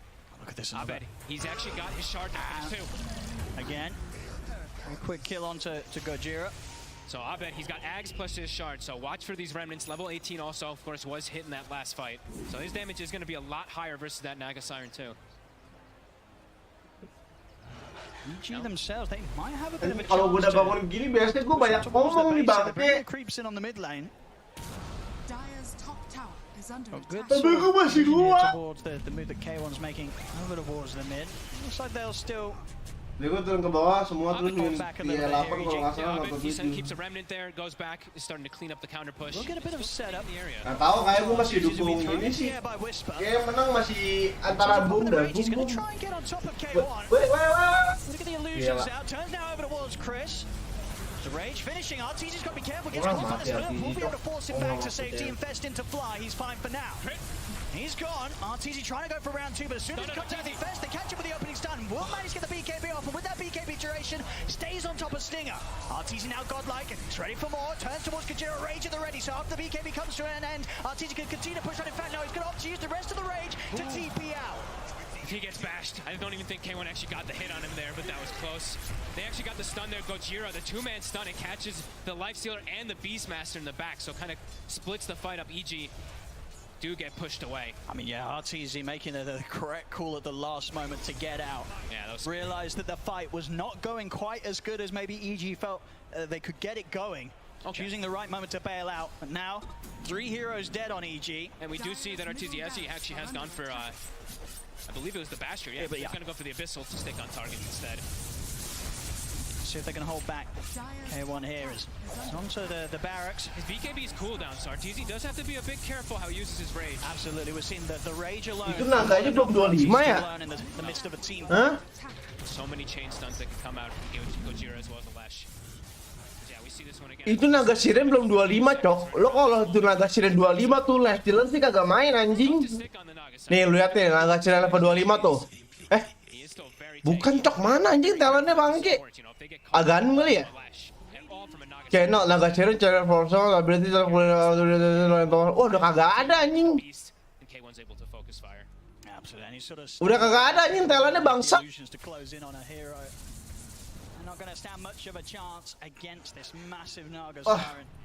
Itu kalau dulu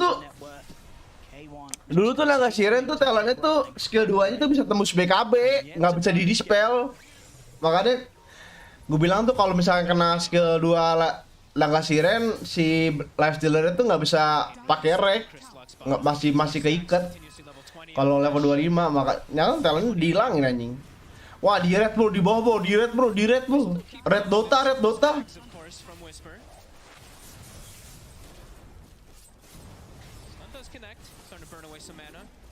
I mean, mana is pretty important on RTZ. That is. Rage and BKB, like, look at Halberd, Rage, BKB, like, he actually has to be very careful how he uses these. Now he has Infest, so he has 240 mana. Ngantuk anjing. Wah, mati, Cok. Chris was left behind, and EG, they move immediately to punish that. Great Infest. Wah, ini momen nih. Kalau mau perang sekarang deh. Nah, kecuri katu-katu nih, Bray. Mantap EG, let's go. Wah, anjing mantap dodge. Wah, gila. Embernya kagak ada mana, Cok. Wah. Ngapa jadi begini perangnya? Wah, telepon. 021147. Bacot kamu 147. Gue lagi streaming anjing.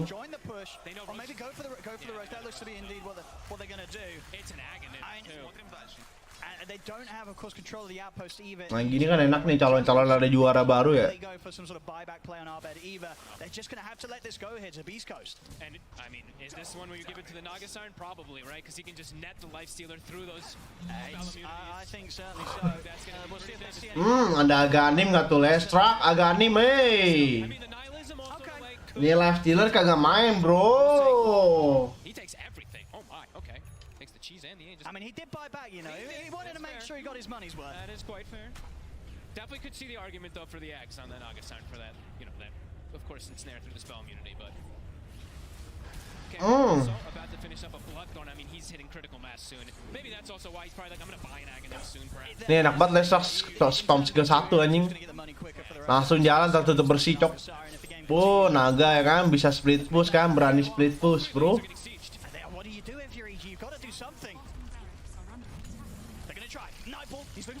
Ya mau di roar bingung ya. Ada Lotus.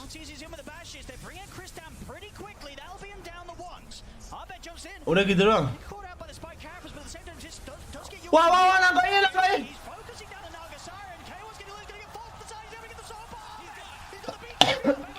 Artisnya juga mati, Cok. Wah, nggak ada buyback RTG. Wah, GG, Cok.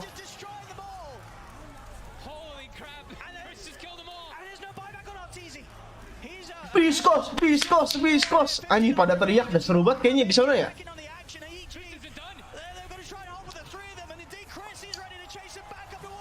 Wah. Kacang hijau anjing. Wah, gila stunnya. Kacau. Kacang coklat. Gila, bisa kagak nyimpen buyback bocahnya dah.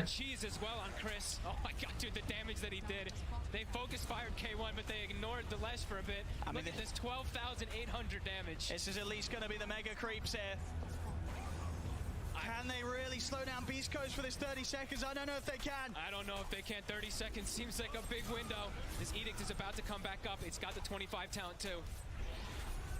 The first tier 4 falls. The second shortly to come. It's going. Weslaknya gila. As Beast Coast, they're looking to close it up. EG, they'll go for one. Tron. Pakit. EG, there's nothing to be done. GG is called. Beast Coast will be moving on. Lah, And this is the end of the road for udah 2 game. EG udah kedepak. Hah? Oh my god. Beast Coast, the team that got EG into TI, now they've taken it away.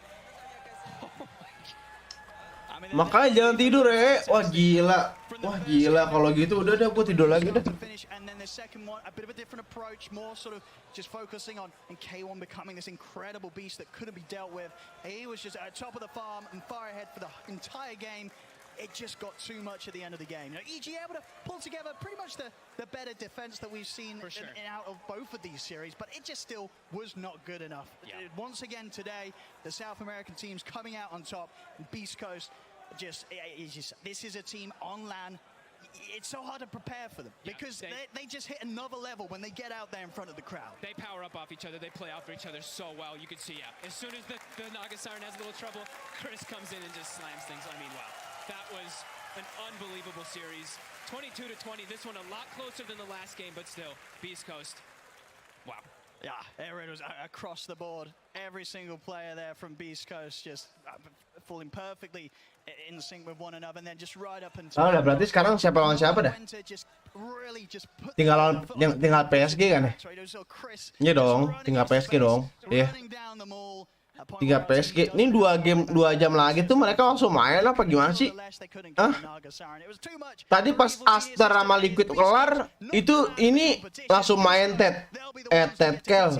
Evil Geniuses lawan EG. Lawan Beast Coast. Yes, Beast Coast just dominating. You know, another 2-0 here at the international. We've seen so many 2-0s. I'm really hoping we do get a best of 3 go all the way. But unfortunately, Evil Genius. Ini nggak bisa dimundurin lagi.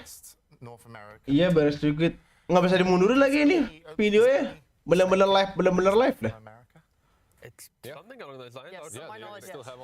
Anjing di tengah siapa dah? Udah kayak Dumbledore aja yang ada di Lord of the Ring. Apa nih? Harry Potter. Malfoy yang ada di Harry Potter aja. Malfoy cuma beda berjenggot. Lo kagak tahu ya? Cupu lo, kagak tau Malfoy. Draco Malfoy apa nggak salah? Ya, kedepak dah. Padahal EG salah satu tim yang gue dukung aja. EG, Boom sama PSG itu 3 biji tuh. Kalau OG tuh tim terakhir yang gue dukung lah. Bodo amat aja dia menang kalah dah, tai dah. Tapi Boom, EG sama PSG tuh harus final lah, harus menang lah anjing. Masa ya 3 tim kagak lolos anjing. Ini yang bikin kalah sih. Lifestealernya kagak ada buyback sih, itu doang cok. Kalau lifestealernya ada buyback di sini nih, wah langsung digasin anjing sama EG.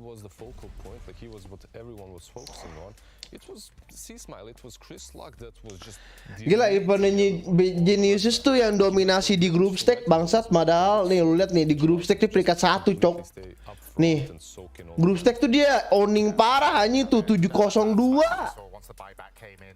Paling pertama anjing group stage. Kacau anjing. Ngomong-ngomong, tim grup B ini 4 biji upper bracket semua tai. Grup A udah pada turun ke lower bracket semua anjing. Iya.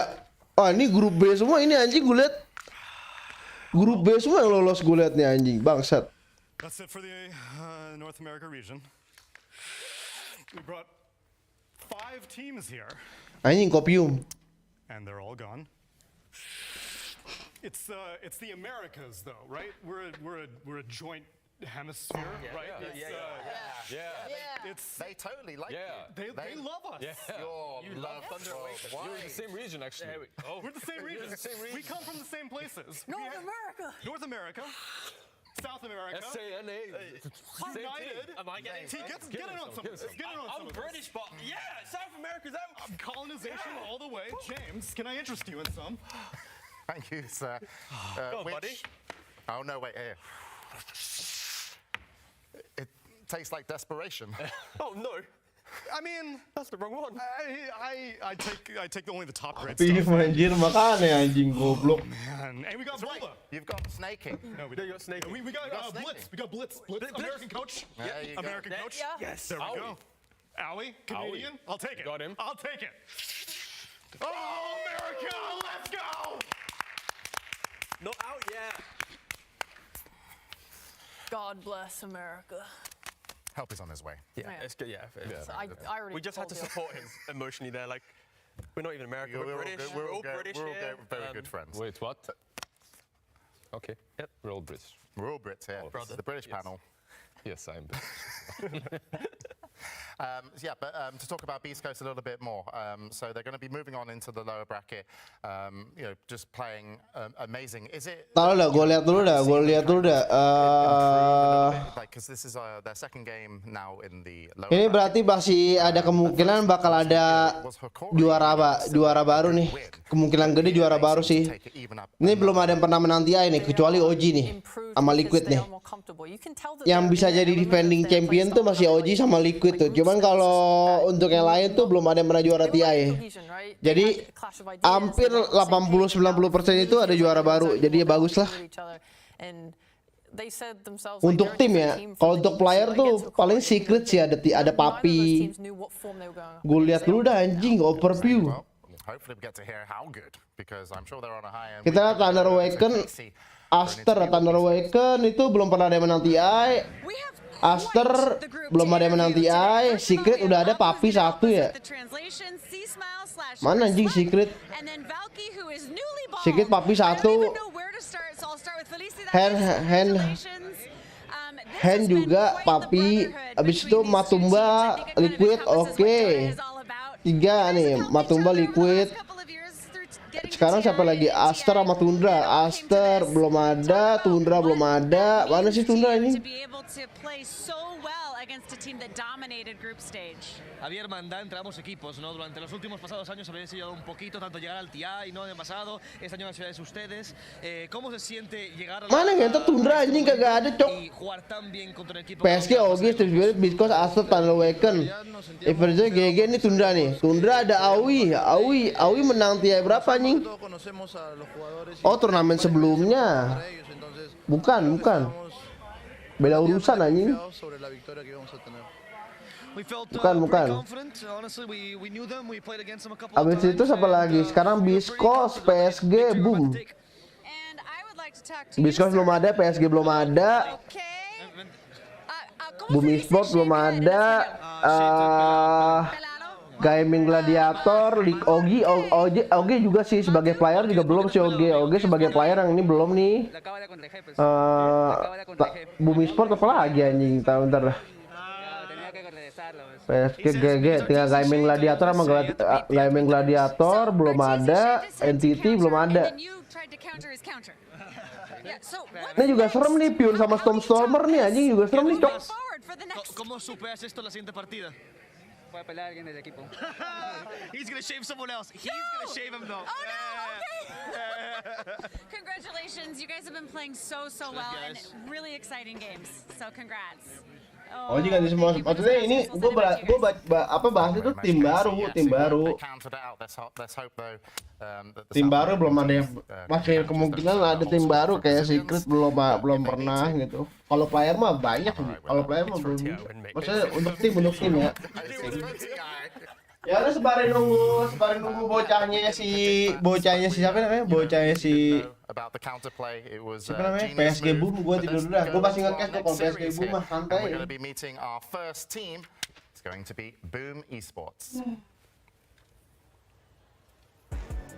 Wah, anjing baru 14 mau tidur, tai. Tai dan tiba-tiba ada teman-teman kita dari Indonesia ya. Sebenarnya mah Indonesia mah FBZ doang anjing, timnya sih yang punya Indonesia, Cok. Bumi Sport tuh yang punya Indonesia, Cok.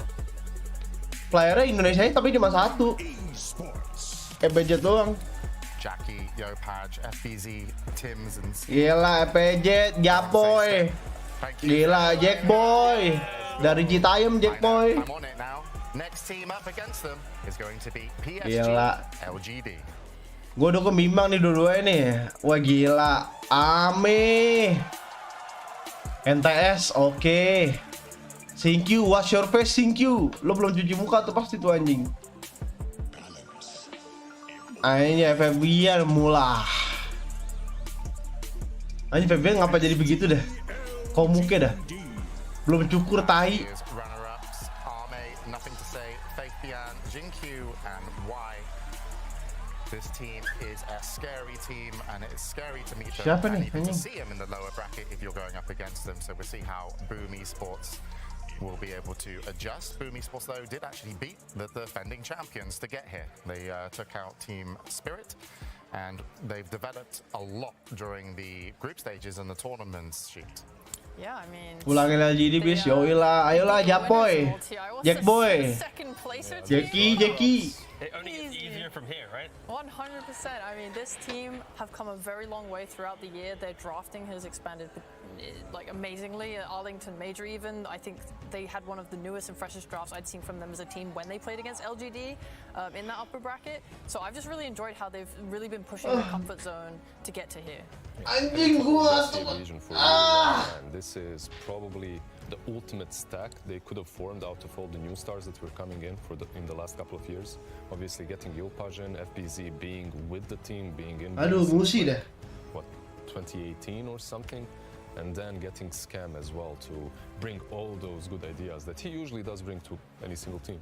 But it's also the fact that, don't forget how they got to this position, right? They were nearly going to be eliminated from the group stage. They had to beat EG, who was first in the group. They 2-0'd them. Then they went to a tiebreaker. They beat Sonics, they beat BetBoom quite swiftly. And then they beat Team Spirit. Like, they've gone probably the hardest journey possible to get to the lower bracket. And now they're, like, beating the previous TI champion, going to second place. Like, if they beat PSG, that's the type of momentum that you have as a team, like beating first place, the runner-ups. Like now you have to maybe look at them. Mulai juga kangen Mushi. Do you agree that? Woi, Fabian. Aku dukung PSG lah. Ngapain dukung Boom anjing? Team Spirit. I'm sure a lot of the teams watching these games are very happy from the upper bracket because there's always a chance that you could have met Team Spirit. You could still meet PSG, LGD, and people were, I'm sure, afraid of EG. They run through the group stages. Apa lo pamer kursi lo anjing? Gue juga punya kursi gaming nih anjing, kursi kantor. SEA today could come out just looking spectacular. Already in the upper bracket, and then the previous match of Beast Coast, SA, and now also SEA as Boom Esports have their chance. So yeah, the Giants seem to be falling. You're right, Lizard. And the Giants did look kind of wounded when it comes to PSG LGD throughout the year.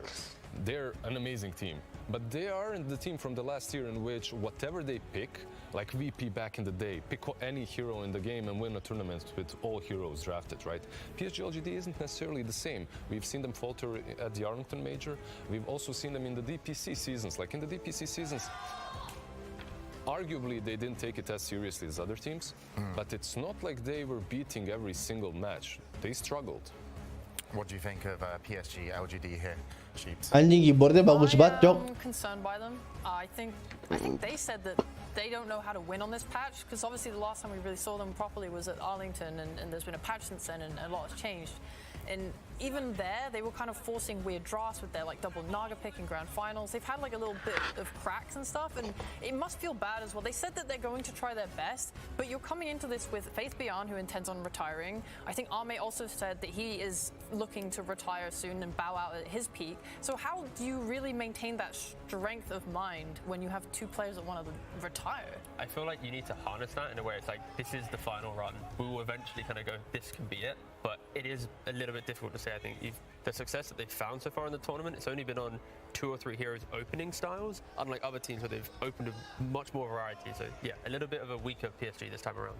All right, well, it seems like the players are ready to start picking and banning some heroes, so we're going to be going into match 1 here. It's going to be a good one. Boom Esports versus PSG LGD. Game 1. All right, and we get to be a little bit nerdy now as we go into the picks and jazz. I can see she nodding at this. Yes, we are.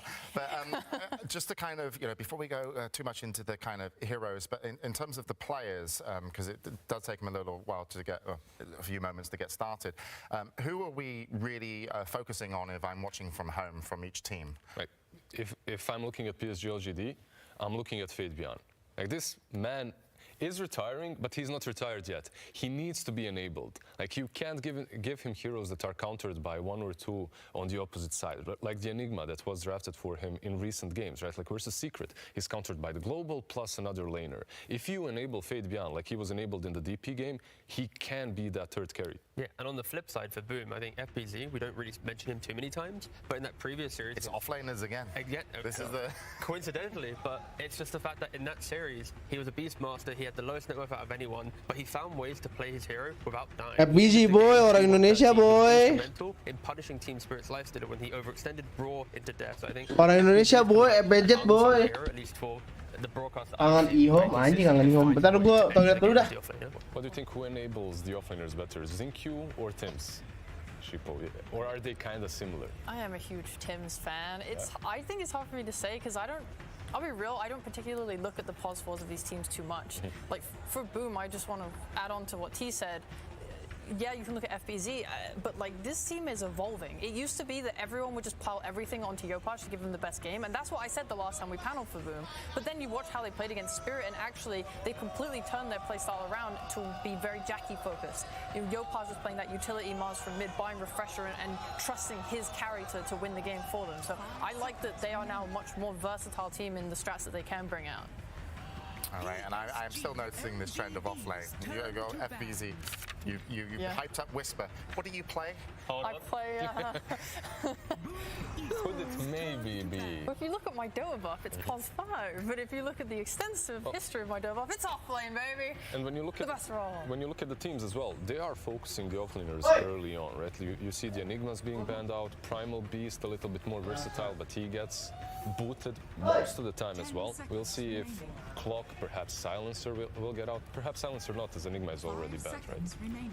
Yeah, I remember a time where C teams against Boom and DPC were just banning FBZ, Mars, and Pango first 2 bans because he was just so obscenely good at these heroes, and he would just use everything. Like he would push the heroes to the absolute limit of what they could do. Like his Pango, he would play to the last sliver of health just to try and get that extra shield crash or swashbuckle or just that extra little kill off. 10 seconds remaining. Esports. Is it pretty predictable bans here? I can see you with all you're cheating. You get paid to be here, T-Governor. Why have you got all the answers in front of you? Because the answers are cool. If I got them, you want to see them too? No, you're cheating. I wouldn't be able to understand. But is it a pretty standard opener for both these teams? Yeah, I was just quickly double checking what Boom's openings have been, and it's Tiny, Marcy, Enigma. Apa nih? Hah? Enigma, Marcy, anjay. But the heroes that are banned against them usually are Undying and Enigma. Sumpah cok, gue masih ngantuk beneran dah. Nah, tunggu gameplay dah. Tunggu gameplay dah baru gue nge-crash dah anjing. Sorry banget nih. Tunggu gameplay dah baru tidur 2 jam anjing tadi. Dari jam 1 ke jam setengah 4 kan. 2 jam setengah. In TI, they nah, tunggu gameplay, gue tak nge-crash gua. But the first time they picked it, it was against Sonics, which they actually lost. But very much was a in-your-face style of draft. It was Chen, Leshrak, Mars, TA, the quick Roshan with the TA, the aggression, the heal of the Chen. Ooh, Tusk is fun because that can go mid. We've seen 9 playing it. I think Yopaj has played it in the past as well. It's a hero that initially was really cool to see come out because people weren't familiar with the mid matchups. So we saw like Puck versus Tusk in Arlington, and the Tusk would win the lane because they just didn't know. Yeah, and you don't go this tag team. You can go the other 2 nukes. You're able to farm and do loads of damage at the same time. So Tusk, very fun hero to come out in the early phase because of that flex. Especially because Tusk enables the 5 positions to, once they win lane, to rotate and get perfect. They pick the critical main. It's like against Chen. This will lock up one lane. They don't really rotate as quickly as a double support gem potentially. So now CM Tusk, if they win their side side lanes, and now they're running onto mid. Chen, sure, if you bring the correct creeps, might be able to help out, but the pace that Boom support Joe can bring is already going to be a little bit quicker than what a Chen +1 can provide. And the Crystal Maiden is still decent against the Chen. If not on her own, then she provides the mana to everyone else in the team to actually, spam out all the nasty creeps the team brings to the table. Like, it feels so weird. Of course, Boom are second pick, so they will get to react later down the line, but seeing a second pick where they just pick 2 supports, sure, there's a little bit of flexibility with Tusk, but not often do you just see, here's my 2 supports, let's now play some Dota. It does open you up for, it's a little bit harder later on in the game to counter certain cores, right? Like if you don't have that Yo Podge is my idol. I'm with you, bro.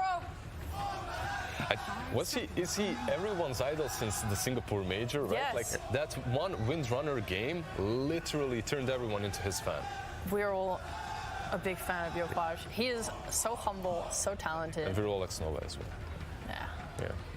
I mean, don't forget that this is a CTI and this is the final full C team left, right? Like if they get eliminated, then now you're picking for individual players on teams, so very much is we might hear some bias in the crowd for this Boom team at least. Yeah, I'm gonna need to take my bias out of the panel because I'm going. Nah, please, there you go. Now when you're PSG LGD, you've picked up your Monkey King very early on. It's uncrowned king, Ame is special, right? Like he enjoys playing the Monkey King. Is there some flex possibility? Of course there is. They could still play it on Xingqiu, but I do believe it will be your position 1, especially now after the being banned out.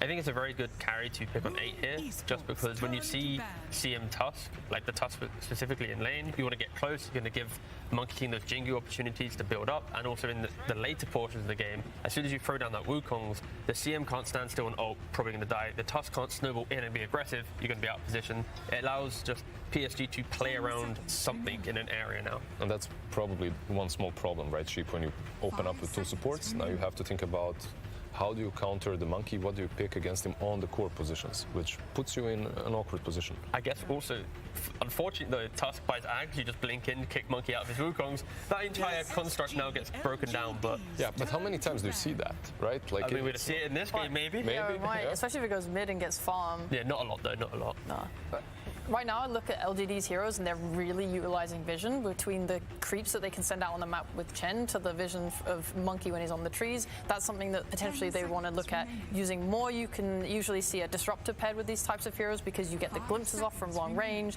That control of area with kinetic field as well would be good to combo with the Monkey King ult. Other times you see other heroes that keep people in place like Mars, like Puck. These types of heroes are just really nice. And for Boom's side, they don't have hard lockdown yet. Yeah, I feel like for PSG, they're leaning maybe towards, like, if they can, a second phase Rubik. Just casually stealing any Tusk CM spell will feel really good. The Chen Rubik is a TI combo that goes back so many years, and then it just makes sure every single TI. Every TI, you see it at least once or 100 times. And then your offlaner now just needs to be that tankier initiator to enable it. But yeah, Boom are the ones that need to try and evade playing into the overly tanky heroes right now. Esports turn to ban. How do you feel about some good old classic Tiny as well here for PSG LGD? You're still left in the pool, can be rotated between mid and the position 4 with the Chen. It's an option for them, right? For sure. They have drafted it before as well, obviously, as every single team has. At TI 10, 11.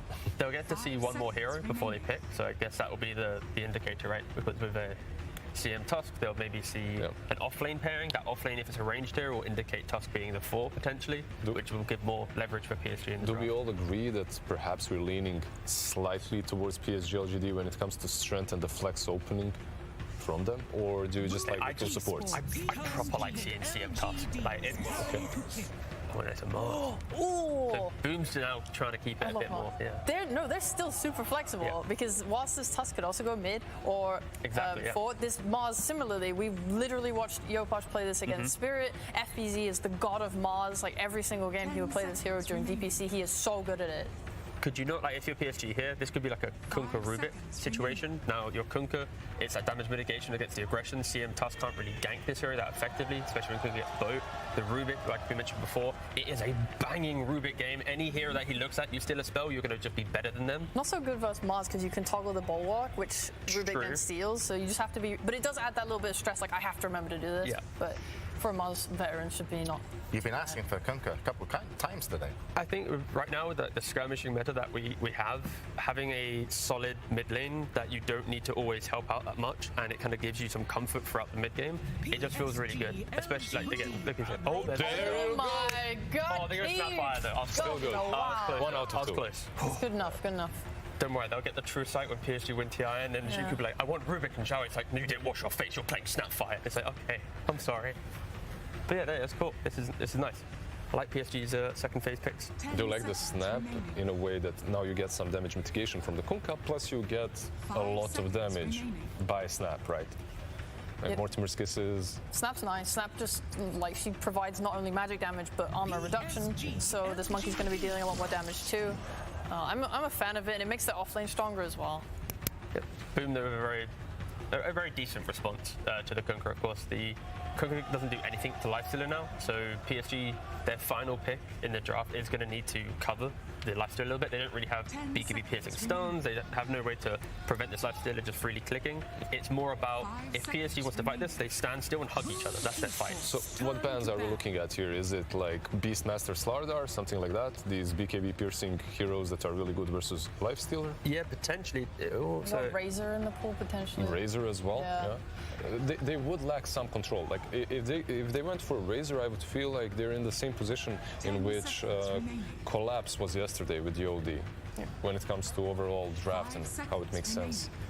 Yeah, and Boom Esports, ended up beating Spirit to be here, so they, maybe don't want to ban out the trap.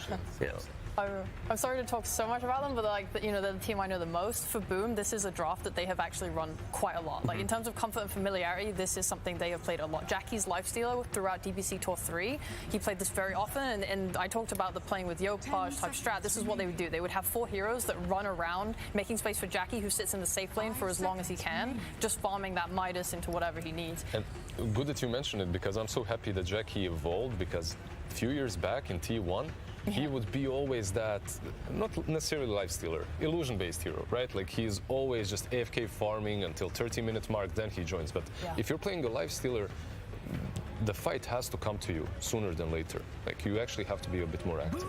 He was like that in DBC Tour 1 as well. He was on Motivate Trust playing Wraith King Medusa every game. So yeah, he's really like bloomed on Boom. I'm very happy for him. Probably scam a little bit, having a say or two, a word or two to tell him, I'm trying to think for like PSG, their final pick now, I mentioned the BK piercing. They have the Slardar route, but I think that could be a little bit of an issue into a CM in the lane. It's nice that speed. The other option is like maybe like a Legion.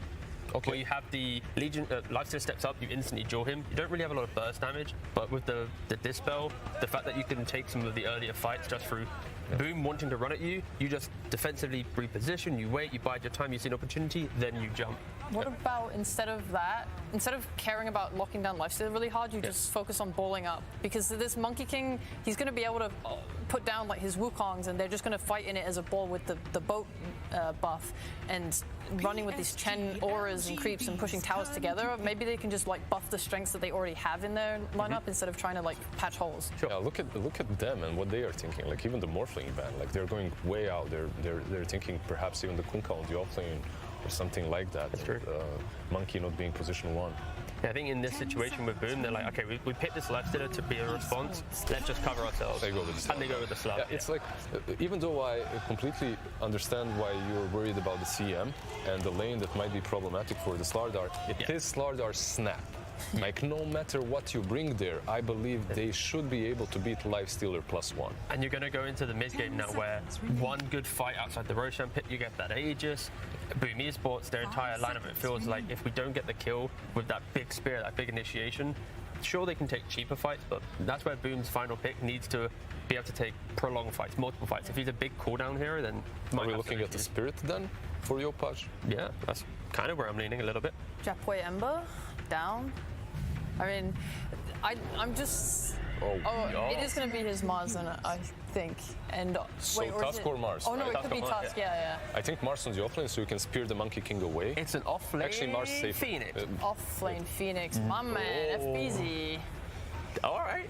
It's new. Okay, so minus attack speed on Monkey and Slide is always going to be good. Yeah. It's not only the minus attack speed. You always keep vision on the Monkey King. You can dive over the trees. You can bring him down. It's one of my actually favorite matchups to play on the offlane. Even though it's not really popular right now, it's really strong. Plus, with Yag, you can take him down from the trees. But then on the flip side, PSG, they've got Jinkyu on one of his specialty heroes, the Snapfire, the little shredder. You get into position with a Blink Dagger, you kill that egg. You're deleting a core now, not a support. So a lot of emphasis on FBZ. You had last pick in the draft. You picked up a Phoenix. You got to be really clutch with your eggs in this game. But it wouldn't be Boom Esports unless they did something like this in the draft. Go crazy. Why not? It's really crazy. I'm leaning quite heavily towards PSG LGD. Snap versus Phoenix, Slardar versus Nyx. It just looks simple to execute. Yeah, it's also like Kunka's going to go for this AC Hex build, I want to say. I mean, I don't know if he has a different idea, but this, like with a Halberd maybe in there too, it all seems like Kunka's Iron build helps counter Booms a lot. But you worried? I believe in the boys. Boom are very good at skirmishing and fighting early. They can easily like outplay LGD just through fighting. And T, what do you make of this? No, I think I agree with what Lizard mentioned about this draft. I think there's a lot of pressure on this last pick Phoenix, and I just like the simplicities of PSG. And this Kunkka in the second phase, I think it just kind of unlocked PSG to have a comfortable end to the draft. Yeah, and but of course, game one, I admire Boom to bring out, something new and kind of, adapt during the draft. I don't know, if this something is planned. We might be able to find out, actually, because we're going to have a post-draft interview with Boom Esports. It's the coach, Mushi. Thank you so much, guys. Yes, Mushi, we are here. Thank you for taking time out. Very aggressive draft, very interesting draft. Phoenix on the Monkey King. Pretty exciting stuff here. The crowd is going to absolutely ballistic, so please. Were you expecting this kind of draft from LGD? I'm sure you did a lot of research there. The crowd favorites. Any surprises coming out from their side? Not really. I think we read them quite well. Yeah. Oh, fantastic.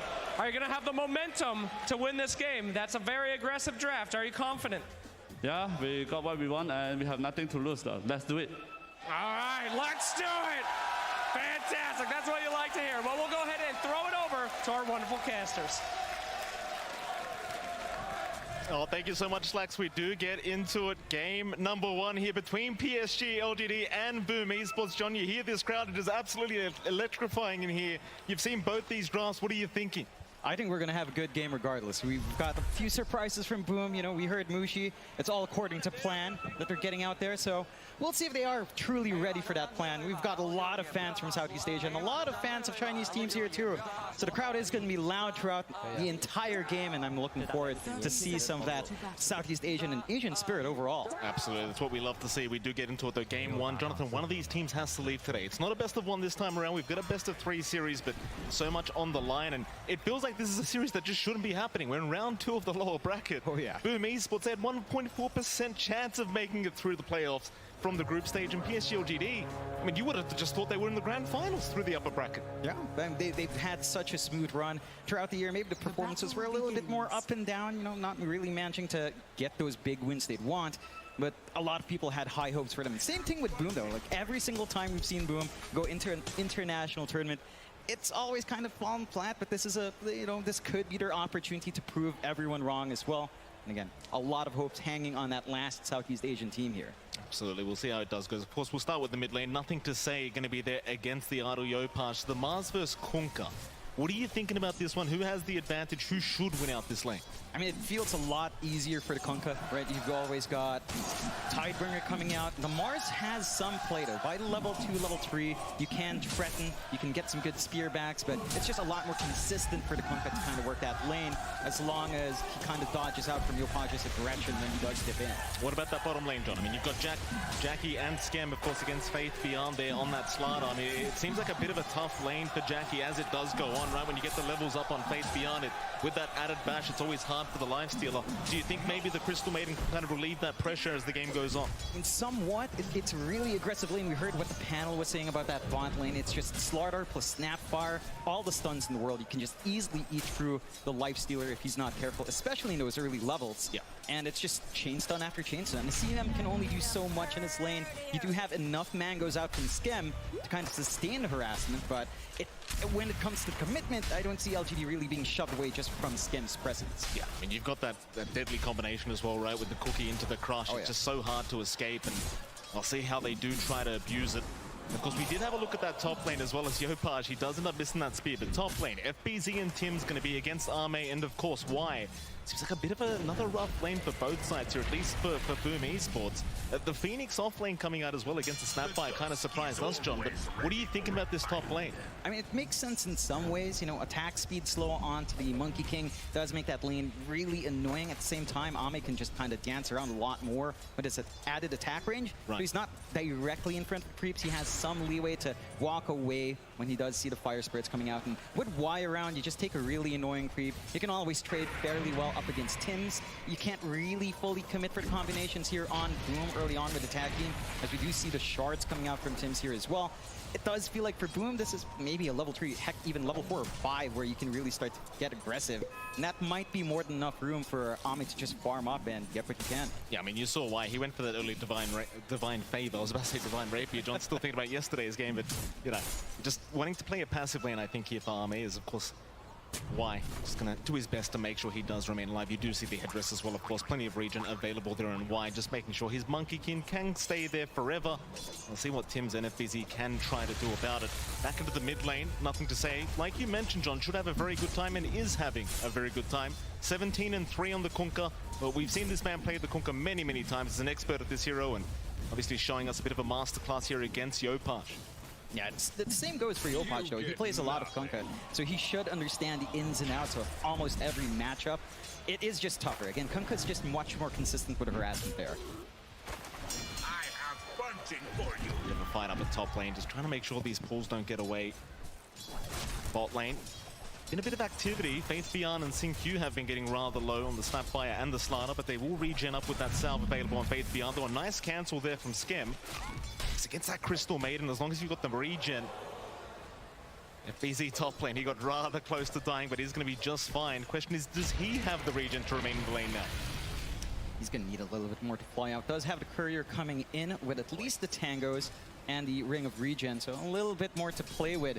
That's just a lot of space coming out from Ame. He's had a little bit of a slower lane, not too far behind from anyone else, but it's not like a free lane so far. I mean, the big difference is really just nothing to Say's lane. A lot is coming out from this Kunkka. A faster level 6 lines up with so much aggression that you can get out with these early timings that a lot of your heroes do have. Like, heck, even a good Chen rotation at some point towards mid might ruin that tempo for Yopaj, which he really wants in this lineup. It feels like the Mars is going to be setting it for Boom. Very close in the boundless strike there for Ame, just barely off and connecting with FBZ.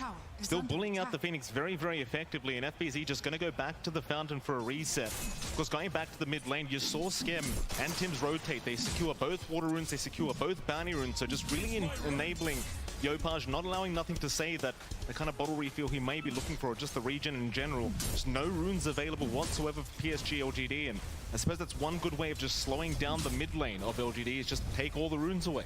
Yeah, it can kind of cause nothing to say to play a bit safer, but he's always got the XTP back for a top-up. He really does feel the pressure, and they're not quite committing on Boom to apply that pressure. Still focusing on the side lanes.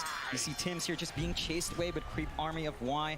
He's got the most annoying creeps, Chain Lightning creep and the Purge creep up. So you really can't do much about that if you're the Tusk right now. We're trying on to the task. Oh, the great boundless strike out from Ame from a mile away, and Y able to secure first blood here for PSG LGD. That was right on the edge there with Ame. My goodness. Yeah, and it's just when you have access to that small camp and you get lucky with some of these creeps, it just gets really hard. There's just not much the Tusk can do.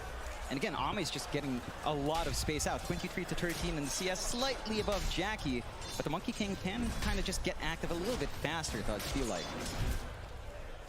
Skem's going to have a rotation up towards the north, maybe just scouting out that diet triangle. Of course, power runes are coming up very, very soon. We'll see if Boom want to try and secure both sides as well here. As Skem actually just going to go for the block on the Ancient. Xingqiu May not have caught him doing that. I believe he was within the fog at the time.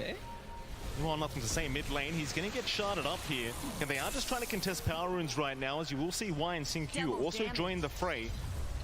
It's going to be skimmed down at the bot side of the rune that does actually pick up the double damage. So he just gets away with it, just completely denying it off from nothing to say. And just a great way of slowing down the Kunkka, not allowing any rotations. Though as I say that, they may just run mid. Arena is down defensively. Can they take him down? It's a lot of damage flying out, and Sin-Q, he'll still land the cookie through the arena. Just on the outer edge, they just hold him down, but now nothing to say. He could be in danger. Tims and Skem getting to work. The double damage, actually doing a hell of a lot of work, but Sin-Q, he shows up again. They find another. Is Tims? Can he run now? Sin-Q really chasing far. Very nice cookie and a triple kill out for Sin-Q. It's that aggression we talk about, having such a great foundation out from such a strong start from Nixie, and with how good your supports are at going towards mid, it's just really easy to bully out. Boom started out with a really good spear opportunity, but not really able to commit with Tims around. He's under-leveled on the Tusk, still level 2, about to hit 3. There's not much he can really do to help Yopaj find these kills. Absolutely not. It's a very slow start here for Boom, but a great start for PSG OGD. 3K ahead. Ame, I mean, you kind of talked about this already. He's been just free farming this whole time. 7 minutes in, he's not too far in, but you look at the net worth just snowballing out of control already. You could say the same about every core on the side of PSG OGD, all the way at the top of the 3 cores from the dire end of things. And well, you couldn't have asked for a better start. Yeah, it's just perfection. 0-4, 3K lead at 7.5 minutes in. You're going to hit all your spikes really fast. Level 6 coming out for Faith Beyond. Going to make it a lot easier to start finding those kills. Already has the Morbid Mask ready as well. And the timings for Boom, it's so level dependent. You're waiting for the egg to kind of tie in with the arena. You want more levels up on your Tusk for a little bit more damage and a little bit more utility out from the snowball and the shards. And you kind of want Jackie to just farm. They need to kind of get their supports online and really get FBZ online with Phoenix, because that's their big combo. The arena egg, it's got to come into play at some point. It certainly does, and you're always going to have to be worried about Sin-Q at the end of the day, right, with that little shredder. Especially at that level 1 mark of the egg. LGD, they'll slow the game down a little bit. No need to rush this one, though. As I say that, we do have a rotation into the mid lane. Yopaj, a little bit of danger here as Sin-Q once again with a fantastic rotation. Backing up, nothing to say, but do they have the damage this time around? Yopaj gonna try to run, but they've got it. The Tidebringer was there, and now the cookie back out from Sin-Q. They won't care for the Tusk kill. No need to overextend for that. They've got the big one already. Yeah, they're just tempoing themselves so well on LGD. They saw that movement down from the sports down bot. They knew they had enough space to go for Yopaj. They scouted out for the Chen creep at bot lane. And Yopaj just can't do much. Like, the moment he gets X stuff, you do have enough magical damage on LGD. And Boom are just trying to get something on the sides. They're committing so much time to try to find those pickoffs, but LGD just punish. Absolutely. Very, very tough start. I mean, you've just got to try and slow the pace down now if you are Boom. In the meantime, more stacks being made, but no, the sentry is still there. So they have not managed to de-ward that sentry that was there by Skim. In fact, he's got them both of them. Really trying to slow down the pacing of nothing to say. They've done absolutely everything to slow this man down, but he's still top of the net worth board. In fact, he's going to find Jackie on the Lifestealer. X is there, but Rage will be there in time to juke out the cookie. Still Faith Beyond is going to show up. They do have the X back. Jackie, he's in huge trouble, and Sin-Q, he's going to find a 4th kill. This Snapfire, he's just doing too much work. He's all over the map, and Jackie popping that Rage a bit early. The moment he saw the cookie come out, while the X was on, he had to Rage, and he couldn't outlast that X mark, so he just gets punished. There was a smoke rotation out from Boom, trying to head up top, but they're still not finding anything for their trouble. They dragged Yopaj around for that. It's LGD really working this map out really well, just using the vision they have from the Chen creeps. Starting to get activity in Ame. Yeah, he's got an arcane room, but in comes nothing to say along with Ame. Arena is down, but here come the kisses. Tims, he'll buy them a bit of time, allow them to get away from those kisses, but it's still a lot of damage. Now the egg will be dropped down. Ame, he might be in trouble, but no Tims. He's the one in danger as he does go down to Y. PSG ODD, they'll just keep running. They might just want to reset and just back out of this team fight, as it seems like Boom have brought Jackie over, but it's going to be a bit of wasted time for the Lifestealer. Nothing going to come out for Boom. LGD still 0-7 in their favor. Boom to pick up 1 kill. I mean, you see how confident they are. They just drag in Ame. They start to use that Monkey King, get a little bit more vision out, get some good jumps in to follow up, and Boom expend the arena and the egg. The combination was there, but they didn't lock anyone in. LGD, they're just sidestepping everything. They are not even giving Boom any leeway. Like, not a crack has been opened yet. Still 0 kills on the board. His Faith Beyond, he'll take care of the bot T1 tower, has the Mask of Madness up, gonna make very, very quick work of it. This is what I was kind of mentioning earlier, John, like against the Lifestealer, you're gonna have such a good time perma-bashing Jackie up if he does get caught out with the initial stun, and I'll see if they can capitalize on it later on. For now, I mean, with the 6k net worth lead, they can basically do whatever the hell they want, LGD. Yeah, they've got free reign of the map. They've got some pretty good wards by the ramp sides on the river, so they're always going to be able to check if Boom is trying to sneak around without the smoke. Boom, for their part, just constrained on their side of the map. They're not able to cross that river. They're not able to really scout out, use that deep ward they have on the top jungle to stop any of this farm game. Like, it's just a very static game right now for Boom and LGD. And they could play it static now as well. They're going back to farming with Ame, just getting that build up into the Desolator coming out here for the Monkey King. They've even got the early mech up and running for Y. So much more sustained in the middle of these fights. Considering how durable you are with Chen, with Kunkka and the both buff, even if Boom somehow managed to get that initiation, it doesn't feel like they have enough damage to eat through that. Absolutely not. And we're talking about damage, LGD, they've got all the damage. Like, you're pointing out the Deso on Ame coming out with the Corrosive Haze on top of that. Armlet's just going to do nothing with all that bonus armor you get there on Jackie, and just such a painful experience to have to try and deal with as LGD. They are starting to move in, but Boom are waiting. In there goes Jackie. They find Y. They do have the help around, though. Nothing to say. Trying to save the day of the Chen, but the Y is still going to drop. That's one. Just a +5 kill here for Boom, but it is the first kill of the game for them to pick up, and that's a start. Yeah, it's a start, and not the biggest, but little cheeky build. Oh, Faith Beyond almost finds Tims, but the snowball is going to buy a little bit of time as Tims is still going to drop, and now Yopaj, he's been caught out. Boundless is there as well. They take him down. No chance survival, just perma-stuns out from LGD. Into the tier 1 mid tower they go. And it doesn't take too long to push with just how much damage is coming out. Not even the full Deso out from Ame yet. Just with the numbers they have, with a little Shredder to provide some minus armor, it just melts. And Boom, again, they just keep coming in one by one. They find that one kill in the Chen, and then they just don't manage to get anything else. They don't manage to play with their combinations, and LGD just recognize that when they're split up, when the egg's not a threat, they've got a huge open. Here we go. Y getting caught out, but the cookie is going to be there. Y will be just fine. Snowball, they're going to follow up. They really want something for their trouble. The Hand of God was there. Y still running. Tornado away. It's just not going to be enough. They even commit the arena for this.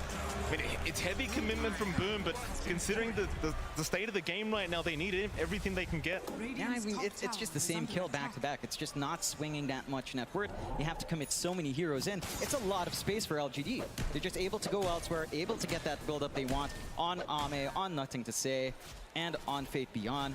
And there's just no stopping those cores. Me and Boom are lagging behind by a pretty big margin 14 minutes in, 8k net worth deficit.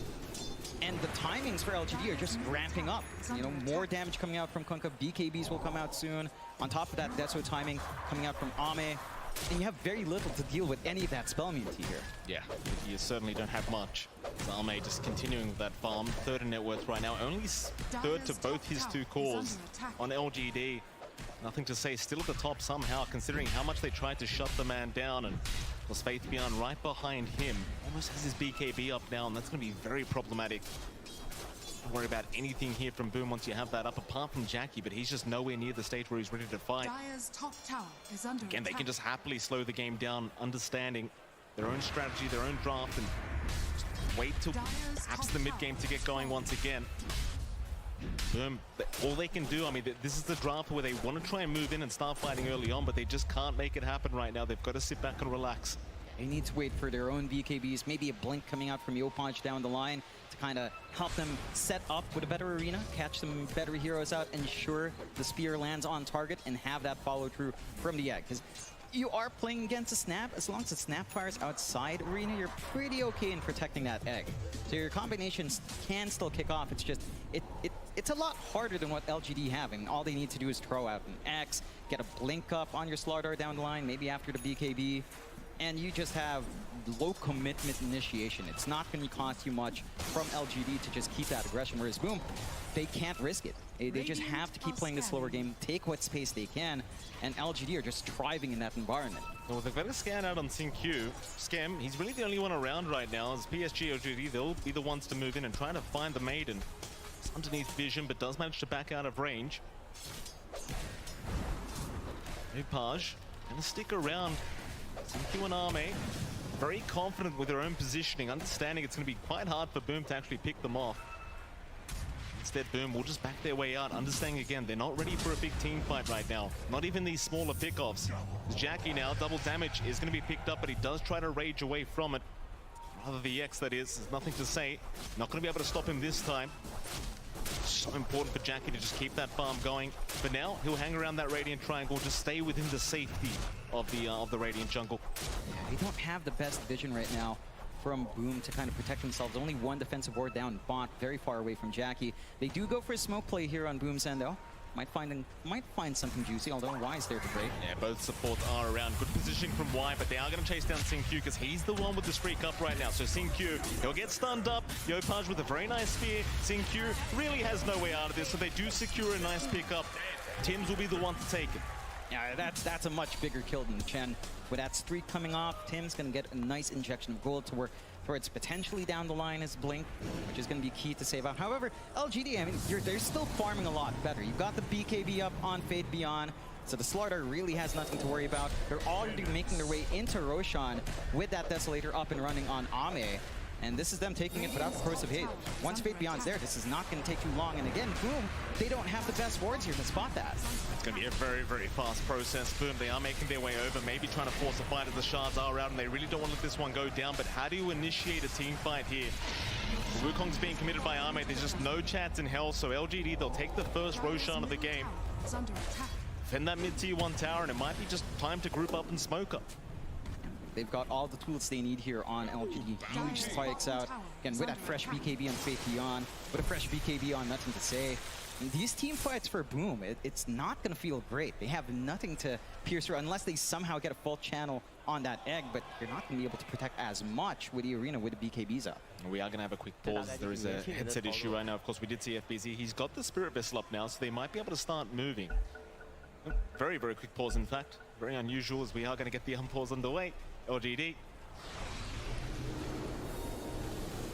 Finally one here for their trouble. Middle tower is under attack. Doesn't seem like it though. Yopaj is within vision and Arme is going to try and slow him down. The Mars, how do you get out of this one? Arme, boundless, no, it's off the mark. A very nice sidestep from Yopaj and he's out. Has his own BKB up now as well. Yeah, that would have been massive if they managed to kill him off. He barely had the gold to buy out the recipe. So that would have stalled the BKB just a little bit longer, give them an opportunity for a bigger fight. Scam is going to get caught. Nothing to say, should have no problems taking down the Pos 5 CM and does not. Meanwhile, Jackie, he's a much bigger target, but a nice rage away, avoiding the boundless strike for now as Tims is going to TP out of there with the infest. He's just going to make it. That's a 5-star review right there for Tims. Perfect timing. Oh yeah, perfect escape vehicle coming out there right in the nick of time for Jackie to just infest away. They are dodging out from these bigger kills for LGD to find, but you're still not gaining too much ground. You are at least getting that build-up you want onto Jackie here. I mean, he's working onto his own Desert. They might run into each other again. They may, nothing to say. He's a big target, but the Spear is not going to land. Nothing to say. Going to try and go onto Jackie with the X-Back, but it's not going to work out either. Shards won't be on the mark. LGD just trying to control that Radiant jungle for now, at least the triangle. Just such a valuable position for them to be in. Just bully out the side of Boom Esports and don't allow Jackie that safer farm. Right into the top tier 1 tower they go. This will really open up the map now, and this is when LGD starts really choking you out of the map and not allowing you to farm in any safe position. Very strong play here from LGD, and you kind of wonder what Boom does about it. They're just trying to retake control down bot. You do have really good forward vision here from LGD with their observer ward, so they're going to be able to see who's farming in the bot jungle, and they're really still safe. Age is still up for 2 minutes 40.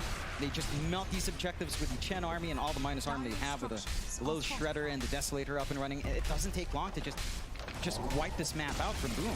Yeah, absolutely not. LGD, they'll even find the top tier 2 tower, no problem. Calm play from LGD. And towards the bot lane, Arme. Take care of the defense of the tier 1.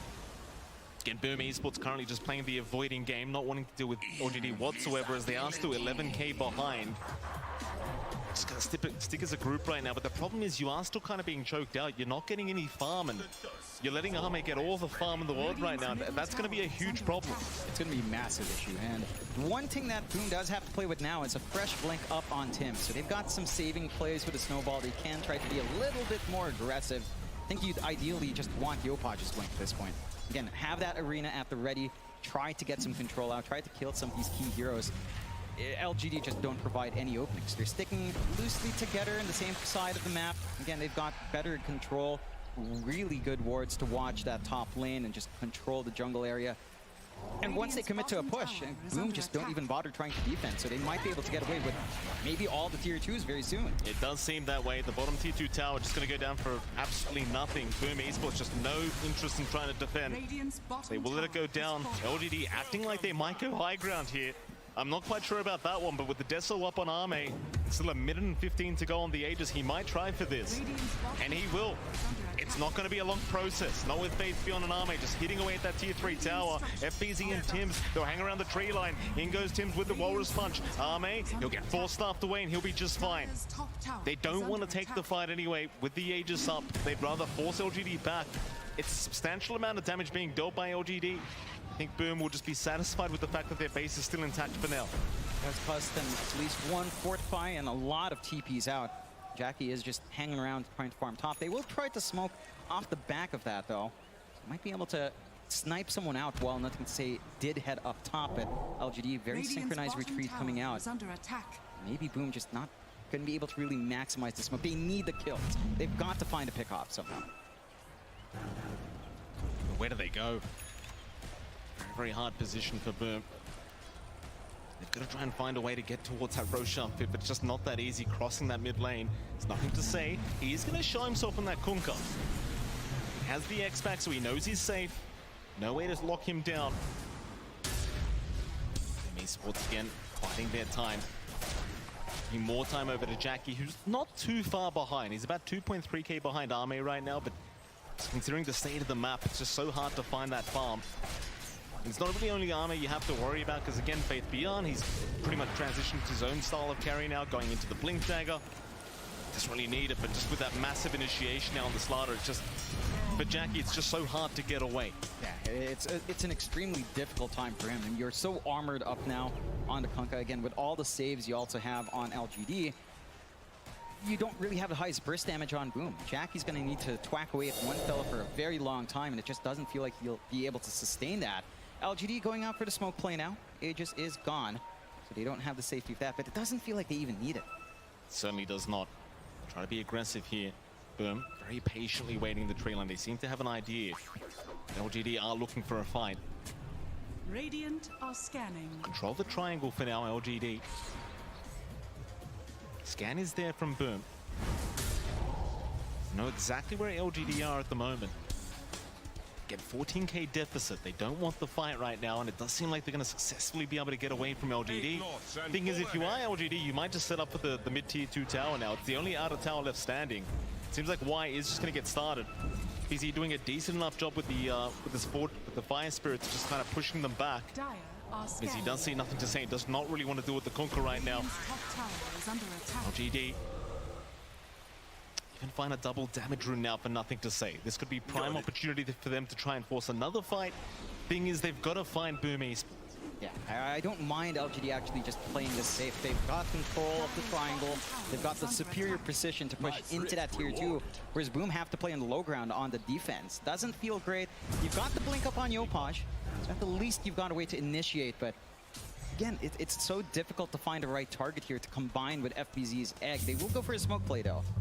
Be very awkward timing though with that rune available. Boom. They're going to try for this. They've got a bit of vision in that mid lane, but they don't know where LGD are right now. Maybe they've got a brief idea, but the smoke is there. Faith Beyond. He's going to have his smoke broken. Yopaj not reacting quick enough to catch him out.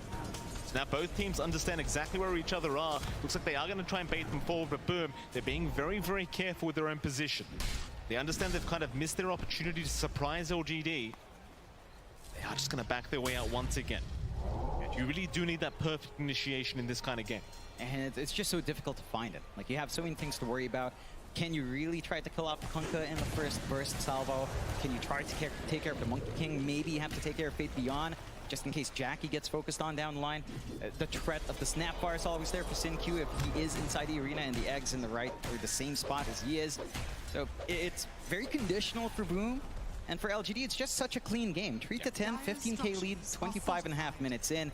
they've choked out Boom to pretty much just stay at the bot jungle area for their own farm and Jackie. And he's going to get jumped on here down at bot lane. Does have the rage available, so we'll try to run as now Faith beyond is going to make his way over, but a nice Infest blink away. So they should be just fine though. Faith is still trying. Meanwhile, they have ended up getting Skim out of there as well, so he's fine. So it seems like they are not going to be able to catch up once again. Boom doing a fantastic job of avoiding the side of LGD. LGD just kind of running across the map, trying desperately to find a pickoff, but finding absolutely nothing. It's really turning into a game of hide and seek this game one. Yeah, they're just poking and prodding, waiting for those items up on Boom and LGD.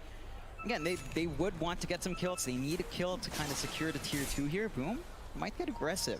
Do see the rune though, nothing to say. Ready, but they're still gonna jump in. Walrus punch is there, Arena down, but the spear was not there in time. The BKB was out, nothing to say now. Gonna turn with the bow for the egg. It's still going. Can it last? It cannot. FBZ is down. Tim's will try to TP away and barely makes it out, but they've left Yopaj all by himself, and he is gonna drop.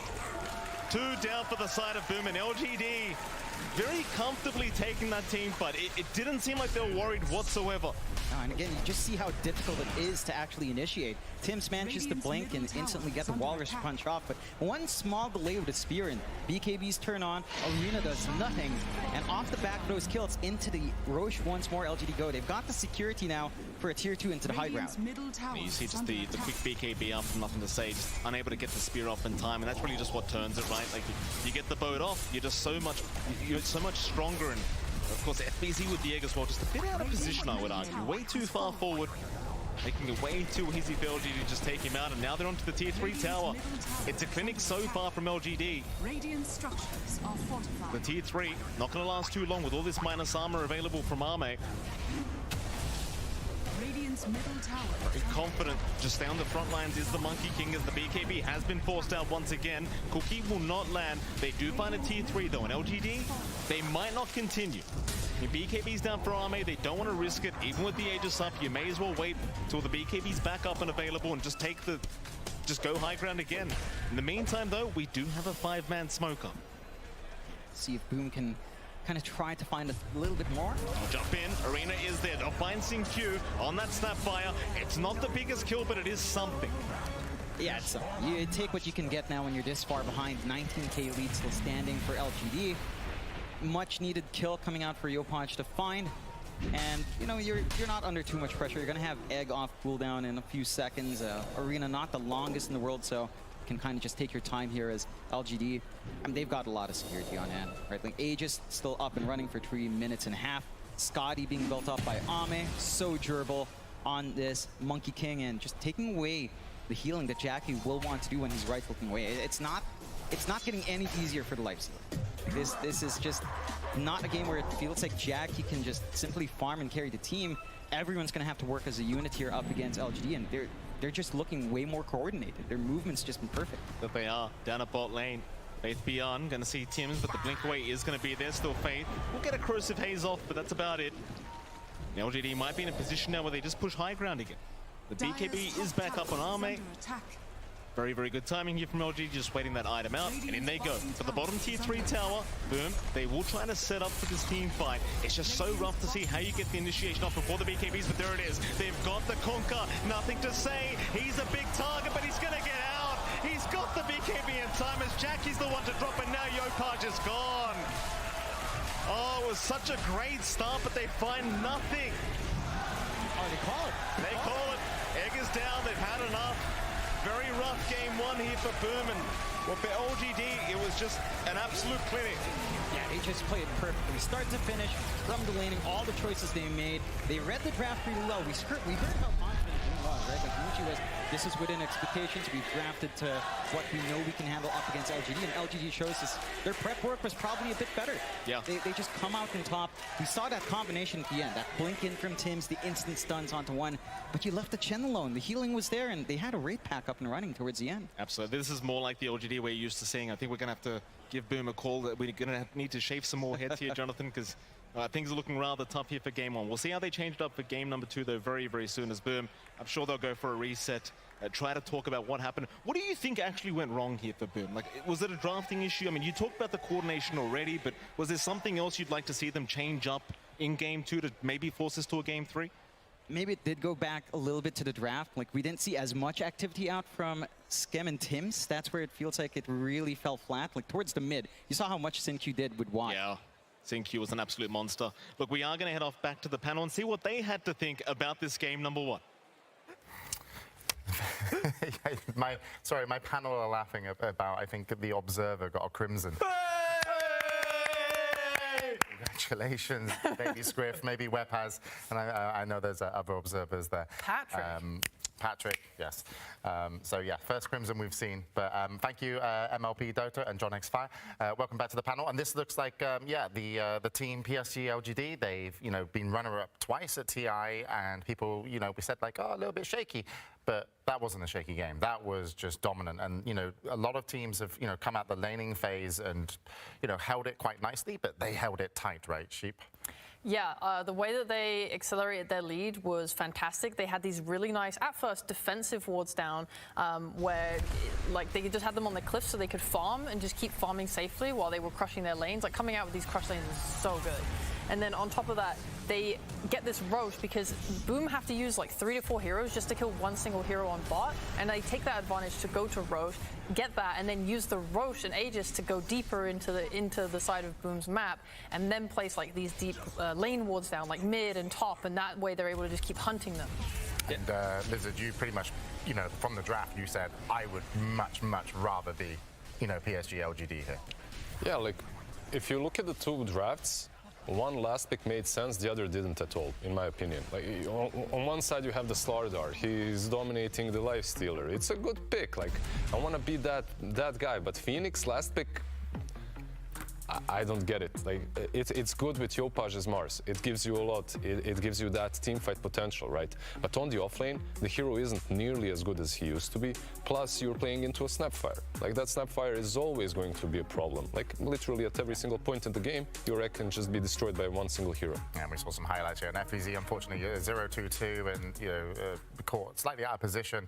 But when you get, in one of his last eggs, but of course, when you get the, BKBs as well, on your cores, PSG LGD, Mars Arena, you can still get to the egg, even though, it could have been maybe a little bit further back. So I wouldn't say, a rocky start for Boom Esports, but what I did like what they did, and this is going to sound a little bit rude, they GG'd early to keep some, I hope, kind of energy.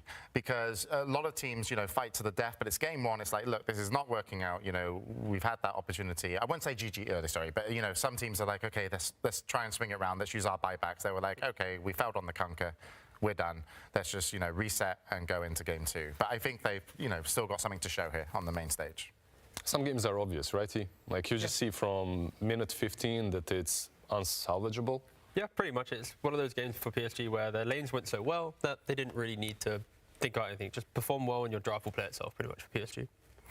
What would you like Boom to do coming into game two? Obviously, you can say not last pick the Phoenix, but that's we're not going to harp on that. But yeah, we're not going to harp on that, but sometimes your draft is really difficult, right? Yeah. No, I would say it's just about having the needed layers to play out a game. Because, for example, PSG, they had the tankiness of the Kunkka, but supported by the heals of the Chen. They had the aggression of the Slardar, the Monkey King. Like, everything just complements each other. Where Boom, it was we have to fight for position. If we throw our spells, we own an area. But then PSG, they had all these heroes that are very good at also playing those areas and then pushing you away. So they can shove you away from the egg and stuff. So I think for Boom, this was one of their clunkier drafts that they've done, and not to their true form of nature, at least at TI. Maybe in other DPC games they've tried doing this other stuff before. I'm sorry, Scriff or Weapus or PTP, they're really happy with their Crimson right now. Is he going to open it? We can see him trying to. He's hovering above the Crimson. We'll have more Crimson updates in a moment. But actually, let's check back in with Singapore with the commentators and Casey and Slacks.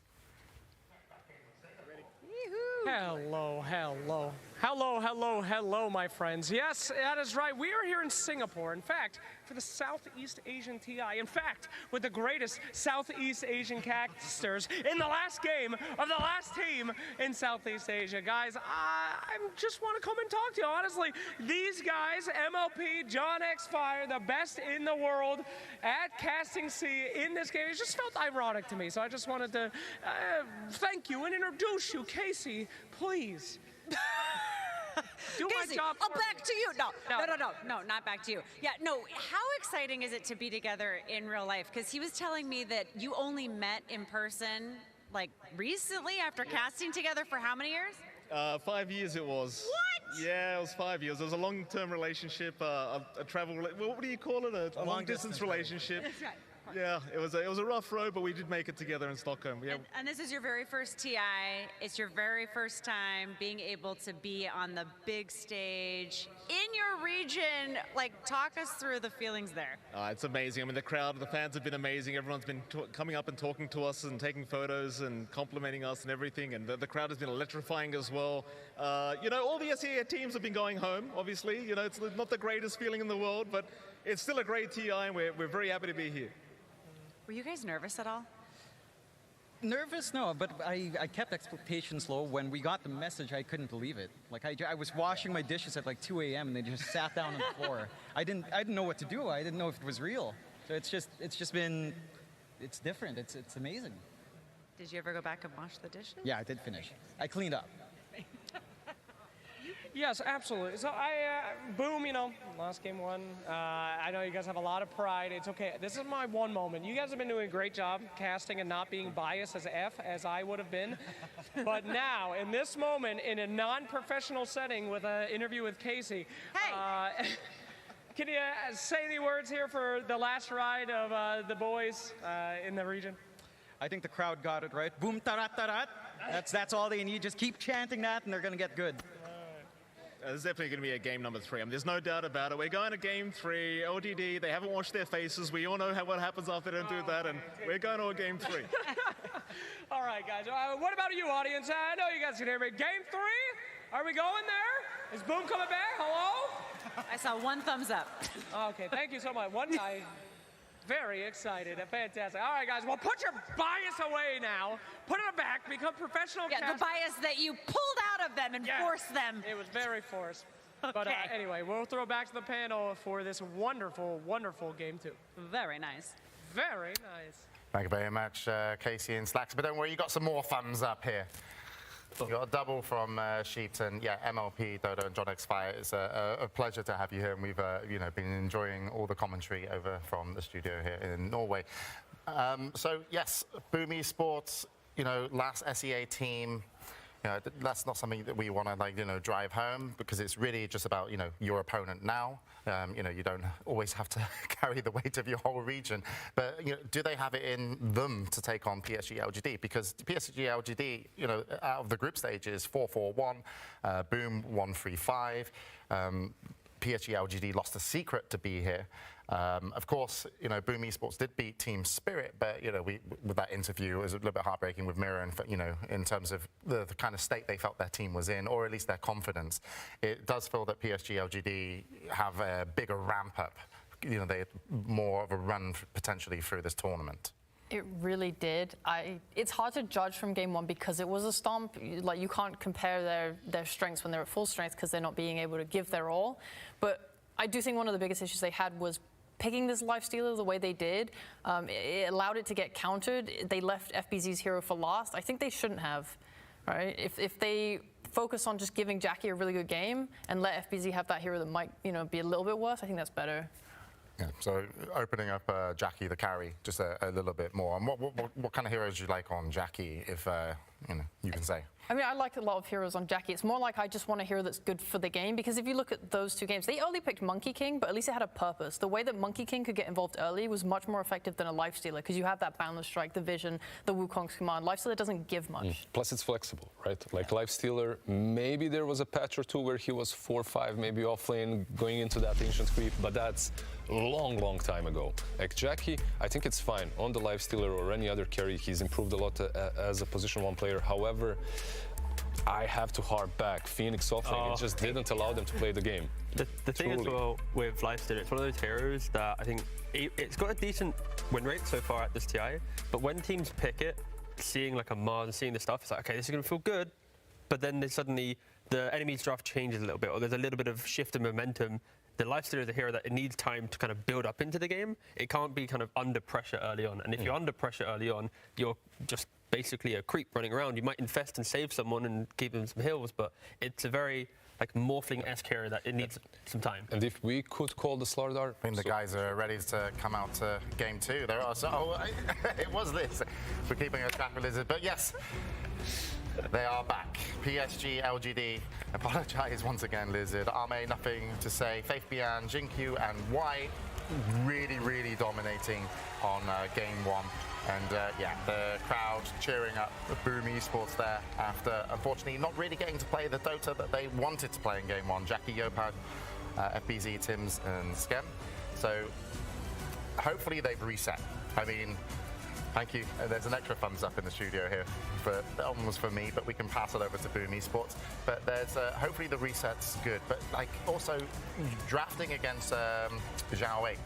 It's not easy. Like right? I mean, we all saw the miniseries of GUA 8 drafting. True Sight. Yeah. That's one. That took me a little while. bit, yeah. It took me a while. But yeah, you know, they were just so good at predicting each other. And do Boom have that kind of experience in the draft? For sure. I mean, they have Mushi. And Ohio. He came back and to Ohio this, as an analyst, yeah. They have so much experience in regards to their draft. It's also, I think, even if you have the experience, sometimes when you get to a TI, your players, they have like a certain hero pool that you utilize, so you might not have the depth that other teams have, and I think that's where maybe PSG often has advantage at these international tournaments. But that can also be a good thing, right? Like, look at Entity. Their hero pools aren't that wide, but they still make these heroes and adapt to their playstyle, and it works. I believe it's the same for Boom. They have a lot of young blood. Yopaj, give him his heroes. Like, he can contribute. He can contribute more than just this arena that's a setup for an offlane Phoenix. Like, he can dominate the games. And mid-Mars, I can see you, Sheepo. I can see you. You want to say something. Good. I know you want to say Please finish the thought. It is good. But in certain matchups, with a certain other offlaner that you have that can transition into a true core. Phoenix with the Yules and the Vessel, he doesn't contribute as much. But like, counterpoint, I feel like the biggest problem was the Lifestealer pick. The Phoenix, I do not like the Phoenix at all. However, you have second pick, which means that your advantage is being able to counter in the draft and give yourselves winning lanes. But because they picked that Lifestealer where they did, it meant that LGD just got to pick a Slardar and completely counter it and destroy their lane. Yeah. And on top of that, the ideas are a little bit, sus because you want to leave your offlane for last so you can shut down Arme, right? That's probably the idea behind it. But Arme is someone who thrives even when he loses his lane. He is the best farmer in the world. So shutting him down, I don't think is like the right idea. I just wanted to see Jackie have the best game possible and just work on that. We'll have to find out what happens in game 2, as it looks like we're getting ready to go into the draft. And PSG primed to take this one, 1-0 up, and this could be the last game for SEA.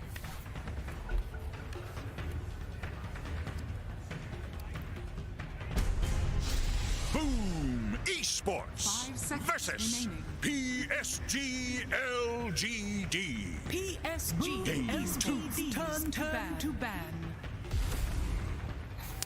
Boom versus PSG LGD game 2. 1-0 to PSG LGD.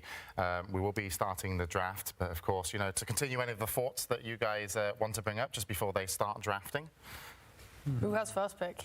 So, all right. PSG has the first pick, and we'll be seeing that shortly, which will be the same as the last game. You think it'll be the exact same draft? Do you think the bans will get shaken up? The bans already changed. Very good. But that automatically means that Boom is now allowing the Marcy or the Primal Beast through. And that could be an option where Boom, they themselves love playing these heroes. So if you start banning out some of the PSG other heroes and you flood the pool, it gets them through. But actually PSG, they respond by banning the Marcy themselves. So Boom, it's like, do we now have to ban the Primal Beast so PSG don't get it? Do we maybe ban a different hero? They take Primal Beast and we can then go for like a Clockwork Strike instead. Many options. There are so many options. There is Clockwork, there is Primal Beast that you mentioned, Undying as well. That's not really in the fondest memories of all PSG LGD's fans when it comes to crucial games. But definitely for PSG LGD they are. Okay, they still go for it. I hope I don't see Magnus now on Boom Esports side. Different era, different tournament. But the speed in which they draft it, it's very fun because like PSG at this point, when you're first pick, the bans and the pick, that's the best thing that you can prepare. When you're a second pick team, your preparation only really goes as far as your bans until you see what they first pick. So you have like, you kind of guesstimate it kind of, but just, yeah, PSG, see the bans, boom, Undying. In SCA, I've seen in different regions, I've seen the silencer on offlane. I've seen it work amazing against an Undying. Is that perhaps an option that they can go for as well? I was going to bring up a completely different hero, but on the exact same thought. I was going to say, in C, I've seen a lot of Death Prophet offlane. Okay. We're thinking the same, like a ranged offlaner.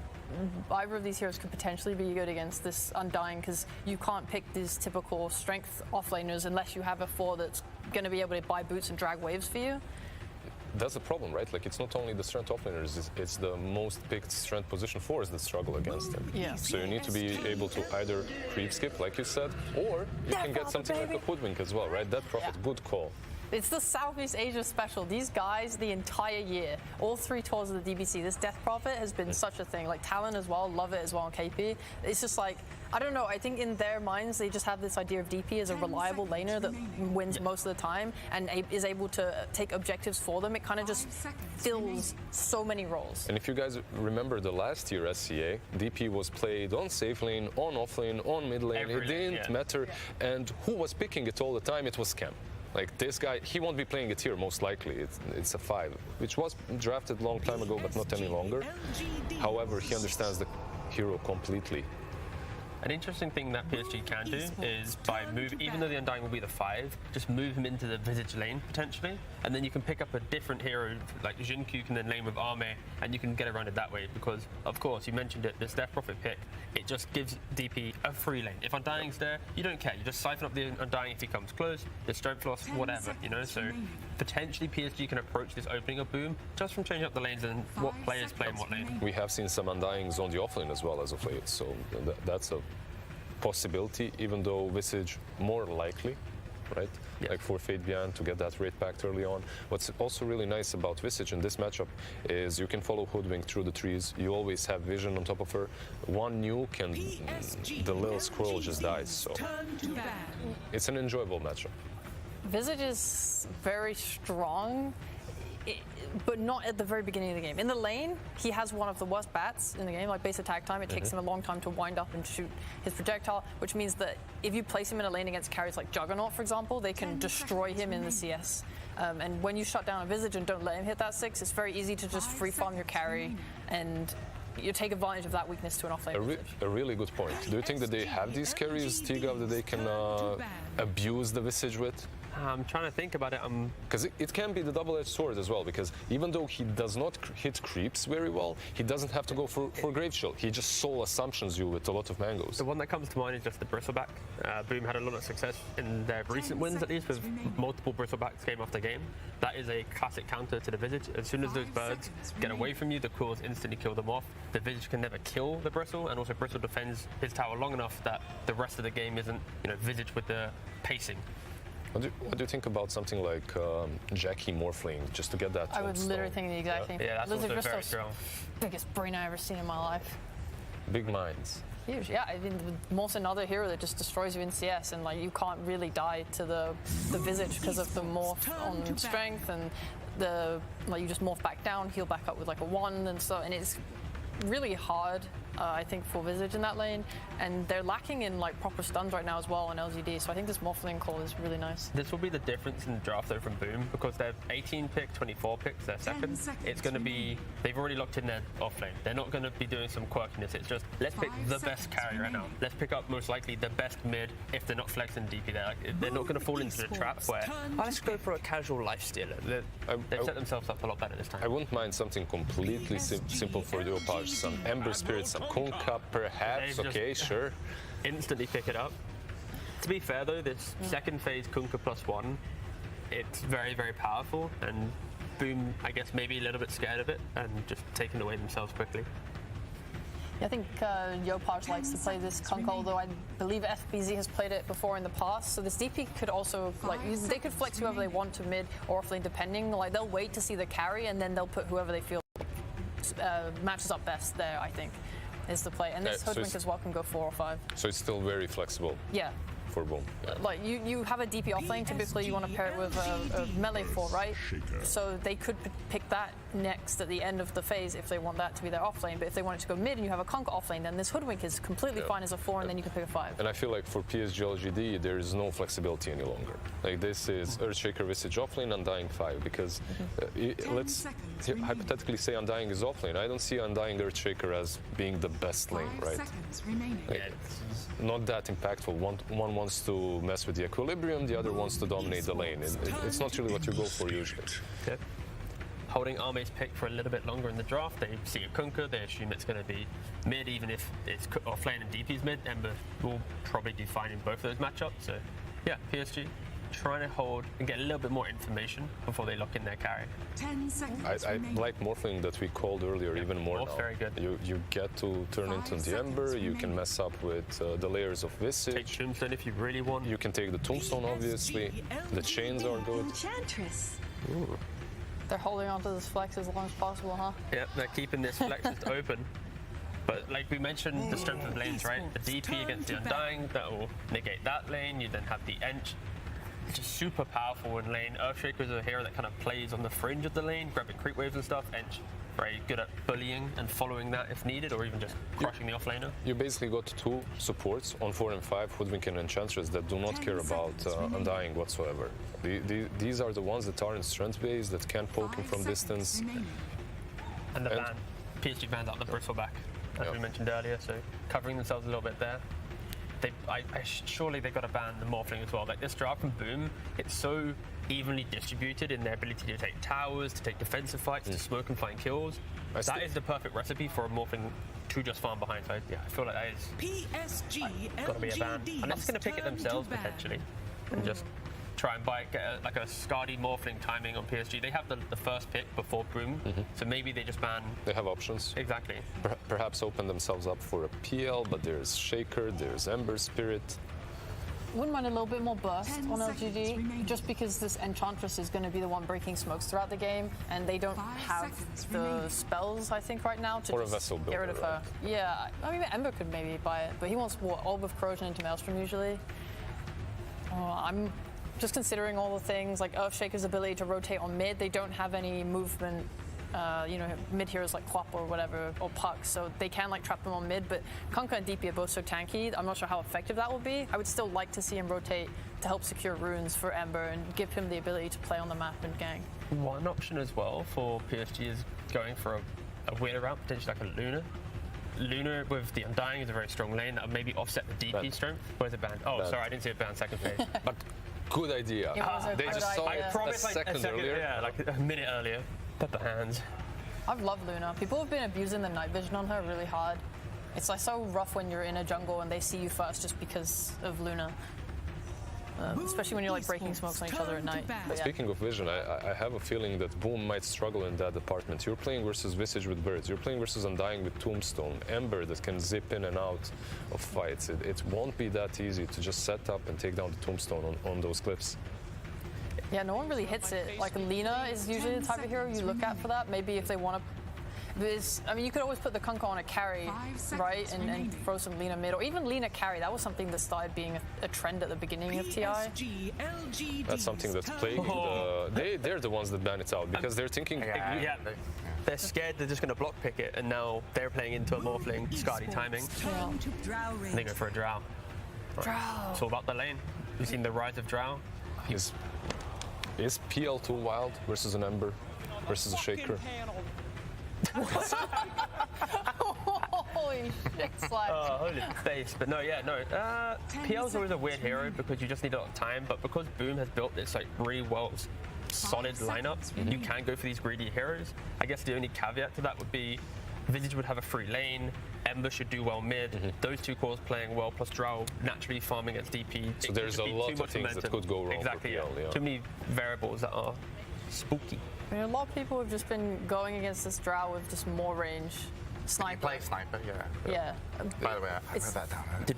He did. That's good. I actually did. He's got it I'm in not the going to notes. say it, but He did, yeah. I can see that there's a potential sniper. The only problem perhaps would be the Ember that can get on top of you easily. Yeah, it's terrifying, yeah. And like Earthshaker as well, being able to block you off early before you get your shard.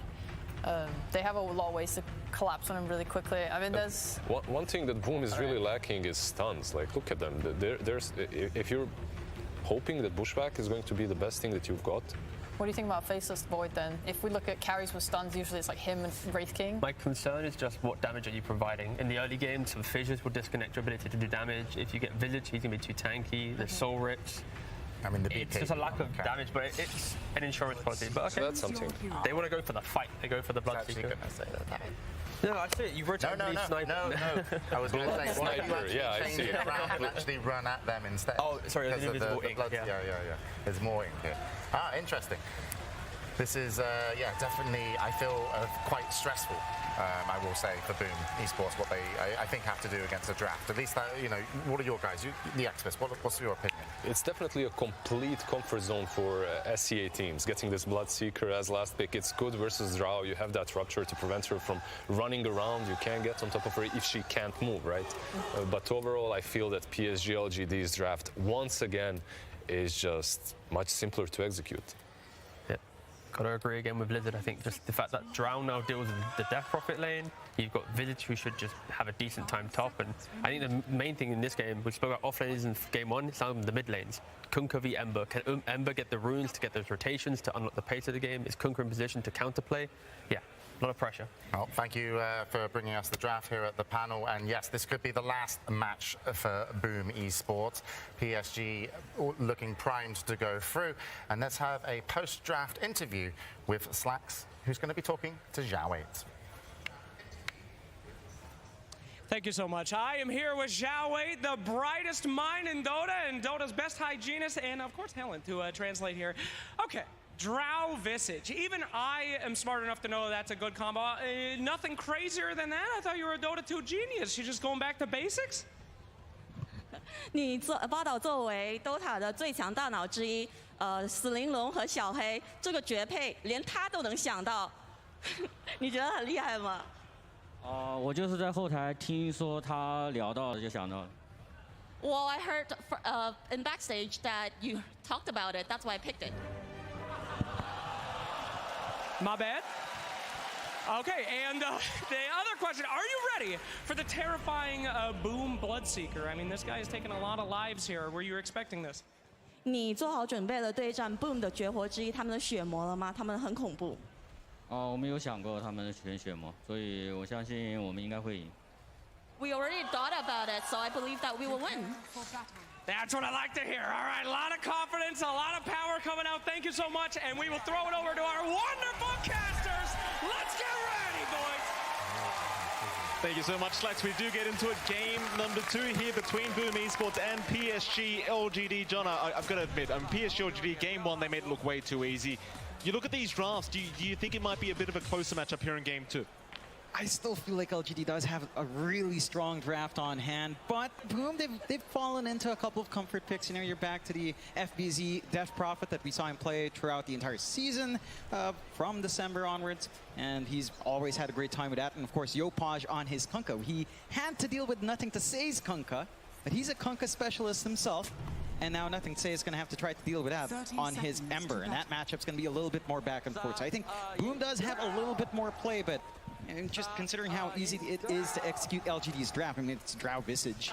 If they manage to get a running start, I wouldn't be surprised if they just dominate this game once more, if things go the same way as game 1. Yeah, it's certainly a very scary draft here from LGD to try and go up against them. It's like you mentioned, John, like the tempo that you can apply here from LGD, the pace you can get going is a bit too much to keep up with if Boom fall behind in this laning stage in this game number 2. We'll see if they can keep up, at least in the second game. Of course, everyone wants a third game to happen, John. We'll see if they can make it happen. It's LGD. We'll start with the mid lane. Of course, you're going to have Nothing to Say there against Yopaj. On the Kunkka vs Ember, you kind of talked about the fact that these heroes are both specialties of the enemy hero on the mid lane, but who should have the inherited advantage between these two? This does feel a little bit better for the Kunkka.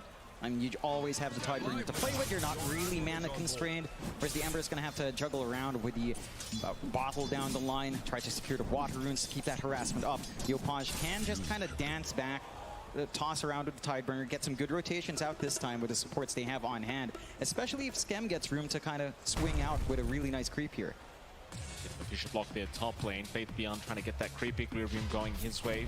off the back of Sin-Q. Of course, Skem and Jackie are going to be right against them, and should be a decent enough lane here for Jackie, but levels do get up. You have to be a little bit worried about the amount of damage Faith Beyond can pump out, especially once he does have that Soul Assumption up. If he does go for it in the end, as I can see Skem asking him quite a bit here on the edge as well, and they just end up going for the Gravekeeper's cloak instead, just to remain safe against all this harassment.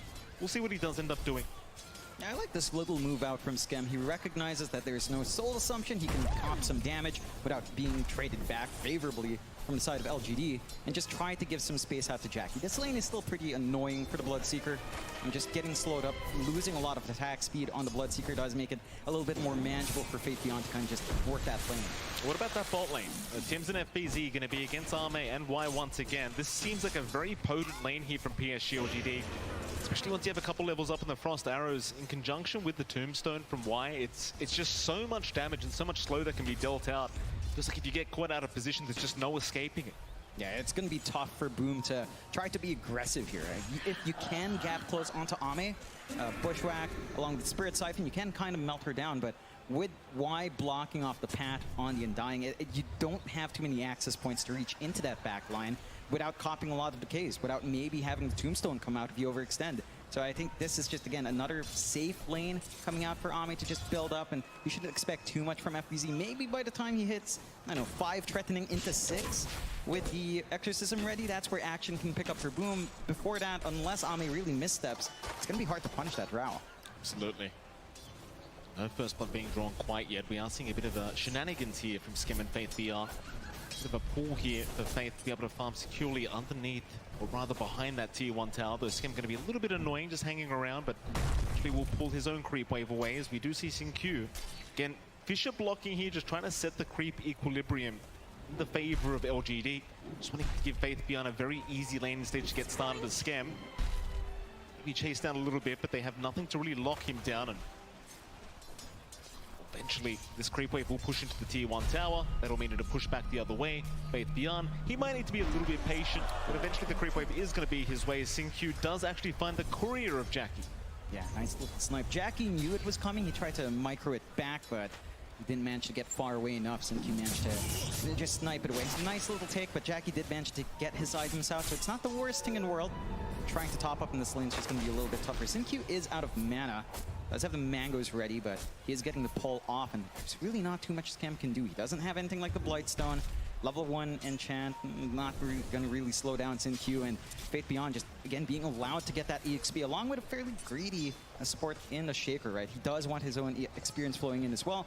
Skem can't really stop that. Certainly cannot. Going to that Radiant Triangle, just take some creeps away, put a ward down as well. Sin-Q will see him out of there. Is now nothing to say mid lane. Going to get X'd up here by Yopaj, but no Torrent to come out. Nice Fisher from Sin-Q, not going to allow the water rune to go back the way of Yopaj. And eventually, well, Tims, he will secure the bottom water rune at the very least. Nothing to say, he is going to try and show up for that, but Tims will snipe it away from him. So neither mid laner able to find a rune here. So it seems like LGD did adjust, because this is one thing that Boom Esports were doing very effectively in the early stage of last game, is just securing all the runes and making sure Nothing to Say couldn't get one. This time around, LGD, they're going to make sure at least Yopaj can't find his own. Yeah, and speaking of that mid lane matchup, we talked about how the Kunkka Ember shapes up. Nothing to Say is actually working lane a lot better. 25-7 now on CS, compared to Yopaj, just stuck at 20-4. Good lead here coming out from Nothing to Say. He's managing to even sneak away the bounty rune there. There's a little bit of action across the map as they try to jump it. They don't really have stuns on Boom's end unless they manage to get a good enchanted feat from Skem, kind of punish Faith Beyond. And so far, this kind of static game, it does feel favorable for LGD. I mean, once they build the levels up, you get the marksmanship up, you get the familiars up, and you have this Ember dancing around you, it's very easy for them to jump in and take these fights and go for objectives if Boom isn't careful. Absolutely. Bot lane, a bit of aggression happening towards Y, it seems. He does drop rather low on the Undying, but still remains just fine. He has not skilled up too much or Soul Rip yet. He's waiting to get that skill point. The right moment to see exactly what he needs, but for now, he's being very, very patient. Doesn't seem like Boom's been too aggressive down to the bot lane either, so it seems like both sides just very satisfied farming up for now throughout this laning stage. We are yet to see a kill to come out. Not really many rotations happening either, though mid lane, Nothing to Say, gonna get X back into a torrent. A little damage to follow up though. Yopaj Going to force the reset out, nothing to say. He can always just remnant back into the mid lane anyway. Meanwhile, bot lane, why? He's going to deny himself off. Nothing to go back the way of Boom. Quick reset for himself. Can always just TP right back to the lane. It's the 6-minute power runes now. The spawn up is going to be down bottom as Yopaj able to take with the DD. However, for the Hoodwink, that's a nice bushwhack out, nothing to say, dropping rather low, will remnant back the other way. However, you've got the enchant there from Scam, controlling up, nothing to say. They might have the damage, but Xingqiu is going to show up with the Fisher, make sure they can't keep chasing, so instead they've got to go after the Shaker, but it might be first blood to go the way of Yopaj.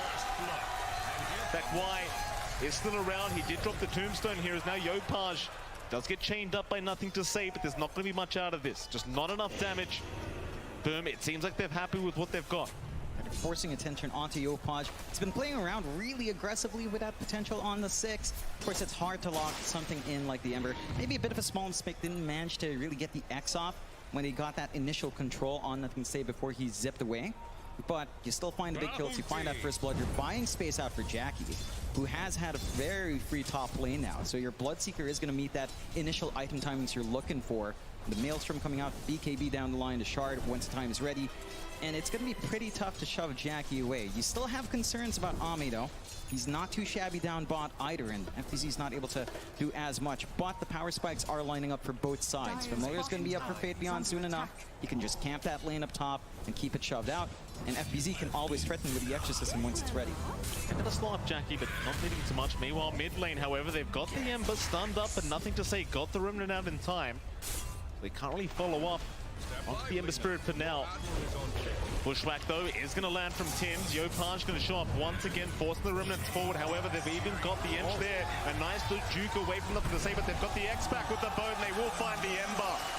Now that's a much bigger kill coming up from Boom, and a much better start from Boom Esports. Yeah, the aggression's lining up. We saw it in game 1. Tims and Scam were rotating in, but they weren't finding kills. This time around, they're able to play off the setup Yopaj had and dance around it. Xingqiu trying to block off this push. Not the fastest coming out from Boom, especially without FBZ around to kind of speed that up with the EXO. But they are chipping away slowly, forcing out responses here.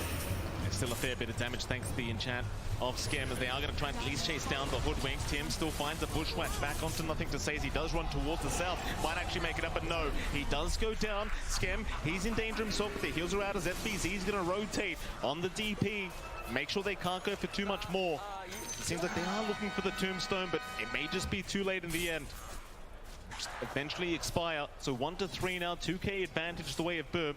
Still anyone's game really at this early stage. Seems like a very nice start compared to the last game though, at least for this Dire side. We're finding a little bit more. These small wins are starting to rack up a little bit. Jackie's had all the space in the world to keep farming. Does have a rupture up, but he's being surrounded here. Fisher's there. Jackie, can he find his way out of this one? They've got the familiars to back him up. Jackie's still running. Doesn't seem like he's taking too much damage. In fact, now the rupture is there. Xingqiu going to try and get his way out, but it's not going to work. The torrent is there. Familiars, they will stun a little bit, but Xingqiu understands he cannot get away. So Yopaj, he'll take his 3rd kill of the game on the Kunkka. Just so much activity coming out from Yopaj, and instantly an EXO coming out here as well from FBZ. Trying to take that bot tier 1 tower. The push threat is online for Boom. And LGD, we haven't really seen them group up yet with the threat of the familiars. Again, you kind of want to just camp a lane, keep that farm up, slow down core. They're not able to threaten in the same way Boom is right now. Certainly not. FBZ able to secure that bottom tier 1. All 3 cores of Boom now topped on their workload. And this is basically a mirror switch of what happened in game 1, at least for now. LGD, they might still be confident in their own timing with this Visage kind of draft. Might just take it easy, get their farm going, just trying to avoid the side of Boom. But Boom for now, they want to fight. And you can see it as Yopaj going for a bit of a chase onto nothing to say. Won't end up going for the X up yet. In fact, now he's the one on the run. There might be somebody to cut him off soon, but no, it's only Y of the Undying. No way for him to really lock down the Kunkka. They'll just try and take these stacks away before they are forced to lead this Dire jungle. Yeah, they take a creep off from Yopaj. Not the biggest loss in the world here for Boom. They did manage to find a tier 1 tower trade eventually from LGD's end, clearing out top. That does give them some good forward control here. There are defensive wards out from Boom to check if anyone is sneaking around the top jungle. They've switched Jackie around anyway to play into the triangle. So the build-up is still there. Still a rather even game, 1-4, 3K lead for Boom, slight advantage for them. on LGD, it feels like we haven't seen them play with their own strengths yet. You know, they're just taking their time, they're building up, they're not losing too much off the map. So things don't feel too bad for LGD at the moment, despite being a little bit behind. Yeah, still plenty of map control available on their own things. XinQ, bit of de-warding out. Very nice, just securing that Radiant jungle. There's nothing to say. He had a bit of a slower start, working towards the Yule Scepter now, so a bit more of a defensive build for himself. Be able to purge off all these spells that are flying out from Burmers. You are going to have the fish around onto FBZ, but it's not going to lead to too much. They will spread out Jackie on the Bloodseeker. It's just going to be very confident to stick around here, though. There's Burm. Bit of a smoke up, but there's a counter smoke coming from LGD. See which one finds which first. Yopaj. Going to make his way down south. Why? XinQ trying to hide right now. Just don't give the opening away. XinQ having a very tough time already. Always getting caught out here by Yopaj. Oh, nothing to say. He's a much bigger target. They are going to land the X onto the Ember. This could be a fantastic start if they can find him, but they won't. The torrent will be off the mark, and the Fisher will be there, so nothing to say. A very nice juke out. We'll be able to TP back towards the base. Yeah, really great juke. Dodges out with the Sleight of Fist. The silence would have been on point, and that could have set up for the side of Boom to find that kill. Nothing to say. Quick Fingers, though, does bail out in the nick of time. Boom, not going to find too much further trouble. They do invade the bot jungle, and they're buying space out for Jackie to keep his farm game up. Maelstrom already on the way out. Same could be said for LGD. Full Vlad's already up in Faith Beyond. Not too far away from the Wraith Pact from this point. And once that's up, all that damage mitigation, all that durability of the Visage up front, it's going to make these fights feel pretty awkward for Boom if they're not careful. If they can't manage to maybe isolate the Visage or just take it out of the equation early on. That's very rough against this hero, right? Like, just so tanky with the Gravekeeper's Cloak, and like you mentioned, the Wraith Pact to come out makes it even tougher here to deal with Faith Beyond. One of his specialty heroes as well. We used to watch him years and years ago playing this hero, and see now it's back in meta. That Visage is very, very scary to have to try and play against. Damage being dealt onto the Scam top lane. So nothing to say, just kind of poking and prodding at the edge. Scam going to be just fine to stick around though. Has his own way of healing himself. The Seeds of Serenity, I believe it is, and just fine to stick around. Nothing to say, still trying to poke and prod, but it seems like the Ench just going to keep kind of sticking around that top lane. Both sides just very comfortable with farming at the moment. Nobody's rushing for a fight. They're both trying to hit their own timings throughout this mid game. They'll just sit back, relax. You kind of wonder who this favors, right? Because you did have a pretty decent lead for Boom, and they still hold on to that lead, but is there a timing they're looking to kind of hit? Because you can kind of tell LGD are trying to hit their own timing throughout that mid game with this Visage. I think you're okay on Boom. You're just working towards those initial BKBs. Yopaj, very close to his. It's still lacking the recipe gold, but it's going to come out eventually. FBZ only lacking the recipe. So once you have at least 2 of these BKBs ready to go, you're going to be able to group up, try to look for those fights, try to find those objectives, and then you really start to hurt LGD's farm. For now, if this drags on, say, past the 20-minute mark in the staticness, LGD starts to feel really good. They're going to have their own BKBs. They're going to have their own level spikes. Maybe even down the line, the blink out from XinQ starts to pop up. And you just have issues in these team fights. It's already really hard to lock in, nothing to say. You're going to have to clump up for it. And once you're clumped up, XinQ and Faith Beyond are going to get to town. See another smoke out. Boom, they'll head down towards the south, through the mid lane. Who are they going to find? Faith Beyond on that Visage, showing up with those Familiars. There'll be an X out. This could be a big pickoff, but the Familiar stuns are going to be there. Still, the X is going to make it in time for the boat to land. They'll find Faith Beyond. The Familiars may not be so lucky either, as they would at least find one of them. And now they are into that mid-tier 1 tower with the Exorcism. Not going to be too hard for them to take them down. In fact, they're bouncing Q now on the Earthshaker. They'll find a second. Tim's just sniping from a mile away with that sharpshooter, slowing him down. And well, that'll be the mid-tier 1 tower gone. And that's the timing we were talking about. Not quite the BKBs coming out, but why? Find more. Trying to protect that Radiant Triangle. It's a lot of damage coming out from Arme, but not quite enough to finish off the job, as Yopaj able to find his 4th kill of the game. Trains will not land on any. FBZ going to try for the TP up, but the Familiars will be there just in the nick of time. They will find at least something for their trouble. They get the big target out from LGD's end. It comes at heavy cost. And those kills, the tower take from Boom still feel a lot better for them to play off. And now the map shrinks a little bit more for LGD. They still have time to build up. And you are still getting some decent build up here on Ame. He's allowed to just play in that triangle. No contention coming out from Boom in that area outside of that one invasion. and they're just praying and hoping that eventually the Drow and the Ember are just going to be really hard to handle. For Boom, though, again, the BKBs are still on their way. That spell immunity is going to be a really big factor in the middle of these fights. The full raid pack is up on Fate Beyond. So again, if he does manage to use that item in time, Boom might have to spend more time trying to find that kill and give enough leeway for LGD to respond. Xin-Q gets spotted out here. Skem will move in. Yopaj, she'll be there with the backup. X into the torrent will connect, and it seems like Xin-Q just has no way out of this one. They will lock him down with the bushback and take him out once again. That'll be the 5th kill for the Kunkka. Yopaj off to a fantastic start, 16 minutes in. They top lane, they might have a look at Nothing to Say. Can they land the silence though with the bushwhack? It seems like they will be able to find the bushwhack because FBZ, the sharpshooter, is going to be up at the Ember. Has the Yule Scepter, will go for the remnant towards the left side, and it looks like he's going to be just fine. He does have the stick charges. They don't have the burst damage for Nothing to Say. He needed the +1 to try to find that kill. Valiant effort, not quite what they want, but it does shove Nothing to Say away, giving him more space again elsewhere to keep that farm game up. And Jackie is still getting his own build up. His own BKB is almost done. So it possibly could be just a triple BKB timing for Boom, where LGD, they're not going to have that same level of protection. Outside of the Ewelts coming out here on Nothing to Say, they're going to be very vulnerable to the damage here. Oh, nice chains out from Nothing to Say. Fisher will be there to follow up. The Tombstone has been dropped as well. This is going to be a fair bit of damage as the cast will land on both. Yopaj, he does have a BKB up. He'll pop it immediately, but it seems like they just want to at least take this Tombstone down to get this team fight started. It will get denied off. Multi-shot there from Arme. It's a lot of damage, but Yopaj, he'll keep forward, keep moving forward at least as Xin-Q does go for a Fisher, but he's trapped in the tree line right now. The bow will fly in. The sharpshooter's there. They'll find at least one as Tims will look for a bit more now, but Nothing to Say is just fine. He's going to be able to back his way out. They'll only find the Shaker. Still 2-9, 6k advantage. This whole time, Jackie is free farming. Mid lane, in they go again. They found Yopaj another time. This time Arme, he's got so much damage, and they will be able to find that mid Kunkka. There's Nothing to Say. He wants a little bit more. He'll move in, but the silence is out from FBZ. Yules is out there to lock down FBZs. They should have the slows as well, but FBZ, he'll BKB up. He'll be just fine to back his own way away. They cannot lock him down through the BKB.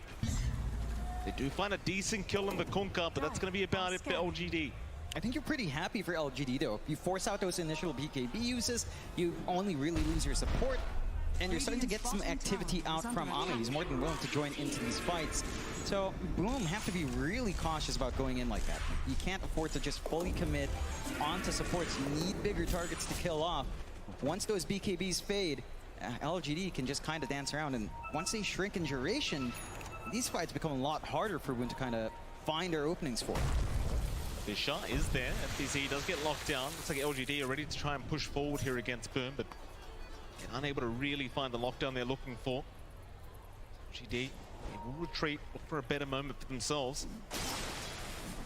Yopaj hanging around, but he might be a bit too much of a tanky target to try and go on. LGD still hanging around on the low ground, but doesn't seem like they're going to try and make their way up to the high ground for now. Meanwhile, again, I think the main kind of focus you have to have on here is Jackie on that Bloodseeker. He's 10k net worth right now. He's just absolutely huge. And Arme, he's not too far behind, but Jackie just seems like he's getting away with it a little bit too much. They will see Nothing to Say. No way to lock down the Ember, so he'll just kind of ignore him and go for the creep wave. Letting Jackie farm like this, always a scary affair. Yeah, he just knows how to work the map really well. Very efficient as a carry. Has been for a long time, since his time on Motivate Trust. Speaking of Motivate Trust, I believe his former teammates here, Mr. Fearless, all the way from Thailand. Lots of people watching, of course. Working onto the Basher here for Jackie. So, gonna try to get some control going his way. Again, with all the room he has, that Basher time is gonna be pretty good. Yopaj, though. Beyond, he'll lose it to Milia. X is there on Nothing to Say, but he's going to remnant out a little bit too early, so the X-Back is there. It won't matter, though. The follow-up is not going to be out from Boom. Be a smoke out, though. Boom. They can find with this. Wrap around through that dire jungle. It's like LGD, they have smoked themselves as well. Both sides looking for that opportunity. It's a bit harder for Boom to try and make the way through the Radiant Triangle, just not having the vision, but LGD might be waiting. Arme, he's a huge target. The X is there. They have a way to drag him back, but the torrent's not going to land in time. Oh, they mistime it. Why? He moved in to try and defend Army and has done so. Meanwhile, Jackie gets caught out. He does pop his BKB in the stick charges. He'll barely survive. Meanwhile, FBZ in the middle of nowhere is forced to pop his own BKB and make his own retreat. Fisher, though, gonna lock a couple down into the follow-up. Tim's trying to run. More stick charges. Yopaj, he'll finally throw the boat out, but the chains are there to lock him down with the familiars. Yopaj, which way is he going? He wants a Roshan tonight, but he's not gonna find it. Faith Beyond will be able to take the killers. Now nothing to say. He'll find another. It's gonna be Scam on the edge. The Fisher will be enough to just keep him down and take him out. That's 2 down for the side of Boom Esports. LGD really finding a great way of pushing back here against the Dire.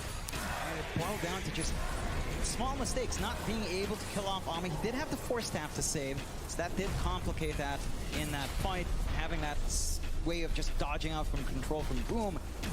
And those are massive losses. Like, even Skem dying there, he had a gem, free gem coming out for LGD. They just melt the Roshan. You're starting to see that power of the Drow and the Visage. They just do so much work when they're grouped up together. And Boom, they've got to be a little bit more careful. They miss out on the Torrent, as we see in the replay, and it just kind of falls apart from there. It certainly does. They retreat in time, like Jackie getting caught out, barely surviving through that. The Echo Slam proving not to be enough damage here from Sin-Q, and even FBZ forced to pop his own BKB. LGD doing a fantastic job of just kiting this team fight out perfectly, and of course the reinitiation there from Sin-Q. Exactly what kind of allowed them to punish Yopaj, who had no choice but to try and go for the deny with the Roshan, but just doesn't end up working out in his favor. Just unable to get the attack animation off with the slows from Faith Beyond.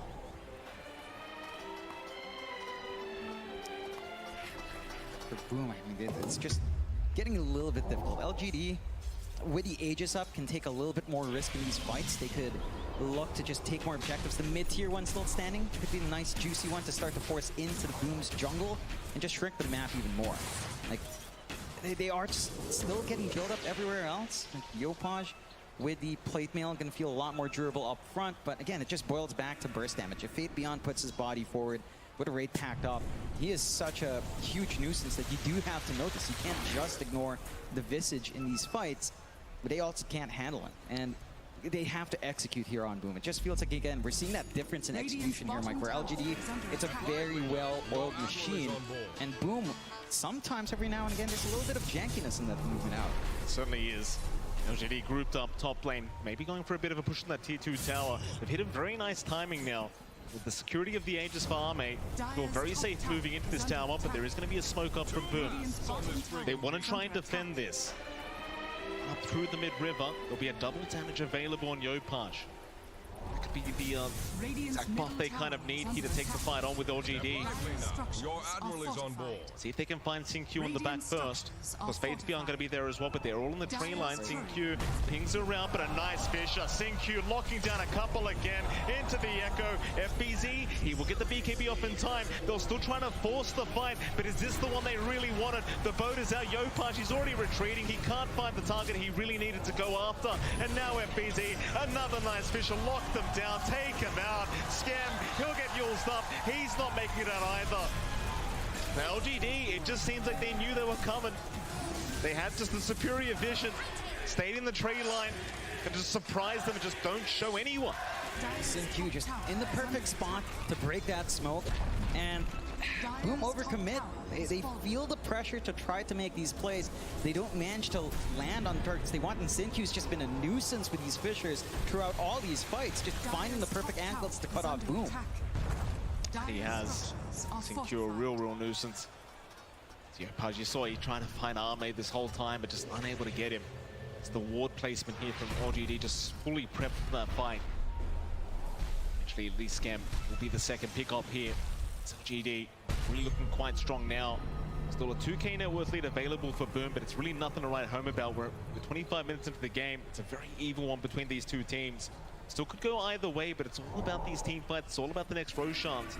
Speaking of Roshans, Aegis is still available for Arme, so you just never really had the risk of losing it this whole time.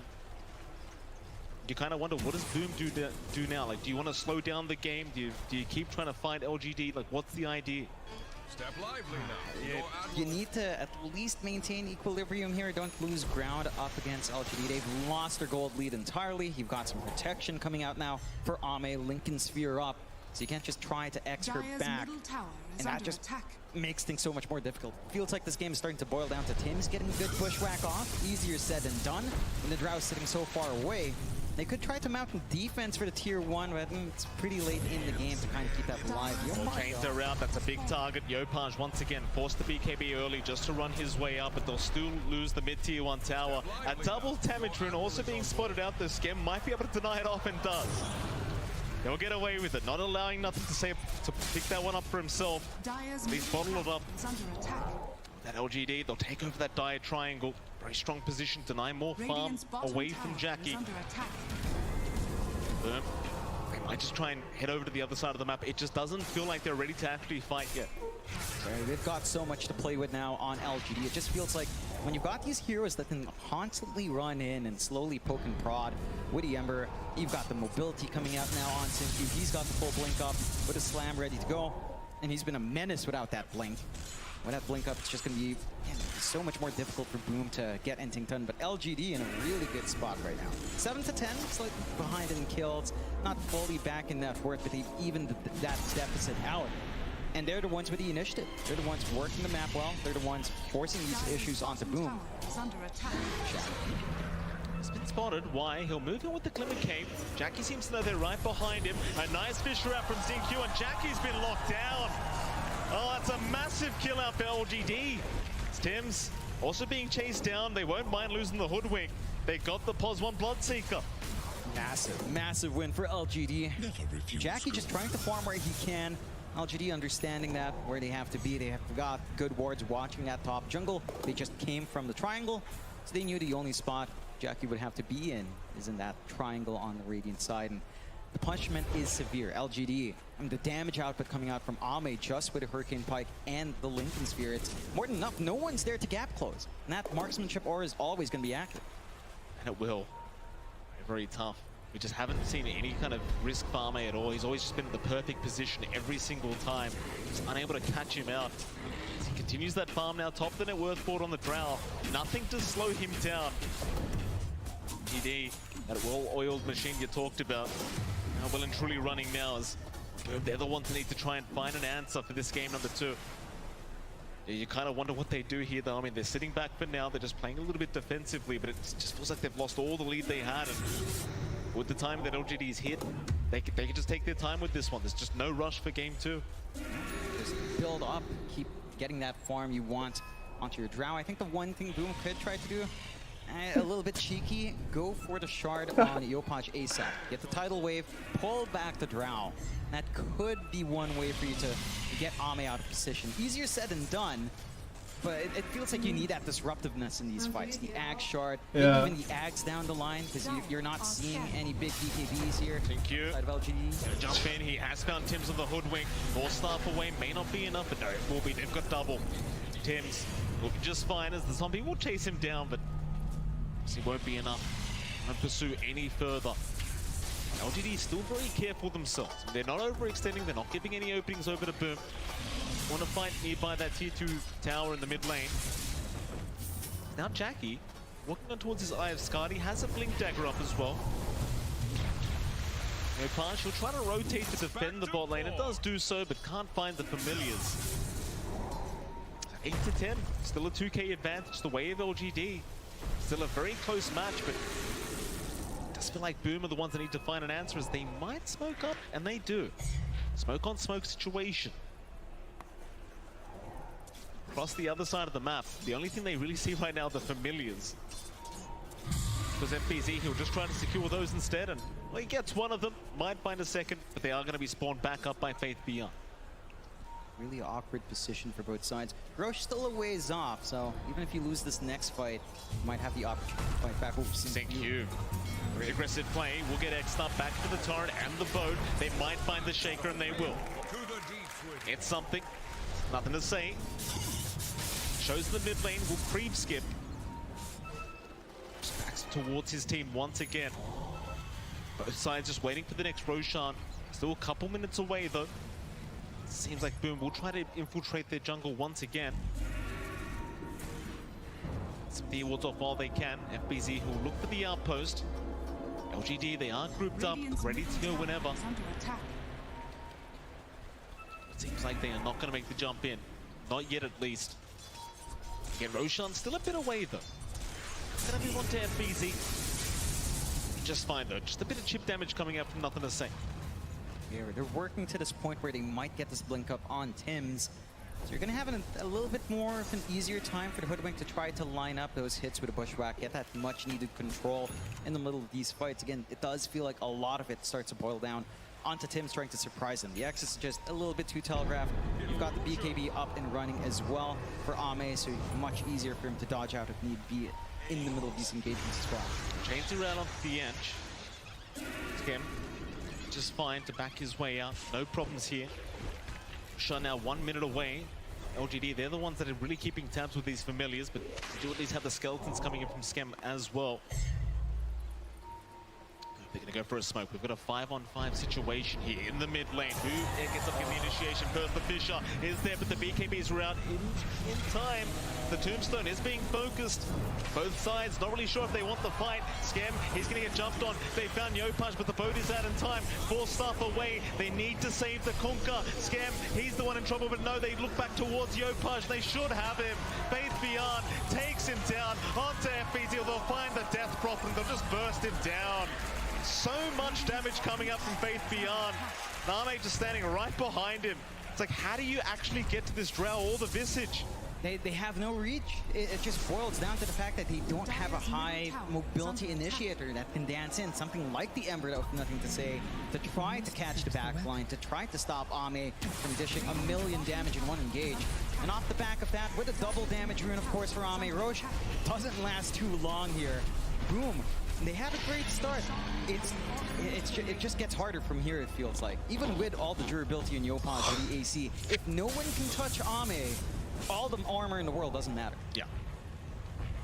GD once again now a 6k advantage. You'll see the replay, and there was a nice initiation, at least from Sin-Q, forcing out 3 BKBs with that one Fisher. And they just retreat immediately after seeing those BKBs. Just no hesitation from LGD. They understand they just need to wait those out, move back in, and then just get right to work. Like, you can try to run, but there's just so much slow available here as they are even going for tier 3 towers now. LGD, they understand the lead they have. Boom, again, they just haven't found the opening throughout this game. They will try to slow it down, but the tier 3 tower's already gone. Shot there from Ame, just scouting out Yopaj, will hold down the Conquerors. There's your Bushwhack out there, find Nothing to Say, but he's got the Yule Scepter. Torrent is going to connect with the Tidal Wave and the Rupture, but it's not going to be it. The Sharpshooter, he jukes it out! Oh, what a juke from Nothing to Say! Fisher is there, Sin-Q locking them down once again, just not letting them get out. Oh boy, 3 down for the side of Boom. This is looking real bad now. LGD, they will go for the tier 4 towers. How do you stop them? It's difficult. Maybe you get a good tidal wave back. We saw Yopaj trying to make that play, but man, it's so much easier to do what LGD is doing. Just keep pushing in, play with the damage you have on hand. Fortify Forest out. Tier 4 about to fall, 16 HP left. LGD so confident. They still have ages. There's nothing to be scared of. Absolutely not. The T4 towers once again, Skem trying to set up. He did buy back, but it's just waiting for a few more respawns. The T4s are dropping so darn low. They're onto the Ancient now, Boom. Still waiting for the respawns, but they're not coming in time. They've got to try and rush for this, but the Ancient is just completely going down. Sin-Q is holding everyone back. They finally make it in, but it's too late. It is just too late. LGD. I can't sugarcoat it, John. They made this series look easy. 2-0 the way of LGD. And what can I say? Boom Esports, they tried their best, but just weren't the better team today. It was such the journey out from Boom, of course. A 1.4% chance to even come in to that lower bracket that they beat Team Spirit in. And now having to face LGD a lot. The big favorite for a lot of people to win TI itself, or at least make it to the grand finals. They put up a fight, LGD, they come back so strong here. We're seeing that strength that might have been a little bit more up and down in groups, that might not have shown in the early days of the playoffs. Yeah. LGD, they look to be back in fine form. Just such a calm team, just such a coordinated team. Is very composed, no emotions here from LGD. It's just another day for them, another 2-0 victory, and just look towards the next days. Of course, for Boom, a pretty tough loss, John. A lot of these players on Boom, first TI for them, and they do have to leave through the lower bracket round of 2, but it happens. It happens. And again, just their journey to TI was a bit of a rocky one. Everyone had high expectations. Udah dulu nanti gue stream lagi. Udah kelar soalnya. They do pretty good here, I think. They've improved